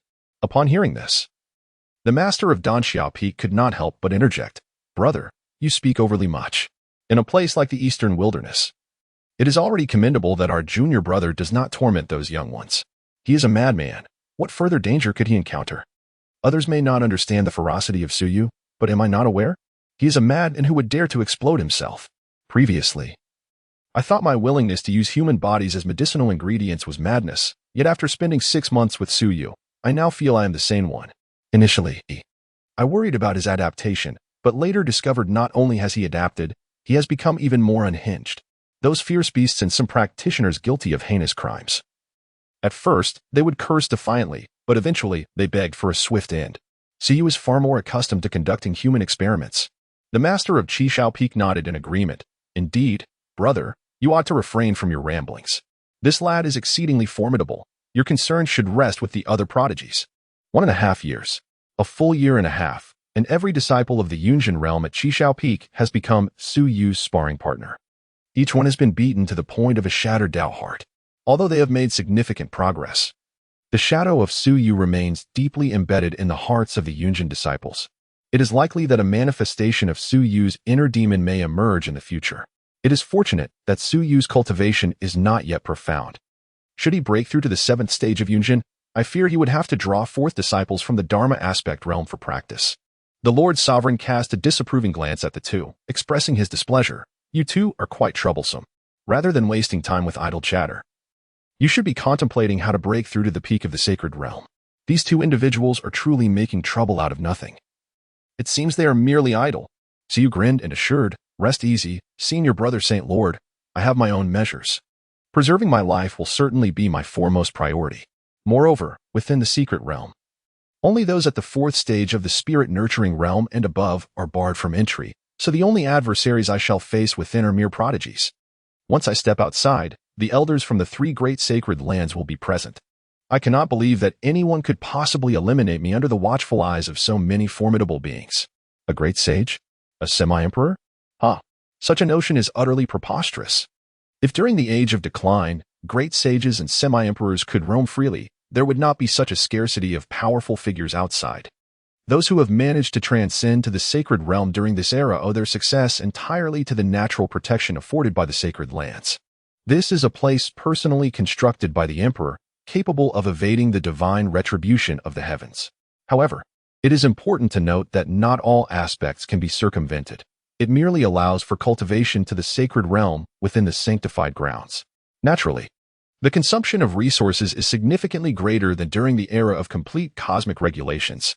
For instance, the resources expended by the sovereign in the great sacred realm could have, during the time of intact celestial laws, facilitated the ascension of 2 or even 3 individuals to the great sacred realm. This exemplifies the disparity. Simultaneously, it reflects the profound essence of both elite and ordinary sanctuaries. For an ordinary sanctuary to possess a quasi-saint elder in slumber during the era of decline is already a testament to its superiority. Some feeble sanctuaries merely surpass first-rate clans by a slight margin. In this age of turmoil, it is most fitting for the younger generation to venture forth and seek experience. Had one dared to wander so freely in a time of great upheaval, they would surely have encountered the lethal pursuit of the sacred realm, or perhaps even the intervention of those of the great sacred realm. The sovereign nodded and replied, "As long as you possess discernment, that is sufficient. Remember, in the outside world, simply adhere to your heart and your cultivation. Even if you were to provoke the heavens, I shall still be here to support you." This statement exudes an unparalleled majesty, causing anyone who hears it to tremble with awe. Yet, it is precisely this utterance that left the Holy Master filled with profound regret. Suyu, too, was no exception. His eyes sparkled with enlightenment as he nodded emphatically, saying, "With a senior brother like you, I am reassured." Indeed, having a prestigious background proves to be immensely advantageous, allowing one to revel in audacity without the fear of being vanquished by others. On this expedition to the secret realm, who would dare provoke me? A mere strike would suffice. Regardless of who stands behind them, I proclaim, I have the 9 heavens sacred land at my back, supported by my esteemed senior brother. How formidable! The sacred lord nodded in approval, then produced a jade tablet, tossing it to Suyu with a gentle tone. "Go forth. Should you encounter a dilemma that even the elders cannot resolve, simply shatter the jade. Furthermore, within the secret realm, remember to unite with the sect members and present a united front. Any grievances can be addressed upon our return to the sacred land. Avoid any discord while outside." Suyu responded with a smile and leapt onto the warship. Upon his arrival, the elder from the Jieyong realm, tasked with guarding him, immediately commanded, "Activate the defensive formation." We set sail. A pale blue shield enveloped the warship, lifting it into the air as it glided towards the exit. As the teleportation array illuminated, the 2 warships vanished simultaneously. Watching the warships disappear, the Sacred Lord and several peak masters could not help but express their sentiments. Ah, this new cohort of initiates truly possesses boundless potential. It seems the era of decline will soon come to an end. The emergence of so many prodigies can only signify one thing. The end of the era of decline is near, and the golden age is approaching. The opportunity for ascension to immortality may very well lie within this realm. In less than a millennium, this young disciple may very well break through to the great sage before the end of the era, potentially shattering the record for the fastest ascent to sanctity in the 9 heavens. This world shall witness the flourishing of the 9 heavens. With the 2 warships, laden with prodigies of 100 years, embarking, the major forces across the eastern wilderness began to mobilize. In the void, aboard the warship of the Tianxian sacred land, 4 figures gazed into the abyss, their eyes alight with anticipation. This time, we must ensure that the little rascal is brought to tears, begging for mercy. The Eastern Wilderness Secret Realm is a sanctuary open to all practitioners of the Eastern Wilderness, albeit restricted to those at the 9th layer of the Dan Condensation Realm to the 3rd layer of the Spirit Nurturing Realm. Yet, for some talented rogue cultivators, this is an unparalleled opportunity. The resources within the secret realm are of immense value to many practitioners. Acquiring even a fraction could ignite their hopes for advancement. Indeed, the grandest of secret realms has been explored for centuries, yet remains incompletely excavated, with occasional discoveries of treasures within. There have even been solitary cultivators who stumbled upon divine images of the highest order. Of course, such occurrences are rare. For these solitary practitioners, it represents a fortuitous opportunity. Whereas for the prodigies of the 3 sacred lands, it serves as a crucible for their skills, allowing them to engage in combat and gauge each other's prowess. The Eastern Wilderness Secret Realm lies adjacent to the periphery of the Life-Forbidden Zone, a territory deemed off-limits to all beings. Those who dare to venture inside face a grim fate, with an overwhelming likelihood of perishing within its confines. Only a handful manage to escape this perilous zone, yet invariably, they emerge mad, for within the forbidden area lies the slumbering might of ancient powers. The awakening of any such entity would spell catastrophic consequences for Xiantian. However, in this age of decline, even the terrifying beings within the forbidden zone have chosen to remain dormant, refraining from making their presence known. At the outer edges of the life-forbidden zone, thousands of figures have gathered, refined practitioners of the ninth layer of condensation and the esteemed divine essence masters, all converging from various corners of the eastern wilderness, seeking their fortunes within the secret realm. Even the discovery of a single medicinal herb of great renown could lead to their overnight riches. Whoosh, whoosh, as two piercing sounds echoed through the air. The crowd turned their gaze towards the sky, where several warships adorned with the banners of the two great sacred lands emerged from the void. These colossal vessels, akin to fortresses, hovered majestically in the air, prompting all to rise in awe. The three sacred lands are the true rulers of the eastern wilderness. It is the warships of the Tianxin sacred land and the Ziwei sacred land that have arrived. Indeed, the might of a top-tier sacred land is formidable, as evidenced by their deployment of two ships rivaling sacred artifacts. Naturally, these vessels embody the profound heritage of their sects, without mobilizing ships of such caliber. How could they ensure the safety of these prodigies? Unlike us, the rootless solitary practitioners who rely solely on travel, the sacred lands command unparalleled power. The group of alchemists and spiritual cultivators engaged in hushed discussions, their eyes shimmering with barely suppressed envy. It was not that they lacked the desire to join the sacred land, but rather that their talents fell short. Some had participated in the assessments years ago, only to face elimination. Among their peers, nearly 40% who entered the sacred land had already attained the level of Dharma manifestation, with the lowest being a high-tier spiritual cultivator. In stark contrast, they had squandered hundreds, even thousands of years, and still found themselves only at the stage of alchemy or low-tier spiritual cultivation. Even as a first-rate or ordinary faction within the sacred land, they could not help but covet the elite sections. As the individuals from the two major sacred lands disembarked, the throng of thousands instinctively parted to form a pathway. Within the ranks of the Tianxin sacred land, Su Qingying and her companion scanned the crowd, and upon failing to locate Su Yu, she could not restrain herself from exclaiming, "This fellow has yet to arrive." Beside her, Chen Yunqi remarked, "It matters not. After all, actions would only commence once they entered the secret realm. The timing was inconsequential." Her determination to confront Su Yu had nearly become an obsession, despite her reincarnation as a celestial maiden. Yet, that calculating nature was not easily dismissed. Rather, it had intensified. After 3 years of cultivation within the sacred land, the prowess of the four had reached astonishing heights. While others lacked techniques and divine images, Chen Yunqi was abundantly equipped. She had now achieved the first level of spiritual cultivation and was not delineating an ordinary deity, but rather her previous incarnation. In terms of power, her deity could even rank among the top 5 of the lower realms. The strength was truly unfathomable. When she was sketching her deity, even the ancestral elders of the Tianxin sacred land were stirred, emerging from seclusion to accept her as a disciple, granting her a status equivalent to that of an elder. Even the formidable members of the sacred land would refer to her as little junior sister. Su Muyao nodded in agreement, responding, "Yunqi is right. This time we must ensure that the little rascal understands the distinction between the great and the minor kings." It was essential to delineate between them. In the past, they lacked the strength. Now, with their newfound power, if they did not reclaim their dignity, the hardships endured by her sisters would be in vain. Even if her intent to harm Su Yu had diminished, there were still matters that required addressing. Although her cultivation had yet to breach the spiritual realm, she stood at the pinnacle of alchemy, and with the deity she was sketching, the Undying Phoenix, her combat prowess was beyond the ordinary. The Undying Phoenix, too, was a formidable existence, ranking among the top 50 in the annals of history. This time, their purpose for entering the secret realm was twofold: to deliver a thrashing to Su Yu and to assist Su Wanqing and Su Qingying in locating the coveted treasures within the realm, the divine painting scroll of the 21st rank deity. The Supreme Bone and the Heavy Eye, both embodiments of supremacy, belonged to the ancient supreme realm, corresponding to the domain of the ancient emperors. The ancient emperors stood shoulder to shoulder with celestial beings. The Supreme Bone inherently bore the legacy of mystical arts, while the Heavy Eye discerned illusions. Even in the celestial realm, they were paragons of excellence. Should they fail to establish a solid foundation with formidable deities, the path to transcending to emperor status in the future would undoubtedly be fraught with challenges. As they conversed, Su Muyu felt a presence behind her.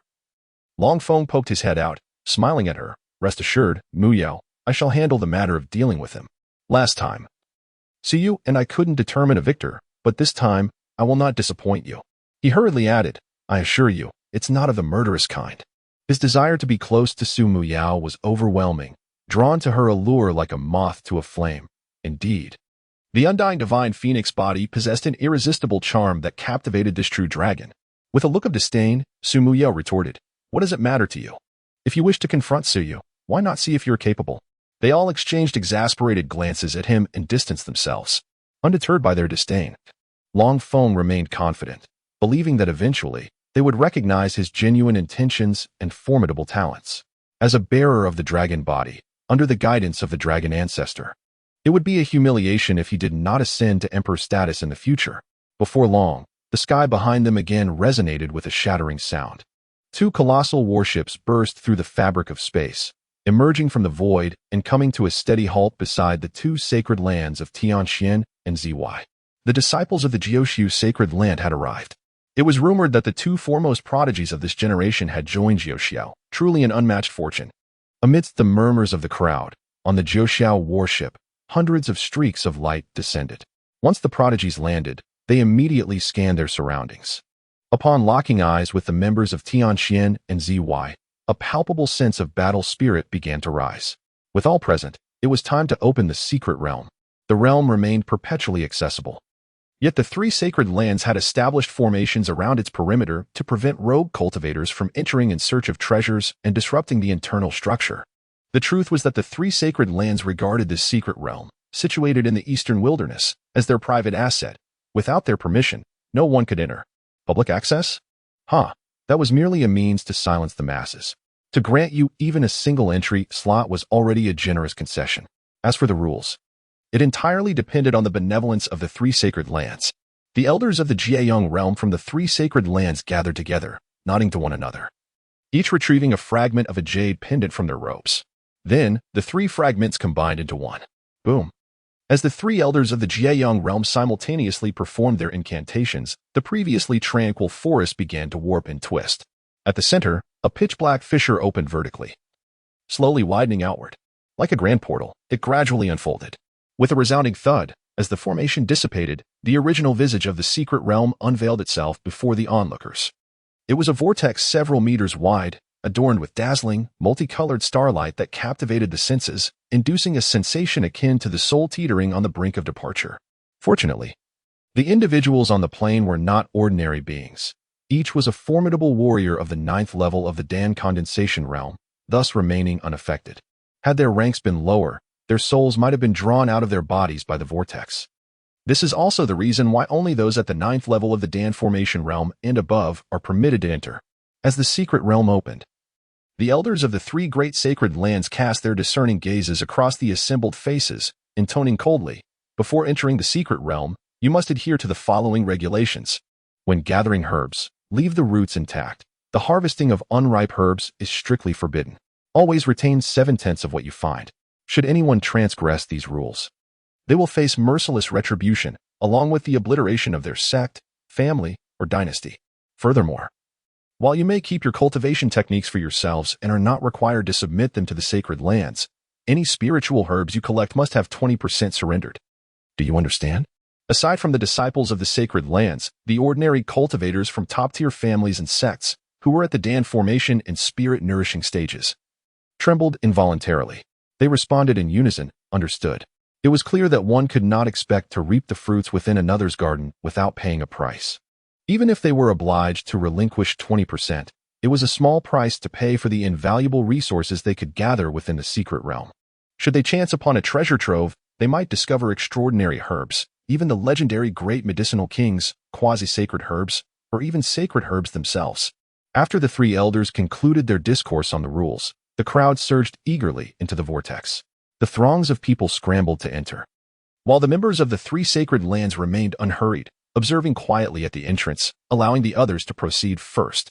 Once the last individual had crossed the threshold, the elders addressed their disciples. "Remember, once you enter, if you encounter something valuable, you may seize it, even resort to killing.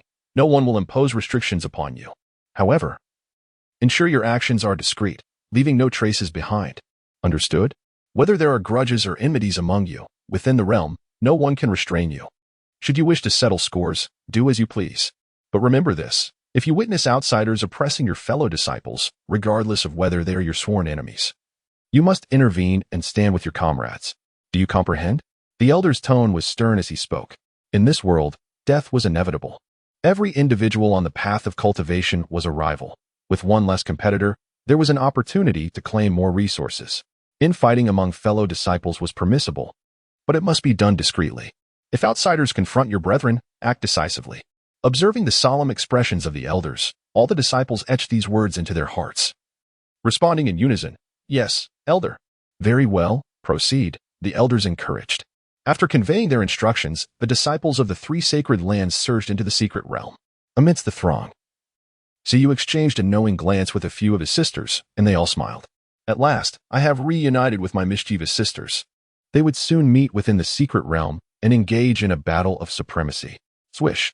Several individuals simultaneously stepped into the secret realm and vanished from sight. Upon entering the secret realm, they did not materialize in the same location, but rather were transported at random. The expanse of the secret realm is vast, and only those of considerable power, at least at the level of a quasi-emperor, could create such a domain near the life-forbidden zone. It is even conceivable that a peak quasi-emperor was involved. The sheer size of the secret realm is staggering. The representatives from the Holy Land, upon surveying the area, discovered that its diameter reaches over 10,000 miles. A 10,000-mile secret realm, which has only been uncovered for a few centuries, can accommodate beings of the third level of the spirit-gathering realm. The resources concealed within are beyond imagination. This secret realm is akin to a miniature world, where the rules are merely a shade less stringent than those of the outside world. Within its confines, treasures from fallen powerhouses lie in wait, alongside naturally occurring spiritual herbs and many rare spiritual woods. Precious materials for crafting await the diligent cultivators eager to unearth them. However, this secret realm opens only once every 20 years. Although this frequency seems generous, time flows differently within. While 20 years pass outside, a century elapses within the realm. Furthermore, it remains accessible for merely 1 month, making exploration exceedingly challenging. As a bright light enveloped him, Suyu felt a disorienting whirl, and after a brief moment, the sensation of weightlessness dissipated, replaced by the tangible feeling of solid ground beneath his feet. When his vision cleared, he found himself atop a majestic peak. Before him lay an endless expanse of primordial forest, where every tree boasted an age exceeding 10,000 years. The distant roars of wild beasts echoed in the air. In the far distance, a colossal structure loomed, exuding an inexplicable aura of authority. That must be the center of the secret realm, the resting place of its master. Suyu mused. The rules here are rather peculiar. Even if he were present, he could not traverse the skies, relying solely on the agility of his feet for movement. It is no wonder that after centuries of exploration, the three sacred lands have yet to fully grasp the mysteries of this realm. Just as Suyu was preparing to depart for the center of the secret domain, a sudden realization struck him. Beneath this mountain peak, it seemed, lay a vein of high-quality ore.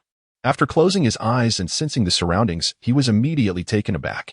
In a place like the secret realm, the divine consciousness could not penetrate the mountain to perceive what lay within. However, he was different. The last time, the system had rewarded him with a divine ability known as devouring gold. This earthly-level technique could be cultivated by consuming metals. If he could consume those precious golds, even celestial gold, this earthly technique could potentially refine Suyu's physical body to a strength comparable to that of a sacred weapon. Moreover, this ability was exceedingly sensitive to metals, making it a coveted skill for treasure hunting and body refinement. With this thought in mind, Suyu hesitated no longer, bending his knees slightly into a bowing posture. Boom! In the next instant, Suyu shot upwards like a rocket, soaring dozens of meters high. The great wilderness prison sky finger. With a resounding cry, a towering figure materialized behind him, its ethereal form extending a finger and striking the mountainside with force. Accompanied by a deafening roar, the mountain suddenly fractured, heavy dust clouds swirling into the air, while a brilliant crimson light pierced through the haze, illuminating the heavens. Phoenix blood crystal. Upon recognizing the gem radiating light, Suyu inhaled sharply, astonished. This is indeed a rare metal capable of forging sacred weapons. I've struck gold. Just as Suyu prepared to approach the Phoenix blood crystal, he suddenly halted in his tracks. At that moment, a voice filled with avarice bellowed, "Get lost. This Phoenix blood crystal belongs to me." The speaker was evidently a cultivator from outside the sacred grounds, a middle-aged man whose aura was remarkably stable, possessing the second level of the spirit-nurturing realm. In the outside world, he would undoubtedly rank as an elder of a second-tier force. To have cultivated to the second level of spirit nurturing in the external environment, one must possess considerable fortune. Although he bore a faint orange destiny, it still fell short of the crimson hue. Get lost. This is my possession. The middle-aged man snarled, his eyes brimming with greed. In the secret realm, no one would regard whether you were a disciple of the sacred grounds. As long as the benefits were substantial, even facing a deity, a cultivator would dare to draw their blade. Observing him charging toward him, Su Yu's gaze turned icy, a cold smile curling at the corners of his mouth.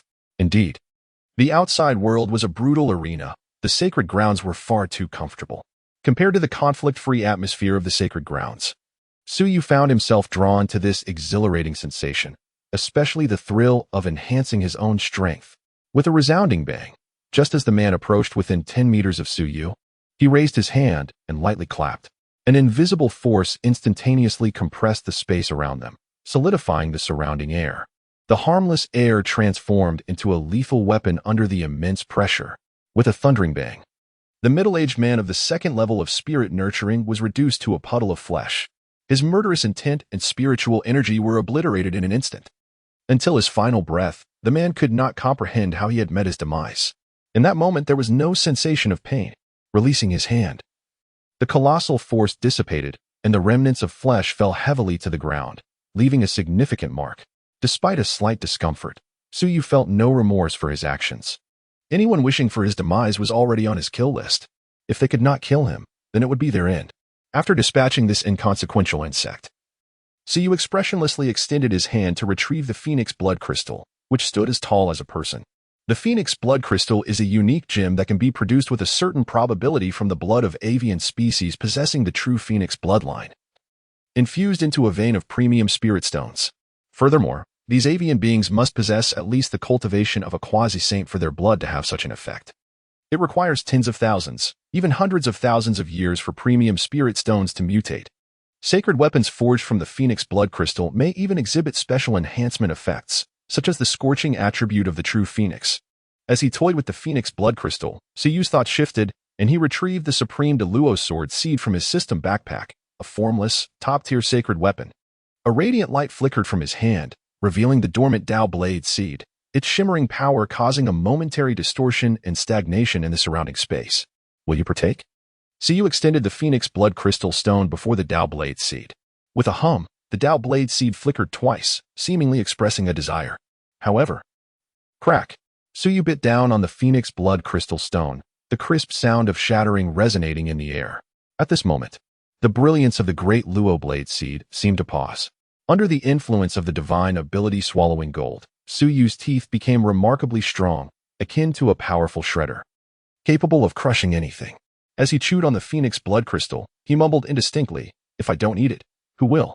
After all, I have yet to savor the taste of stone." The crunching sounds echoed incessantly. "Are you out of your mind? You're about to eat it. And you still ask me if I want some? Although I am not human, neither are you. You are, quite frankly, a dog. A real dog." The great Luo blade seed emitted a dissatisfied hum. For a weapon of its caliber, possessing a degree of sentience was perfectly normal.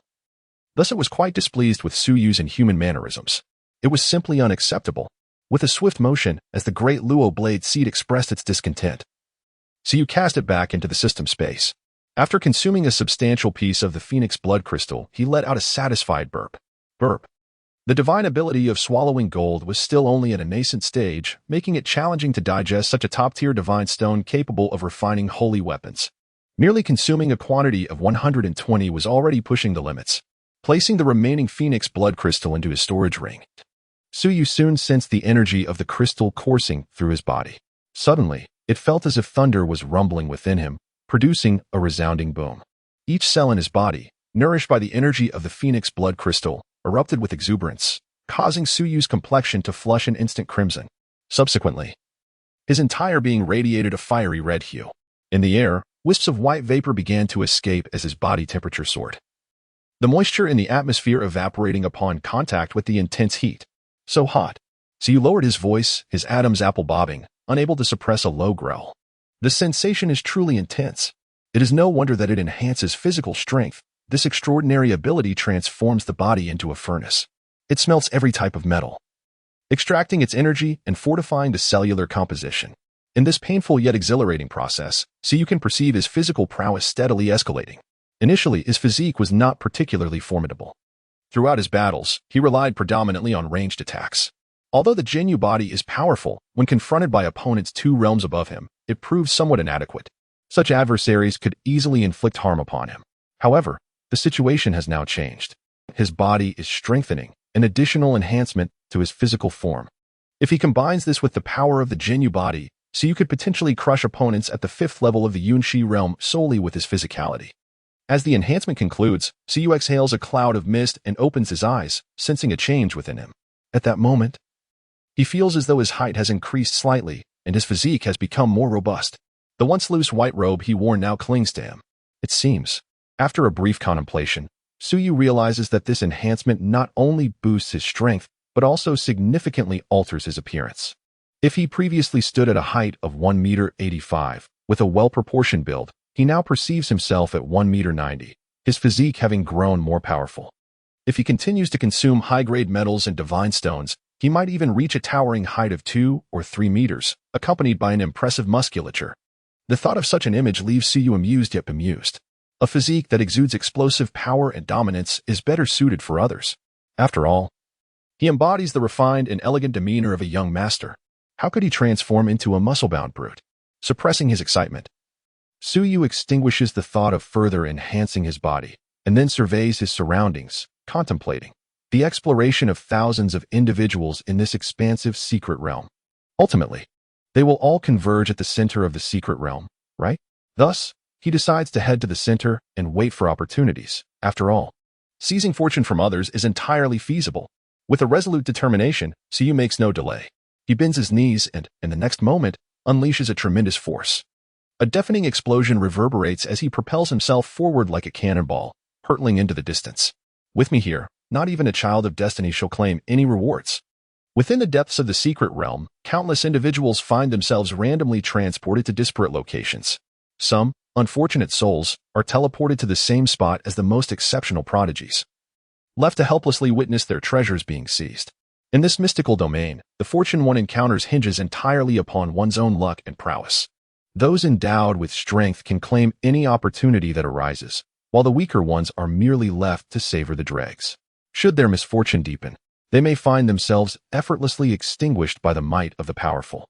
Although the 3 great sacred lands maintain a close relationship and the elders' admonitions resonate with their disciples, when faced with an irresistible opportunity, especially in the absence of witnesses, they may not hesitate to eliminate their fellow sect members to seize such fortunes. All of this is quite normal. Everything that transpires within the secret realm remains shrouded in mystery, impervious to the knowledge of outsiders. Even the mightiest among them, should they attempt to trace the events, would find themselves at a loss. Death is a commonplace occurrence. 5,000 miles from the heart of the secret realm, at the foot of a flattened mountain, a figure gazes longingly at the richly infused spiritual energy emanating from the mountainside. Yet, their greed is swiftly met with the severing of their head by a companion lurking in the shadows. In the depths of the forest, a disciple of a sacred place, having slain the beast guarding the Grand Medicine King, falls victim to a brutal assault by a faction of rogue cultivators. This gathering of rogue cultivators, having ventured into this lawless domain, reveal themselves as unmasked predators, each drawn by the sin of opportunity, eager to kill and seize treasures at the slightest provocation. After dispatching a would-be assailant of the first level of the spirit-nurturing realm with a single stroke, Chinyunchi furrows her brow. Within a mere 2 days of their entry, they have already faced 3 waves of ambushes, all spurred by the presence of a top-tier Grand Medicine King in their possession.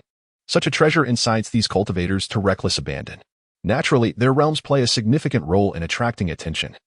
Being at the pinnacle of the pill condensation realm and at the first level of the spirit-nurturing realm makes them prime targets. Furthermore, the assailants consist of elite cultivators from the outside world, each above the first level of the spirit-nurturing realm. Even if they could contend with foes of higher cultivation, exhaustion looms. Sumuyo, with a frown of disdain, tears away a portion of her skirt stained with blood, discarding the soiled fabric as she glances at the 7 or 8 cultivators they have retaliated against, commenting, "If this is the fate of one Grand Medicine King, I shudder to think how many would stab us in the back should we approach the heart of the secret realm. In contrast, Su Wanqing and Su Qingying maintain a composed demeanor. Su Qingying adeptly removes the storage rings from the fallen foes, calmly stating, "Our objective is not to scavenge these cultivation resources on the periphery. Let us venture towards the center of the secret realm, to the tomb of the realm's master, in search of the fabled scroll depicting the top 20 deities of antiquity. Even among rogue cultivators, treasures can be found, even if we cannot utilize them ourselves. Bestowing them upon our kin would be quite beneficial." Among the four women, Su Qingying's temperament is the most steady, perhaps due to her more harrowing experiences. After all, Su had been on the verge of extracting her supreme bone. Su Wanqing nods in agreement. Elder sister speaks wisely. Other resources can be allocated to us by the sacred places. Only this scroll of the top 20 deities is something the sacred places lack. The highest grade of deity images collected by the Tianshan sacred land barely ranks 50 in antiquity.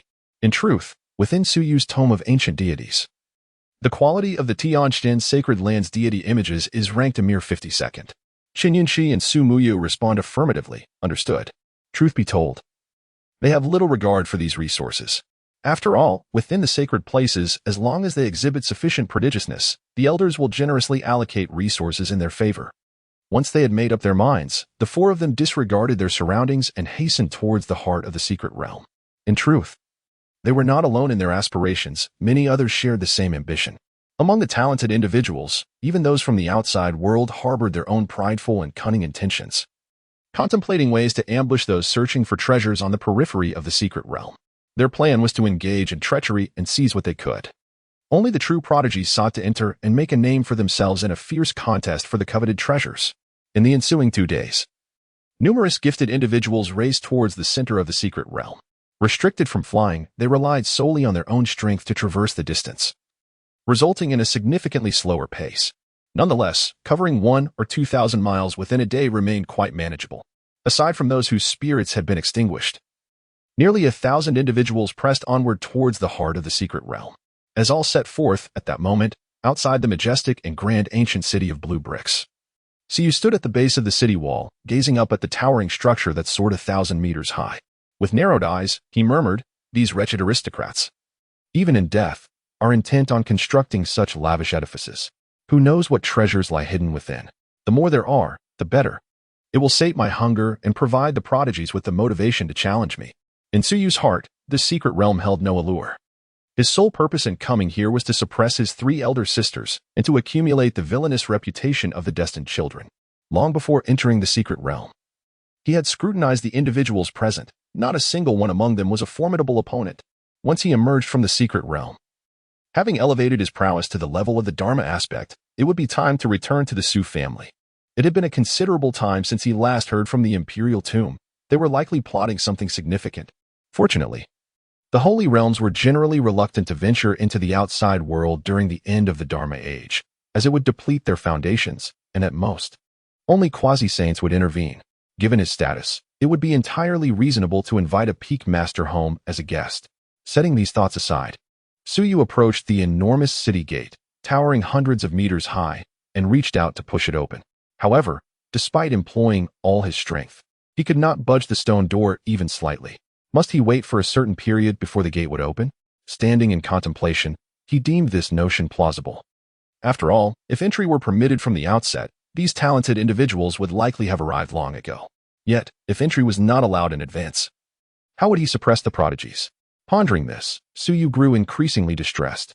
Suddenly, a spark of inspiration struck him, and he produced a mat, sitting cross-legged beneath the city gate. Since entry was not an option, he would take on the role of the gatekeeper. Anyone wishing to enter would first have to strike him down. The thought of obstructing the prodigies and incurring the wrath of many excited him. There is no other way. To grow stronger, one must inevitably offend others. Thus, Su Yu commenced a period of simple meditation with closed eyes. Time gradually elapsed, and before long, 2 days had swiftly passed. As dusk approached on the second day, a rustling sound emerged from the depths of the jungle. This must be the heart of the secret realm, indeed. Within it lies treasures of the quasi-emperor and even the emperor level. It is said that the most crucial secret treasures remain unclaimed. Let us wait here, hoping to seize the opportunity. According to the ancestral teachings, the city gates will remain sealed for 14 days before they open and the restrictions lift, allowing entry. So we shall bide our time. As the two emerged from the forest, preparing to wait beneath the city gates, they were momentarily stunned by the sight of a figure seated calmly below. Who are you? The newcomers were young men, clad in identical attire, indicating they were disciples of a prominent sect. Both were momentarily perplexed, unable to comprehend why someone would dare sit cross-legged and meditate at the city gates, seemingly unafraid of a potential ambush. It is well known that once one enters this realm, no one would concern themselves with rules or etiquette. Here lies the lawless land. It is only good-hearted individuals like them who would inquire about the situation. You are obstructing the path when the city gates open and the crowd swells. Be wary of being ambushed. A young man kindly offered a warning, so you lifted his gaze to glance at the two. Noting that both possessed an orange fate characteristic of the spirit realm and chose to disregard their words. However, out of courtesy for their good intentions, he politely replied, "Thank you," and resumed his meditation. Observing Suyu's indifference, the two exchanged looks before waving their hands dismissively, deciding instead to wait in the trees. They were neither related to Suyu nor obligated to intervene. Uttering a few words was a gesture of kindness. The duo retreated back into the thicket, climbing a densely grown tree. In an instant, their presence vanished, as if they had never been there. In the practice of cultivation, time invariably slips away swiftly. Several days passed, and soon, individuals began to appear around the periphery of the secret realm, each harboring different intentions. Some sought to enter and uncover the treasures of formidable beings, while others plotted to lie in ambush, aiming to kill and seize riches. Yet, none dared to cultivate openly beneath the city gates like Suyu. Naturally, there were some rogue cultivators who had experienced treachery and a few elite disciples from sacred grounds who, upon seeing Suyu, felt a flicker of murderous intent. If they could take advantage of the chaos to eliminate him, their chances of securing treasures would significantly increase. When entering the secret realm, few would form teams unless bound by a life-or-death friendship, for even among comrades, one might be stabbed in the back over interests. Resources for cultivation are not infinite. When you gain something, I lose something. On the 8th day, 4 figures traversed through the forest. Upon witnessing the scene beyond the thicket, they were momentarily taken aback. Sumuya could not help but exclaim, "That little rascal Suyu! How dare he sit beneath the city gates? Is he not afraid of death?" Suwanqing furrowed her brows, stating, "This reckless brat is not seeking death in this manner. With so many people around, does he believe that everyone from the 3 great sacred grounds will refrain from taking action against him? No one will indulge his arrogance out here. How conceited. After leaving home, how can he not shed such hubris? Does he truly think the outside world is as accommodating as his family, where everyone fears his status? Once the city gates open, let us rush out to save him. Although I dislike this rascal, he is, after all, our brother," sighed Su Qingying. But how could they save him amidst such a great multitude? For a brief moment, silence enveloped the 4. In contrast to their apprehensions, the disciples from the various peaks of the 9 heavens sacred land arrived here, and upon witnessing Suyu seated at the city gate, the disciples from Qi Shao and Dan Shao were taken aback. They discreetly stepped back, contemplating, "Let us wait until the battle concludes. Our junior master appears poised to unleash his fury." It was difficult not to concur. While the other peaks may be oblivious to Suyu's volatile temperament, those 2 clans were all too aware. Their junior master harbored a treacherous heart. Could sheer numbers resolve this matter? How many individuals here could possibly contend with their junior master, who even the highly accomplished seniors in the essence-gathering realm could not subdue? What were they thinking? The 9 heavens disciples cautiously retreated a bit further, anxious that the impending clash might jeopardize their safety. Observing their retreat, the other 2 sacred lands could not help but stifle a chuckle. How can the people of Jiuxiao be so timid? Let us disregard them, as more individuals gather. Aside from those who are aware of their own capabilities and are seeking the great medicine king along with various cultivation resources, there are already hundreds who aspire to enter the heart of the secret realm in search of treasures. Excluding Jiuxiao, a rough count reveals over 500 others. Each one of them is a formidable presence in the spirit-nurturing realm. On the morning of the 14th day, as the sun, a miniature celestial body crafted by great powers, arose within the secret realm, the first rays of sunlight cascaded down. The colossal ancient city, constructed of azure bricks, shimmered with a radiant azure glow in the dawn light. The immense stone gate, akin to a mechanical construct, began to activate as the energy surged.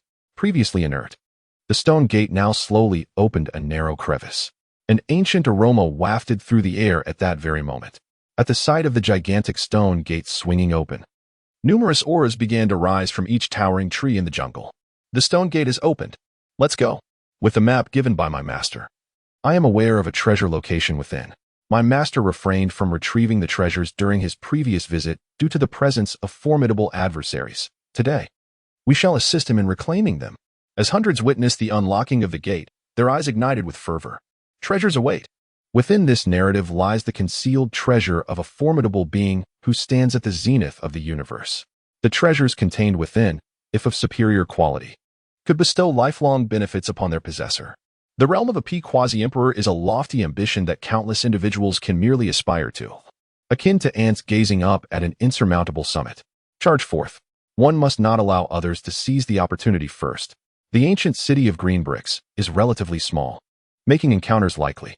Gaining entry ahead of the rest would yield an additional chance. Boom, boom. Shadows surged at breakneck speed toward the stone gate. Their eyes fixated solely on the bounty, leaving no room for distractions.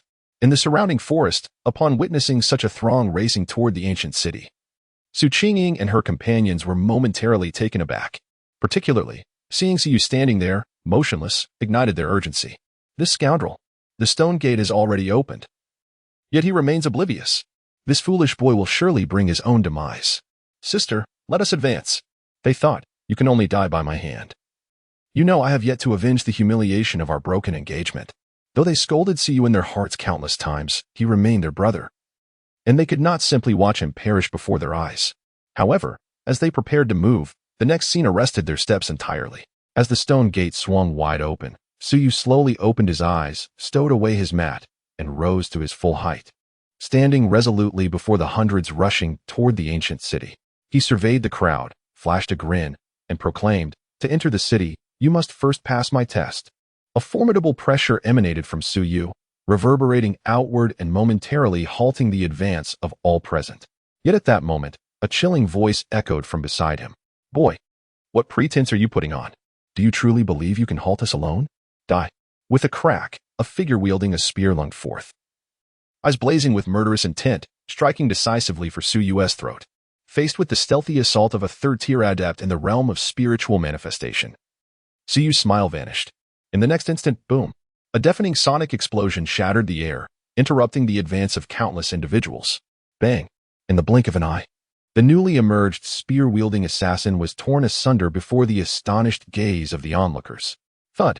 The remains of the body fell to the ground, still twitching in disbelief and confusion. To enter the city, you must first pass my test. In a fleeting moment, Su Yu had dispatched a third-tier assassin and returned to his original position. Gazing at the two severed corpses on the ground, all present were rendered speechless. Among the crowd, a cultivator of the essence refinement realm, who possessed formidable physical strength, swallowed hard and exclaimed in disbelief. In this realm governed by such stringent rules, where one cannot employ movement techniques or soar through the air, he managed to breach the sound barrier with nothing but his physical form. To achieve such a feat unscathed elevates his corporeal prowess to that of a humanoid war machine, and a formidable one at that, akin to a warrior of Earth-tier caliber. Breaching the sound barrier with sheer physicality is a rarity even within the ranks of the essence refinement realm. It requires not only extraordinary speed, but, more critically, a physique capable of withstanding the destructive force unleashed at the moment of breaking through the sound barrier. What are we afraid of? He is but a single individual. I refuse to believe he can withstand the might of us all, though we share the same realm of essence refinement. Can he truly be akin to one of the law manifestation realm? Attack. Let us strike together. They were not low-tier cultivators nor delicate flowers nurtured in a sheltered environment, and thus would not easily succumb to fear. In the face of great treasure, even the most insignificant of creatures would reveal their fangs against the strong. Clang. Weapons of war materialized in their hands, and none hesitated as they charged towards Su Yu. Their singular thought was clear: to kill. Those who obstruct their path to cultivation were sworn enemies. In a world defined by the survival of the fittest, where the strong reign supreme, all who stand in their way must perish. The cultivators daring to venture here at the dawn of the ancient city's opening were no weaklings. Each possessed at least a foundational level of essence refinement, emboldened to compete for a sliver of opportunity. With hundreds of essence refinement cultivators striking simultaneously, many bore orange fates, and a select few even possessed the rare crimson destinies of the fated ones. Such a formidable display would instill trepidation even in the most seasoned experts of the spiritual nourishment realm. Unlike the sage realm, which can dismiss even the most insignificant of beings, The spiritual nourishment realm is not invulnerable. Even titans can be brought low if swarmed by enough ants. With the resounding invocation of dragon, elephant mountain crushing palm, and cloud extreme sword technique, alongside the star-shattering hammer, various martial arts erupted, sending the surrounding air into chaos. Hundreds of practitioners at the spiritual nourishment realm simultaneously unleashed their power, the sheer force of which could rend apart even the strongest of the spirit sea realm. Yet, in the face of such overwhelming might, there was no trace of fear in Suyu's eyes. On the contrary, he felt a surge of exhilaration. This was the thrill he craved. Let them come. If they had the audacity, they could attempt to end him. Ever since he realized that a tranquil life as a young master was beyond his reach, he had transformed into a different person. Confronted with peril, he could not afford to lie back and relax. Since he could not retreat, he would ensure that those who sought his demise would all be reduced to mere backdrops for his ascent to power.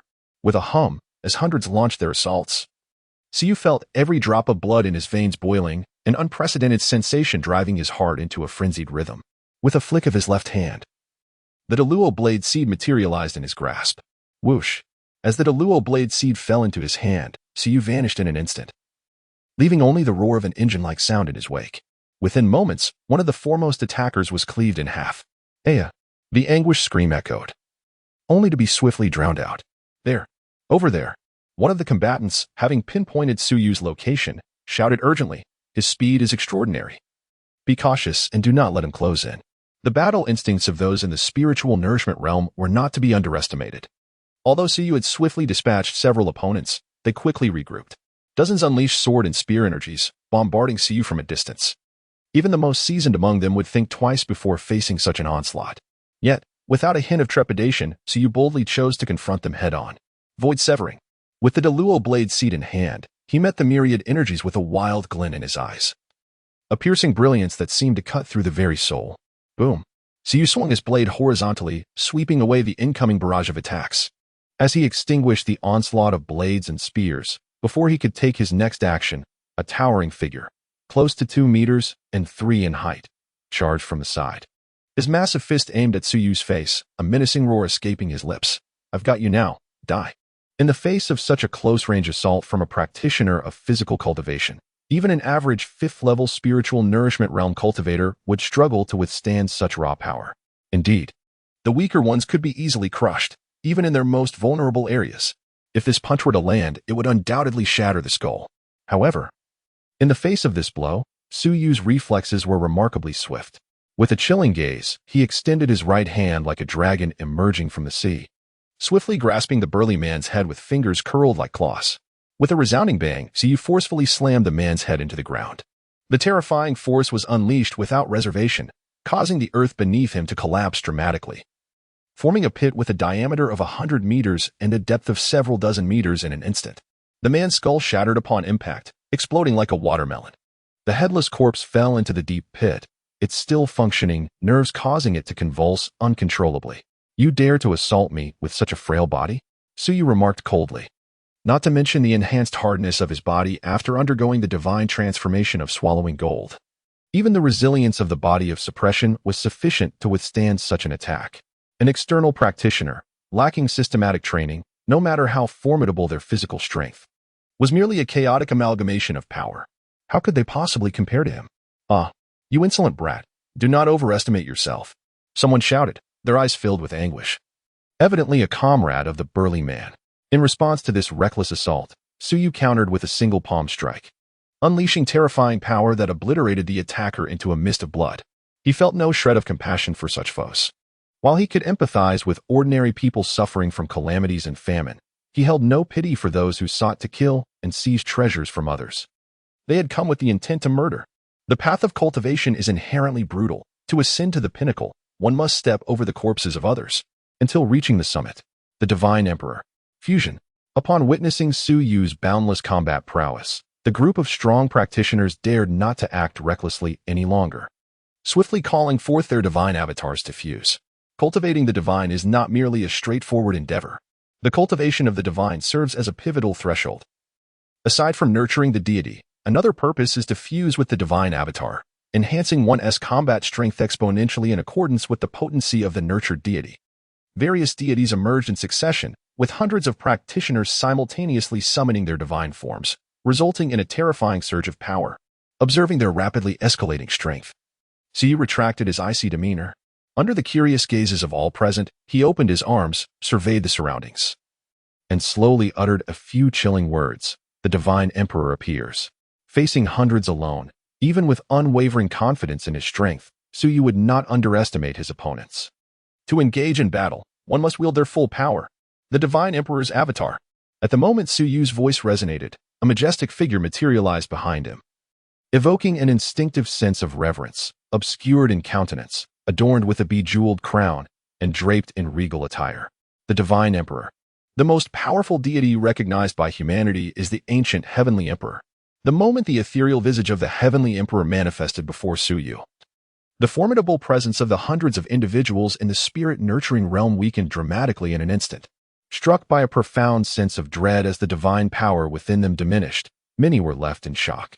Some keen observers, upon catching sight of the celestial phantom behind Suyu, could not help but exclaim, "This is the ethereal image of the foremost deity of all ages, the heavenly emperor.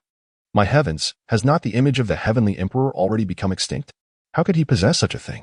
Legend has it that those in the spirit-nurturing realm who merge with the ethereal visage of the heavenly emperor can unleash catastrophic power, capable of even reversing the sun and moon. Although the phantom of the heavenly emperor has vanished for countless epochs, accounts of his existence have endured through the ages. For he is the most formidable being in the annals of human history, the former heavenly emperor, who single-handedly established the celestial court and commanded the cosmos, compelling all races to submit. Many of the deities that exist today are but shadows of those conferred by the celestial court. Even the mighty dragon clan among the myriad races was once under the governance of the celestial court, reduced to mere officials of rain and clouds. One can only fathom the magnificent splendor of the celestial court founded by the heavenly emperor in that era. Even the myriad races dared not offend the majesty of the heavenly emperor, a reverence that persists to this day. The heavenly emperor of humanity continues to inspire awe among all races. In response to their astonishment, Suyu merely nodded, his demeanor calm as he remarked, "Indeed, it possesses the power to reverse the sun and moon." Witnessing Suyu's composure, the crowd gasped in disbelief, with some unable to restrain their urgency, shouting, "Quickly, take action. Do not allow him to successfully merge with the heavenly emperor's phantom, otherwise it will be even more challenging for us to confront him." The spirit-nurturing realm, as one might expect, draws upon the abilities bestowed by the deities. It also serves as a hallmark of their magical manifestations. Upon hearing this, the crowd hesitated not a moment, surging forth like a barrage of cannonballs aimed at Suyu. Each individual unleashed their divine abilities. Some ignited as they charged, transforming into fiery beings whose scorching aura warped the very fabric of space. Others summoned thunderstorms, embodying the might of thunder deities, with hundreds attacking simultaneously. Even those of high rank within the spirit-nurturing realm would feel trepidation. Among them, there are undoubtedly some extraordinary paragons of the sacred lands capable of transcending the ordinary. In an instant, an array of attribute powers enveloped Suyu, as if threatening to burst the very heavens and earth. Observing the multitude unleash their celestial abilities, Suyu lifted his gaze, a hint of amusement playing across his features. Too late. With a resounding thud, Suyu stepped forward, and in that fleeting moment, the phantom of the heavenly emperor seamlessly merged with him. In but a brief instant, he was imbued with an aura of majesty that rendered him nearly unapproachable. The inversion of the sun and moon was ill-suited for this particular technique, aptly named the convergence of sun and moon. With a flourish of his hands, the celestial spheres of the sun and moon manifested simultaneously in the sky. The formidable energies of the moon and sun cascaded downwards, converging in Suyu's grasp, endowing him with the power of yin and yang at that very moment. As the sun and moon aligned, the once formidable sea of adversaries appeared akin to a deflated balloon, suddenly faltering and nearly losing their footing. It is not that Suyu has truly turned the world upside down, but rather it is the power of the Taiyin and the sun that has caused this disarray. In the moment of their staggering, Suyu's form suddenly enlarged. While it was not overly exaggerated, he reached an impressive height of nearly 4 meters. With a thunderous boom, Suyu vanished from his original position. In the next moment, an unfortunate soul found himself seized by Suyu's massive hands, and like a plush toy, he was swung about with abandon. The sounds of impact resonated as several cultivators in the front ranks were smashed into the ground. Fortunately for the individual caught by Suyu, he was a practitioner of external body training. Otherwise, The sheer force of Suyu's assault would have left him shattered on the spot. Even so, his condition was far from favorable. His breath quickly faltered, and he lay motionless like a lifeless creature. With a casual flick, Suyu cast him aside and turned his gaze forward. A grin spreading across his face. Let the battle continue. The thrill has just begun. We cannot halt now. He relished the combat, especially the sensation of overpowering the weak. Such a feeling was the most exhilarating. As Suyu revealed his bright, white teeth, many instinctively shuddered. A monster indeed. Even though they had managed to inflict injuries upon Suyu amidst the chaos, it appeared to have little effect. The speed at which his injuries healed was nothing short of monstrous. Despite hundreds of cultivators of the same realm attacking him, they had only succeeded in diminishing his aura by a mere 20%. Just 20%. At this juncture, many among the hundreds had suffered significant losses, injured gravely, or dead. Those who sought to slay Suyu had all met their demise. One individual stepped forward, voice heavy with authority. Are you not afraid of the retaliation from the major powers once you step outside? No matter how strong you are, with such a murderous intent, others will not tolerate you. At this moment, they commenced reasoning. Prior to experiencing blows, they all believed they could force their way through, but now, realizing that their hundreds could not subdue a single individual, they shifted to a mode of negotiation. Regardless of one's identity, all present hailed from formidable factions. Do you truly believe you can afford to offend anyone? Should your elders become aware, they would surely not spare you. Observing their cessation of aggression, Suyu too halted. Inquiring with a smile, are you threatening me? This is not a threat, it is a reality. No matter how powerful you may be, you remain merely within the realm of the spirit manifestation. Can you truly withstand the murderous intent of the law manifestation, the yin-yang realms, and the sacred realm? The elders outside, at the very least, exist within the yin-yang realm. Moreover, the elders of the sacred land are at the quasi-saint level. In the world of cultivation, strength is paramount, and your background constitutes a facet of your power. As long as your background is sufficiently formidable, even if you are but a mere body-refining waste, those mighty figures from the outside world would bow before you, unwilling to defy your will.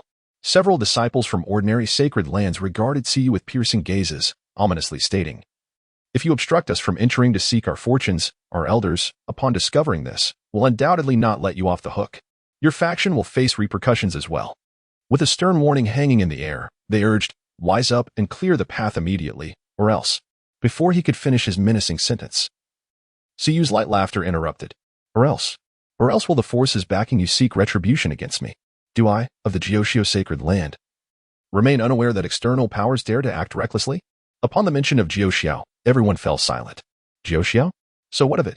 Even if you're from Jiuxiu, do you think that offending so many will spare you from punishment by Jiuxiu? One individual retorted fiercely, Jiuxiu must adhere to reason. Who in the eastern wilderness does not know that Jiuxiu is the most reasonable of all? Typically, if you present a rational argument, the higher-ups of Jiuxiu would be inclined to listen. The individual in question, having committed such an egregious act, was incredulous and sought to complain to Elder Jiuxiu, believing he would remain indifferent. However, Suyu merely curled his lips into a smirk and remarked, what reason is there to discuss? In the entirety of the eastern wasteland, Jiuxiu, along with ZY and Tianxian, embodies the greatest reasoning. With that, Suyu beckoned to the Jiuxiu disciples concealed within the thicket, urging them to emerge. Upon witnessing his gesture, the Jiuxiu disciples hurried forth with eagerness. A disciple from Qishao Peak, brimming with innocence, grinned and inquired, Little Master Uncle, what is your command? Suyu cast a sidelong glance at him, and then gestured towards the group of individuals, chuckling lightly. Come, inform them of my identity, and whether my words carry the weight of Jiuxiu. Upon hearing these words, the bald disciple cast a glance at them and exclaimed, What do you want? Do you intend to rebel? What my junior uncle from Jiuxiu says represents the will of Jiuxiu. Do you have any objections? Even if you do, it is of no consequence. Call your elders to speak. At these utterances, the crowd was immediately struck with fear, each person retreating, including even the recently merged divine phantoms. Junior uncle. Him? Those referred to as junior uncles by these disciples must at the very least belong to the elder generation, akin to the peers of the Holy Lord. Does that not imply he is a direct disciple of some venerable elder? A gasp arose among the crowd. Upon hearing these words, the disciples from the Tianxian and ZY sacred grounds silently retracted their divine phantoms and withdrew from the throng. What on earth is happening? If my master were to discover that I had taken action against the junior uncle of the Nine Heavens sacred land, I would surely fear for my very life. Among those present, few were acquainted with Suyu. Those who knew him and were qualified to participate in the secret realm trials were the top 10 figures who had emerged victorious in the Tianjiao Grand competition. They mingled within the crowd, unable to tolerate the fact that Suyu was being coveted by the sacred land. They had initially contemplated seizing the opportunity to strike him down. However, the high status of their opponent and the apparent loyalty of the Nine Heavens disciples to him gave them pause. It was best to refrain, lest they find themselves in a predicament after failing to catch him off guard. Upon hearing such domineering words, some external cultivators grew discontented and stepped forward to grumble. "What's wrong with the junior uncle? Do you think you can prevent us from entering?" However, the bald disciple from Qishao Peak immediately fixed his gaze upon him, and in a flash, brandished his blade, striking without a moment's hesitation. "Who do you think you are? When has it ever been necessary for the Nine Heavens to seek your approval? I shall strike you down." Boom! The flame of devouring heaven erupted, and a blade of fire extending several dozen feet surged forth. While its might may not have been excessively outrageous, the sheer expanse of the flames was indeed quite imposing. As the blade descended, the speaker felt a sudden chill run down his spine. With all his might, he barely managed to withstand the onslaught, even if he succeeded in blocking it. The intensity of the flames was such that it could induce a headache in a practitioner at the third level of the spirit-nurturing realm, let alone someone at the second level like himself. "If you keep pestering me, I'll cleave you in two," sneered the bald youth, spitting dismissively. He then turned to see you with an ingratiating smile, asking, "Uncle Master, how did I perform?" Seeing the eager expression on his face, which seemed to plead for praise, so you couldn't help but chuckle and replied, "You did quite well." Having someone to speak on his behalf is indeed a comfort.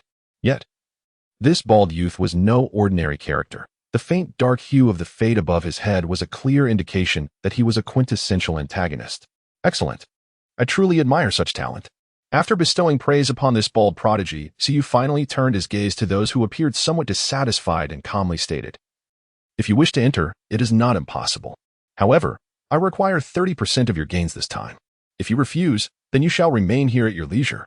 With a clang, Siyu unsheathed the Deluo blade and, following the motion, seated himself. The bald prodigy from Qishao Peak displayed remarkable insight. Swiftly retrieving a chair from his storage ring and placing it behind Suyu, then standing proudly at his back. "I shall see who dares to oppose my terms." Suyu's gaze swept across the faces of the crowd. This group of individuals poses no threat whatsoever. Naturally, those sisters who might pose a threat to themselves are allowed to enter freely, as are the disciples of the Nine Heavens. However, outsiders must strive for maximum benefit. They dare to take action against me. Must I not collect some interest in return? You. Undeniably, Suyu's domineering demeanor incited considerable anger. Yet they found themselves utterly powerless, for it appeared they truly could not contend with him.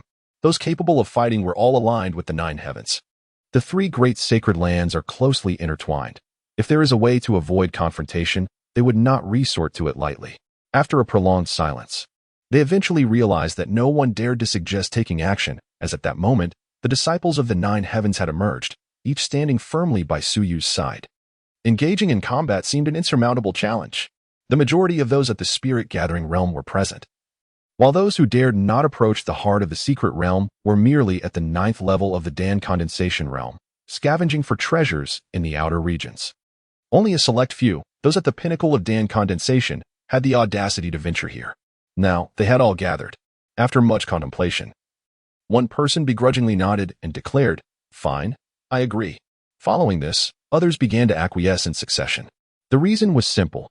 Rather than wasting time here or venturing outside to mine, it was far more prudent to delve inside the ancient city in search of treasures. Even if one had to relinquish 30%, it was still more lucrative than hunting outside. Of course, some of the spirit-gathering realm could not tolerate such humiliation and opted not to enter, instead choosing to hunt down those at the Dan condensation realm who were in search of treasures. Within the secret realm, discovering a treasure is a stroke of luck, while failing to guard it, or even losing one's life, is merely a twist of fate. Here, it is not uncommon for bizarre occurrences to unfold. Before long, the majority chose to compromise and ventured into the ancient city of green bricks. The ancient city would expel everyone on the final day. Should anyone attempt to remain inside against the rules, they would be directly obliterated by the regulations of the secret realm once the city closed. Once all those meant to enter had done so, the disciples of the Nine Heavens entered with expressions of excitement, observing the desolate plain. Siyu turned his gaze towards the forest and smiled, saying, "Sisters, do you not wish to come in?" As he spoke, 4 figures emerged from the thicket. their faces etched with complex emotions. Su Yu. Su Qing began, only to be unceremoniously interrupted by Su Yu. With utmost seriousness, he replied, "Though you are my sisters, you have witnessed my strength. However, since we are siblings, I shall offer a discount and charge you merely 20%. The three sisters of the Su family? All right, all right." Indeed, he was still that familiar rascal. A little power and he becomes insufferable. Sumuya gritted her teeth in anger, her beautiful eyes nearly ablaze as she glared at Suyu, admonishing, "You little scoundrel, do not go too far. You intend to swindle us as well. Who would want such a scoundrel as this brother? It's better to execute him on the spot." Su Wanqing expressed her disdain, stating, "A rogue is a rogue. Can we expect him to improve? Hurry and let us in." Others may fear Su Yu, but they are untroubled. Unable to fight back? They must engage to discover that.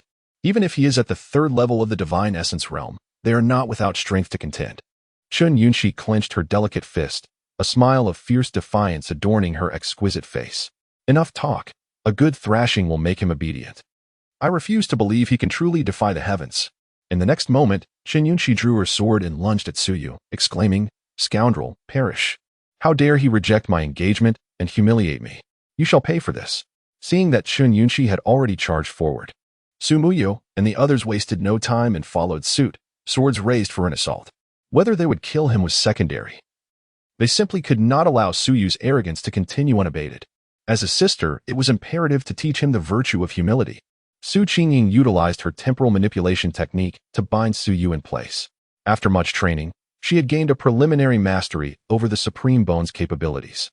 While she could not directly rewind time or accelerate it to age her foes, she could immobilize them, forcing the enemy to repeat a segment of their actions. Divine Phoenix True Intent. Insight. Sky-splitting sword technique. With Suyu restrained, Chun Yunshi, Su Muyo, and Su Wanqing executed their coordinated assault. Their combined might would be a formidable challenge even for those at advanced levels of the divine essence realm. After all, not everyone possesses a supreme bone or dual pupils, let alone the reincarnation of a celestial maiden. In the face of their relentless attack, Suyu merely smiled slightly. Still in the state of merging with the heavenly emperor's divinity, he effortlessly broke free from their bindings with immense strength. Sun and moon intertwined. In an instant, the sun and moon rose, causing a momentary disturbance in the heavenly magnetic field. Seizing this opportunity, Suyu disrupted Su Qingying's temporal loop, leaping back a considerable distance. As he positioned himself, his throat rumbled, and a soul-shattering roar erupted from his lips. Dark Moon Howl? With techniques primarily governed by dark energy, Suyu channeled the powers of the corpse immortal tribulation. Few in this world possess a darker force that rivals his. Waves of sound rippled outward, causing the brows of the four to furrow deeply. Though these sound waves bear no impact on the corporeal form, they inflict profound harm upon the soul. Even the act of attacking experiences a fleeting pause. In that ephemeral moment, Suyu's figure abruptly vanished from sight, eluding detection by the naked eye. Only the sonic boom, generated by breaking through several times the speed of sound, and the ensuing sound wave cloud could indicate his passage. Foolish one Ichan, today is not like the past. You cannot contend with me now. A twisted grin crept across Suyu's face as he seized Su Muyao's foot and hurled her violently into the distance. Upon regaining her composure, Su Wanqing attempted to evade the unfolding chaos, only to be caught by Suyu in a swift motion. The ground trembled as the two sisters were mercilessly flung away, their bodies crashing into tree after tree, leaving devastation in their wake. As if thousands of tons of explosives had been unleashed upon the mountains. Even the earth itself was raised in a colossal upheaval. Prepare yourself. Chun Yunshi harbored no thoughts of aiding her flung teammates. Only by eliminating the enemy could she effectively facilitate their rescue. She could not allow a moment of hesitation to jeopardize her own life. With precision, Chun Yunshi unleashed a powerful strike. This was no ordinary martial art, but a sacred technique, the folding heaven sword technique. A single stroke could sever the heavens. It epitomized the concept of overcoming the rigid with the supple. To attempt to intercept this strike with brute force would be folly, only exacerbating the damage inflicted by the folding heaven sword technique. Unless one's explosive power could surpass the limits of what Chun Yunshi could endure, success was unattainable. The sword stroke brought a moment of seriousness to Suyu's face. Indeed, he was formidable, yet not overwhelmingly so. Moreover, facing someone of Chun Yunshi's stature filled him with a sense of caution, despite his confidence. He could not entirely disregard his opponent. Had he been truly self-assured, he would not have commenced the battle by merging with the ethereal form of the heavenly emperor. It is worth noting that Chun Yunshi had yet to fuse with any divine essence. As Suyu wielded the Deluo blade, a qualitative shift occurred in his aura. Previously exuding mere authority, he now radiated an additional 3 parts of sharpness and brilliance. Yin-yang breaks the heavens. Suyu bellowed with fervor, with a single slash. The potent forces of the lunar and solar energies entwined, their diametrically opposed powers coalescing into a formidable force, compelling the surrounding spiritual energies to retreat in awe. In the annals of legend, the yin and yang are inherently intertwined, typically manifesting in the births of twins. Should individuals of disparate bloodlines awaken both energies, they are destined to be exemplary beings, and their progeny may not inherit a singular nature, but rather possess the potential to become the fabled chaotic entity. The harmonious interplay of the firm and the yielding greatly surpasses the potency of any singular attribute. However, achieving a balance between these two forces is an arduous task. Suyu's ability to execute this technique can be attributed not only to the yin essence bestowed by the corpse immortal's tribulation but also to the system's rewards, which imbue all martial arts with a foundational proficiency. Without transcending the realms of yin and yang tribulations, he would not possess the means to unleash such devastating power. Boom! The yin-yang blade aura shattered the heavenly sword energy, their forces nearly neutralizing each other. Witnessing her attack effortlessly dismantled by Suyu, Chun Yunshi's eyes flickered with surprise. Yet, in this precarious moment, she could not afford to be distracted. At that instant, Suyu, devoid of emotion, felt a surge of clarity. A splendid opportunity. Boom! Standing nearly 4 meters tall and exhibiting remarkable agility, Suyu swiftly appeared before Chun Yunshi. As her expression shifted with alarm, she attempted to retreat, only to be met with Suyu's booming laughter. Watch out, today I shall strike you with fists as large as sandbags. Bang! The next moment, a shocking scene unfolded before the frozen eyes of Su Qingying and her sisters. Suyu, propelled by incredible speed, closed the distance to Chun Yunshi. His colossal fist descended like a super truck equipped with rocket engines, crashing into her chest at breakneck velocity. Bang! The area that should not have caved in was completely indented. With this punch, Suyu held nothing back, his excitement surging as he encountered an equally matched opponent. Unleashing his full strength.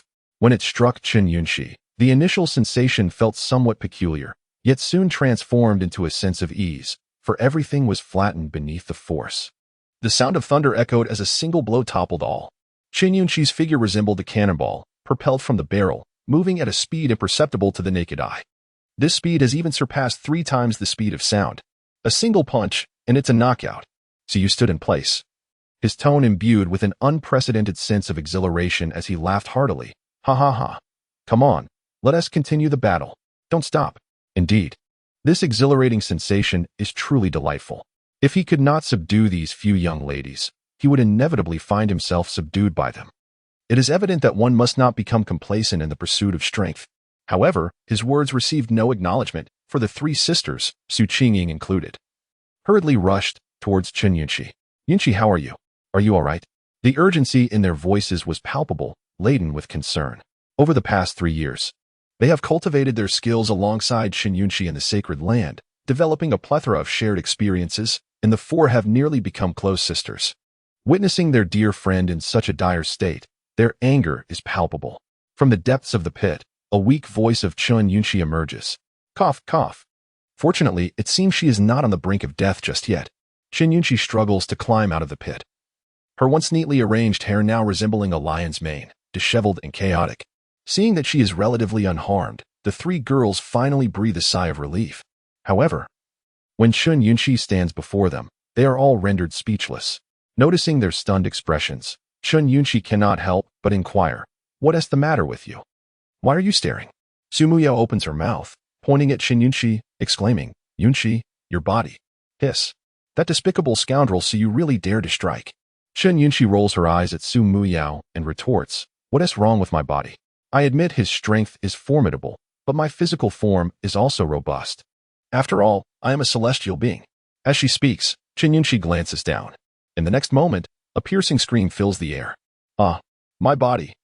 Upon seeing her current state, Chun Yunshi is driven to madness. Her once alluring figure now resembles a vast plain, utterly flat and exposed. She can see her feet. Chun Yunshi shuts her eyes and screams, "My body. How has it become so flat? Ah, that wretched scoundrel." I will kill you. Ah. After her breakdown, Chen Yunxi's phoenix eyes blaze with murderous intent. If looks could kill, Suyu would have been torn to shreds by now. Terrifying, Chen Yunxi draws her sword, ready to confront Su Yu in a life-and-death struggle, but is restrained by Su Qingying and the others. Yunxi, do not act rashly. We cannot defeat him now. Let us not associate with this heartless rogue any longer. We shall pretend he does not exist from now on. Let us depart. With that, the group casts disappointed glances at Su Yu. Such a scoundrel. Indeed, one should not harbor even a glimmer of hope for him. His previous display of vulnerability now appears to have been nothing but a ruse. If given the opportunity, he would undoubtedly exploit these sisters without hesitation. Had he been just a tad stronger, the situation today would have unfolded quite differently. It may very well come to extracting bones, gouging eyes, and drawing blood. The mere thought of such possibilities sent a chill down the spines of the three.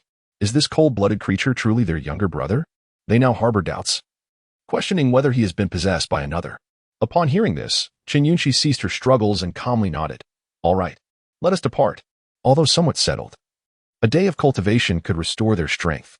The crux of the matter lies in their inability to fully harness their powers, rendering them incapable of standing alongside the anomaly that is Su Yu. To genuinely overpower Su Yu, one must possess at least the realm of law manifestation, or even the tribulation shadow realm. Anything less is futile. They remain far too weak. The group cast reluctant glances at the ancient city of blue bricks behind Su Yu. Though it harbored the opportunities they sought, they would never submit to Su Yu's exploitation. They would rather forego it. If necessary, they could invest additional time seeking alternatives. Should they fail, they could always obtain the divine portrait from the heavenly Xian sacred land to cultivate their divine essence as a substitute. Ultimately, they could rectify their path later on. There were numerous methods available, albeit somewhat troublesome. Without a hint of hesitation, they turned and walked away. Nearby, the exhilarated Suyu was taken aback by their expressions. Their unfamiliar demeanor sent a shiver down his spine. It seemed things had escalated. Suyu inwardly lamented the situation, realizing that his earlier punch had perhaps been excessive, inciting intense resentment from his sisters and Chen Yunxi. If this escalates, how can the others, driven to the brink, cultivate without engaging with oneself? Must one truly resort to the paths of slaying a sister for enlightenment or killing a wife for ascendance? Although Chen Yunxi is merely a fiancée, one must ponder the implications of the word wife. This is unacceptable. A shiver coursed through Suyu. The outcome of who kills whom remains uncertain. And early strength does not guarantee perpetual dominance. Should the situation evolve to the realm of saints or emperors, the techniques at the disposal of Chen Yunxi, this reincarnated fairy, would vastly eclipse his own rudimentary abilities. In such a scenario, his fate would undoubtedly be sealed. With this realization, Suyu cast aside his hesitation and instantly set forth, his speed now surpassing even 4 times the speed of sound. A deafening roar erupted as layers of shockwaves manifested around him. Wherever he passed, even the stoutest trees were shattered and toppled by the force of the sonic boom. Simultaneously, this sound reached Chen Yunxi and her companions. As the explosive sounds drew nearer, their eyes ignited with an unbearable fury. Enough is enough. Suyu, do not overstep your bounds. Before they could articulate their thoughts, they felt massive hands lift them effortlessly. Suddenly, they were spun around in a dizzying whirlwind. Away with you. Suyu grasped the 4 and hurled them forcefully toward the ancient brick city. The 4 women, before they could process the event, they found themselves cast into the ancient city, vanishing from sight. After accomplishing this, Suyu clapped his hands and exhaled in relief. Fortunately, I can bully them. But those devoid of emotions are unacceptable. One such individual is sufficient. In the next moment, Suyu dashed toward the city gates of the ancient brick city. The premise of maximizing benefits is that one must first claim the greatest rewards. Upon entering the ancient city, Suyu's objective was clear. He raced toward the highest edifice within. A quasi-emperor had painstakingly constructed a small world as a tomb, lavishly adorned and filled with treasures. Suyu found it hard to believe that a man at the pinnacle would possess such benevolence. A peak quasi-emperor, without offspring or kin. Would he truly be kind to all cultivators? Certainly not. The creation of this secretive mausoleum must harbor deeper schemes. If he concealed treasures or sought an heir, he would undoubtedly place his most cherished possessions within his coffin tomb. The most fitting location for such a mausoleum would undeniably be the Golden Temple, which starkly contrasted with the other structures of the ancient brick city. That temple, standing at the highest point, upon entering the ancient brick city, Suyu observed that each building was bustling with individuals coming and going. Before him stood the figures of those monks who had entered in search of treasures. The resplendent golden temple was undeniably conspicuous, yet they chose not to seek their fortunes within its hallowed halls. The reason was straightforward: they lacked the capability to do so. Not only were they ill-equipped to contend with the more formidable prodigies, but the perils lurking within the golden temple were far beyond their means to confront. If the secret realm were indeed a land of fortune, replete with treasures, the major factions and sacred lands would not have dispatched such a meager number of individuals to explore it. Though the secret realm abounds with opportunities, it is equally fraught with peril. The risk of demise is alarmingly high. Of the thousands who ventured forth upon the closure of the realm, the casualties caused by treacherous traps, ferocious beasts, and the treachery of one's own comrades amassed to no less than 2,000 souls. Throughout the duration of the realm's opening, the most devastating loss occurred when an army of over 10,000 was reduced to little more than 1,000 survivors. Thus, the present seekers, for the most part, would only pursue treasures within the confines of their own limitations. So you paid no heed to these treasure hunters. His aim was singular and resolute, directed at the Golden Temple. As for the treasures these individuals sought, regardless, on the eve of the realm's closure, they would be teleported outside the ancient city of blue bricks, and 3/10 of their earnings would be his.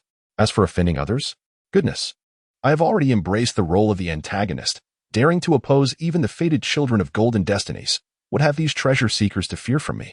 As long as I remain powerful, no one in this world shall defy my will. Navigating through the throngs and streets, Suyu arrived at the foot of the Golden Temple. He gazed upward, where the grand entrance loomed majestically atop the countless steps. Many monks were laboriously ascending those steps. Redirecting his attention, Suyu took a step onto the first step and immediately sensed its uniqueness. At the moment his foot touched the step, he felt an imperceptible gravitational force pressing down upon him. However, this pressure was trivial in comparison to his strength, easily dismissed. An assessment, perhaps? It appeared to be a trial predicated on the strength of both body and spirit. Should one's physical and spiritual prowess fall short, to force one's way forward would result in a catastrophic explosion of flesh or spirit. The strong are not philanthropists. Those who reach the summit do so upon the corpses of the fallen. If the trials do not claim lives, then their very purpose would be rendered meaningless. With his thoughts collected, a subtle smile graced Suyu's lips. Trials that lead to death are preferable, for they ensure I remain ever vigilant against all threats. With a rhythmic sound, Suyu ascended step by step, his leisurely demeanor giving no indication that he was undergoing a trial. In merely an hour, he had already traversed over 1,000 steps. Among the 3,399 steps, he had effortlessly conquered 13. Those at the 1,000-step mark. Entrenched in the spirit-nurturing realm, watched as Suyu ascended each step as if meandering through a garden, their spirits plummeting. How infuriating it was. We toiled for ages to reach a mere 1,000 steps, while he ambled along as though on a casual stroll. Was his physical and spiritual strength truly so extraordinary? If he were not, how could one individual stand against us all? This is maddening. I can scarcely continue climbing. Do you intend to persist in this manner? Remember, if you withdraw partway, you will lose 13 levels of cultivation. It would be far better to retreat after reaching a distance of 23. For the losses then would be far more severe. Exiting the trial is indeed an option, but each step you take comes with its own penalties. At a distance of 13, one loses the corresponding cultivation level, while at 23, it would be a complete obliteration of both spirit and essence, plunging one back to the innate realm and even impairing intellect. Once, a remarkably confident genius from the outside world managed to endure to 23. But when he could no longer withstand it and chose to withdraw, he was left in a state of half-wittedness. Witnessing Suyu's apparent ease caused many to crumble mentally, leading them to opt for withdrawal. Even the loss of 13 levels of cultivation was deemed preferable to struggling to the point of death. 13 levels would merely reduce them to the pinnacle of the first tier of the spirit-nurturing realm, a fate they could accept. The conversations of those individuals fell on deaf ears for Suyu. His gaze remained steadfastly fixed upon the resplendent golden temple at the summit. As he ascended swiftly towards the apex, the pressure exerted upon both his corporeal form and spirit intensified. Upon crossing the 23rd step, the strain surged dramatically. Were a typical cultivator of the third tier of the spirit nest realm to find themselves in his current position, the pressure emanating from the steps would, in an instant, reduce them to mere pulp. The brown stains upon the steps serve as irrefutable evidence of this grim reality. Here, there were once reckless individuals who forcefully traversed the 23 steps, arriving at the final segment. Yet, it was this audacious step that condemned them to remain here forever. In truth, each individual who could reach this point in the third tier of the essence-gathering realm could be regarded as a prodigy. At the very least, they would effortlessly overpower standard practitioners of the same realm. Furthermore, engaging in battle with formidable opponents from the fourth tier of the essence-gathering realm was not out of the question. However, in the end, they still perished at this very distance. This distance resembles an insurmountable chasm, distinctly separating the gifted from the mediocre, much like Siyu at this very moment. As he strides across this pivotal step, akin to a fateful dividing line, and comes to a steady halt. The expressions of the prodigies lingering in Zone 23 are nothing short of fascinating and intricate. Yet, Siyu remains unconcerned with deciphering their thoughts. He continues to advance with unwavering determination, seemingly impervious to any pressure, his pace undiminished. At this juncture, only a handful remain ahead of him, merely 10 or so individuals who have managed to reach this final section, each possessing an aptitude of orange or higher. Some even boasting a red aptitude. But does this truly matter? All these prodigies shall become mere stepping stones for him. With resolute steps, Siyu hastens towards the finish, effortlessly surpassing those who struggle to progress. Under the watchful gaze of countless complex expressions, as the third hour draws to a close, he finally ascends the last step. A resounding, pure bell toll reverberates through the ages at this moment. Ding. The profound chime echoes, transcending the passage of time, spreading throughout the secret realm. Even those laboring underground in search of precious spirit stones can hear this penetrating bell sound. In an instant, all eyes turn toward the direction of the Golden Temple. The next moment, a grand voice, devoid of any emotion, resounds in the ears of every individual present. Unparalleled talent, celestial aptitude, a record-breaking ascent in the shortest time. Each step a test of limits. 3,399 steps. Should one reach the summit, imperial qualification is assured. With Siyu having not yet unleashed his full potential upon reaching the peak, he has utterly shattered the boundaries of imperial qualification. Countless onlookers stand in stunned silence, their mouths agape in astonishment. Celestial aptitude. Such legendary qualifications have truly emerged? Is this not the age of decline? Why would one endowed with such exceptional gifts choose to manifest at this particular juncture? Should they not be forcibly sealed within the divine source by the ancestral elders of their clan, awaiting the arrival of the golden era to emerge? Does their appearance now not risk squandering their potential? Countless individuals, in their relentless pondering, struggle to comprehend why this era would witness the emergence of such unparalleled talent. The qualifications of a great emperor have already driven the Holy Lands into a frenzy. What then are the qualifications of a celestial being? Could it be that the golden era is to arrive prematurely, signaling an end to the age of decline in the near future? Does this not imply that even those of our caliber might attain sanctity? Is a new round of upheaval among powers on the horizon? The air buzzed with speculation as numerous voices debated various outcomes. However, Siyu harbored no desire to delve into such matters. Rumble. As Siyu pushed open the heavy golden door, it reverberated with a thunderous sound. Upon entering the Golden Temple, his gaze was immediately drawn to the forefront. At the very center of the grand hall stood an elevated platform. Upon this platform rested a solitary coffin, silently erect. Surrounding the coffin, the very fabric of space seemed to warp, as if harboring an existence so grand that even space itself could scarcely endure it. Once, a formidable being had stood at the pinnacle, gazing down upon the world. Even after countless years of death, their presence still commanded reverence from heaven and earth. Could even space not withstand the might of their mortal remains posthumously? Siyu's eyes blazed with fervor as he fixated on the coffin, murmuring to himself, "Is this the terrifying aspect of a peak powerhouse? Even in death, they cannot be buried by the heavens and the earth, in the realms of yin and yang. By cultivating the dual energies and merging them, one becomes a celestial being. A celestial being possesses a physical form, strength, divine soul, essence, and fate. Surmounting the decline of the physical body leads to rebirth, reconstructing the innate body. Once all 5 declines are transcended, one reaches the realm of a quasi-saint. Those who have undergone the 5 declines and are reborn possess a physical body that can remain uncorrupted for a millennium, with bones of jade that shine eternally. Simultaneously, the lifespans of those who have transcended the 5 declines are infinitely elevated, with quasi-saints living for 2,000 years, unmatched in power. Below the saint realm, lifespans do not exceed a millennium. Even those at the Dharma aspect have lifespans of no more than 600 years, while those cultivating divine essence are limited to 500. The statement that all beneath the saint realm are but ants is not mere rhetoric. It is a stark reality. Their lifespans are excessively brief. No matter how astonishing they may be, they cannot achieve sainthood and are merely fleeting fireworks, leaving no mark in the annals of history. Just like him, no matter how formidable, he remains merely a remarkably gifted youth, if one truly wishes to catch the eye of great powers. Lacking the Dharma aspect renders one merely an exceptionally talented little figure, easily crushed at any moment, despite the current warm and benevolent attitude of Jiuxiao towards him. Even the ancestor has expressed a desire to teach him through the broken divine source. Yet, where is the ancestor after all this time? The restoration of the broken divine source has taken only a few days. The reason for its absence is that it awaits his breakthrough to the Dharma aspect. To reveal the true potential of ascending to the saint realm, Su Yu is acutely aware of his trump card.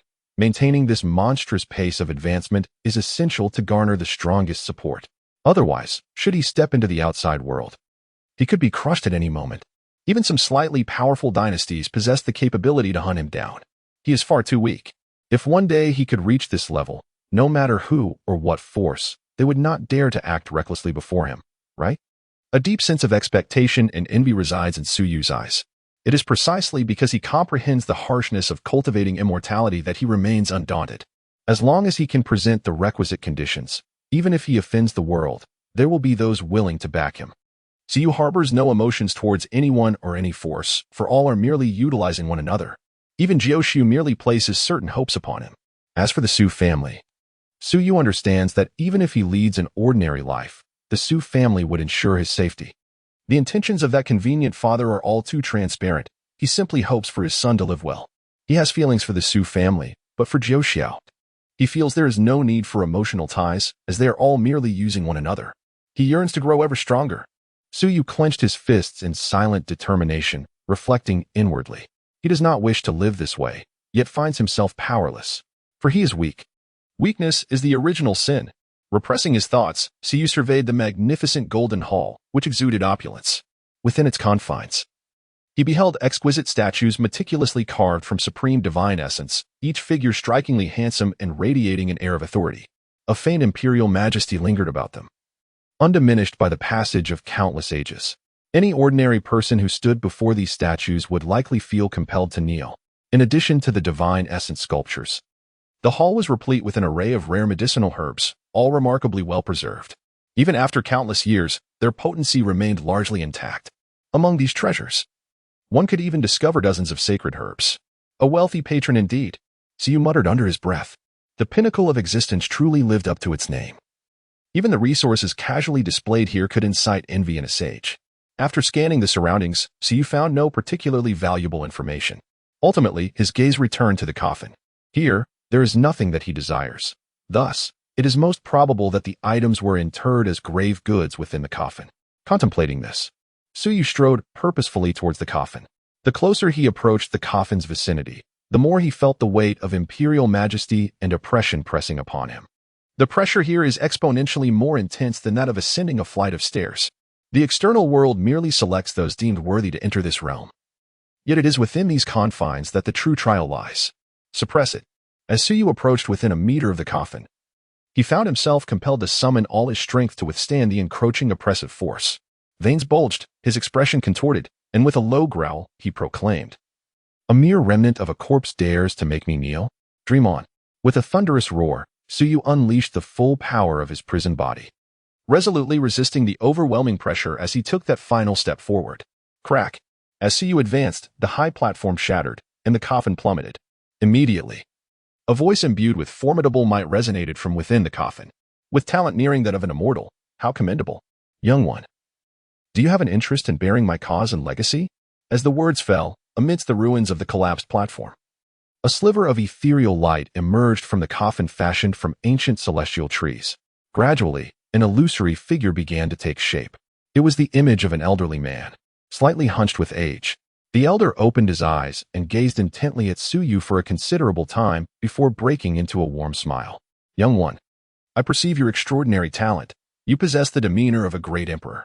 Come forth, accept my legacy, and become my sole disciple. Inheriting the name of the Tao of Heaven, stirring the winds and rains in the realm of Xiantian, the elder extended his arms, seemingly welcoming Su Yu. Upon hearing the term Tao of Heaven, Su Yu's expression subtly shifted, a flicker of astonishment crossing his face. For he had heard of the Tao of Heaven, an esteemed figure from thousands of years ago, a pinnacle quasi-emperor who existed during the early days of the Age of Decline. a time when spiritual energy was so scarce that even quasi-saints could scarcely traverse freely. Yet, the Tao of Heaven, as if endowed with extraordinary abilities, continuously defied the odds, roaming the world as a disciple of no sacred land, occasionally breaking through to higher realms within certain secret domains. Moreover, he seemed unbound by the constraints of the world's rules, persistently advancing through the age of decline. In merely a millennium, he achieved the status of quasi-emperor, an apex level of power, unmatched in combat prowess, even managing to render the great sacred lands breathless. Had it not been for the formidable initial stage of the age of decline, he might have had the opportunity to validate his path through sheer strength. He is a legendary figure, worthy of being recorded in the annals of the great sacred lands. Yet, this powerful pinnacle quasi-emperor ultimately met his demise. The spectral image of the Tao of Heaven regarded Su Yu, lost in contemplation, before gently persuading, "Young one, I am the invincible quasi-emperor who roamed the universe 70,000 years ago. In that era, whether they were top sacred lands or divine races, all were suppressed to the point of breathlessness by my might. Become my disciple, embrace the Tao of Heaven, and you shall attain unrivaled enlightenment. Your unparalleled talent, combined with my teachings, will undoubtedly lead you to become an emperor in this waning age, subduing all obstacles." While it may imply inducement, his words are not without merit. The method of Do Tian was once deemed invincible. Even the pinnacle of the Jinwu clan, the esteemed ancestor of the quasi-emperor, would struggle to withstand 100 exchanges before succumbing before him. His imperial title, Do Tian, carries profound significance. It is said that the Do Tian quasi-emperor mastered a scroll of celestial secrets, the Do character's secret of the primordial celestial, reputed to be the ultimate limit of this world, unmatched in offensive prowess. The Do character secret enables one to replicate all combat techniques and divine arts that they have witnessed. It can even simulate the battle techniques of those in the Emperor realm.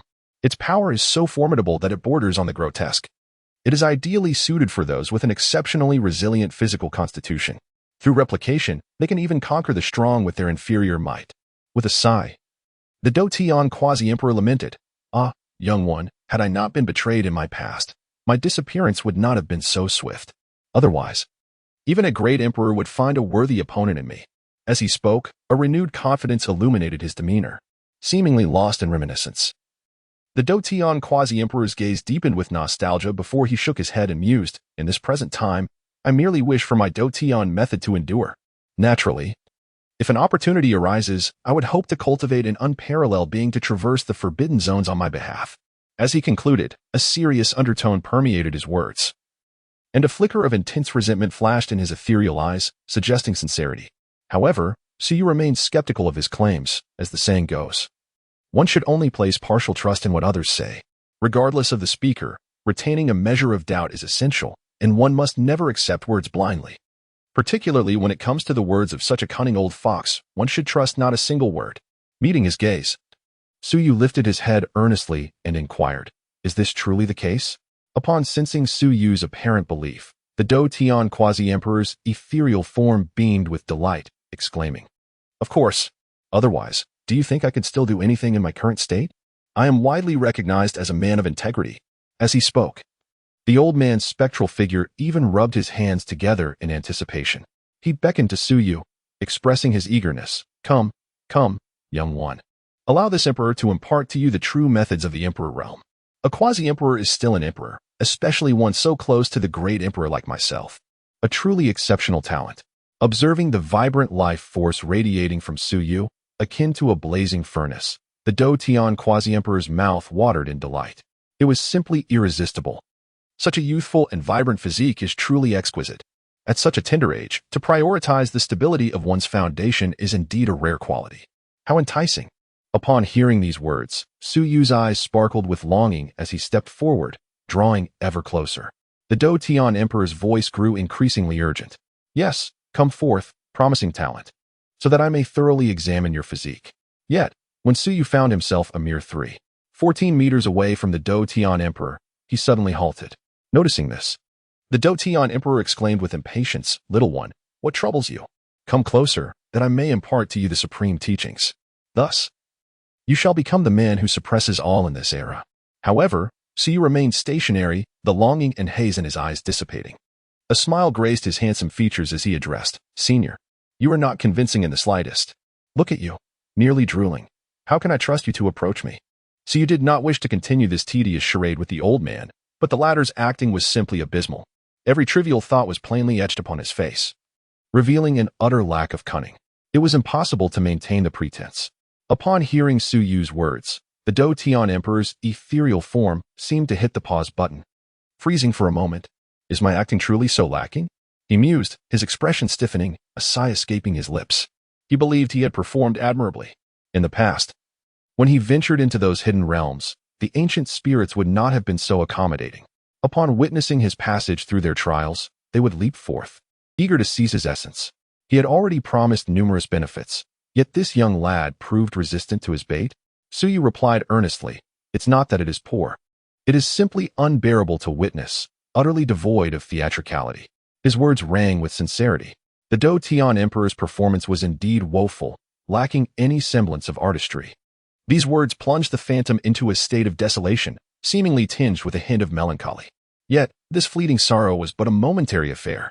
Once these emotions were cast aside, the elder's aura transformed instantaneously. His presence surged like an ocean of stars, dazzling to the point of being blinding. His stooped back straightened in that instant, and his visage shifted from that of an aged man to one of middle age. He emerged as a figure of immense authority, a transcendent being of exceptional grace. Standing tall in a flowing white robe, his long hair stirred gently, radiating an exquisite brilliance. The once diminished Do-Tian Emperor now exuded an air of superiority, gazing down upon the world with a hint of arrogance in his eyes. He looked at Su Yu, a smile gracing his lips. "Little one, are you now willing to take me as your master?" At this moment, the unparalleled middle-aged figure was none other than the supreme being who had illuminated the cosmos 70,000 years ago, the Do-Tian Emperor. Such a man possesses the grand ambition to gaze down upon the world, unlike the previously timid old man. With an unmatched aura, he stands gracefully, exuding an imperial presence. Gazing at Su Yu with a smile and inquiring, "What say you? Your foundation can advance with greater swiftness, allowing you to rise above the constraints of external laws and continuously better yourself. I shall entrust all that I am to you." This statement, emanating from the depths of his soul, bears no semblance of deceit. He is a supreme being, daring to challenge the heavens. The notion of seizing one's body is trivial. Were he to exist in an age of golden prosperity, he possesses myriad means to attain resurrection and experience a second life.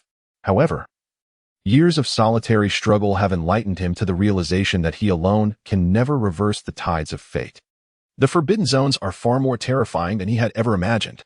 To quell the forbidden areas, to shatter the rules, and to break through the barriers imposed by aristocratic families, sacred lands, and sects, is an endeavor that cannot be accomplished by a single individual. He requires assistance. Upon hearing this, Su Yu did not immediately acquiesce, but instead inquired, "Why choose me? What grounds do you have for trusting me?" The heavenly challenger retorted, "One question. Would you kill your loved ones, those who sincerely care for you, in pursuit of success? Would you choose to slay them for the sake of achieving greatness?" To this, Su Yu promptly replied, "Must the path to greatness be stained with blood? If so, then let this path remain untraveled. I shall seek my own way to enlightenment." This question requires no contemplation from Su Yu. He can answer it with sincerity. To harm those who have treated him well? No, he cannot bring himself to do so. No matter how sharp his blade may be, he would never aim it at those who have shown him kindness. That is his ultimate boundary. As for strangers, he can unhesitatingly take their lives. Even a villain must adhere to principles. He is a villain, not a heartless demon.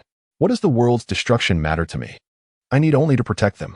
The Emperor of Heaven beamed with a radiant smile. Ha ha, ha ha ha ha.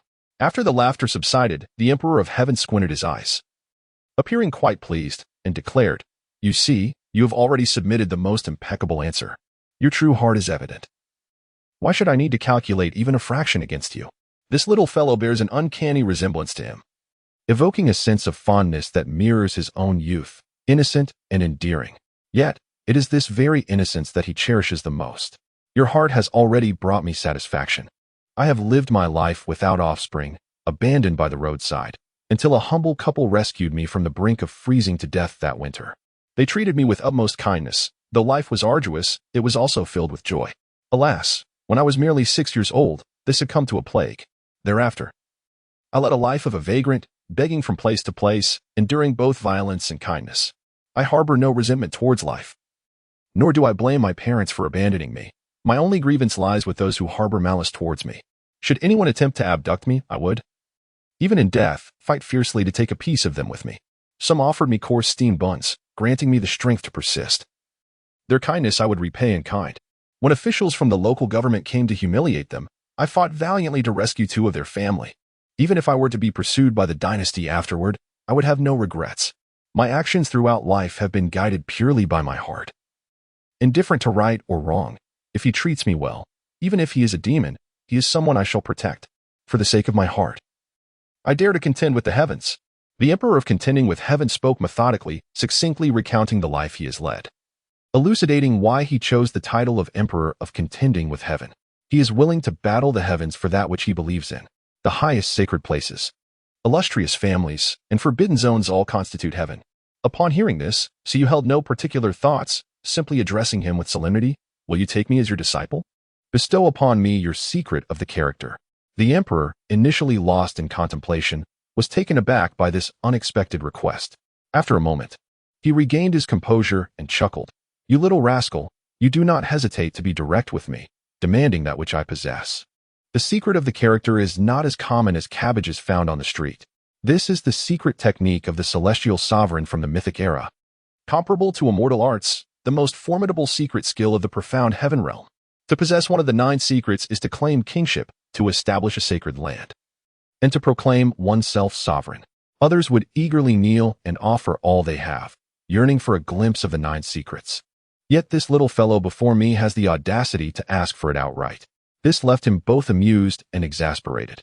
Suyu rubbed his nose, cleared his throat, and feigned seriousness as he remarked, "Isn't it rather awkward to be so polite? After all, you are nearing your end. Do you truly wish to take your grievances with you to the underworld?" Upon hearing this, the Emperor of the Battle Heavens was momentarily taken aback, then shot him a fierce glare, retorting with irritation, "You insolent brat, how dare you presume that I am on the brink of death? I am merely here to mend my corporeal form, awaiting the arrival of the Golden Age. We are merely in the early stages of the end of the Dharma. How could I possibly endure until the conclusion of this era? At that time, I had merely trespassed into the forbidden zone to pilfer an elixir of immortality and a fragment of celestial essence, only to be nearly obliterated by the master of that domain. Fortunately, the cosmic laws were at their zenith then, preventing the master from pursuing me. This fortunate survival is owed to him sealing his corporeal form with celestial essence, thereby isolating himself from the ravages of time. In fact, even this golden sanctuary is constructed from the divine essence he amassed during his earlier exploits in the northern region. Though the quality of the divine essence may not be exceptional, it is nonetheless worth its weight in gold. The sheer value of this golden sanctuary alone could potentially purchase the lives of 100 lesser sacred lands. Such extravagance is merely to sustain his immortality. As for death, that is far too premature. Once the golden era descends and the emperor's laws cease to exert their influence, he shall break free from his confinement. When the contest of fate arrives, he will be poised to vie for the imperial throne at the earliest opportunity. Although his physical form is sealed by celestial essence, the passage of 70 millennia will inevitably erode his vitality. The elixir of immortality is a safeguard, prepared for the imminent grand epic. The moment the era approaches, he will emerge from his confinement and promptly consume the elixir, thus reviving himself for a second existence. The exclusive artifact of the emperor, squandered by a mere peak quasi-emperor, is indeed akin to a wild boar feasting on fine grains. As he spoke, the quasi-emperor waved his hand dismissively, stating, "Very well, you have passed my trial, and thus my teachings are rightfully yours. From now on, you may dedicate a year to tranquil cultivation here. I possess a considerable abundance of knowledge. If imparted all at once, your mind would surely be overwhelmed. Therefore, it is best to approach this in several sessions." Upon hearing these words, Suyu's eyes were filled with intrigue. A considerable abundance? To be imparted all at once? What nonsensical drivel is this? Yet, the celestial emperor remained unfazed by his eccentricity. Drifting serenely outside the sacred hall, with a sweeping gesture of his hand, he commanded, "All irrelevant individuals, depart at once."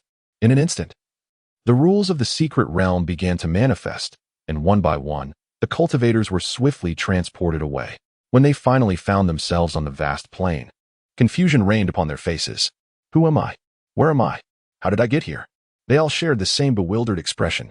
Moments later, amidst the crowd, a melodious voice pierced through the chaos, filled with despair. "Ah, my divine scroll, on the plain outside the secret realm.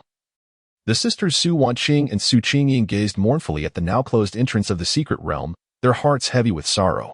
Su Wanqing cried out, "Ah, my divine portrait! I was so close. Just moments ago, they had nearly grasped the divine scroll, only to be abruptly transported away in a flash. What is happening? Are we truly fated to be deprived of such a formidable divine portrait?" It wasn't just the sisters who were heartbroken. Many others around them fell to their knees on the grass, pounding the earth in despair. Their hearts bled. A divine source the size of a human head, and a sentient sacred herb that could escape, were nearly within their grasp. And yet, they were cast out. The profound sense of disparity left them in anguish, nearly rendering them breathless. In a swift motion, 3 elders from the sacred land arrived, their expressions reflecting sheer astonishment as they beheld the vast assembly. "What is happening?" one of them questioned, perplexed. "There are still 12 days remaining until the closure of the secret realm. How is it that all of you have emerged?" An elder from the 9 heavens sacred land approached a disciple and inquired in a grave tone, "What transpired within the secret realm that led to your expulsion?" The disciple, who possessed a profound understanding, appeared equally bewildered as he replied, "I have no idea. I was in the midst of seizing the sacred martial arts manuscripts, having just grasped half of it, when I was suddenly transported out."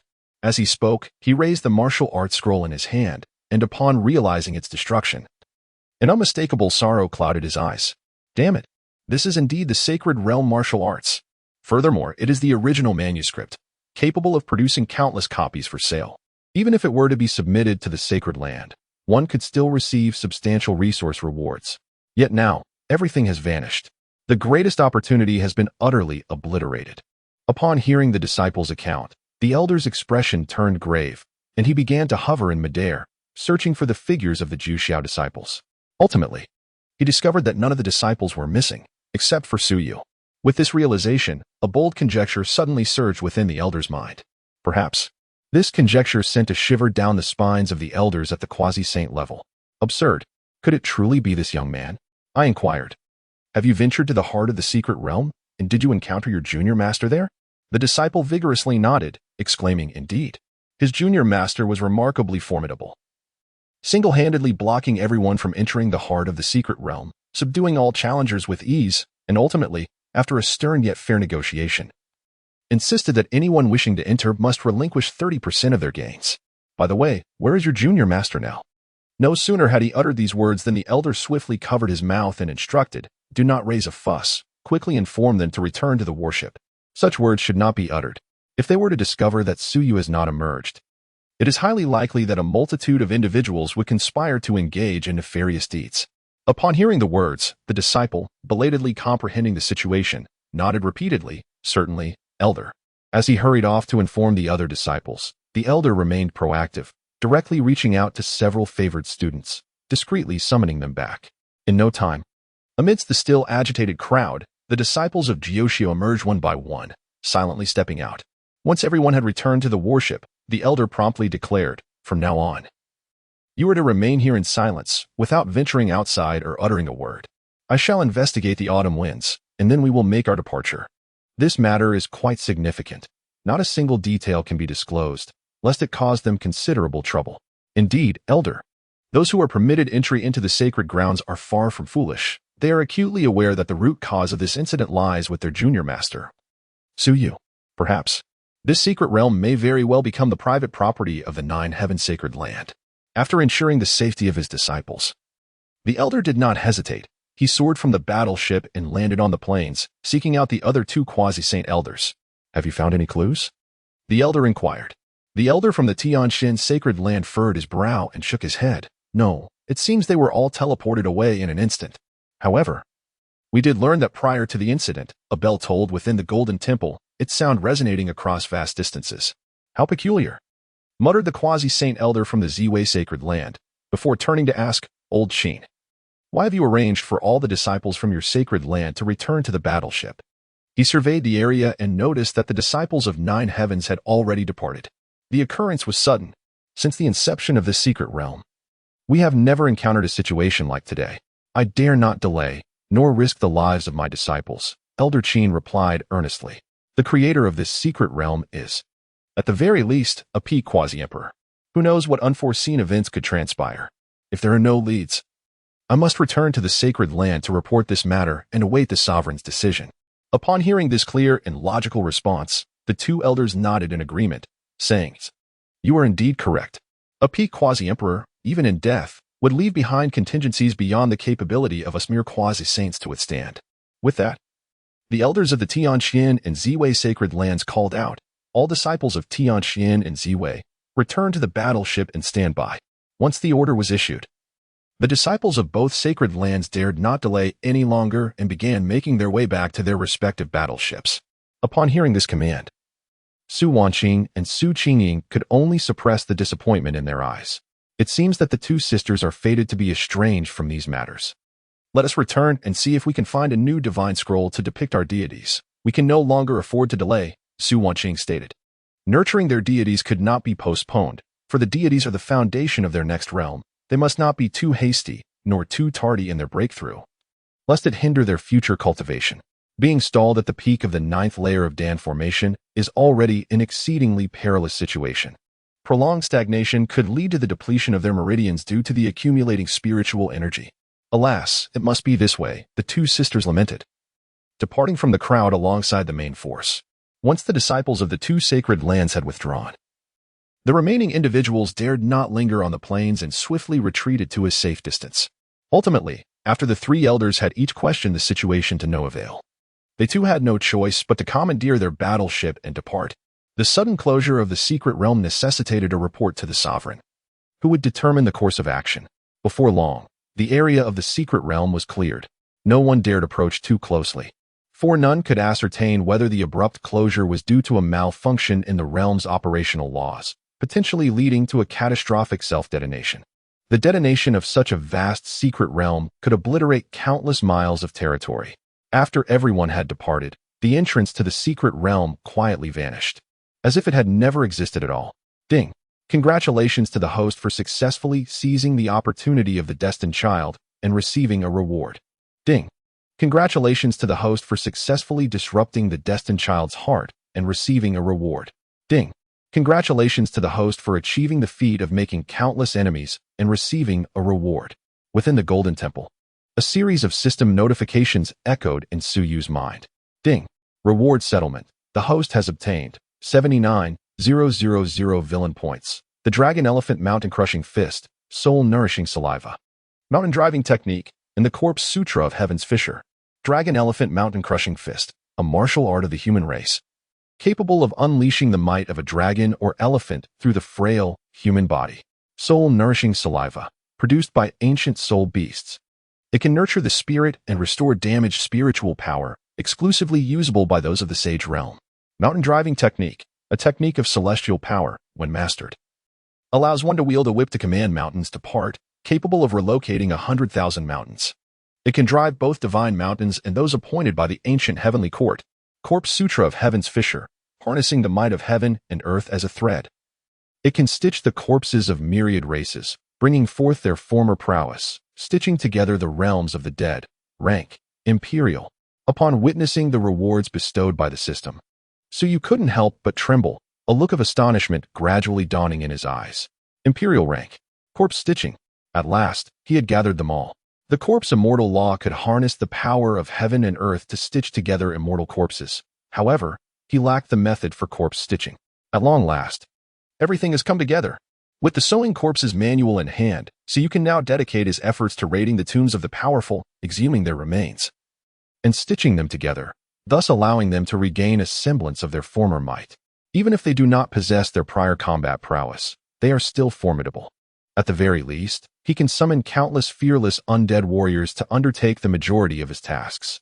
This is something that every faction and sect yearns for. He has obtained it. To elevate oneself to the stature of a sacred land seems to be within reach. Although the Corpse Sutra can only stitch together corpses of those weaker than oneself, with continuous cultivation, once one attains the sacred realm, one can create quasi-sacred corpses. A single individual can forge a sacred land that is eternally abundant in the sacred realm. How exhilarating! At this moment, Su Yu was in high spirits. The ethereal figure of the Do Tian quasi-emperor opposite him, witnessing his sudden joy, couldn't help but sigh. Ah, indeed, youthfulness is a treasure. Even though he had exhibited such maturity before, Seeing how much he was willing to do for him was genuinely touching. This little fellow is so easily satisfied. Just imagine his astonishment when I impart all my knowledge to him later. The Do quasi-emperor chuckled at the thought. He relished encounters with such innocent souls. Those who are consumed by schemes and deceit do not sit well with him. In fact, he despises them. Thus, he favored straightforward individuals like Suyu, who revealed their true nature openly. Had he met someone like him in life, even if they had offended him, he would have merely smiled and remained silent, not resorting to violence. Youth should embody purity. As Suyu exited the system space and regained his composure, he observed the Do quasi-emperor grinning foolishly, prompting him to ponder internally. Why does this quasi-emperor seem rather dim-witted? The fact that he was slain at his peak indicates that he had been deceived into confronting a top-tier powerhouse. Otherwise, how could a being at the pinnacle of the quasi-emperor realm possibly meet their demise? One should be cautious. If unable to prevail, retreat is the prudent course. Could it be that his intellect is lacking? Noticing Suyu's gaze, the smile on the Do quasi-emperor's lips faded, and he feigned seriousness, adopting the demeanor of a sage, stating, "Enough of this. The arena is cleared. Now, it is just you and me. From this day forth, if you follow my teachings, you shall be my sole disciple under the name of Do. Carrying the name of Do, carve out your own destiny on this continent." Upon hearing this, Suyu inquired with curiosity, carrying your name? Do you possess a legacy in Xintian, and will it hold weight? Will your enemies target you for emerging from Do? Such confidence from a quasi-emperor. Nevertheless, it seems quite reasonable, after all. The Do quasi-emperor is indeed at the pinnacle and possesses the qualifications to establish a top-tier sacred land. It is only natural for him to have left behind a legacy. If that is the case, then the 9 heavens are indeed worth pursuing. However, under Suyu's expectant gaze, the pride on the Do quasi-emperor's face stiffened. Cursing silently, he coughed lightly and said, "Ahem, actually, there is no need to bear my name and venture out prematurely. When the golden age approaches, you will be free to act without restraint. I have a multitude of adversaries lurking in the shadows. Should you dare to confront the heavens, I fear that the moment you reveal yourself, you may be swiftly cast down by a single blow." 70,000 years ago, during the era of the waning law, although he was unrestrained by the shackles of cosmic order, resources were exceedingly scarce. In his quest to transcend to the status of a quasi-emperor, he resorted to raiding numerous sacred lands for resources. Some of these sacred lands may still endure to this day. Who can ascertain the extent of their current power? After 70 millennia of recuperation, if they remain unyielding, the influence of these sacred lands could very well have nurtured several venerable ancestors of the saintly realm. If I were to venture out now, Suyu would likely be met with a dire fate. Upon hearing this, Suyu opened his mouth, brewing a torrent of insults in his mind. Yet, in the presence of a quasi-emperor, he chose to swallow his words, which ultimately transformed into a mere sigh. Never mind. You, a mere specter, might as well impart your wisdom to me. Indeed, one cannot place trust in a quasi-emperor who could easily be struck down. Their words hold less value than the sound of flatulence. While the 9 heavens sacred land may indulge in grand promises, they at least deliver tangible benefits. The Tao of Heaven quasi-emperor, upon hearing this, twisted in indignation, his face a portrait of resentment as he retorted, "What do you mean by specter? This is a strategic withdrawal for self-preservation. When the golden era arrives, you shall witness the extent of my prowess." Youngster, in due time, you will realize that I, the Tao of Heaven, am your most formidable ally in this world. Once I regain my strength, even those from the Forbidden Zone will pose no threat. Suyu nodded frequently, feigning enthusiasm, saying, "Yes, yes, yes, enough of that. Let us move on. I've prepared a gift for you. It all depends on how effectively you teach me." The Tao of Heaven quasi-emperor scoffed with disdain. "A gift? What could a fledgling like you possibly offer?" Nevertheless, he set aside his jesting demeanor and, with a serious and solemn expression, declared, "Although you have not performed the formal rites of apprenticeship, I am, in essence, half a specter myself now, so let us dispense with the formalities. Remember this, by receiving my teachings, we are henceforth nominally master and disciple. Do you have any objections?" In that moment, he was devoid of any frivolity, only exuding an air of authority and imperial majesty. Suyu's expression was solemn as he took 3 steps back, bowing respectfully to the Emperor of Battle Heaven with utmost seriousness. "Master, I have not." Seeing his demeanor, the Emperor of Battle Heaven nodded slightly and remarked, "The youth is indeed teachable." In the next instant, the ethereal figure of the Emperor of Battle Heaven flickered, and appeared before Su Yu. He then extended his hand and gently tapped Su Yu's forehead. In the following moment, an immense torrent of information surged into his mind like a tidal wave. Within it, Su Yu discerned crucial insights. This technique was gleaned from the excavation of the tomb of the heavenly sovereign. By practicing this art, one can emulate any form of attack and swiftly evolve others' combat techniques. Furthermore, with mastery, one can mimic the might of the supreme imperial weapons. It is one of the 9 secrets, known as the unparalleled technique of the word battle. In addition to the battle secret, this emperor had also devised a martial art for the quasi-emperor realm along with several techniques for the sacred realm during his prime. Alongside numerous insights from the realms of yin and yang, all of which I shall impart to you today, when the era of the Golden Great Age descends. The name of the Emperor of Battle Heaven shall once again illuminate the heavens. Boom. As the words resonated, the battle secret surged forth, first and foremost, flooding Su Yu's mind. Accompanied by a fragment of the Emperor of Battle Heaven's own realizations. Such profound insights and mastery of unparalleled skills, whether set against the backdrop of the external world or within the sacred realm, are undoubtedly coveted by those of the great sage caliber, and even by those who have just stepped into the realm of the quasi-emperor. To have a pinnacle quasi-emperor impart their knowledge selflessly is beyond imagination. It is unfathomable to consider the heights that an individual chosen by such a master might eventually attain. The pinnacle of the quasi-emperor signifies the zenith of an era. Furthermore, the level of the heavenly dual quasi-emperor represents the most formidable heights during the most severe moments of the end of the Dharma age. In that era, it was not merely the quasi-emperors who struggled, but even the quasi-saints found it exceedingly difficult to break through. This is one of the reasons why the Do-Tian-Zhuan-Di is recorded in history as a figure of prominence. His extraordinary nature is unparalleled, and his deeds can only be described as defying the heavens.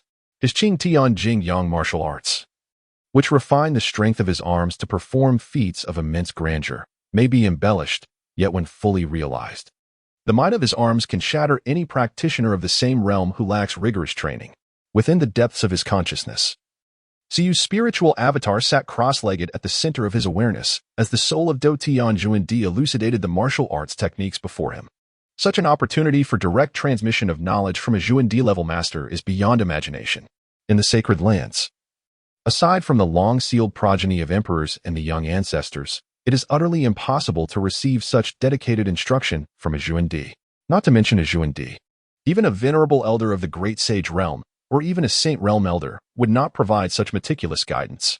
As Do-Tian-Zhuan-Di imparted martial arts and secret techniques, Su Yu immersed himself in tranquil cultivation. Here, he was free from the worry of being spied upon. Even if he made considerable noise, Do-Tian-Zhuan-Di would only express astonishment, devoid of any ulterior motives. He also had no fear of Do-Tian-Zhuan-Di seizing his body, for the latter's physical form lay within a coffin, nourished by various potent herbs, ethereal sources, and even life-restoring elixirs.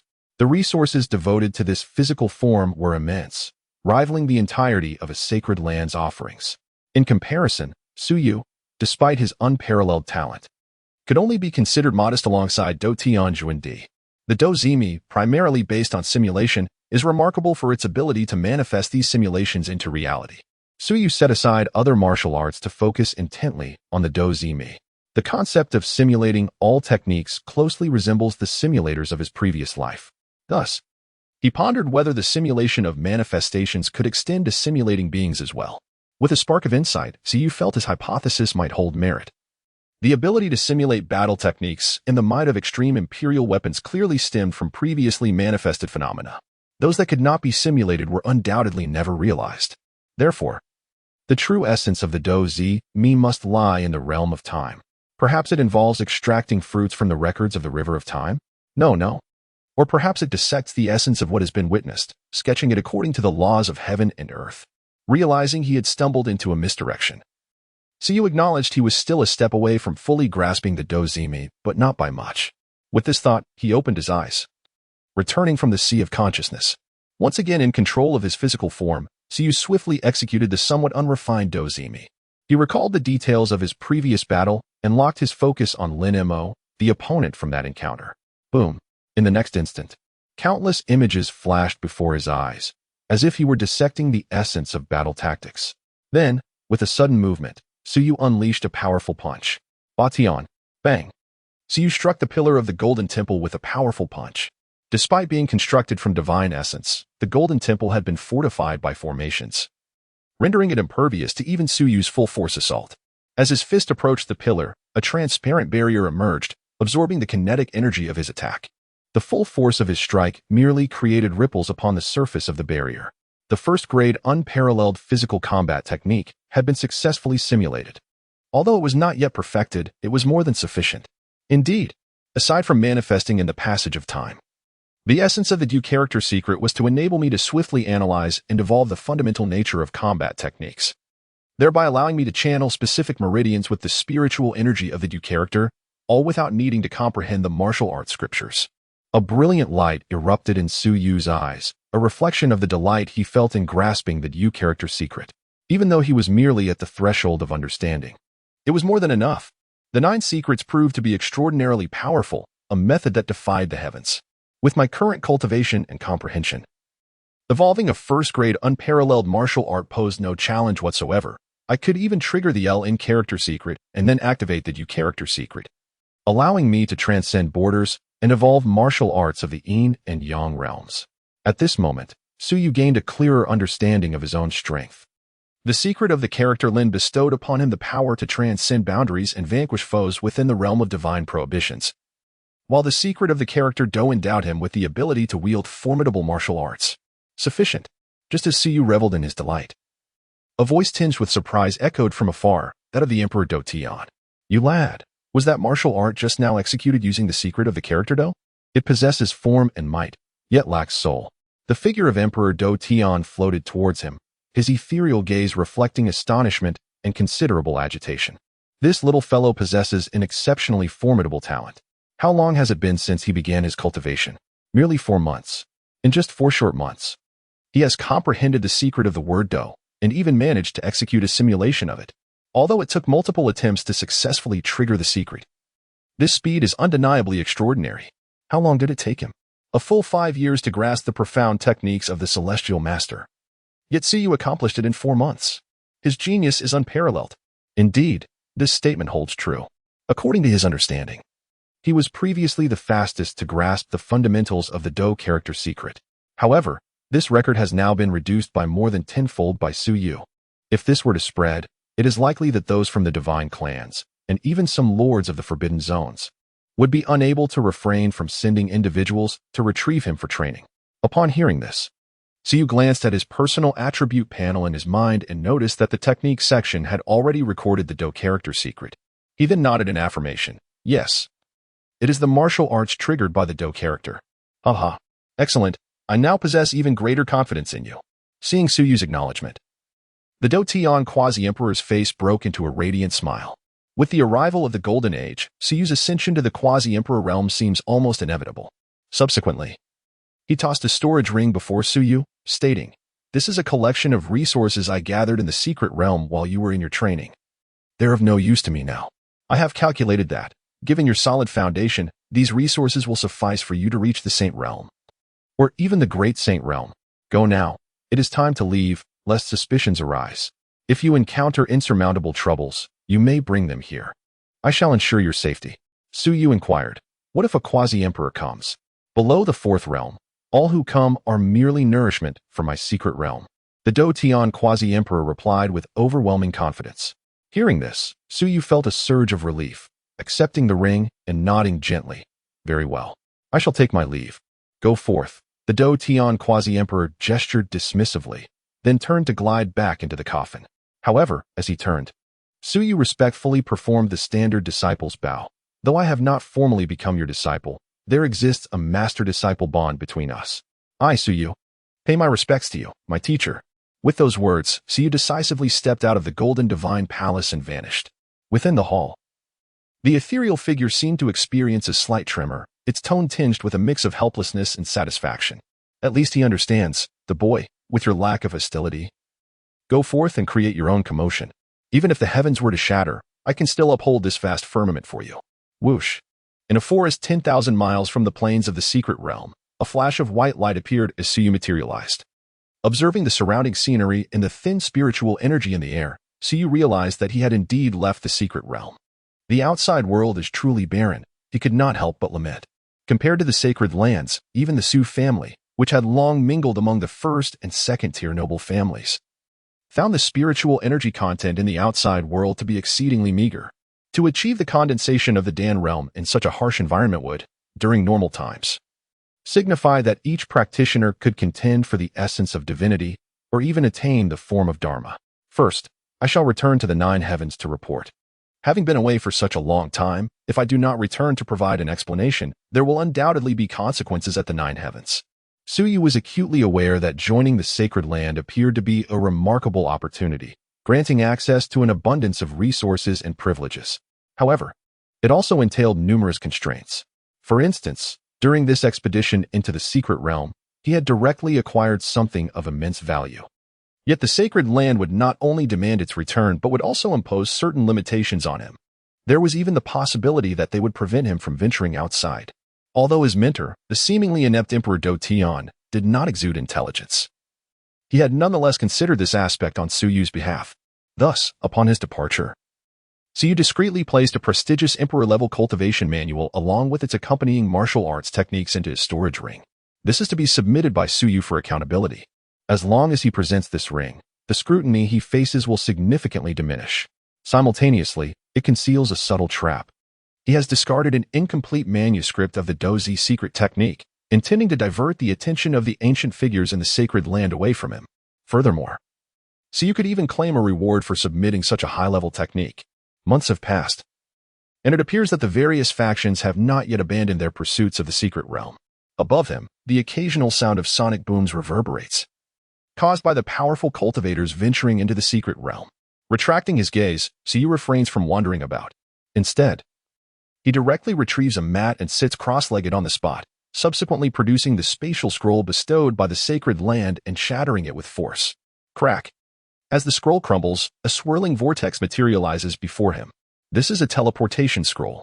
Unlike the teleportation scrolls of the prestigious Su family, which can directly transport one to the construction site, the spatial scrolls of the Holy Land require someone to guide the way. This is also a mechanism to prevent the seed-level disciples from inadvertently perishing in the outside world. One day later, within the spatial vortex, several formidable auras emerged. Soon after, 2 elders, both at the threshold of the Saint Realm, appeared.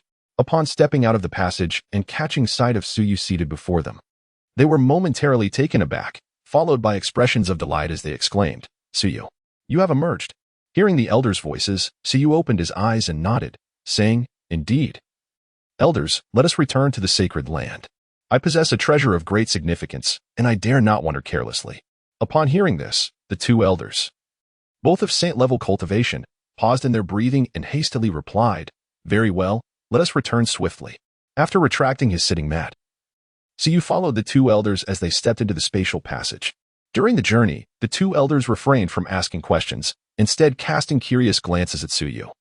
After a day of transportation, they arrived at the teleportation point outside the 9 heaven sacred land. The warship, already prepared, set sail instantaneously upon receiving Suyu. Entering the grand teleportation array, the sacred land, concealed between the void and reality, necessitates this step to access it. Only when the grand era approaches does the sacred land manifest in the realm of reality. Traveling to the sacred land consumes a considerable amount of time. Yet this duration is inconsequential. After traversing through the void for over a month, the warship finally descended at the port of the sacred land and came to a steady halt. As Suyu disembarked from the warship, the sovereign and the other 8 peak masters, along with hundreds of elders, stood at the port in anticipation of his arrival. Before Suyu could even pay his respects, the sovereign, with a grave expression, instructed, "Let us proceed to the main hall of the sect." Following this, everyone surrounded Suyu as they soared towards the main hall. Witnessing this scene, many disciples of the 9 heavens were filled with astonishment. What is transpiring? Has a top-tier powerhouse come to our 9 heavens? It is unprecedented for the sovereign and several peak masters, along with the elders, to come forth in such a manner to welcome someone. Who could say? The grandeur of this gathering surely indicates the presence of a significant figure. But this is of no concern to us mere mortals. I shall return to my cultivation. I have several sect tasks to attend to. Within the main hall of the sect, hundreds of elders were seated below, while Suyu and the 8 peak masters occupied the positions just beneath the sovereign. Once everyone was seated, the sovereign, with a serious demeanor, addressed Suyu, "Junior brother, Please recount the events that transpired in the secret realm and explain why it suddenly closed. This is a significant matter that must not be treated with negligence. Upon hearing this, Suyu took a sip of spiritual tea and succinctly recounted the sequence of events. Naturally, he concealed the crucial details, particularly any mention of the information regarding the quasi-emperor. After concluding, he did not wait for their comprehension, but instead removed the storage ring from his finger and presented it before the elegant holy master, stating earnestly, "This contains the foundational techniques I discovered during my inheritance in the secret realm." It comprised a quasi-emperor level technique of the 7th tier and 3 corresponding martial arts manuals. Along with, at this point, a fleeting glint crossed Suyu's eyes, and he fell silent. Noticing this, the holy master's gaze sharpened, and he swiftly grasped the ring, probing his consciousness into its depths. Upon uncovering a fragment of scripture, his pupils involuntarily contracted. With a swift motion, he tucked the ring away, no longer harboring any questions. The elegant holy master bestowed a gentle smile upon Suyu, saying, "Junior disciple, you have accomplished a great feat this time. Feel free to express any desires for rewards." Without hesitation, Suyu responded, "I hope to send 2 sacred realm techniques and their corresponding martial arts to the Su family, along with resources capable of nurturing sacred realm powerhouses. This includes techniques and martial arts of the late quasi-emperor tier, a fragment of the Duzi scripture, and a piece of celestial essence the size of a fist." Acquiring such resources in exchange was undoubtedly a trivial matter. Upon hearing this, the elegant holy master immediately nodded in agreement. "Very well, that is not a problem. This demand is quite reasonable, even somewhat modest. Moreover, Suyu's request pertains to the Su family, which instills a sense of reassurance in everyone. After all, who could think ill of their own kin?" Once these matters were settled, the refined holy master inquired, "Do you know when the secret realm will reopen?" "In 100 years. Suyu replied with conviction. Upon hearing this, the refined holy master exhaled in relief. A century is a wait one can endure. This secret realm allows the sacred grounds to conserve a significant amount of resources. If it were to be permanently closed, it would indeed be a great loss. Thus, its reopening would be the most favorable outcome. After posing all his inquiries, the elegant holy master turned to Suyu and remarked with a smile, "Since you, my junior disciple, have secured the greatest opportunity, it seems challenging to achieve further breakthroughs within the sacred grounds.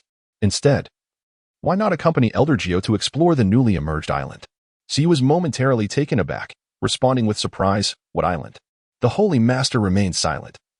But Elder Geo below began to elucidate. "A month ago, a new territory emerged within the seas under my jurisdiction, a vast island comparable to a continent.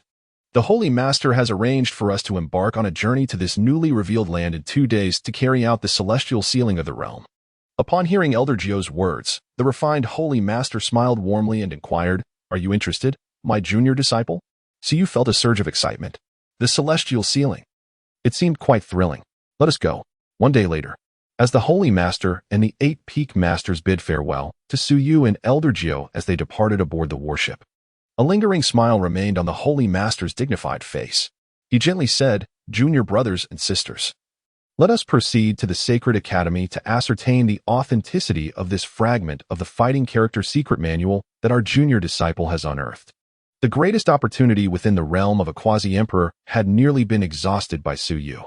The quasi-emperor techniques and their corresponding martial arts were priceless treasures. Moreover, there was the fragment of one of the world's most powerful secrets, the 9 secrets. Even as a fragment, its value was extraordinary. Thus, any notion he harbored regarding Suyu concealing further treasures was largely dispelled. Even if there were more, the items Suyu had submitted were sufficient to encourage everyone to turn a blind eye. A prodigy must not be provoked into desperation, unless they had already decided to abandon him. However, they had already glimpsed hope in Suyu's potential to reunite the celestial scriptures, making it even more improbable to relinquish him. At least for now, no one else could be deemed more suitable than Suyu. They would continue to invest their efforts in him, as usual. Yet, prior to that, it was essential to strengthen his sense of belonging to the sacred grounds. The Peak Master of Qishao turned and inquired, "Senior brother, when will our ancestor emerge from seclusion to instruct him?" While others listened with eager anticipation, those in high positions were well aware of the complexities involved. The depths of this matter were profound. Without absolute talent, who would squander their foundational resources? That was simply inconceivable. Ultimately, prodigies remained just that, prodigies, not invincible warriors. They were frail and could be easily extinguished at any moment. The Holy Master, hands clasped behind him, gazed into the profound spatial vortex ahead and spoke slowly. To unearth a venerable elder of great saintly stature for guidance comes at a steep cost. Unless our junior disciple can transcend to the law manifestation realm and embody our most ideal form, the manifestation of the Dharma and divine powers are indispensable. Although one's comprehension may be sufficient, it ultimately cannot serve as capital. Furthermore, according to the collaborative divination of the current sovereign of the heavenly yin sacred land and the venerable elder of the heavenly machine pavilion, the influence of the previous grand era has begun to wane, and within a century at most, the golden era shall dawn. Thus, in seeking a grandmaster, the most auspicious scenario would be for the junior disciple to achieve the Dharma manifestation or for the grand era to approach imminently. We must not place all our hopes on the junior disciple alone, but also prepare for the emergence of the emperor's son. At this juncture, a flicker of shadow passed through the sovereign's eyes. The golden era, indeed. He, still in his prime, has a century to contend for the title of quasi-emperor. Let us proceed to the sacred academy and assemble the elders to collectively decipher the incomplete 9 secrets. The sacred academy is the true sanctum of the Jiuxiao sacred land, where resided not only the sages of the present age, but also those from the previous era, alongside the venerable patriarchs who uphold the sect. Understood. The 9 figures turned and soared deeper into the sacred land, their gazes imbued with reverence. At this moment, having just departed the sacred land, aboard a warship traversing the void, Suyu stood on the deck, his eyes reflecting a newfound determination. With no one to rely on, he resolved to carve through the firmament with his own iron fists. Since his arrival in this realm, although everything had proceeded smoothly, Suyu was acutely aware of the multitude that loomed above him: Dharma manifestations, yin calamities, yang calamities, the 5 declines of heaven and man, quasi-saints, saints, great saints, and quasi-emperors. To speak of others would be superfluous. Merely within Jiuxiao, there undoubtedly existed ancient beings of quasi-emperor caliber. They are the true players in this game. As long as I remain outside the realm of sainthood, I will forever be but a pawn on the board. It is even possible that I have been cast forth by Jiuxiao to serve as a shield for the emperor's son. Nonetheless, I must strive to demonstrate my inherent worth, thereby avoiding being obscured and mistrusted. Only then can I aspire to attain my freedom. This mirrors the current expedition to measure the heavens. In truth, my presence was not essential. However, the sovereign still mentioned it, merely wishing to investigate and study the materials I submitted. They sought to divert my attention. Yet, what of it? It aligns perfectly with my intentions. Gazing at the endless expanse of the void, Suyu murmured, "When I possess the ability to master the void and traverse its depths, who will dare to underestimate me? Not even my 3 elder sisters or the so-called reincarnated celestial fiancée. As the great path converges, I will stand as a rival to all. Rather than entrusting my fate to them, I shall seize dominion over the destinies of all." At this moment, Elder Jiu emerged from within the warship. Gazing at Suyu standing on the deck, he spoke softly, "Suyu, please enter and cultivate. We are approximately 2 to 3 months away from our destination. Should our mission proceed smoothly, we will have about 6 months to linger in the outside world." Elder Jiu is indeed a genuine master of the sacred realm, albeit a somewhat peripheral figure. When the time comes, you may accompany me back to the Su family to visit your loved ones. This is the kind of tolerance reserved for true prodigies. Others do not enjoy such privileges. As the depth and determination in Suyu's eyes faded, he turned to the 9th elder, a flicker of gratitude evident in his gaze. "Thank you, 9th elder," he said. "Fortunately, my senior brother, the Holy Master, has provided me with ample resources. Over the next 3 months, I will strive to break through to the high realm of spirit accumulation, ensuring that I do not become a burden to the elders." Observing Suyu's resolve, the 9th elder smiled gently. "Good child," he replied. "Go forth and devote yourself to your cultivation. Strive to master the 9 peaks heart method, so that in the future, you may truly secure your place within the sacred land." Suyu nodded in agreement, responding, "Yes, elder." He performed a respectful bow to the 9th elder before stepping into the confines of the cabin, though the momentary warmth in his heart quickly dissipated. Upon returning to his room, Suyu refrained from accessing the resources prepared for him by the Emperor of the Battle Heavens. Instead, he retrieved another storage ring. This is the reward bestowed by the elegant Saint Lord. Aside from the additional rewards given to the Su family, it is only natural that he, recognized as a celestial seed by the 9 heavens, should not be treated with any meanness. These resources are sufficient for him to ascend to the pinnacle of the essence manifestation realm. As for the Dharma aspect, they do not believe that Siyu can achieve such a breakthrough in the outside world. Let us commence. Siyu took a deep breath, extracted a meditation cushion, and sat cross-legged, subsequently embarking on the process of devouring and absorbing energy with fervor. This expedition into the secret realm not only enabled him to cultivate the 9 secrets, but also allowed him to acquire numerous combat techniques and insights regarding realms from the celestial emperor of the heavens. With the refined experiences of predecessors combined with his own foundational knowledge, Siyu was poised to surge forth and achieve the pinnacle of the spirit-nurturing realm in one swift motion. Boom! In an instant, a considerable tremor resonated throughout the entire warship. Fortunately, this vessel was comparable to a sacred weapon. Otherwise, such a momentous breakthrough could have derailed their course. Spirit-nurturing realm. 4th layer. 5th layer. 6th layer. Siyu, with unwavering resolve, commenced his breakthrough as his resilient meridians provided him with unparalleled assurance. This commotion also left the 9th elder and others in command of the warship in awe. Truly, he was a prodigy chosen by the Grand Elder. His breakthroughs were as effortless as drinking water. As the process of cultivation progressed, time swiftly slipped away. On a day 3 months later, the spaceship emerged from the void. And the voice of the 9th elder penetrated Suyu's ears, awakening him from his meditative state. We have arrived. Upon hearing this, Siyu opened his eyes, and the distorted spatial force field around him gradually settled. Exhaling a breath of stale air, he gathered his meditation mat and rose from his quarters. Upon reaching the deck, Siyu bowed respectfully to the 9th elder and gazed outside. Curious, is this the edge of the eastern wilderness? Outside, there was no trace of land to be seen. Only an endless expanse of sea, occasionally adorned with frothy waves. The ocean was reminiscent of the vast, deep azure waters he had encountered in his previous life. The 9th elder nodded, affirming, indeed, this is the eastern sea region. With a serious expression emerging on his aged countenance, the 9th elder cautioned. You must remember never to venture into the sea alone. Beneath these waters dwell terrifying sea beasts. Without the cultivation of a sage, attempting to traverse these waters is naught but a fool's errand.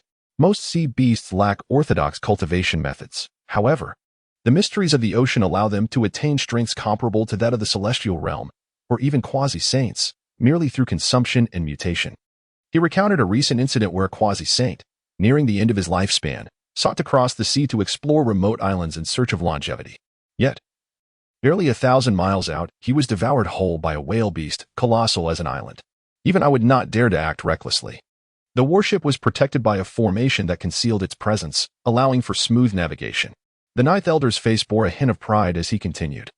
This is my Jiuxiao territory. Even the sea beasts must yield upon sighting my Jiuxiao warship. What is Jiuxiao's status?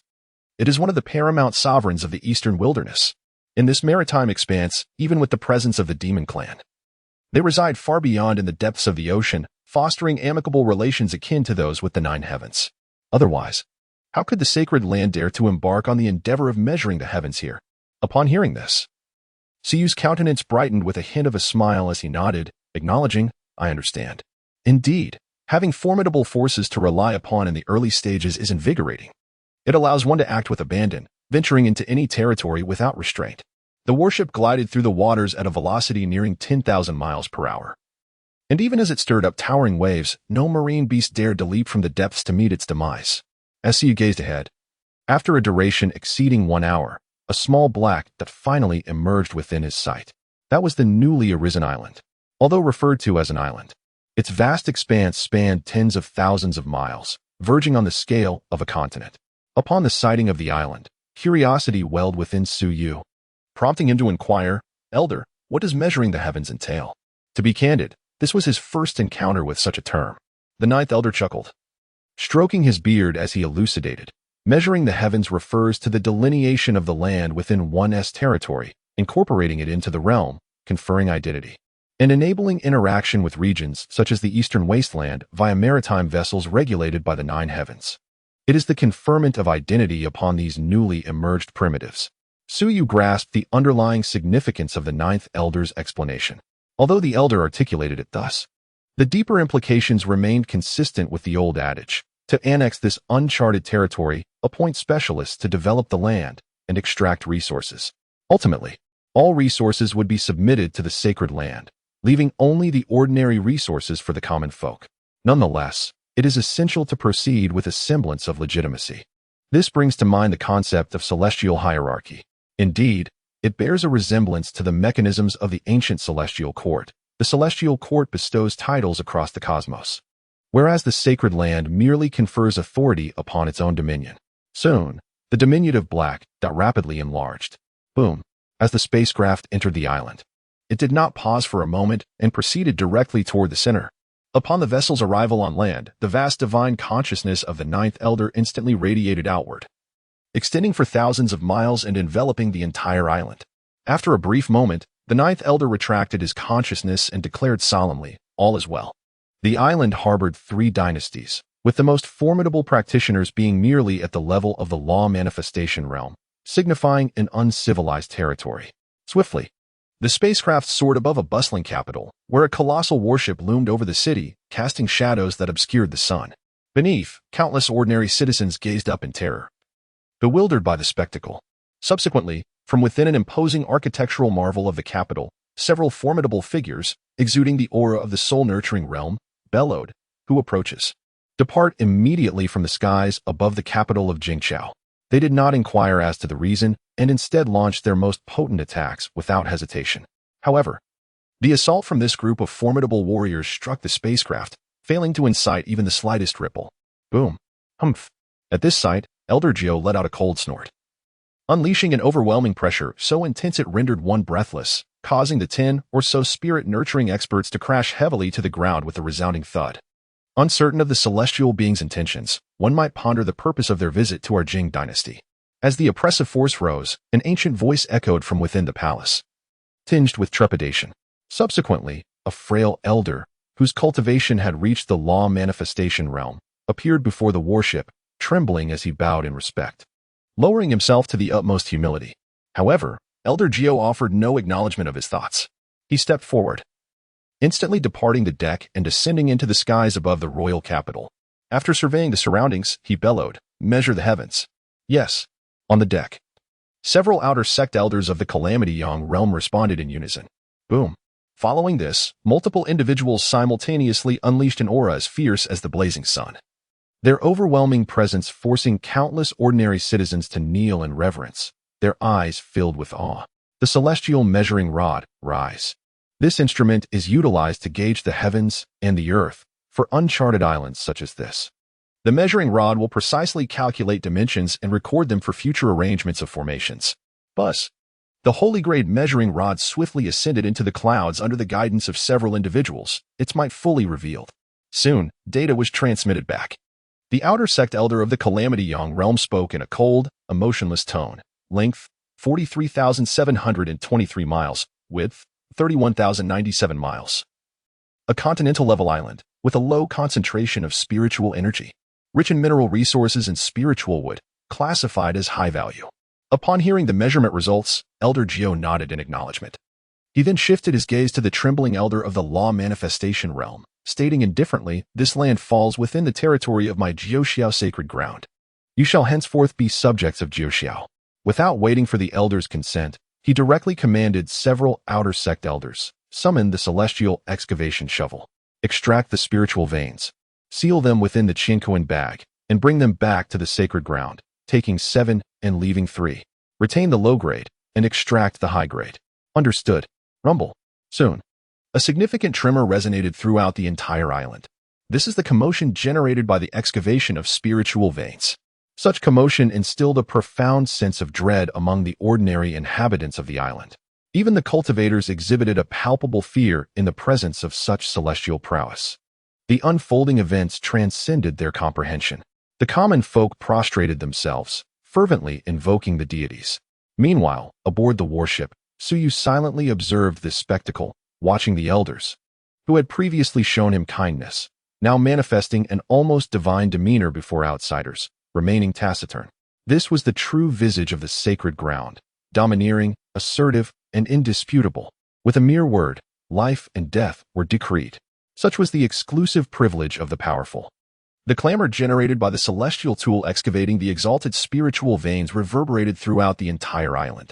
Before the outer gate elders of the Tribulation Young realm, The use of sacred weapons to unearth these spiritual veins was akin to mountain deities shifting mountains, effortlessly relocating towering peaks regarded as insurmountable by mortals and exposing the spiritual veins concealed within. Enormous spiritual veins floated into the air, being meticulously gathered into spatial bags. As the high-level spiritual veins were completely extracted, the density of spiritual energy in the vicinity seemed to diminish. What once sustained the cultivation of those in the law manifestation realm now could only accommodate those in the spirit-gathering realm. To break through the law manifestation realm, one would need to reside within the royal palace, relying on the dragon vein and several medium spiritual veins to sustain their cultivation.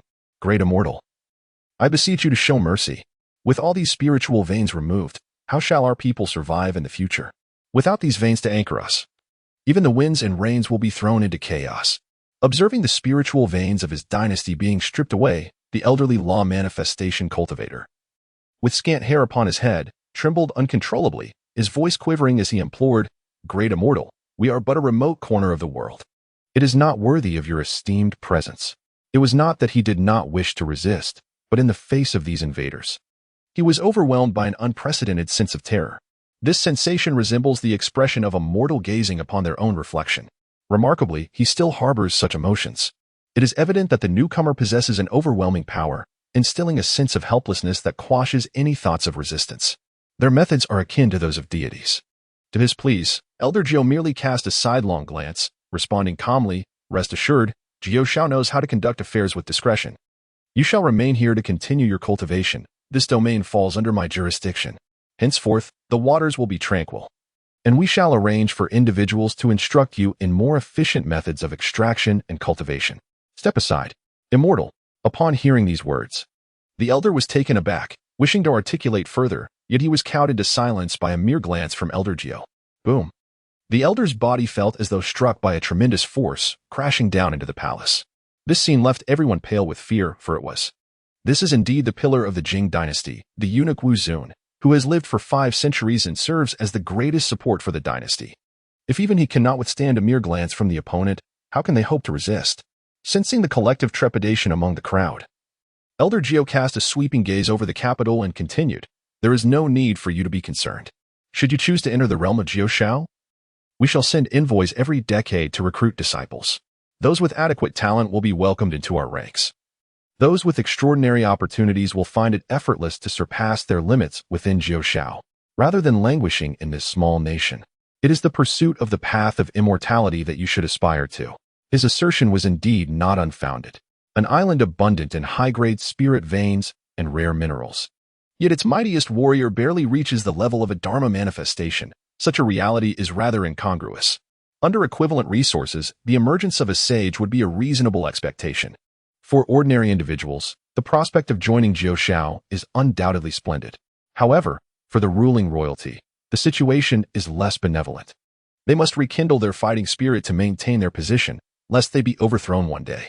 Upon hearing Elder Gio's words, the commoners clad in coarse linen suddenly lit up with hope, and the fear etched upon their faces diminished considerably. Some even mustered the courage to inquire loudly, Immortal, do we truly have a chance to join the Immortal sect? Elder Gio smiled and replied, Indeed, you may. Gio Shao, as a sacred land, seeks to recruit those of exceptional talent from across the realm as disciples. To enter such a sacred domain guarantees that even the least among you could ascend to be the pinnacle of strength in your humble locale. As a sanctum, Gio Shao commands vast territories spanning millions of miles. How immense is that? Not to mention the abundant high-grade spirit veins and countless divine-level mineral deposits. Their expansion is aimed at identifying and nurturing outstanding talents within their dominion, allowing the sacred ground to embrace fresh blood while ensuring a continuous influx of resources.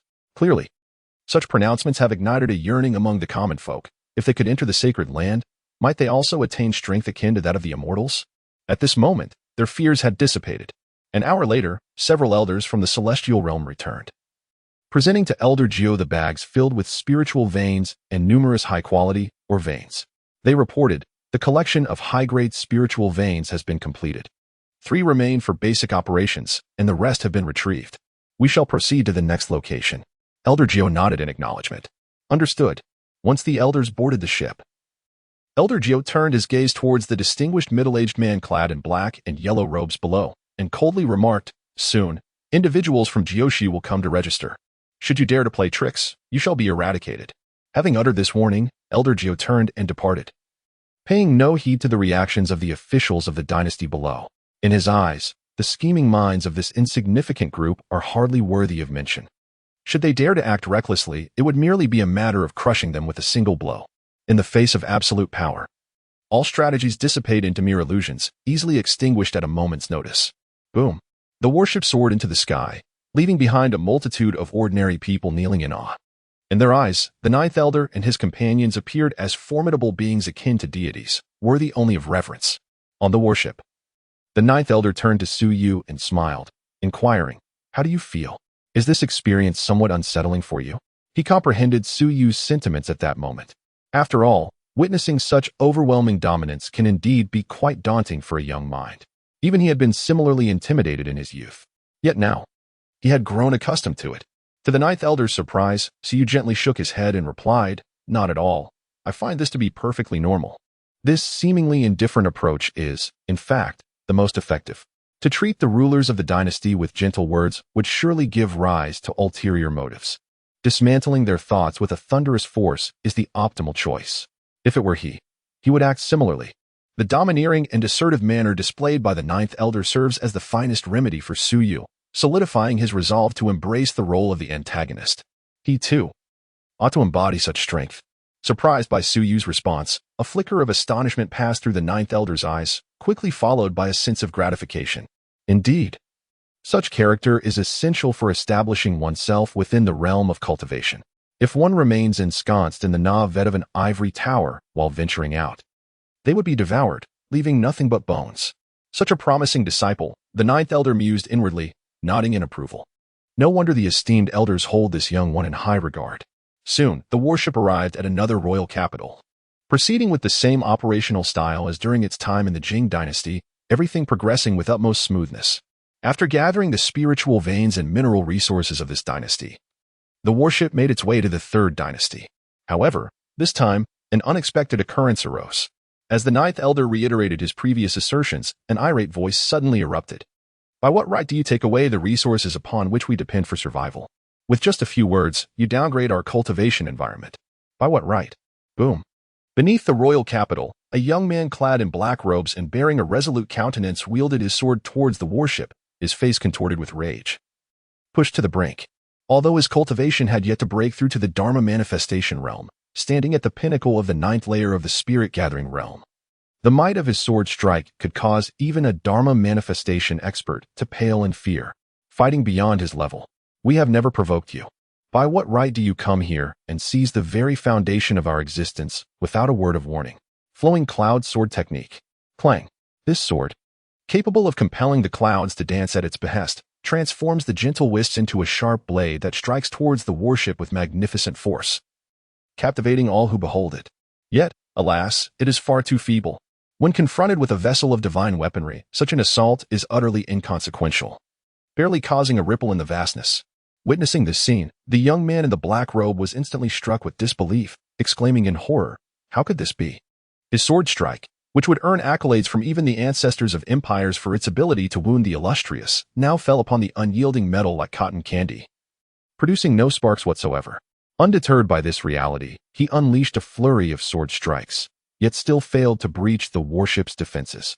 Observing his futile endeavor, Elder Gio merely smiled softly, recognizing yet another remarkable youth. At merely 80 years of age, possessing the foundational roots of a prodigy, he has achieved the pinnacle of the spirit manifestation realm and possesses the capacity to battle beyond his rank. This root bone, even when placed in the sacred land, signifies the presence of a direct lineage. Moreover, the island he inhabits offers a cultivation environment that pales in comparison to that of the sacred land. To possess such remarkable abilities already marks him as an extraordinary prodigy of the peak master's direct lineage. This inevitably stirred a sense of appreciation for talent within the ninth elder. However, a necessary reprimand was still in order. The smile that had adorned the ninth elder's aged visage flickered momentarily before he stepped forward, his expression transforming into one of stoic indifference as he exited the protective barrier of the warship.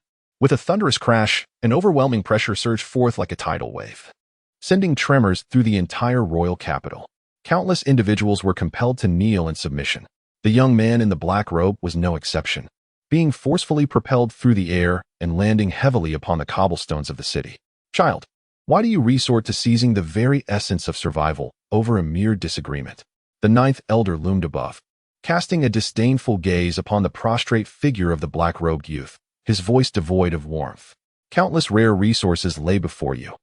Have you truly made the most of them? If survival is your intent, amidst such an abundant mineral wealth, why is it that only a mere fraction of the populace possesses spiritual attainment? Why do the vast majority of ordinary individuals lack even the most fundamental of body refinement techniques? You lament for your own interests. Yet why drag the millions of common folk into this grievance? Upon hearing this, the youth's expression shifted slightly as he surveyed his surroundings. Realizing that the ninth elder's words held merit, most of the inhabitants were indeed ordinary people. Only within the mansions of high officials and nobles did cultivators exist.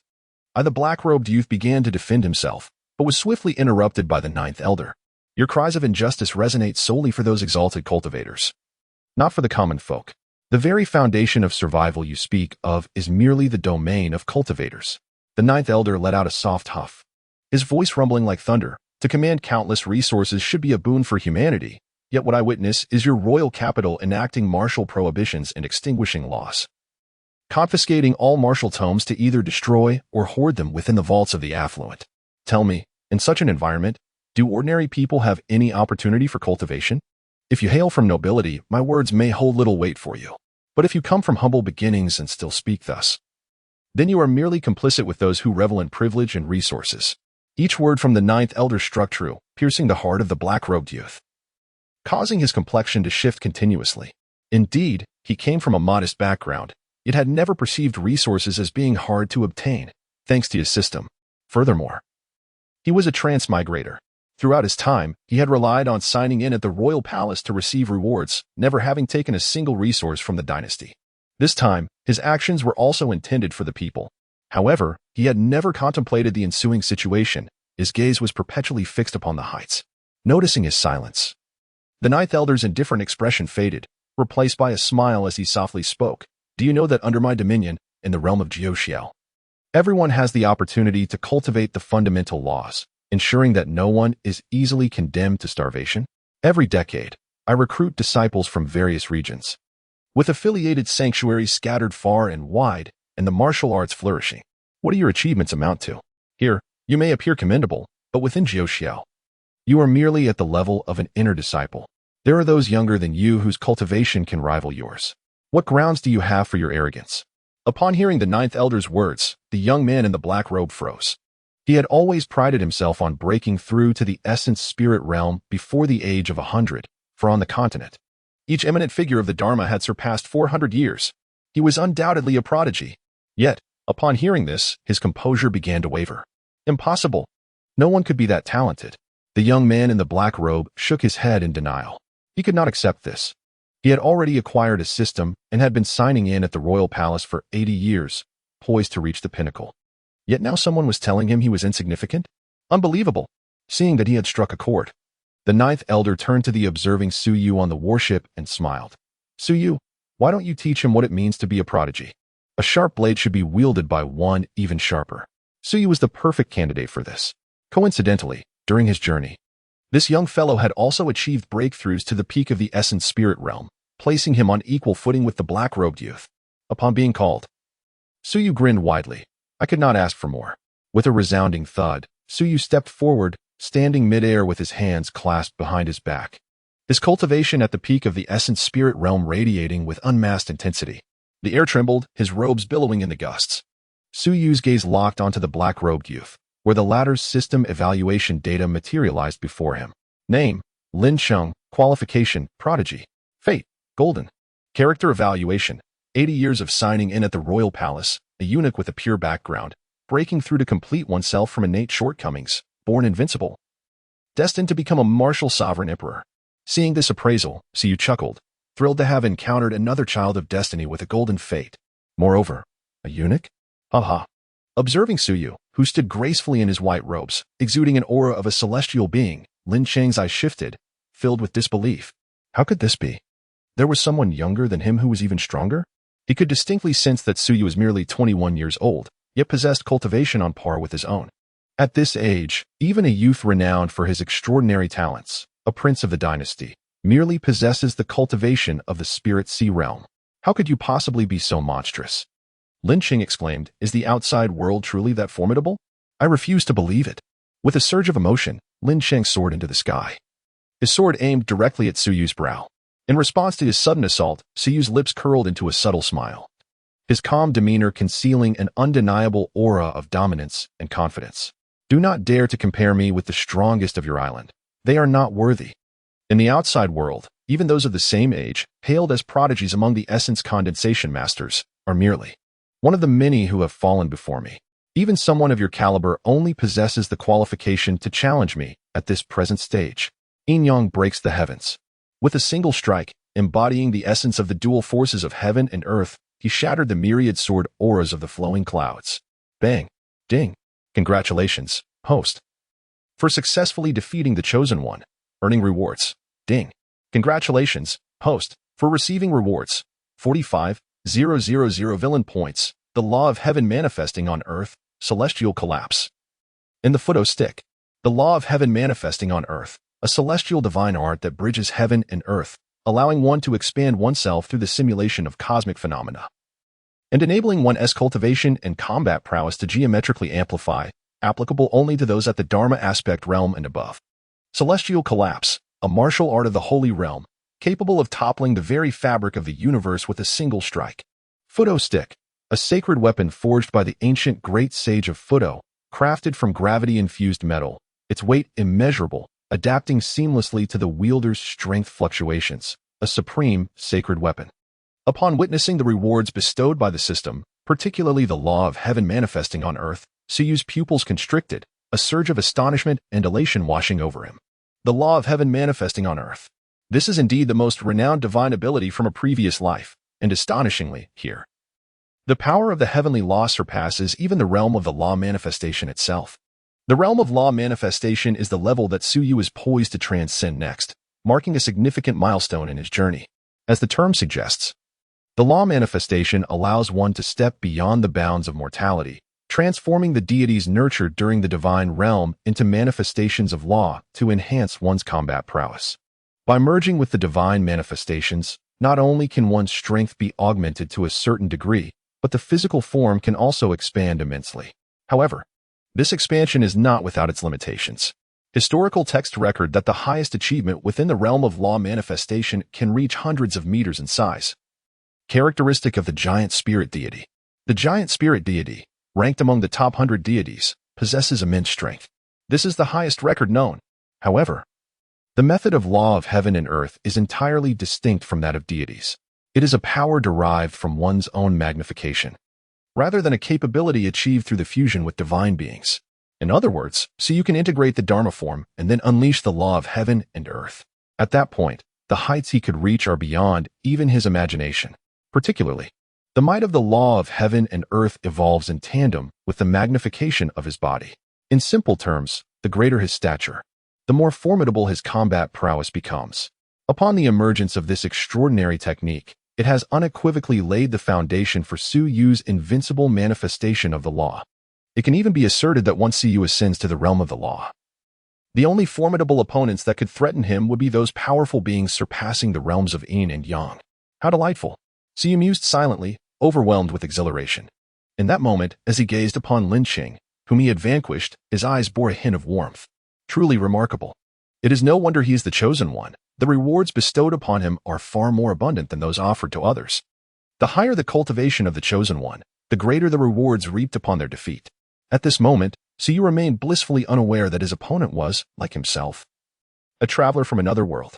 To him, Lin Qing was merely a minor target, a lamb providing villainous points. A thunderous crash echoed from the palace below, as a substantial portion of the structure collapsed, yet miraculously, no one was harmed. Soon after, Lin Qing, clad in a black robe, emerged from the ruins, his demeanor in disarray. The initial fury and arrogance that once filled his eyes had dissipated, leaving only a lingering sense of disappointment. "I have been defeated," he murmured. Ding. Congratulations to the host for successfully shattering the mindset of the destined child. Reward, 3,000 villain points. Lin Qing gazed at Su Yu, who stood before him with an expression of calm indifference. A bitter taste spread across his lips as he offered a self-deprecating smile. Indeed, it seemed he needed to venture out more often. Although remaining within the safety of the palace allowed him to avoid concerns, it also limited his experiences. He had ventured forth without knowledge, and had it not been for a lenient opponent, he might have met with dire consequences. As he fell, he utilized his extraordinary perception to scan the entirety of the royal capital. What he discovered confirmed the words of the so-called elder Jiao. The dynasty's prohibition on martial practices was merely a fade, concealing the transfer of martial texts to the palace treasury, where they were divided among the nobility. As for the common folk, they were relegated to mere tools for extracting spirit stone resources. Alarmingly, within this royal capital, there were ordinary citizens who went hungry. Having traversed to this world, he had spent 80 years signing in at the palace without ever stepping beyond its confines. He had inadvertently revealed a fragment of his cultivation, prompting the current king to take him as a mentor in his youth, allowing him to live in relative peace. He had never contemplated the naivety of his belief that he was advocating for the people's rights. The masses perhaps did not need him to champion their order. They might instead yearn for the opportunity to cultivate. For cultivation not only strengthens the body, but also alleviates hunger and enhances survival prospects. Upon witnessing Lin Cheng's self-mocking smile, Elder Jiao slowly spoke. Now, do you accept my establishment of the universal cultivation method? Do you have any objections? Controlling resources, expanding the academy, and recruiting disciples. Do you have any objections? Lin Cheng, upon hearing this, nodded and replied, I yield. There were no further objections. As a traveler himself, he understood all too well the detrimental effects of such ancient systems on the impoverished. With resources concentrated in the upper echelons, how could those at the bottom ever thrive? The lower class lives a life burdened by insurmountable debt, let alone the prospect of enjoying a good life. Although he may seem like a mere fish out of water, he is ultimately a modern individual, a time traveler who, despite his humble origins, cannot abide the increasingly oppressive system. It is evident that the clandestine dealings of the nobles behind the dynasty have left him utterly disillusioned. While his voice may not represent the dynasty, he is undeniably a prodigious talent for cultivation, and the ninth elder appears to possess greater patience with him, eager to persuade him through reason. Even if he remains resistant to joining, it matters little. Those who pose a threat to the ninth sky may be eliminated without hesitation. Upon hearing this, a smile reappeared on the ninth elder's face as he spoke. Young one, your aptitude is remarkable. Would you care to join my ninth sky and become one of my disciples? Lin Cheng glanced at Suyu, then at the ninth elder, and nodded, declaring, I am willing. To him, the dynasty is merely a transitional phase. He yearns to become powerful. Ha ha ha, splendid. Come forth. The ninth elder, pleased, stroked his beard with a hearty laugh. However, as Lin Cheng approached the warship, the ninth elder's expression shifted. Directing his gaze toward the group of law-empowered and spirit-concealing individuals below, who were rendered speechless with fear, he coldly declared, Do you have any objections? My ninth sky is establishing itself and opening martial cultivation to all. Do you have any objections? In the palace below, a middle-aged man exuding the majesty of a mortal emperor hesitated upon hearing this. The same was true for the high-ranking nobles, who had long enjoyed the policies that forbade martial practices and extinguished the law. They were equally pained. Yet, before they could voice a single defense, their hesitant demeanor sparked the ninth elder's displeasure. Boom. The ninth elder slammed his palm down, and the law-empowered and spirit-concealing experts below barely had time to scream before being instantaneously obliterated by the force of his strike. The magnificent palace crumbled to dust along with them. A swarm of parasites? Am I negotiating with you? I am issuing a command. Your hesitation only reveals your treachery, and your demise is well-deserved. Humph. Looking down at the ruins of the palace and the unaffected palace maids and eunuchs, the ninth elder's eyes turned cold, sneering. A group of ants, do you truly believe yourselves to be significant? I am a saint, a formidable being from the sacred land of the ninth sky. And a mere island dynasty thinks itself worthy of recognition? This is not a discussion, it is a notification. Still hesitating? To those insignificant ants who show disdain towards the powerful, he has never possessed a temper. With a mere flick of his hand, he could crush them without hesitation. After all, they are merely transient dynasties of the mortal realm. It suffices to support one at will. Should they be obliterated, so be it. Upon completing these declarations, the voice of the ninth elder resonated in every corner of the royal capital. I care not for your noble lineages or your chancellorships. Within my domain of Jiao, all shall revere my commands. Should there be any disrespect, take heed, this shall be your fate. regardless of who claims the throne of this mortal world. Remember this, the Edict of Jiuxiu is the foremost principle you must abide by. In 6 months, those of Jiuxiu shall arrive. I trust you will act with wisdom. Boom. The oppressive aura surged forth once more, and except for the commoners and low-tier warriors, all those above the spirit sea realm knelt in submission, their faces betraying a look of reverence. In this moment, they truly comprehend the essence of a sacred land and the nature of true strength. In the face of absolute power, all schemes and intrigues dissipate like smoke.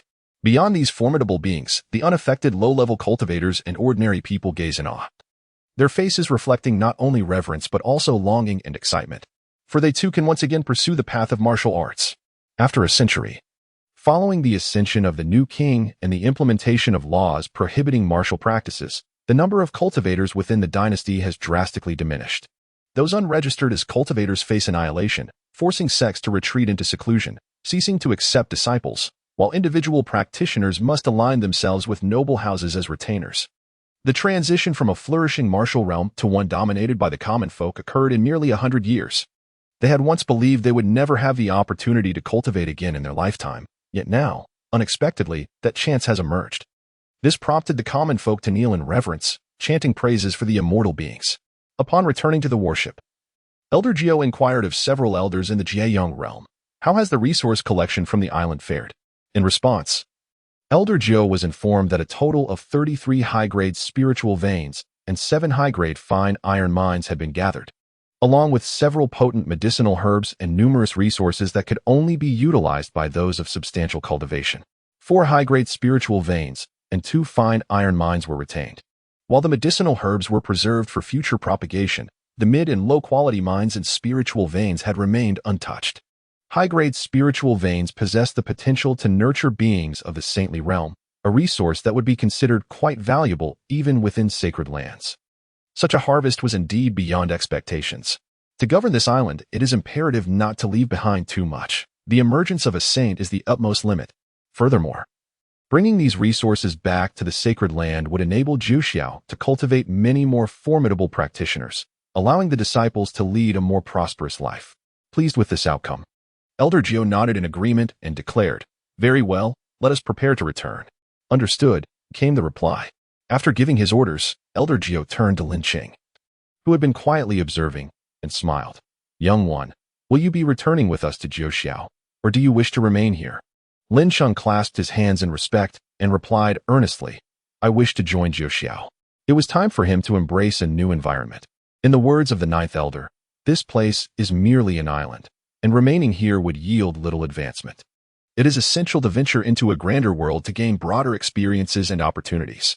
"Haha, splendid. Let us return together."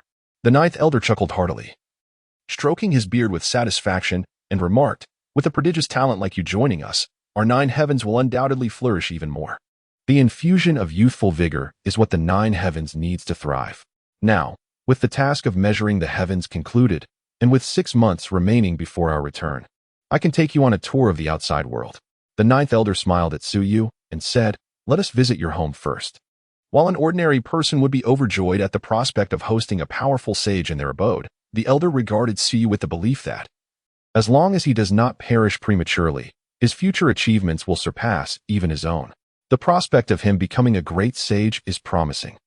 And should the great heir arrive, he may even ascend to the status of an imperial figure. He is, indeed, a true prodigy. Visiting his home is merely a wise investment for the future. Suyu nodded in response, expressing his gratitude. "Thank you, elder. Let us set off." With the elder's words, the warship surged forward like a wild stallion, swiftly departing the island and heading towards the coordinates of the Su family.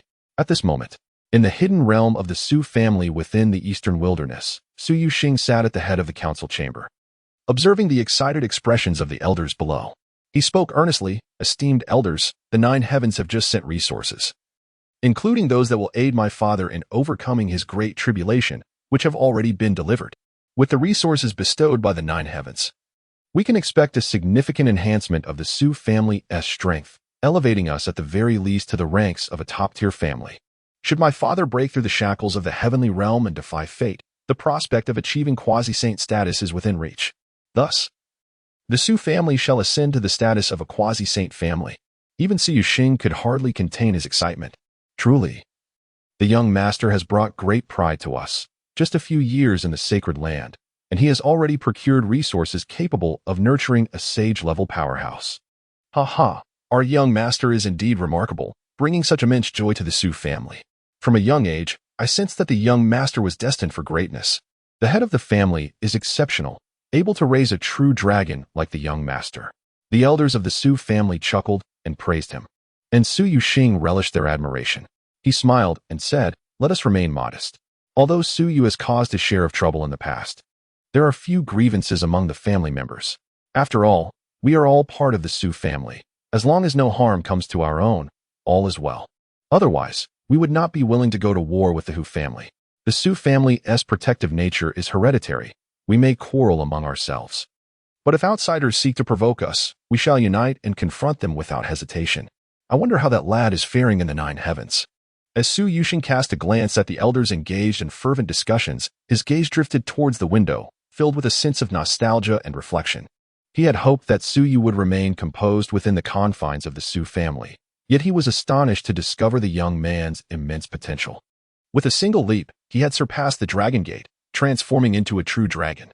Suddenly, the Su family's secret realm began to tremble violently, as if an earthquake had struck. In the council hall, the faces of all the elders turned pale with alarm as they exclaimed, "Is someone attacking our Sioux family's secret realm?" To produce such a tremor, the assailant must possess at least the strength of a celestial being. Could it be the Hu family? In an instant, all the elders sprang into action, rushing outside.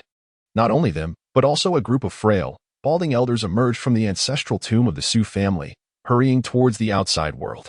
All members of the Sioux family, come out and meet your demise. Outside the Sioux family's secret realm stood over 100 formidable figures from the Hu family, their ethereal forms unmistakably revealing their status as celestial beings, clad in the distinctive attire of the Hu family. The leading middle-aged and elderly men exuded an aura that far surpassed that of ordinary celestial beings.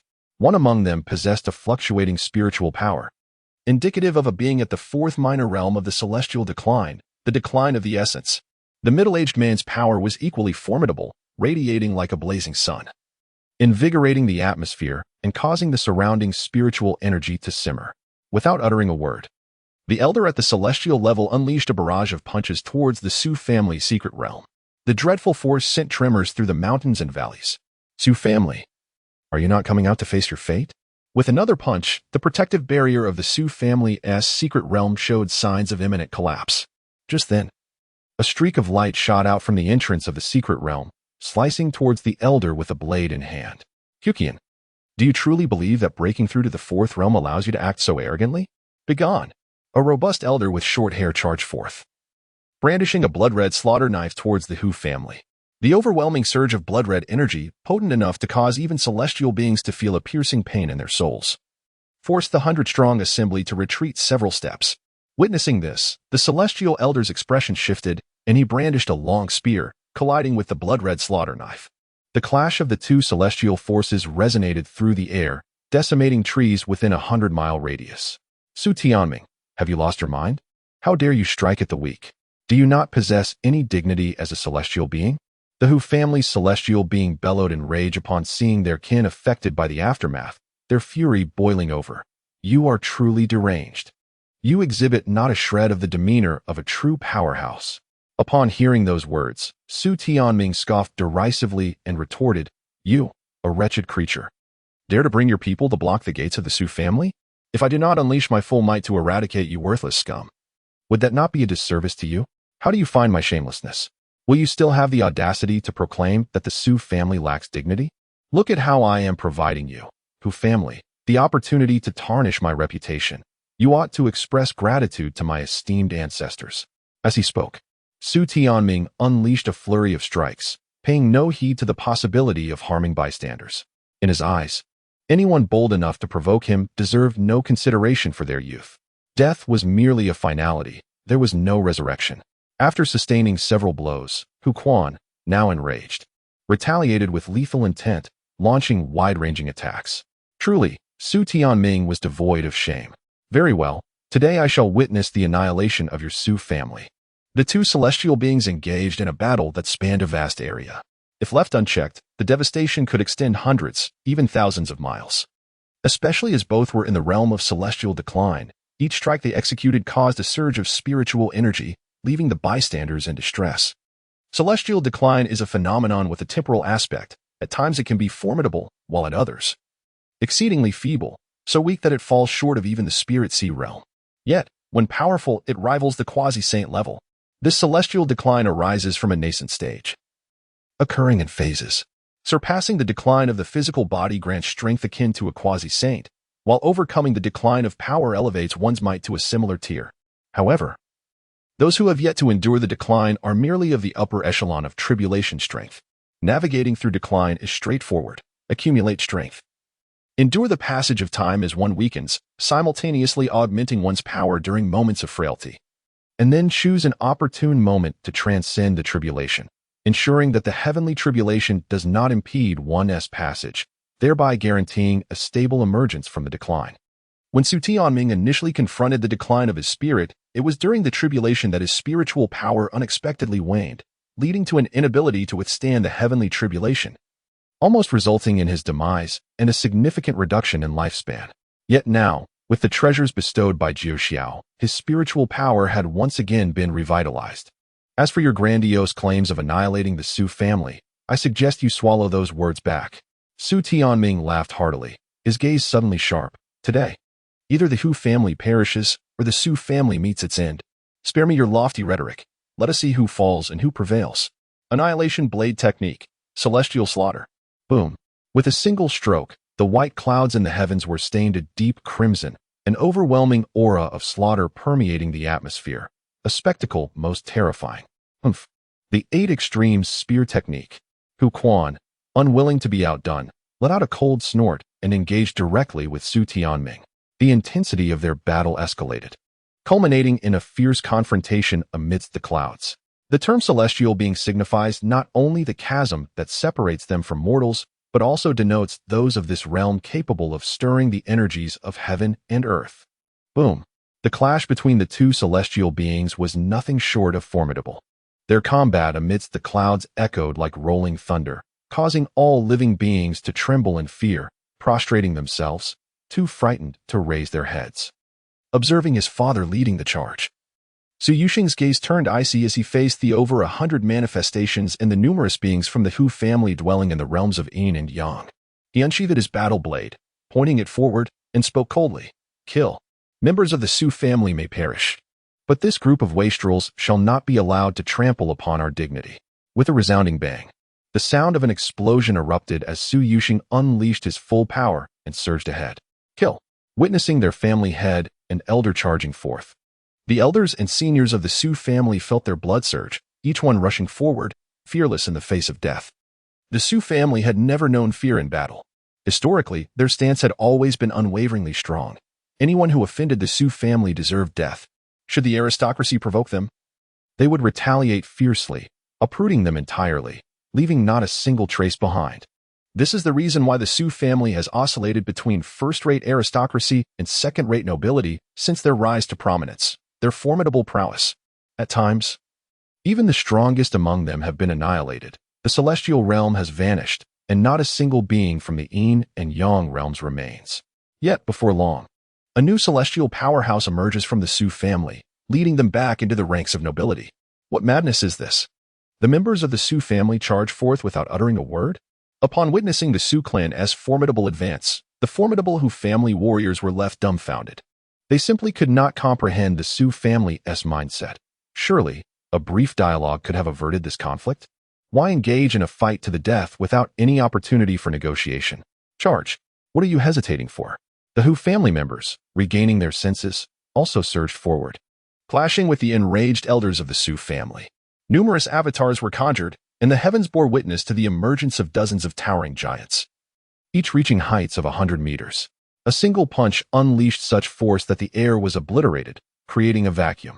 The patriarch of the Hu family, at the pinnacle of the robbery yang realm, wore a grim expression and bellowed, Su Yuxing, cease your attack. Allow me to finish speaking. Yet, in response to his plea, Su Yuxing merely sneered and delivered a vicious strike. What nonsense is this? You dare to wreak havoc in my Su family's domain. There is nothing left to discuss. Convey your message in hell. Die. At that moment, Su Yuxing's face contorted with a ferocious glare, his murderous intent nearly overflowing from his eyes. In his view, the figures before him were not humans, but venomous serpents. He was determined to eradicate this nest of vipers, regardless of their justification for engaging. In Su Yuxing's eyes, any who dared to lay a hand on a member of the Su family deserved annihilation. As a peak powerhouse of the robbery Yang realm, Su Yuxing's spiritual energy surpassed that of the Hu family patriarch. If the patriarch's spiritual energy was akin to the blazing sun in the sky, then Su Yuxing's was the very temperature of the sun's surface. When the two forces collided, Su Yuxing's spiritual energy overwhelmed the Hu family patriarchs with sheer dominance. With a swift strike, blood was drawn. The Hu family patriarch's attack was effortlessly severed by Su Yuxing's blow, its might hardly diminished as it landed squarely upon him. This strike nearly severed the head of the Hu family in half. Blood splattered, causing a shiver to run through the numerous formidable beings of the Dharma manifestation and the tribulation-in realms. So formidable, in just one encounter, they nearly struck down the patriarch of this side, in stark contrast to the trepidation felt by the Hu family. The Su family exhibited a noticeable resurgence of spirit and vitality. What are these wretches gazing at? Do they truly believe that anyone can assume the mantle of the Su family's patriarch, without the prowess to crush all of Su's kin of the same realm? Who would yield to such a leader?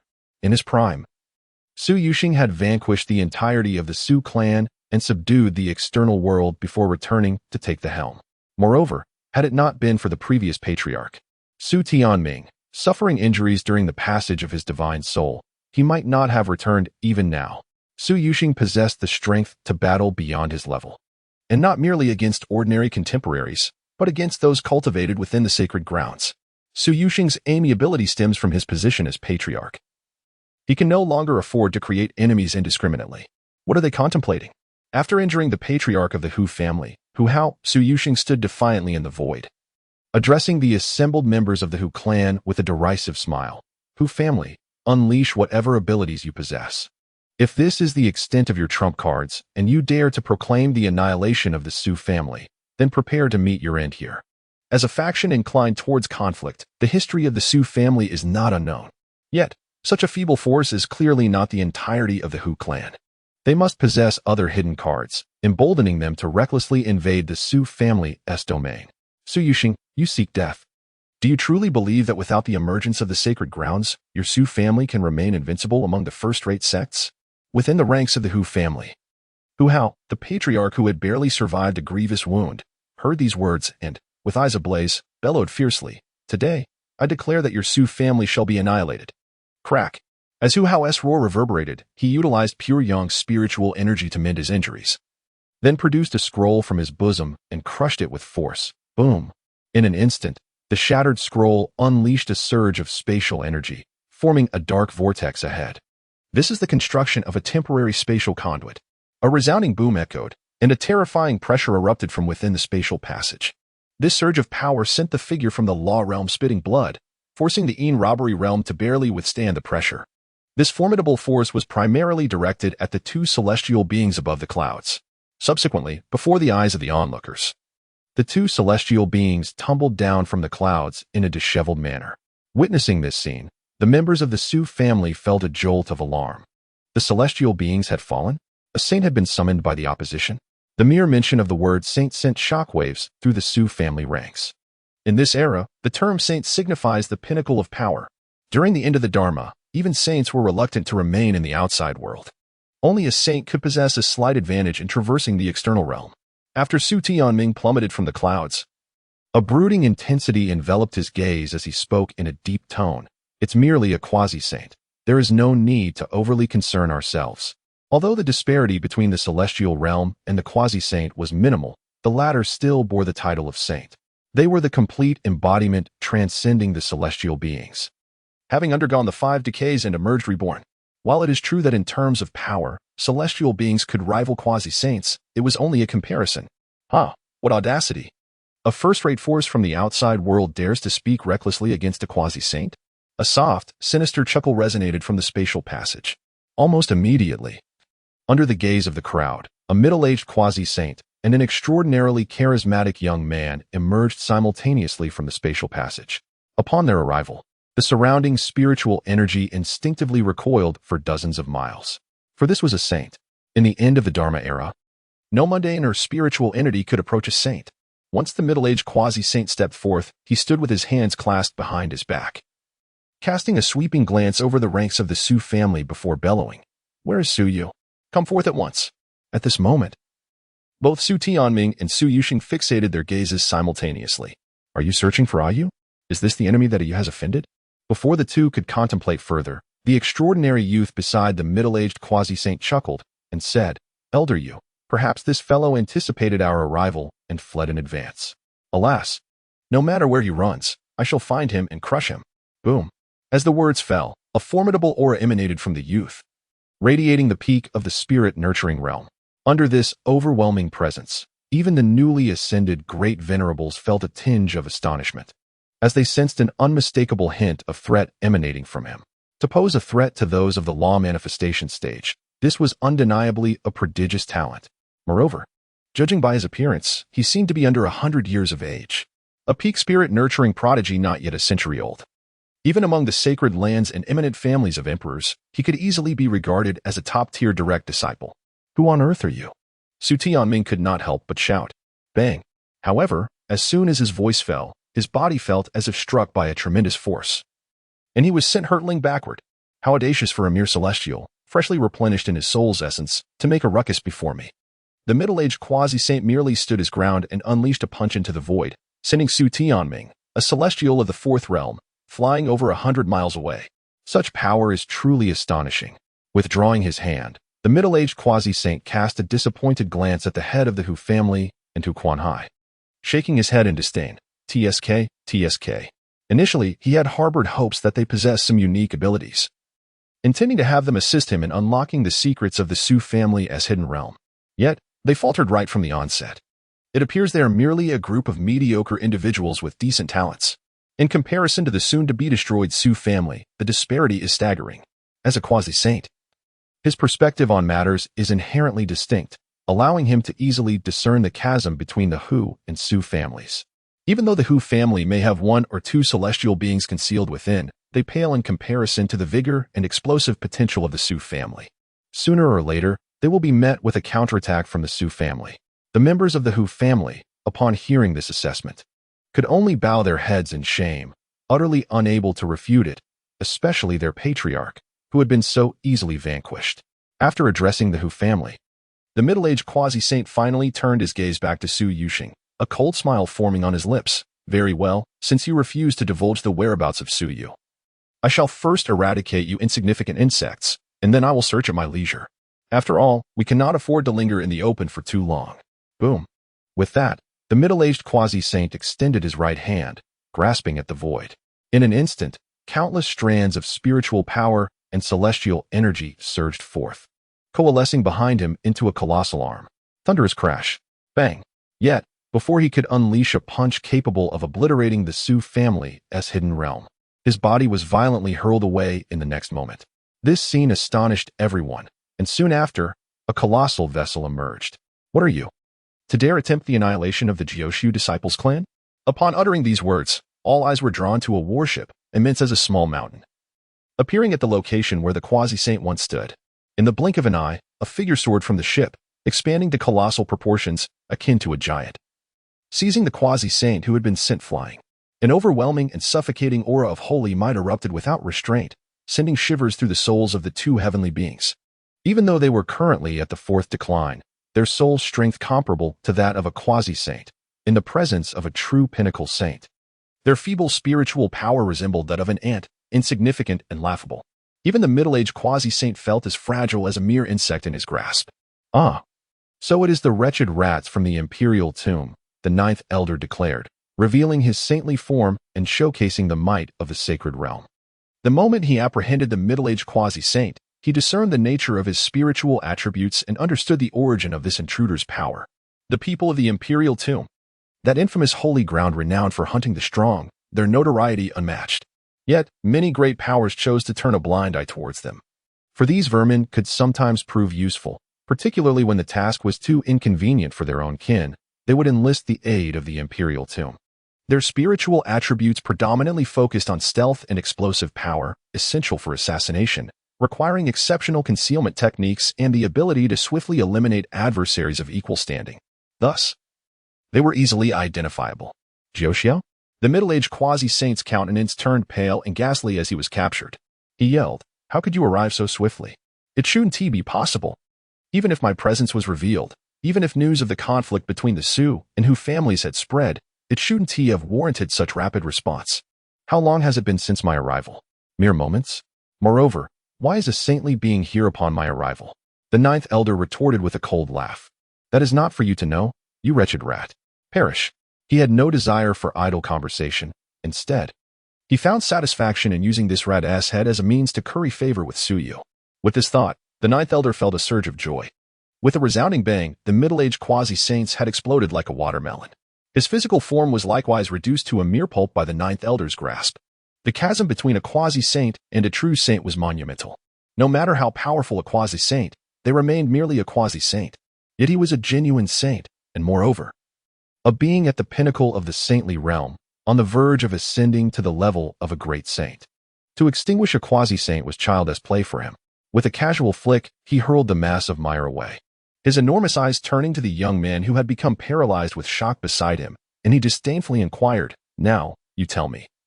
Why have you come to target the Su family?" A quasi-saint is indeed difficult to interrogate, but a youth is far easier to scrutinize. Upon hearing this, the extraordinary youth's countenance stiffened, and before he could utter a word, the voice of Suyu resonated from aboard the warship.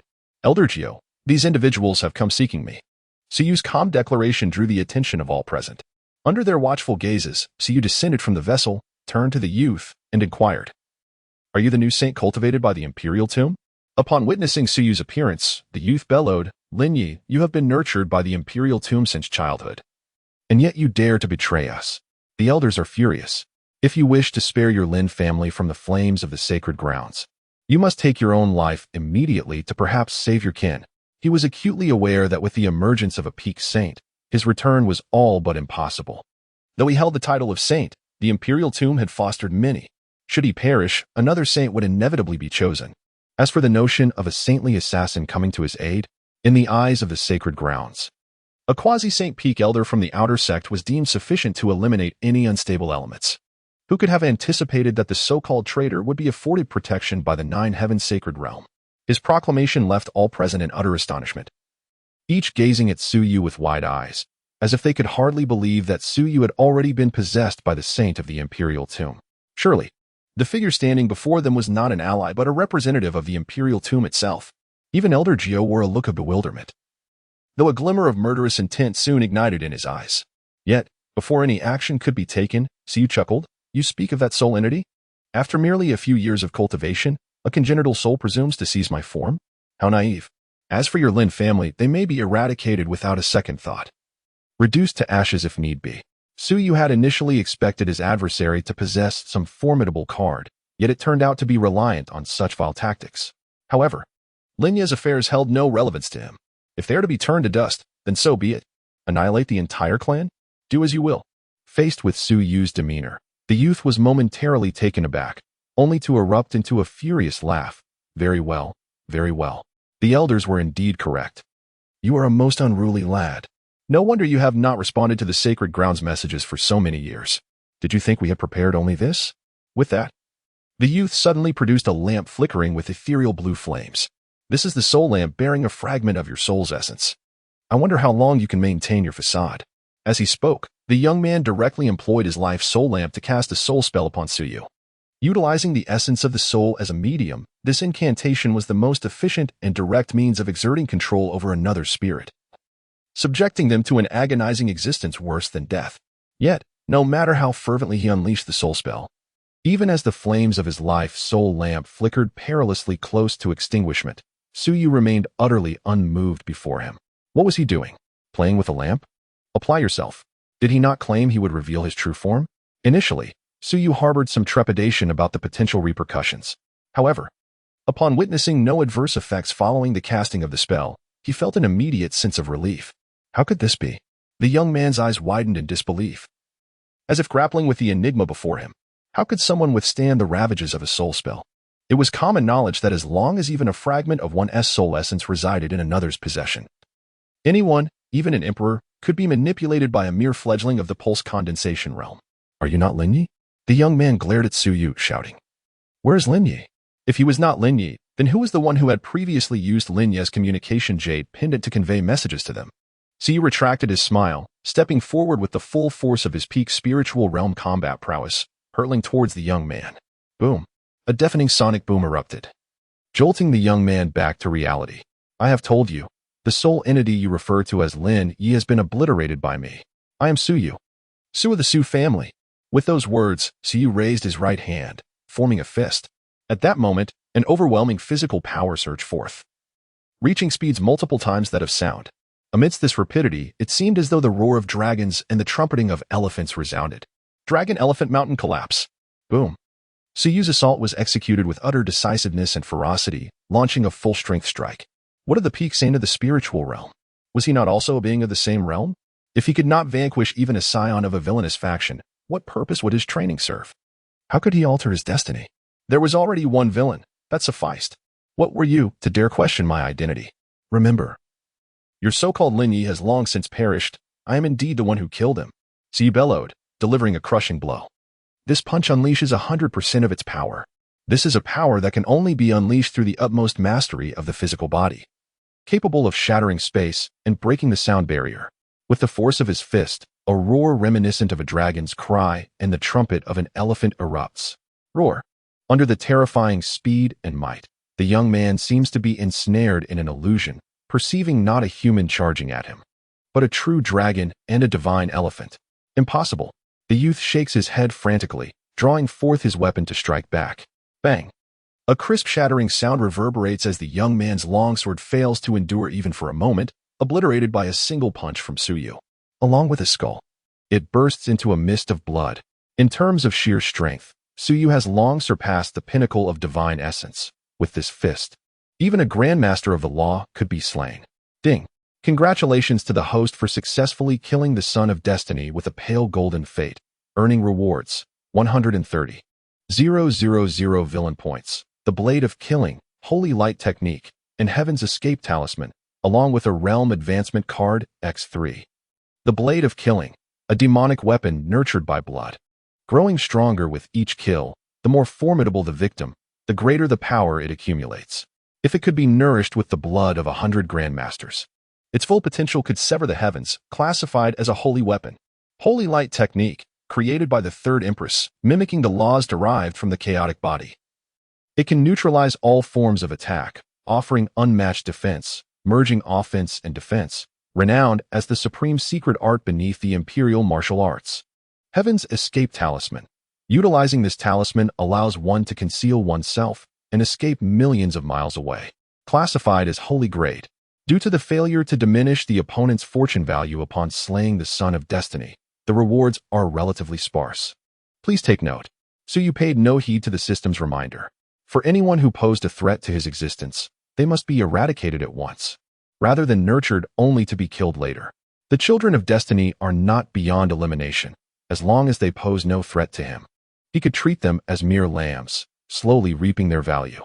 However, individuals like this new holy son from the imperial tomb are marked for death. Anyone harboring threats and murderous intent towards him must perish. Su Yu's expression was as cold as frost, betraying no emotion. He was oblivious to how others might perceive him after this incident, but it mattered not. He could escape, having always maneuvered cautiously to survive. If he were to lose everything because of this, it would be of little consequence. He still had an escape route. The vastness of Xiantian offered opportunities. The holy grounds could not venture freely, presenting him with a chance to rise. At worst, he could follow in the footsteps of the Tao Emperor and attain enlightenment at the edge of extremity. Just as Su Yu had slain the new holy son of the imperial tomb, the previously silent ninth elder finally spoke. So, are you of the original body, or from the imperial tomb? Although Su Yu had demonstrated that he was not under the control of the soul lamp of his destiny, who could guarantee that the soul he presented was not a fabrication? Despite the odds of deception being minuscule, there remained a sliver of uncertainty. Su Yu turned to the ninth elder, smiling as he replied, "Elder, I trust you possess the means to verify whether or not I am the original body." The original body is indeed easy to prove. Although the soul that has taken over can acquire all the memories of the original, The compatibility between the soul and the flesh can never be perfectly flawless. It possesses inherent imperfections. Otherwise, the act of soul possession would have become rampant long ago. Upon hearing this, the ninth elder nodded and said, "There are certainly methods available, but I must inform you of one crucial point. If it is discovered that your soul's compatibility is low, I will have no choice but to regretfully eliminate you here." As he spoke, the ninth elder experienced a pang of sorrow. After all, this was a prodigy with the potential to reunite with the celestial arts. How could he simply perish? Yet, for the greater good of the Holy Land, he must act thus. He is a steadfast supporter of the Holy Land's interests. So you nodded slightly in understanding. As such suspicions would arise regardless of who the situation befalls if proof cannot be provided. However, within the Su family, Su Yuxing suddenly interjected, "Elder, there is no need.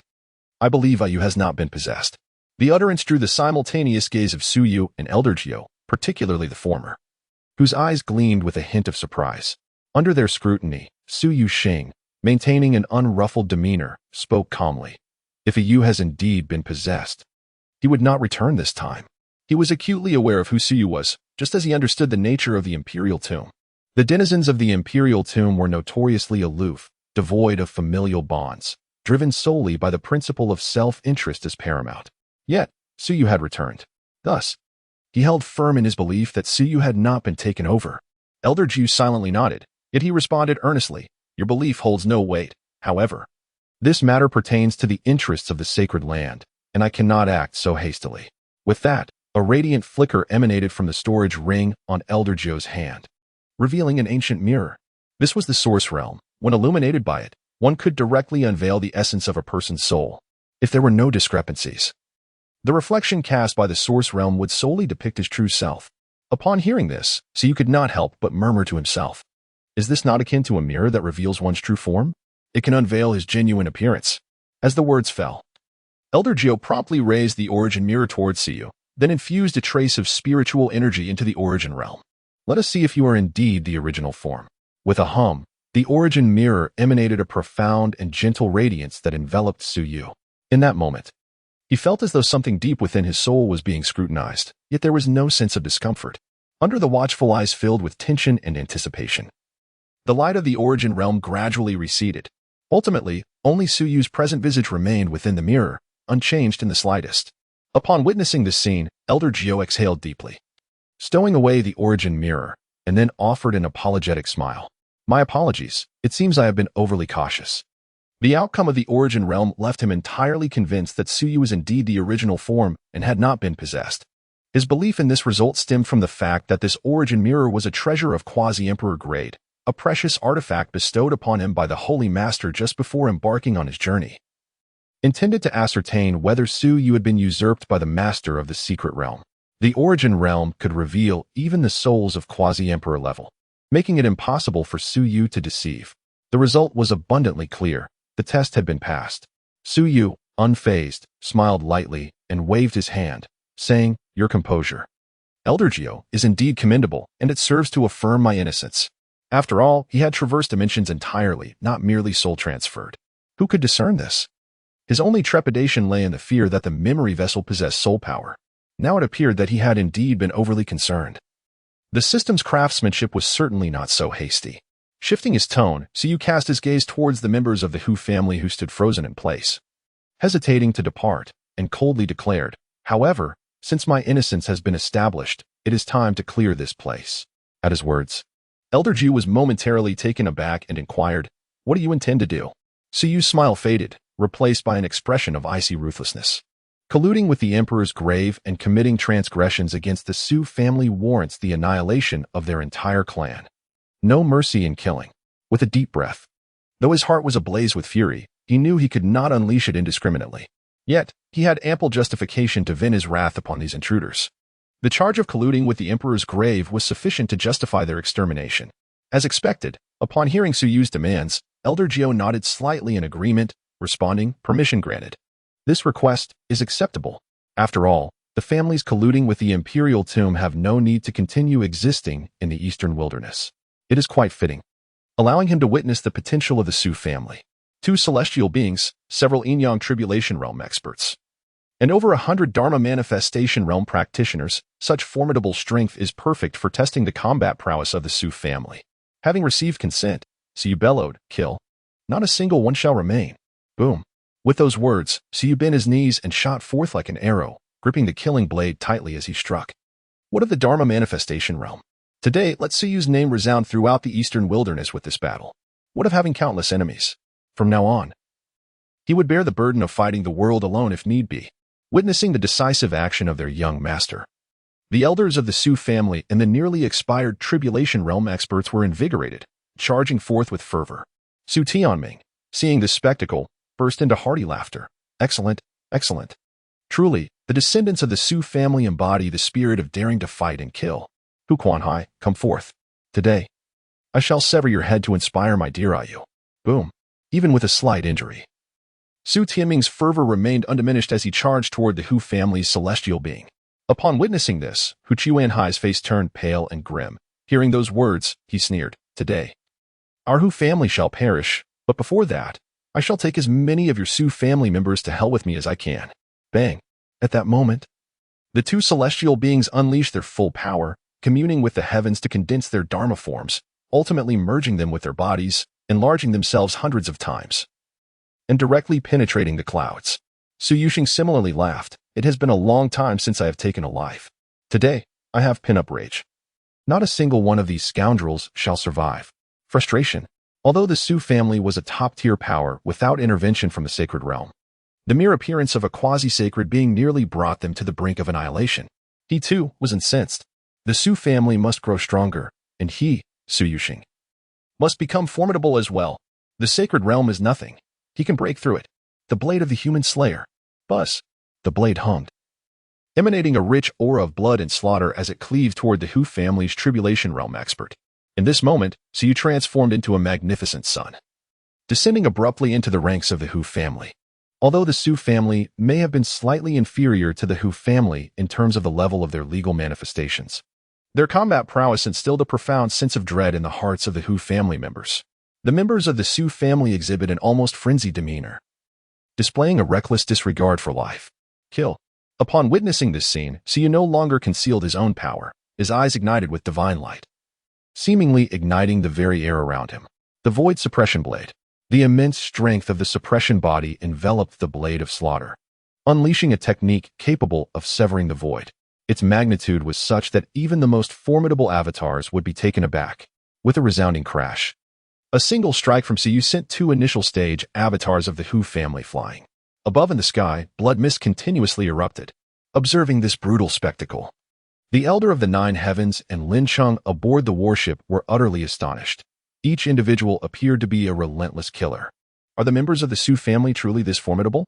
Such combat prowess is truly the hallmark of a born warrior. Upon witnessing such a display, Elder Gio nodded repeatedly, acknowledging the exceptional combat aptitude and remarkable talent exhibited by each individual. This family harbors immense potential, worthy of investment. In his discerning eyes, the Su family may very well ascend to the ranks of a saintly lineage within a few centuries, potentially rivaling the revered sacred lands. The current patriarch, Su Long, possesses a robust foundation with his profound mastery of the dual energies of yin and yang, perfectly balanced in their most stable state. As he traverses the tribulations of the five declines of heaven and man, he is destined to swiftly attain the status of a quasi-saint. Moreover, Su Yuxing, apart from Suyu, boasts 3 daughters with imperial-grade qualifications, all of whom have joined the Tianxin sacred land. Coupled with such an invigorating family atmosphere and 4 prodigious talents, the prospects for the Su family are staggering. The thought alone caused Elder Gio to draw a sharp breath. Should the grand era of gold descend within a few millennia, the Su family may well aspire to the pinnacle of imperial families. What an astonishing prospect! Imperial families are safeguarded by imperial weapons, with quasi-imperial ancestors emerging in every generation, ensuring their longevity. The longest-standing imperial families include the Ji, Jiang, and Xinyuan clans, each a paragon of a top-tier sacred land. Even the foremost sacred lands dare not provoke these 3 families too brazenly. The fortune of the Su family is indeed flourishing to an extraordinary extent, Elder Gio mused. Not to mention the potential of a lineage with 4 emperors, even a single one is tremendously remarkable. When revered by all races, the emergence of any one of them elevates them above the rest. in the conflict between the Su and Hu families, even without the intervention of Jiao Shao.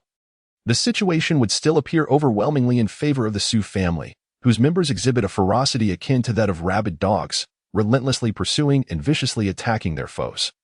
A frenzied strategy that sends tremors through the ranks of the Hu family as strong. In the skies above, the battle between the two celestial beings raged fiercely, scattering heavy clouds into disarray.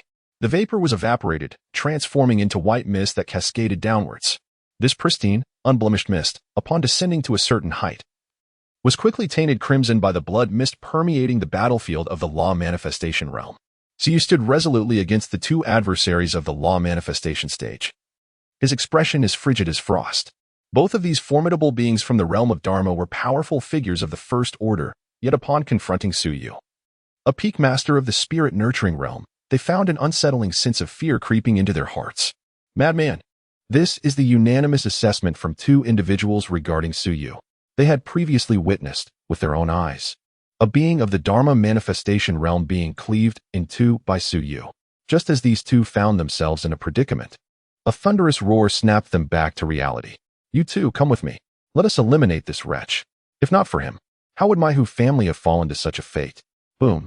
In the next moment, an elder of the Hu family, at the third level of the Dharma manifestation realm, charged forth.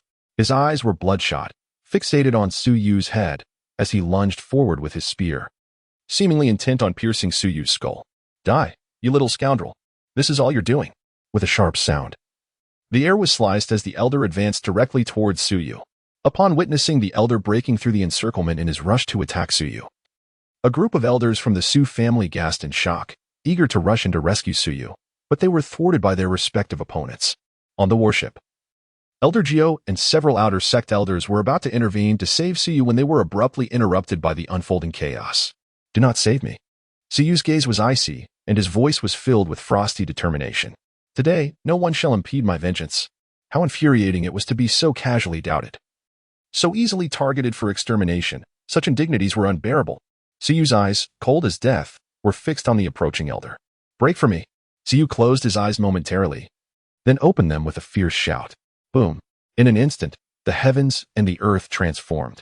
The thin spiritual energy in the atmosphere being drawn irresistibly towards Suyu by an unseen force. Even the spiritual energy hundreds of miles away could not escape its pull. Witnessing this spectacle, countless onlookers were left aghast. Elder Jiao exclaimed in disbelief. A breakthrough in the Dharma manifestation realm? This young man. He could actually break through in the outside world and summon such a terrifying display of power? While breakthroughs in the outer realm were not unheard of, dragging the spiritual energy from hundreds of miles away to oneself was unprecedented. Not even in the sacred grounds had anyone achieved such a fearsome scale of breakthrough. A throng of people stood in stunned silence, gazing upward as countless thunderclouds materialized in the sky, rumbling with a sound that made the earth tremble momentarily. Crack! Several thunderbolts, as thick as barrels, descended upon Suyu. Facing this lethal onslaught capable of annihilating even a novice in the Dharma manifestation realm, Suyu's eyes glinted with ferocity. He raised his fist and struck out. Boom. The thunderbolt shattered, and the brilliance of the lightning nearly blinded onlookers. Nonsense. This meager tribulation of thunder is unworthy even to tickle me. At these audacious words, the hearts of all present quivered. Yet, as the lightning dissipated, they found themselves in a state of dazed disbelief, their scalps tingling as an involuntary shiver coursed through their bodies. Under their watchful gaze, Suyu leaped onto the thunder pillars, plunging into the stormy clouds, resembling a deity of thunder, his might resonating through the heavens and the earth. In an instant, an enormous figure began to coalesce within the tempest, ultimately breaking through the storm clouds. Bathed in radiant lightning, arcs of electricity danced around him, embodying the essence of a true divinity, law of heaven and earth. Celestial Emperor's incarnation. Descend. Boom. Confronting the raging tribulations, Siyu stood atop the layers of thunder, his eyes flashing with a wild intensity and sharpness. In a heartbeat, his form began to absorb the surrounding tribulation energy, integrating it within himself. As boundless celestial energy surged into his being, 30 meters, 40 meters, 50 meters. In the blink of an eye, Suyu's stature soared to a height of 100 meters.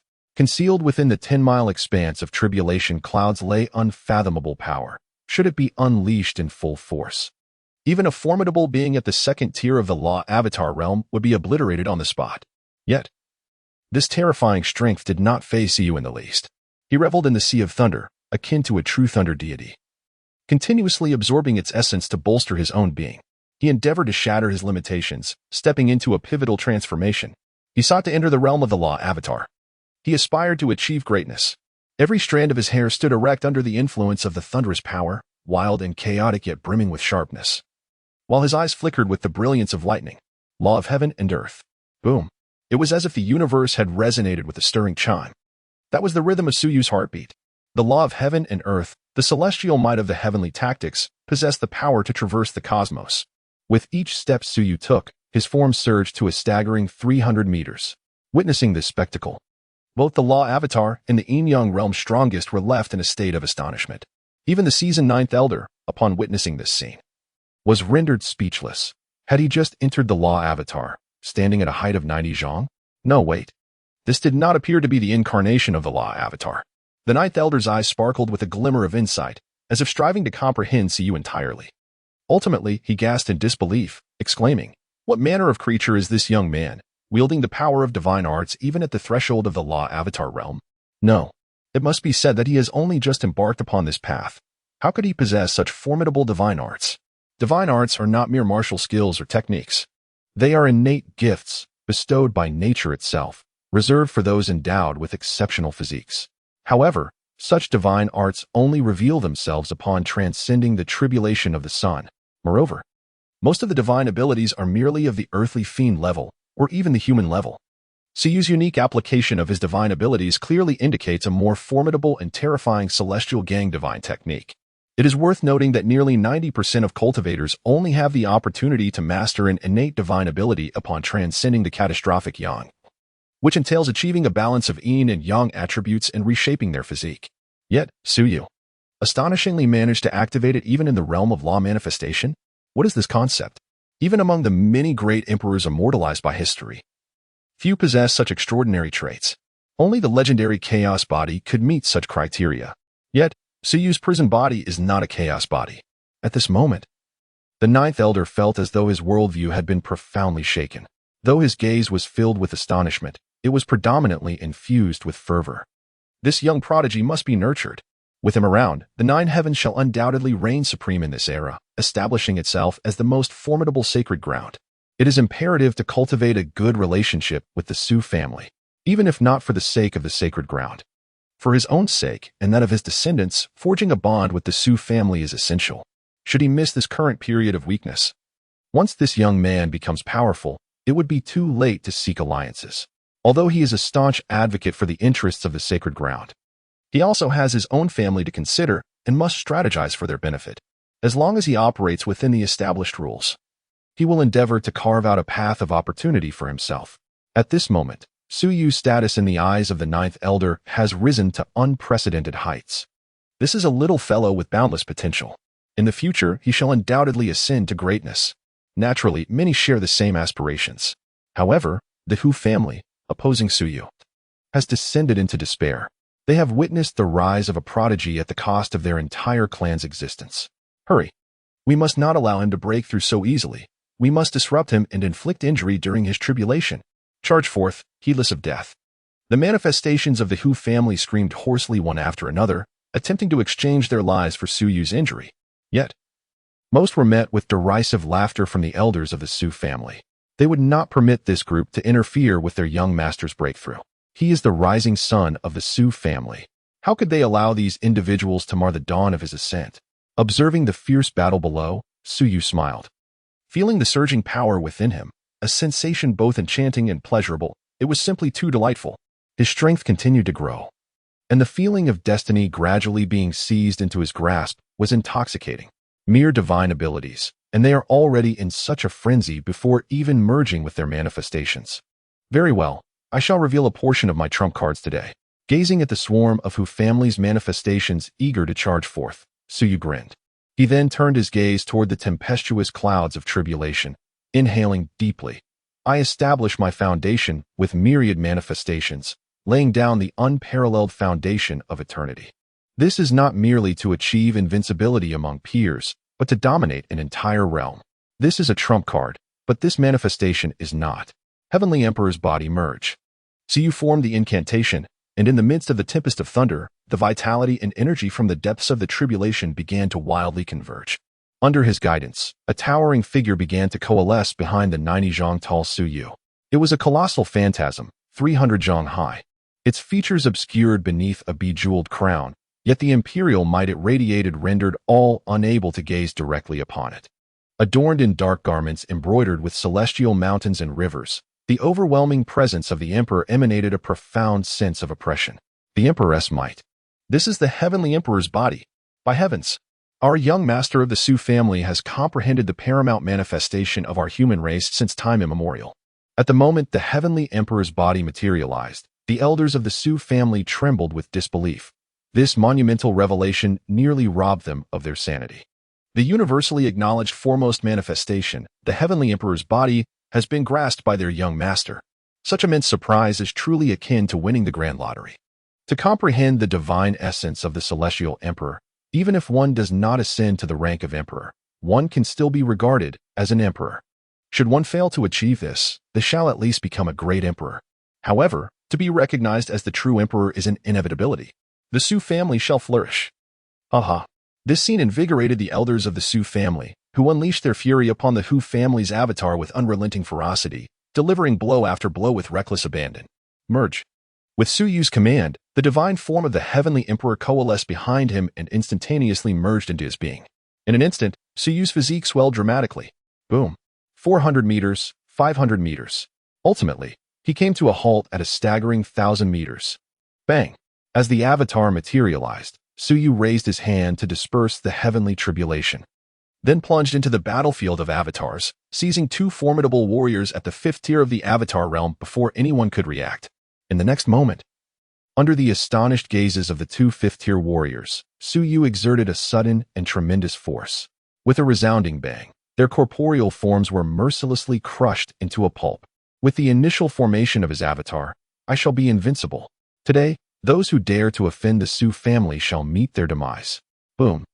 Newly entered into the avatar realm, having just transcended the heavenly tribulation, to effortlessly crush two 5th-tier avatars with a single hand left all present breathless. They could scarcely fathom the nature of the prodigy capable of such a feat yet. For Su Yu, this was nothing extraordinary. First, he mastered the divine art of heaven and earth, a technique of celestial caliber, and then merged it with an unparalleled avatar from ancient times. If he could not achieve this feat with such a configuration, it would indeed be a source of great embarrassment. If he were truly a prodigy of the 5th tier of the Dharma realm, he would not be so easily crushed. Yet, the Hu family, no matter how formidable, was merely a lineage of celestial beings, lacking even a divine entity of the highest order. What could they possibly compare with him? If realms determined all combat prowess, why would he toil to cultivate so many techniques and martial arts? Why would his ancestors create such powerful practices? The realm is merely a foundational definition of strength established by predecessors, not an insurmountable chasm. For instance, if the foundational definition of strength is set at 10,000 pounds for the pinnacle of the body refinement stage, that only represents the basic peak power of that stage, not its absolute limit. If one reaches this threshold at the 7th level of body refinement, one could still claim to be at the pinnacle of that stage. By augmenting basic physical strength with martial arts that harness the energy of heaven and earth, even a foundational body refinement practitioner could unleash powers comparable to 15 or even 20,000 pounds, rivaling the first level of pulse condensation. Is Su Yu practicing some inferior arts? No. On the contrary, he has been training in the finest martial arts and techniques, and his accumulated power transcends conventional measures. Moreover, the divine art of heaven and earth does not merely elevate stature, it amplifies both body and strength to an equivalent level. Even if Su Yu is merely at the foundational first level of the Dharma realm, with the enhancement of heaven and earth, he can unleash the power of a 3rd-level Dharma realm practitioner without manifesting his avatar. When he does summon his avatar, combined with such substantial augmentations, cutting down a 7th-level Dharma realm opponent is effortless. Come forth and perish. Su Yu roared towards the heavens. Boom. His colossal form distorted the very fabric of space with the sheer force of his physique. His strength was nearly capable of shattering space itself, and his speed was astonishingly swift. Killing blade. A profound and intense killing intent gleamed in Su Yu's eyes as a blade, steeped in murderous energy, fell into his grasp. With a horizontal slash through the void, the space trembled. In an instant, the radiance of the blade, blazing like the sun, unleashed a power capable of severing the essence of existence. With a single stroke, several Dharma realm practitioners fell like mere straw dogs, easily vanquished by him. Infusing the killing blade with the blood of Dharma realm beings, Suyu then, in full view of the crowd, vanished from sight, reappearing before a 6th-level Dharma realm master, delivering a punch that shattered his corporeal form to dust. The overwhelming intent to kill engulfed the battlefield, instilling fear in all present. The god of death has descended. Those who witnessed this scene could not help but feel a profound sense of awe. This battle was nothing short of a massacre, where under the imposing presence of the Dharma manifestation, none could stand as equals to Suyu. Only those formidable beings, endowed with a transformative strength akin to the Dharma manifestation, could evoke a sense of caution in Suyu. Nonetheless, this alone suffices to attest to Suyu's formidable prowess. His potential and combat capabilities are indeed unparalleled. With each display of his might, the 9th Elder's assessment of Suyu ascends to new heights. This aligns perfectly with Suyu's intentions. In this conflict, he acted with remarkable speed, accomplishing everything before other factions even had the chance to respond and send observers. Thus, he could ensure the secrecy of this group while compelling them to place their trust entirely in him. The Su family is too weak, and he feels his own inadequacy. He requires a sage to stand by him. The 9th Elder, a pinnacle sage, is the ideal candidate. Amidst the clouds, the Hu family's celestial being, entangled by Su Tianming, was filled with regret upon witnessing this scene. The slaughter of his kin before his eyes was a torment more profound than death itself. Had it not been for that unworthy descendant insisting on aligning with the so-called new saint, the Hu family would not have found themselves in such dire straits. Hu Chuanhai's voice was hoarse, and his remorse was palpable. He should never have trusted his grandson, who had joined the imperial tomb. Using a woman as an excuse to prompt the Hu family to collaborate with the imperial tomb in waging a so-called war against the Su family. He had thought they could reap benefits without exposure. Who could have foreseen that the current heir of the Su family would be such an extraordinary talent, holding such a prominent position in the 9 Heavens Holy Land? Seeing his distress, Su Tianming laughed heartily. Old fool. Do you think a member of the Su family could ever be usurped by the so-called saint of the imperial tomb? You shall not leave here alive today. I will slay you to celebrate the emergence of my Su family's true dragon. Boom. At that moment, Su Tianming felt an unprecedented surge of joy and power, never having experienced such elation before. Even if death awaits, I shall not grant you an easy end. Hearing Su Tianming's triumphant laughter, Hu Kuan-I found it utterly grating and retorted in anger, "Rest assured, your demise will certainly bring me relief." Su Tianming showed no fear of his threats.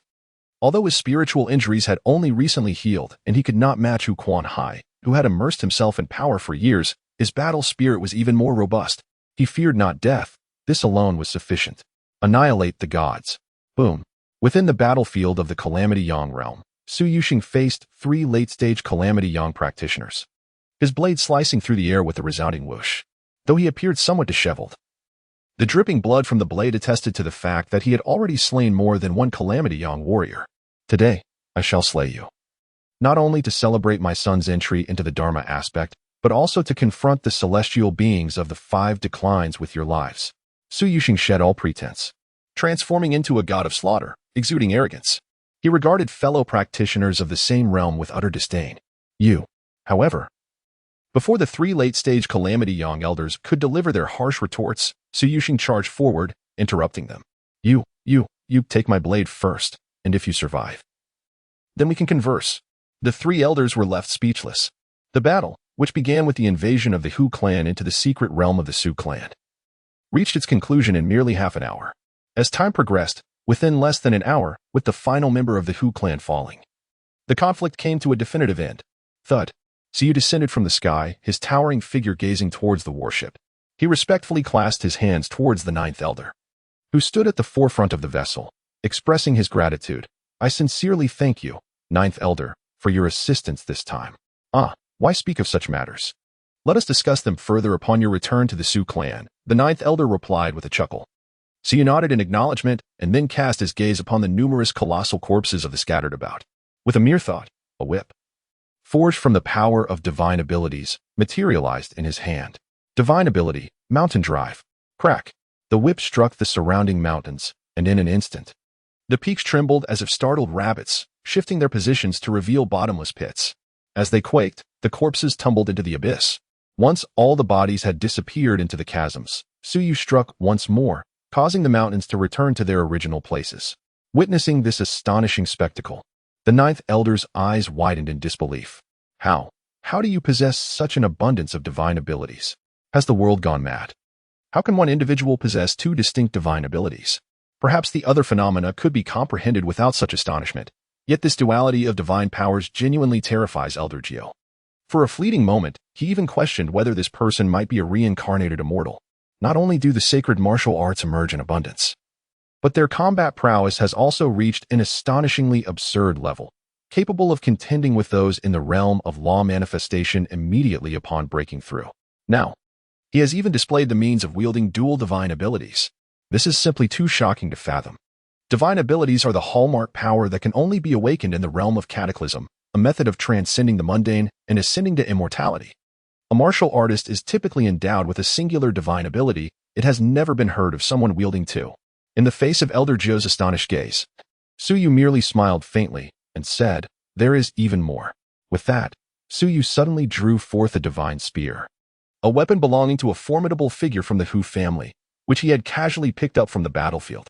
This is a weapon of unparalleled quality, comparable to the divine tier, forged with precious metals. Crack! Under the watchful gaze of Elder Gio, Suyu placed the tip of this divine spear in his mouth and bit down, crunching it effortlessly.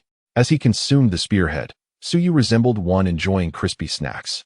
Upon swallowing, a faint crimson glow emanated from his physique, a manifestation of the rare metal's properties being absorbed and integrated through his divine ability to devour gold. After consuming the divine gold, Suyu sensed a minuscule enhancement in his physical form. Eek! Elder Gio gasped in astonishment, utterly shocked. 3 types. Are you truly not a reincarnated immortal? Chewing divine gold and fortifying one's body. Such a method is unprecedented.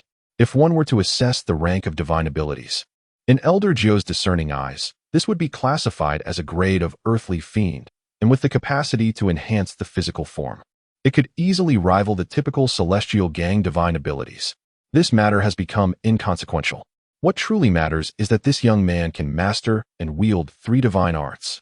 Suyu shook his head and asserted, "I am quite certain that I am not." Thus, by revealing my intentions so openly, I hope that Elder 9 can comprehend my position. I do not wish to expose too much of my hand to the Holy Land.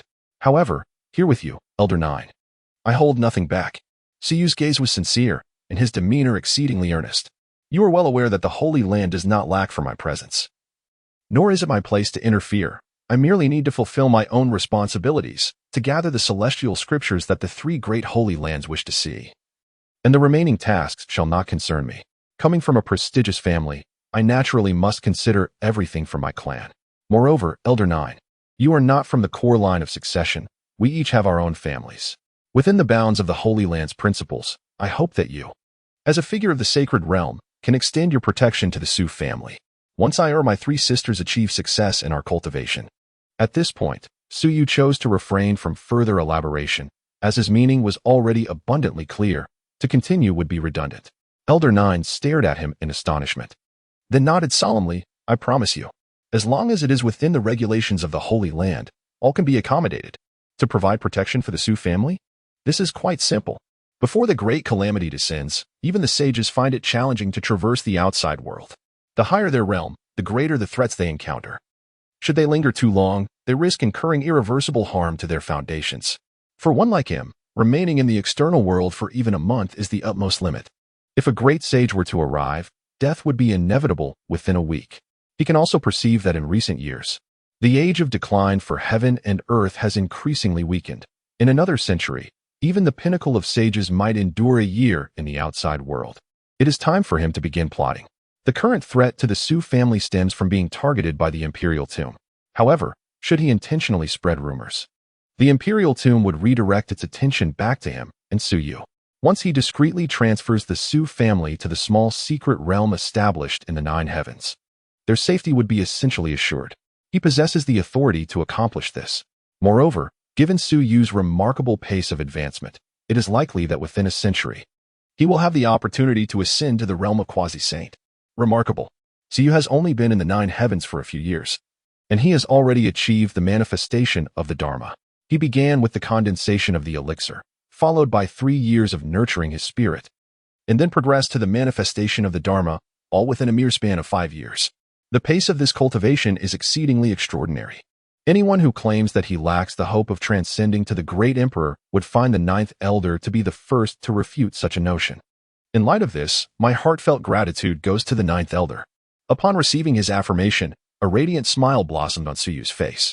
This is sufficient. As long as he can protect the Su family for a while, in the future, even without the 3 sisters achieving their full potential, he will be able to safeguard them alone. He will gradually push the limits in this age of dwindling magic until no one can suppress him. Elder 9 waved his hand and said, "Let us enter first and discuss the details later." A throng of people entered the secret realm of the Su family, moving forward without pause, heading straight for the main hall. The Su family had already been tidied up by their members. Once everyone was seated, Elder Jio wasted no time. He addressed Su Yu and Su Tianming, stating, "As the head of the Su family, you must recognize that with the Empire's tomb now fixated on your clan, you will undoubtedly feel as if a thorn is lodged in your side. After all, this venomous serpent may strike at any moment, and none can predict when it will emerge to deliver its bite.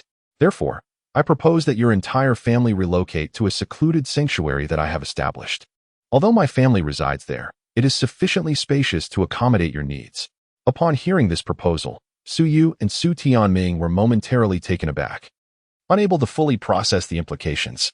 Before they could gather their thoughts, Su Yu interjected, advising, "Father, grandfather, it would be wise to accompany Elder Jio. After a period of his protection, I shall ensure that you find a new homeland for our clan. While he possesses the authority to access the celestial battlefield's secret realm, it remains uncertain whether he can grant entry to others. He will need to return there to assess the situation. Until then, it is best for the Su family to vanish from the mortal realm." Agreed. This abrupt affirmation left both Elder Jio and Su Yu momentarily taken aback. Is it truly so easy to concede? This is a secret realm of ancestral land, meticulously established and fortified by generations of the Su family.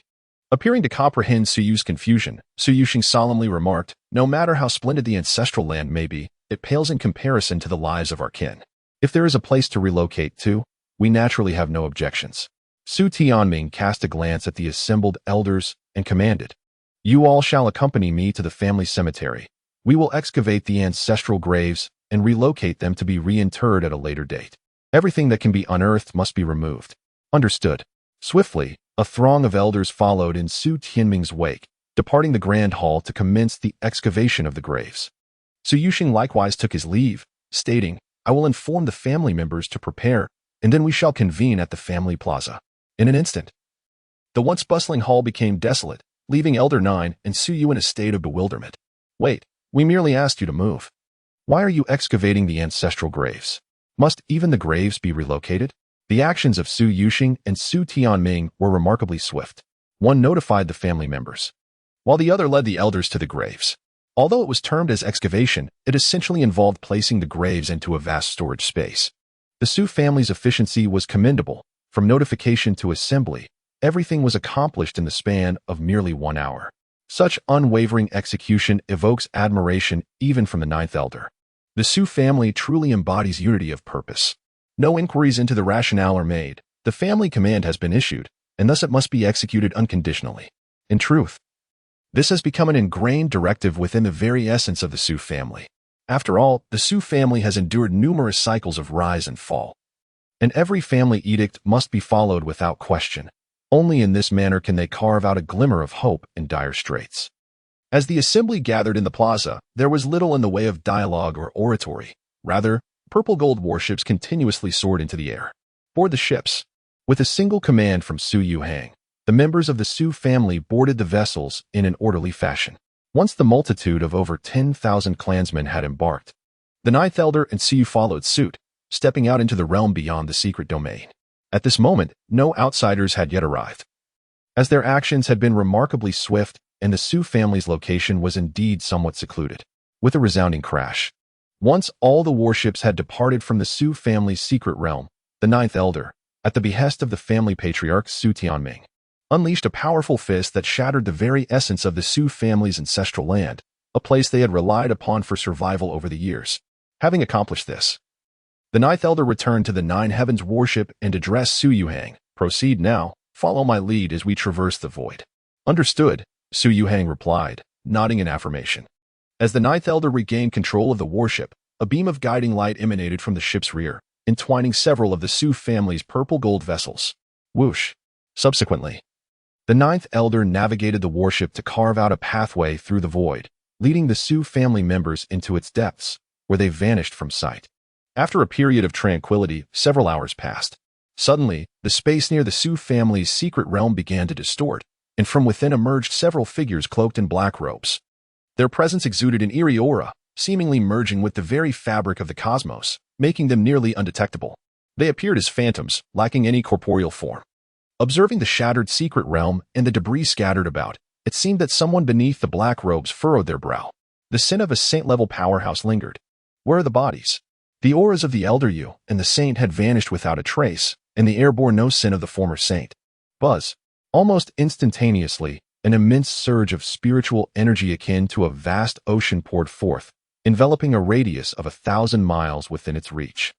Such colossal spiritual force could unearth even the tiniest of creatures hidden amongst the grains of sand. In the face of this formidable power, nothing could evade detection. Upon probing the depths of the earth, the emotions of the cloaked figures stirred slightly. Beneath the ground? This was a force beyond the realm of saints, effortlessly displacing such a vast area and entombing numerous manifestations. Whoosh. As the voice fell, the figure clad in black robes twisted violently, appearing in midair the next moment, his form beginning to expand infinitely. Then, with a tremendous force, he struck the ground with a mighty punch. Boom. In an instant, the mountain crumbled under the weight of his power. The earth split apart, revealing a vast, pitch-black chasm.